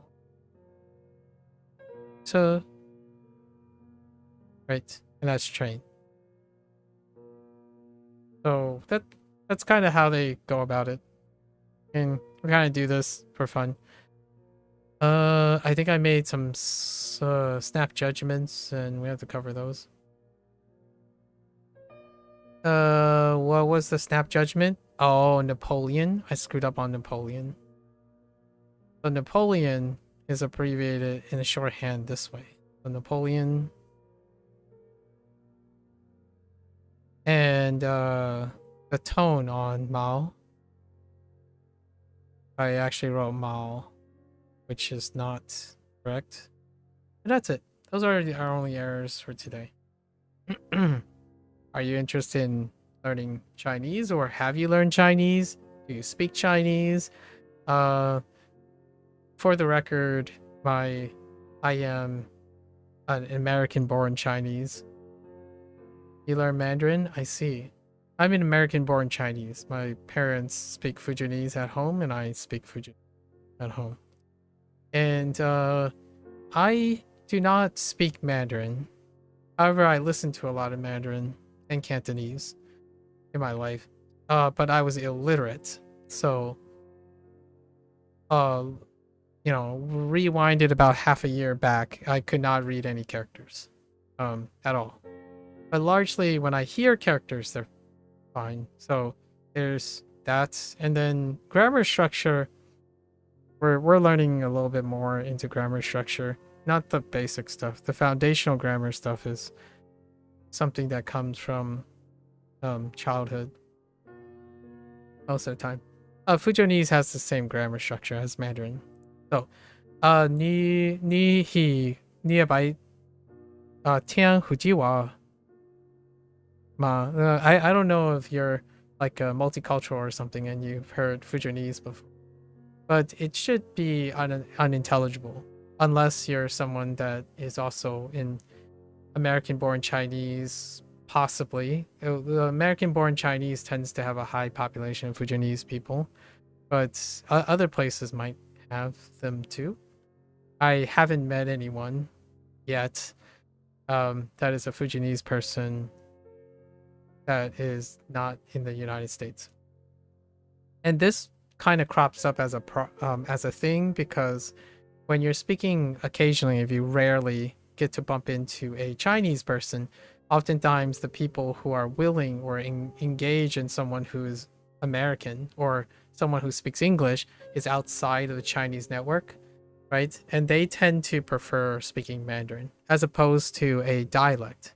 And a lot of times it's an accent.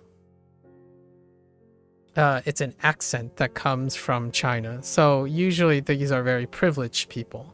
Fujianese people are not privileged. They tend to be not privileged. So they usually come out, and my parents would have trouble reading Mandarin, actually. You have no background in it, so I started from zero. Nice! How have your Mandarin experience been going? How are you learning Mandarin, actually? I like asking these questions. This is why I stream, and for the most part. You've never seen any resources on or any other dialects? Yeah. So here's the thing. I would love to learn my mother tongue. My mother tongue is Fujianese. I actually know Fujianese before I learned English. However, English is my primary common tongue. So my common tongue, the one that I use most, is English. But my mother tongue is Fujianese. However, unfortunately, if you don't live in China, if you're like a diaspora, you can't find it anywhere. And usually the people who manage to move scholarly, like the people who may make content and talk about things, they represent the accents of Mandarin. So you might have a northern accent person that you listen to, or a southern accent, or maybe a variant of the accent of Mandarin. However, China also has over 50 plus existing pretty populated dialects, and those dialects are unintelligible to each other for the most part. Fujianese happens to be one where so far I didn't encounter some like things that would be a deal breaker for me, like a trouble, but Fujianese have 8 tones. So I do miss the other 3 tones. And then things can be dramatically different. Like, for example, wa, ngoi. Ngoi is wa. Or like me stays the same. Like me, goi me. Ha, I, how, hall, right? Hall, what else we got? Yao. Oh, what is yao? Not a good example. Xiang. Xiang is xing, xing, ni xuan. Oh, xuan. Sorry, ni xuan. Instead of xiang. Things like that. You started with the HanziX book. Nice. This guy, the people who make HanziHero, Kevin is the writer of this content. Kevin takes into account HanziX's approach. So the stuff that's doing here is his take on kind of their own personalized fork of HanziX things. So there's been comparisons drawn, and this person had made a direct comparison with HanziX, his disagreements with it, his agreements with it, things that he extracted. So mnemonics, learning by mnemonics in a various way. So this person actually knows the background in HanziX. So Kevin learned Mandarin. So this is a product from a Mandarin learner, as opposed to someone who is a native speaker. So often this person has the perspective of looking at other resources, and HanziX was one of them. And then I love the Chinese grammar wiki. No doubt. The Chinese grammar wiki is fantastic. And then some beginner reading materials. Interesting. He just kept advancing slowly from there. May I ask, what motivates you to learn Mandarin? I don't hear this as often as I would imagine people would be, because largely it's Japanese. I'm laddering Japanese and Mandarin. So Japanese is first. It's been close to a year now for Japanese. And most of the time I would make comments in Japanese, as in like when I'm looking at these characters and stuff, it would be in reference to Japanese as opposed to Fujonese. Fujonese has no writing. Like I don't know what that looks like and how that works. It probably uses the same characters. Like it uses the same writing system, but it would be nearly improbable for me, because my parents dialects are not transcribed. So I can't make any comments on how I would write ni instead of wa. It might be the same character, and you just have to remember the different sounds. It would be really interesting to ever meet someone like that. Someone who's educated. Fujonese people are not necessarily the most privileged people. Like, for example, my parents are, my mother is probably more educated. She might have graduated from high school.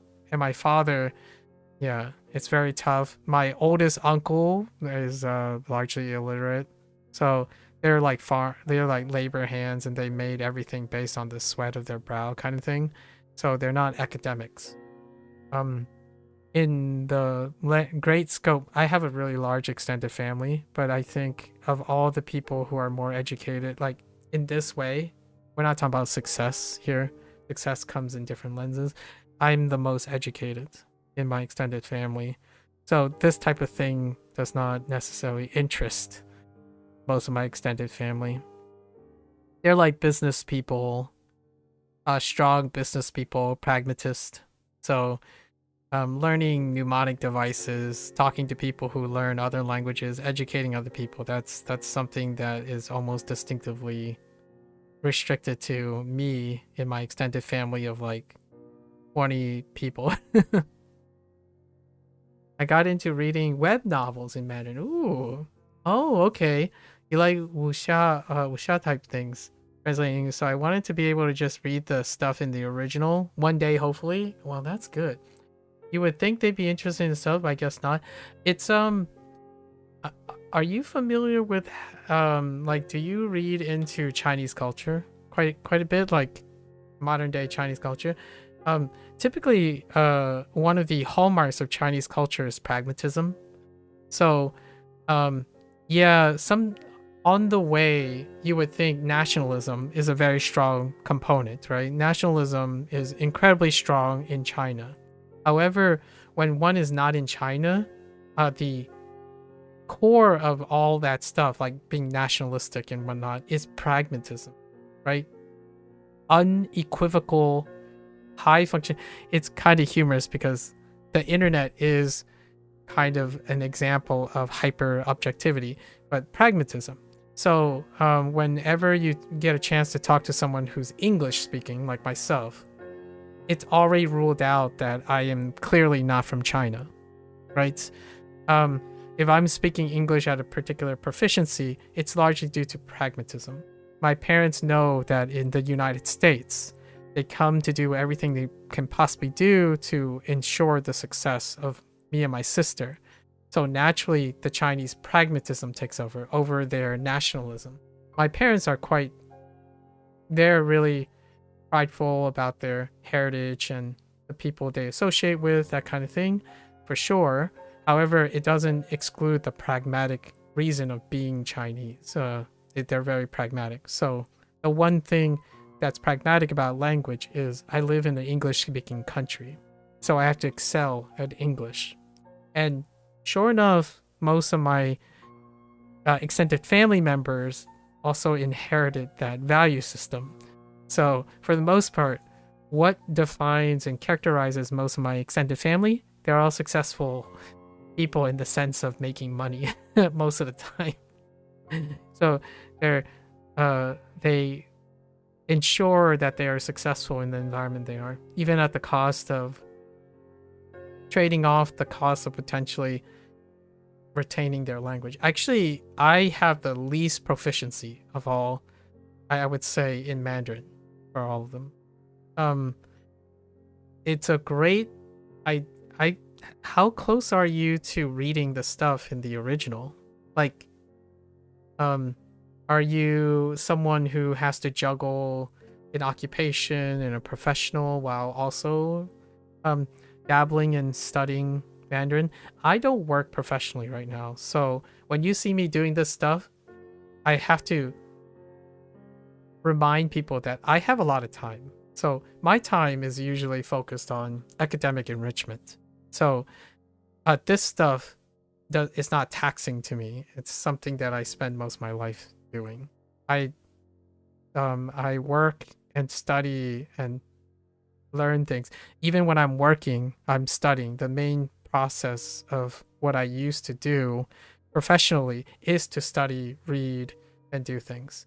I used to work in the sciences, specifically molecular biology. So I've gone through graduate school, and most of the time, if you're not using your hands to conduct an experiment, the practical side of things, then you're reading, you're studying, you're learning more material, and you're using that material to apply to something, right? So spending most of the time looking at an angle to a problem or to a thing that you want to achieve. And in this case, I'm applying most of my aptitude towards investigating and exploring different ways that people go about learning a language. And I'm learning Chinese and Japanese in the process. It is a natural byproduct of being interested. You don't spend too much time on it. I'm still kind of far away from the goal, but with all the digital tools, it makes reading harder material okay, so maybe I get there sooner rather than later. I'm glad to hear that you're leveraging digital tools, because the last thing you want to do is not feel like things are inaccessible at any level, in my opinion. I think one of the things that are missed, and I would echo maybe like Megatron Academy or the people who have very grounded expectations, being able to engage in the stuff that you see and then you use is exceptional. Like, it's something that sometimes when you hyper focus on the goal, you lose the joy of the things you learn. So it's awesome that digital tools are making it accessible, that you're able to read material, whether they're like too far out or too far in, because it keeps you going, in my opinion. So like,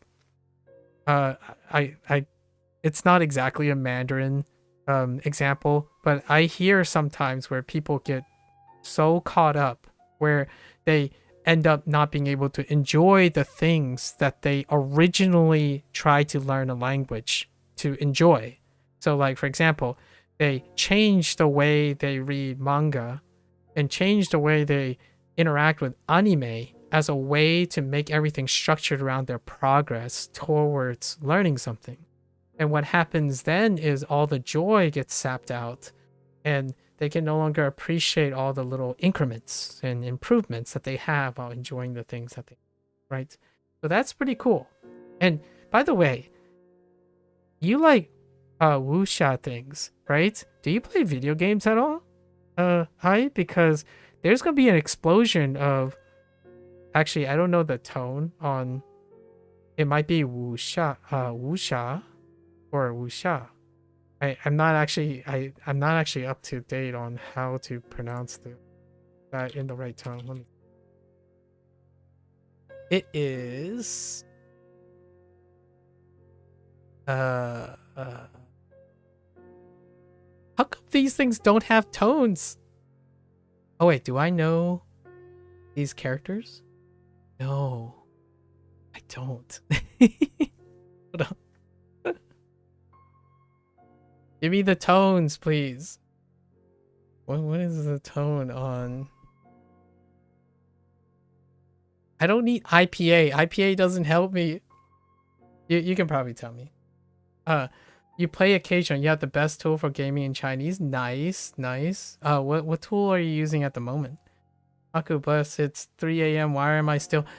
We had like a 7-hour to 8-hour, like we had a 6-hour WaniKani session. It was a level 3 day. We got promoted, so we did all the lessons. Just add another language to this pile, puts Chinese on that.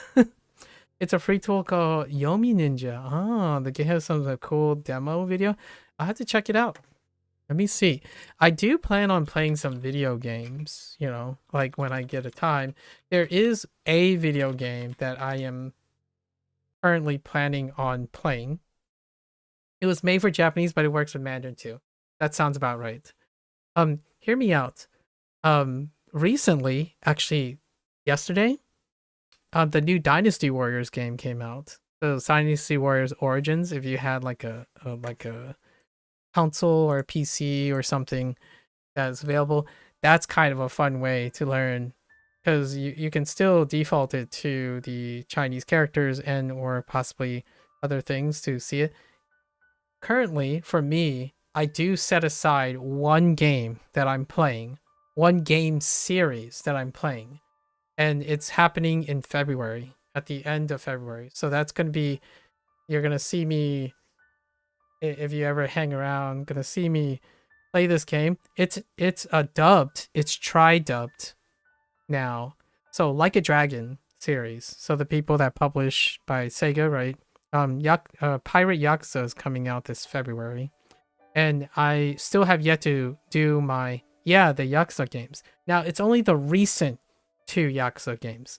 So the last Yakuza game, now they're called Like a Dragon for clarity's sake. So the Like a Dragon game, Like a Dragon 8 Infinite Wealth, I played it through the English version. And then I stopped. I had to play it through 2 more times in order to complete like the achievements and stuff. But I usually save it for every other different playthrough. As of Like a Dragon 8, the game is also dubbed in Chinese. So I stopped that right before I waited for the next game, and I started language learning in both Japanese and Chinese. So it's about that time now to the new game. The new game is being released in February 20th. I'm not affiliated with Sega, by the way. So I'm gonna play. So I deliberately waited for the 2 playthroughs as long as I can, and I'm gonna play through the main story quests of Like a Dragon 8 again in Chinese, then in Japanese, and then right in time for the game I already purchased for Pirate Yakuza. I didn't think they were gonna release a game this year, honestly, because last year around this time they released Like a Dragon 8. So they're gonna do this every year.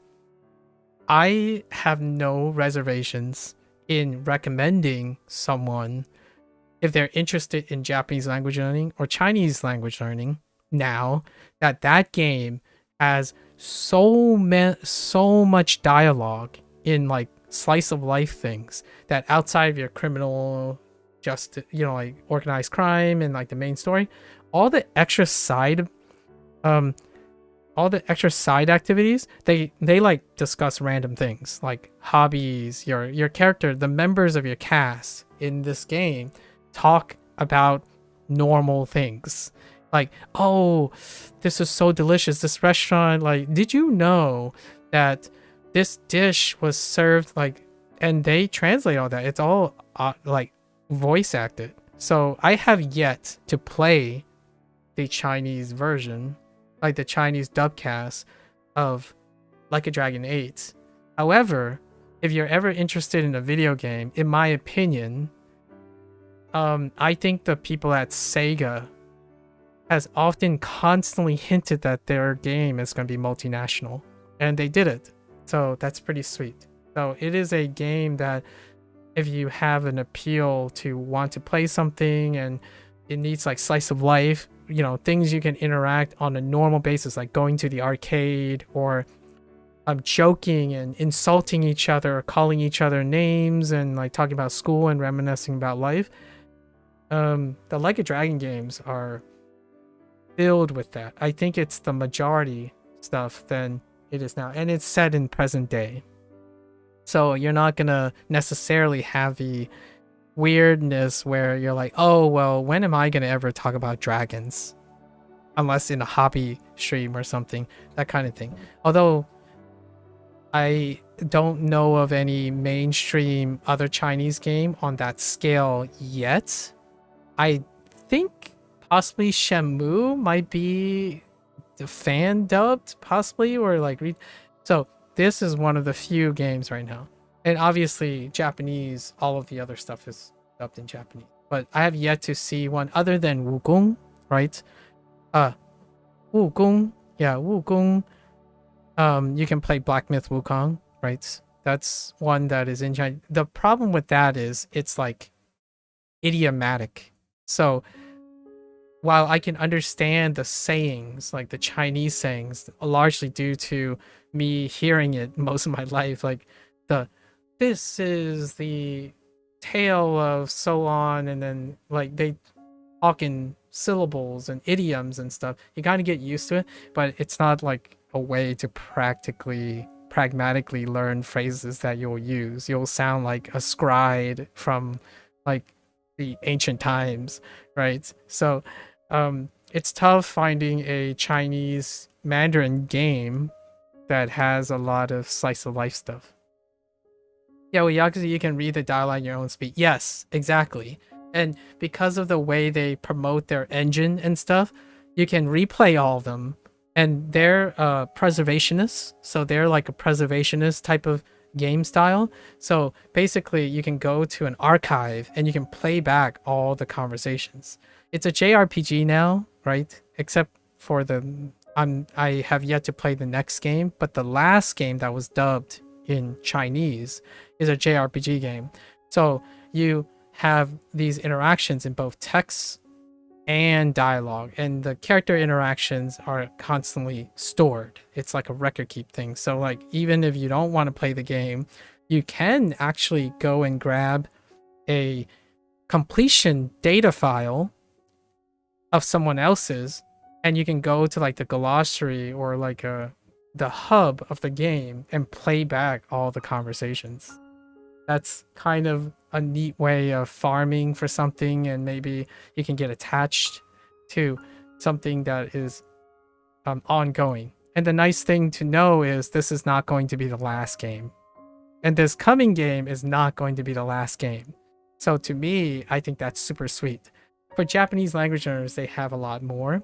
And in fact, I would usually default to Persona, right? Persona, which is the other IP that Sega is publishing with Atlas, but that's Japanese. It's largely dubbed in Japanese and English. So you can't really get the Chinese experience side by side, right?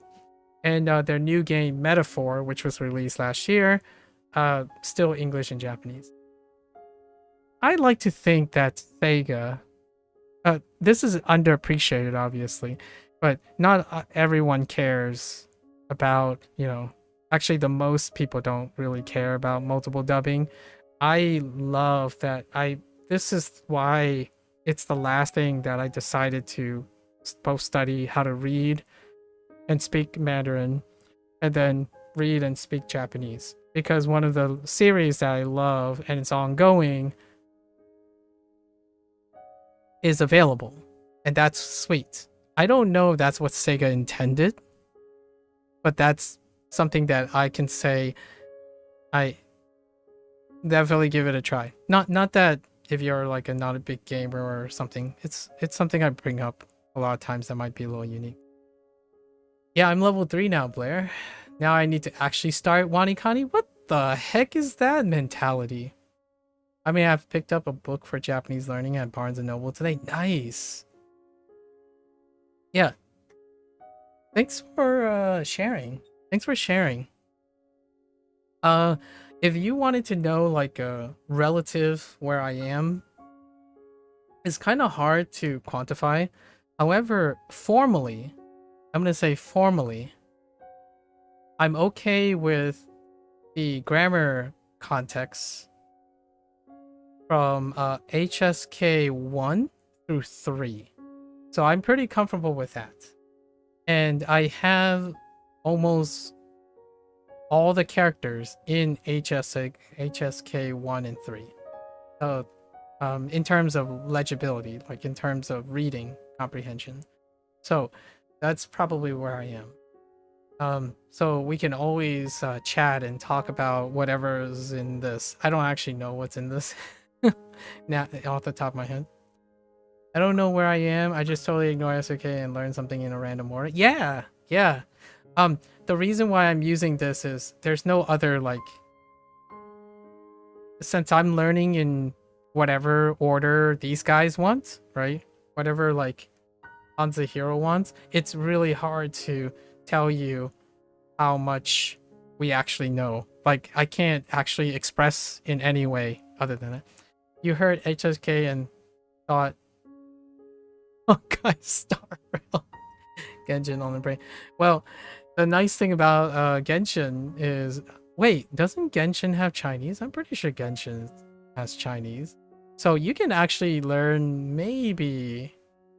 Genshin is an ongoing thing, right? Anything from MiHoYo. MiHoYo is probably in Chinese. I don't play MiHoYo games, so that's an avenue. And it's a live service game. It doesn't cost any money, right? It doesn't cost any money as long as you don't get gacha baited. So you can use MiHoYo. MiHoYo's developer is dedicated to Chinese because they are a Chinese developer. So that's also an avenue. I personally do not have an experience with MiHoYo other than watching other people play MiHoYo titles like Honkai and Genshin, right? But there was another one, but I don't know how it's going. It's the developers that maintain a competing product, like the people behind Tower Fantasy. That's something. Otherwise, I don't see anything that has very like common day conversational thing. Like MiHoYo and MiHoYo stuff deals with a lot of character interaction. So it's not like folklore or something incredibly esoteric. While Black Myth Wukong is one of my favorite tales, obviously, if that's not apparent, and stereotypically, I really like The Tale of the Monkey King, but largely Journey to the West, like the Journey to the West. However, that stuff is filled with proverbs and talking patterns that might make you sound like a sage, but probably not something that you'll immediately resonate with. So I think Genshin's casual conversations tend to be pretty solid. I don't know about Tower of Fantasy, but that's a Chinese dev as far as I think. I am pretty sure that's a Chinese dev. Are there any other Chinese devs that are openly releasing things? Probably not. I think Game Science is probably the biggest, largely because of their collaboration with Sony. So maybe it'll be in the future. There are some games coming out that are this context. There's one that I can remember. Is it called Phantom Blade? It's probably not called Phantom Blade Zero. Is that a Chinese dev? Pretty sure it's a Chinese dev. Yes. So the next game is that, since you like that type of era, it's probably Phantom Blade. I don't know when it's coming out though. I don't even think it has a release date now that I think about it. There is a demo that's supposed to come out for the public use of Phantom Blade. Is one of them. It's by a studio called S Game. It's Hong Kong. It's being shipped out of Hong Kong, so that makes sense. Oh, it's becoming available. Anyways. Thanks for chilling. WoW has Mandarin. Oh, that's a good point. My thing I go to nowadays is I watch Disney movies in Mandarin and Japanese. Disney is international, so nearly almost all of Disney properties, and they have they have lots of like down to earth things. Actually, Pixar pictures, Pixar films in other languages are amazing because their subject matter and most of their things are, modern life. They're often modern life with a bit of whimsy, right? But most of the conversations and stuff are dealing with modern life, not like magic swords and spirits and whatnot. They're usually very low-key conversational modeling stuff. So you can watch something like Up in Mandarin, which I have been doing. I've been watching over old Pixar classics that deal with conversations that are like a regular life, like talking about someone's passing or how to be happy and talk to kids, like Inside, for example, Inside Out, that kind of thing. Talk about emotions and whatnot. So Disney has Disney/Pixar, right? Disney Pixar, really great one. I'm not sure about DreamWorks. DreamWorks might be a pretty decent one. Pretty sure most of them are international, so you can pretty much watch like Shrek if you wanted. So there are those things to do. Right now I dabble in Disney movies, largely because I know the Pixar film really well, so it gives me an extra comparison for Mandarin and Japanese. So there are things that there's no way I've learned this before, but I have enough context in understanding what is happening, that and the emoting and the visual expressiveness creates context clues or a phrase that you would associate with something. Like sometimes I might not understand someone full, but I can respond to them. Oh yeah, and Ghibli, right? Ghibli, which by the way, Ghibli, right? Ghibli Studios is also managed by Disney in the West. So outside of Japan, the distribution of Ghibli movies and whatnot is Disney. So Disney then have the collaboration to distribute like dubs and whatnot. So that's pretty sweet. And I haven't watched one yet. The closest one that I watch, largely because they're already in Japanese, is the early ones. Miyazaki films. Miyazaki films have very like grounded level conversations. And that grounded level conversation leads to great impact based on how he executes his things. So like things like My Neighbor Totoro. If you watch My Neighbor Totoro in Mandarin, it's really, really understandable. At least I understand it by hearing it, even without learning any of the additional words that I've learned, which I only know conversational Mandarin because I don't talk to my parents and my family, or my family don't like talk to me about like politics or religion or science or something. So I rarely use those words to reinforce. However, if you're looking for like conversational topics and flow and stuff, lots of the family life stuff in Miyazaki films are really fantastic. Yeah, good one. I forgot about mentioning Ghibli, which happens to be Disney related too. I'm not sure about superhero. I'm not sure about MCU. That's under the property of Disney as well. So I imagine the MCU also has dubs. Or if you're into MCU and stuff. I'm thinking of things with a lot of content, right? Content that is relatable and from a exposure standpoint, and then you can use it as a way to re-engage in something that you feel familiar and be interested in, to get a second crack at it.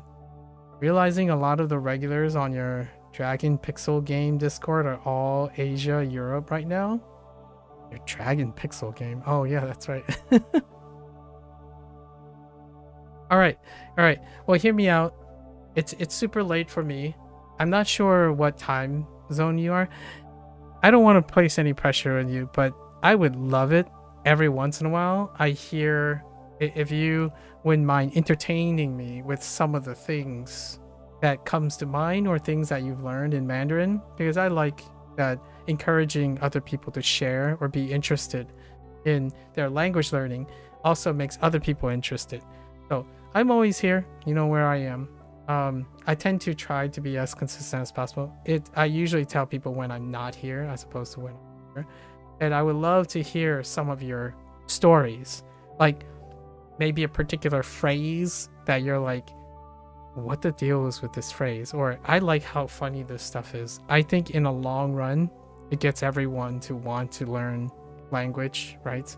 So obviously you don't have to go out and listen to all this stuff or do all this stuff at once. It's there. Hopefully something makes you like really re-engage with the language, whether we're speaking it or not. I have this like romantic thought that in another 2 or 3 years, like me and Blair here, we know each other quite a bit now. We would be shooting back and forth with like half English, half Chinese, or half Japanese, or like throwing Korean randomly. But I would know Korean, but maybe she'll know Korean, but she'll like talk Korean and Japanese together, so then I can figure out what the Korean is, right? That would be really cool. Right? Hopefully that becomes a thing.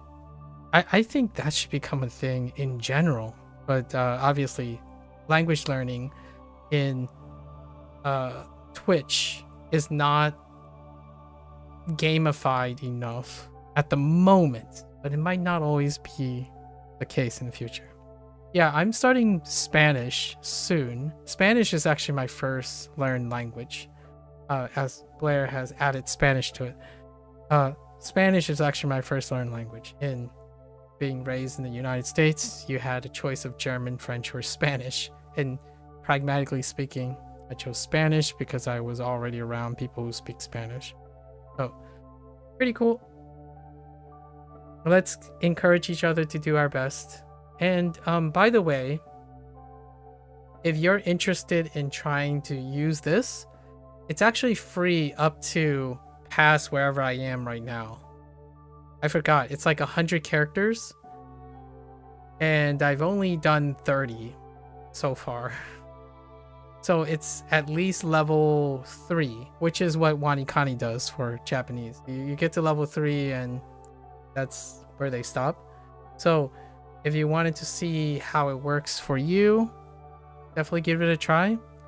I'm not affiliated with HanziHero. However, this guy, to tell you a little bit about Kevin, he is a Florida native from the United States. And his brother, both him and his brother work on this product. His brother is currently in Florida and Kevin is in Taiwan right now.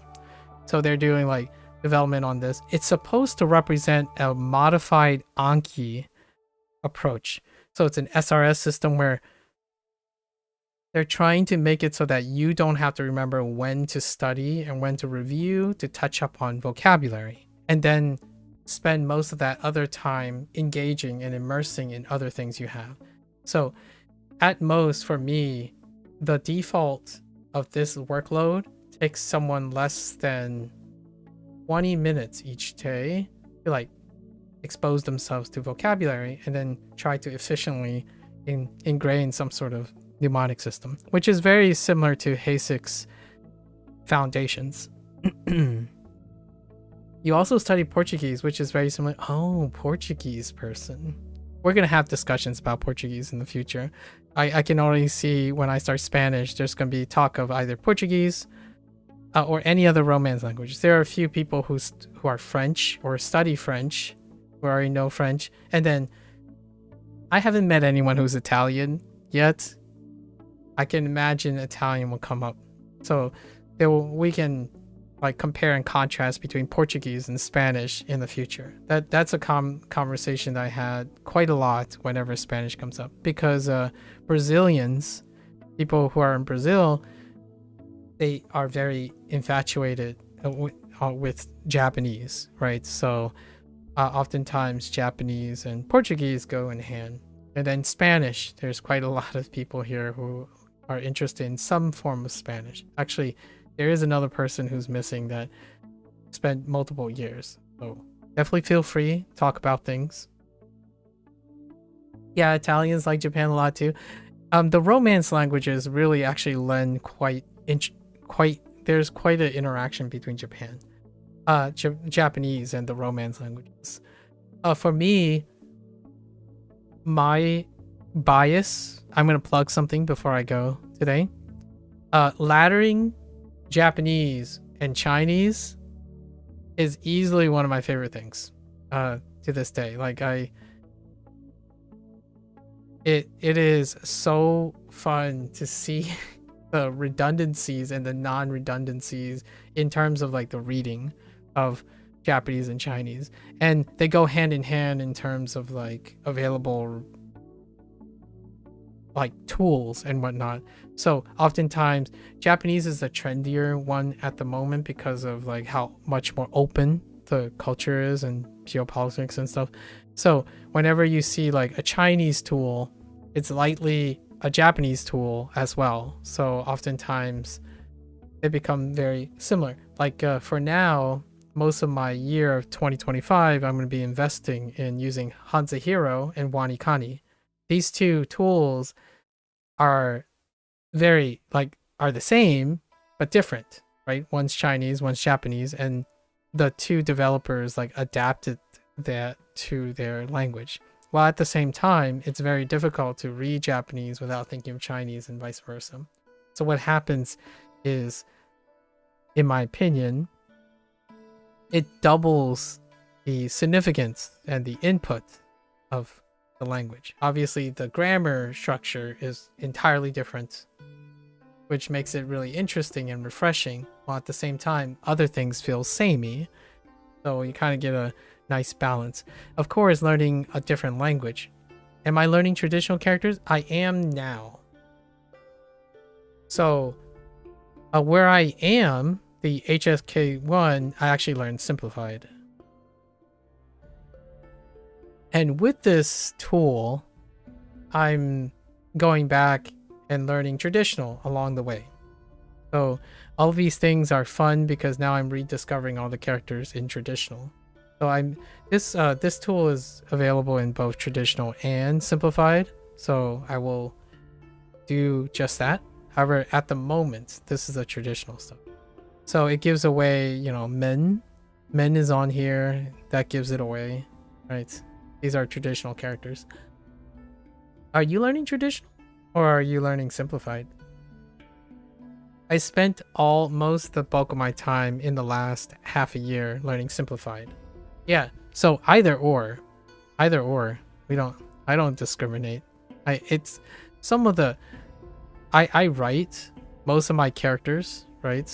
I write and I can tell you, for me personally, I understand. I can totally empathize with people who choose maybe to read traditional while still be able to figure out what simplified is.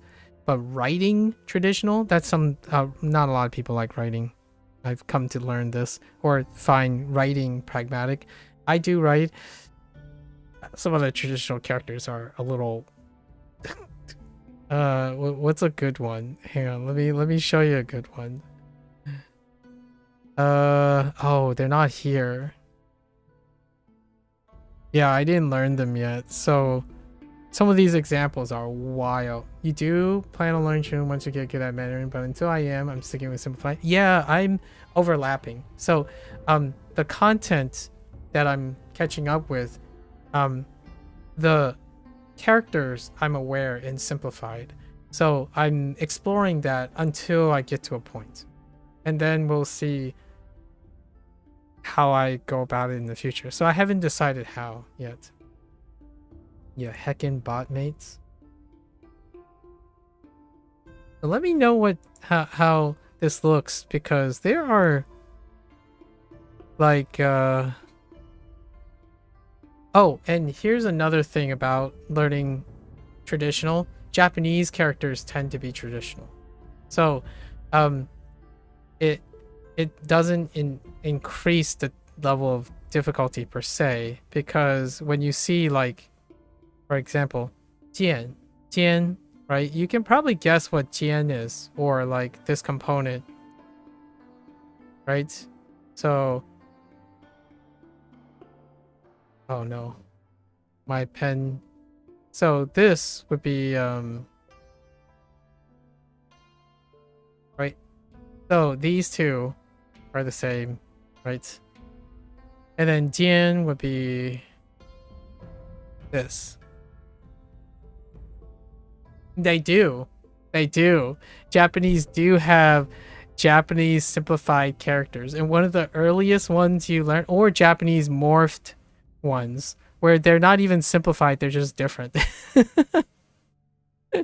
Like, for example, the really earliest one is this character, and it's equivalent in terms of its like meaning and stuff to what is the simplified character? It's no, that's don't oh no, I don't remember the. Hold up.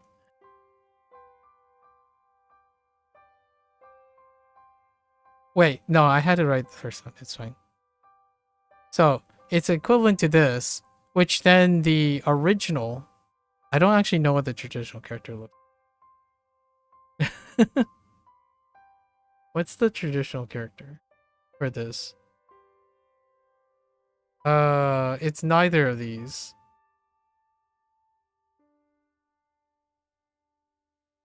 I don't actually know. I didn't learn it yet. But the common character between these two is the first one, which is the sound. So this is right, ongaku.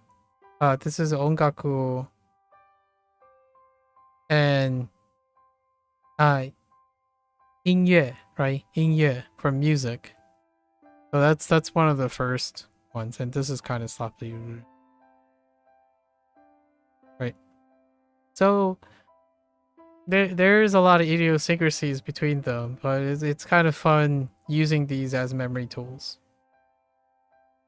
Anyways, oh wait. Let me see if we have examples. that I would recognize right now. Oh, this one? Yeah. Oh, actually. Oh, there it is. Yeah. So it's kind of simplified. Yeah, so it's a simple, so Japanese simplified the traditional, right? It kind of looks like it's this stroke order. Yeah, so then the Japanese simplified this into these strokes. Meanwhile, simplified Chinese is like, nah. Nah, let's just go something different. Yeah. Good examples. Yep. What there are some good ones. I'll have to share with them if they ever come up. I'll make a note. But I'm sure we'll get to it at some point. Alright. I'm gonna head out now. It's late. But thank you for stopping by and sharing a candid conversation. I hope we have many other news stories in the future. And hey, if you're doing something, I would encourage you to try to do something like this. I think there are quite a lot of enthusiastic people out there. And, you know, if you're not shy to say things and pronounce things while you're learning, I think it's a great medium to have people come to you as opposed to the other way around. So if you ever have problems, I think overall, if you're a reasonable person who likes to interact with people, sharing your experience like these can be a very rewarding process in itself. So on that very positive note, it's been a long day. I'll be back tomorrow. Thanks for hanging out. If you're gonna watch this later, 谢谢, right? 谢谢. So until next time, 下次见, right? 下次见. 下次再聊吧, right? And until next time, stay safe, stay healthy. I'll catch you guys on the next one. Bye bye.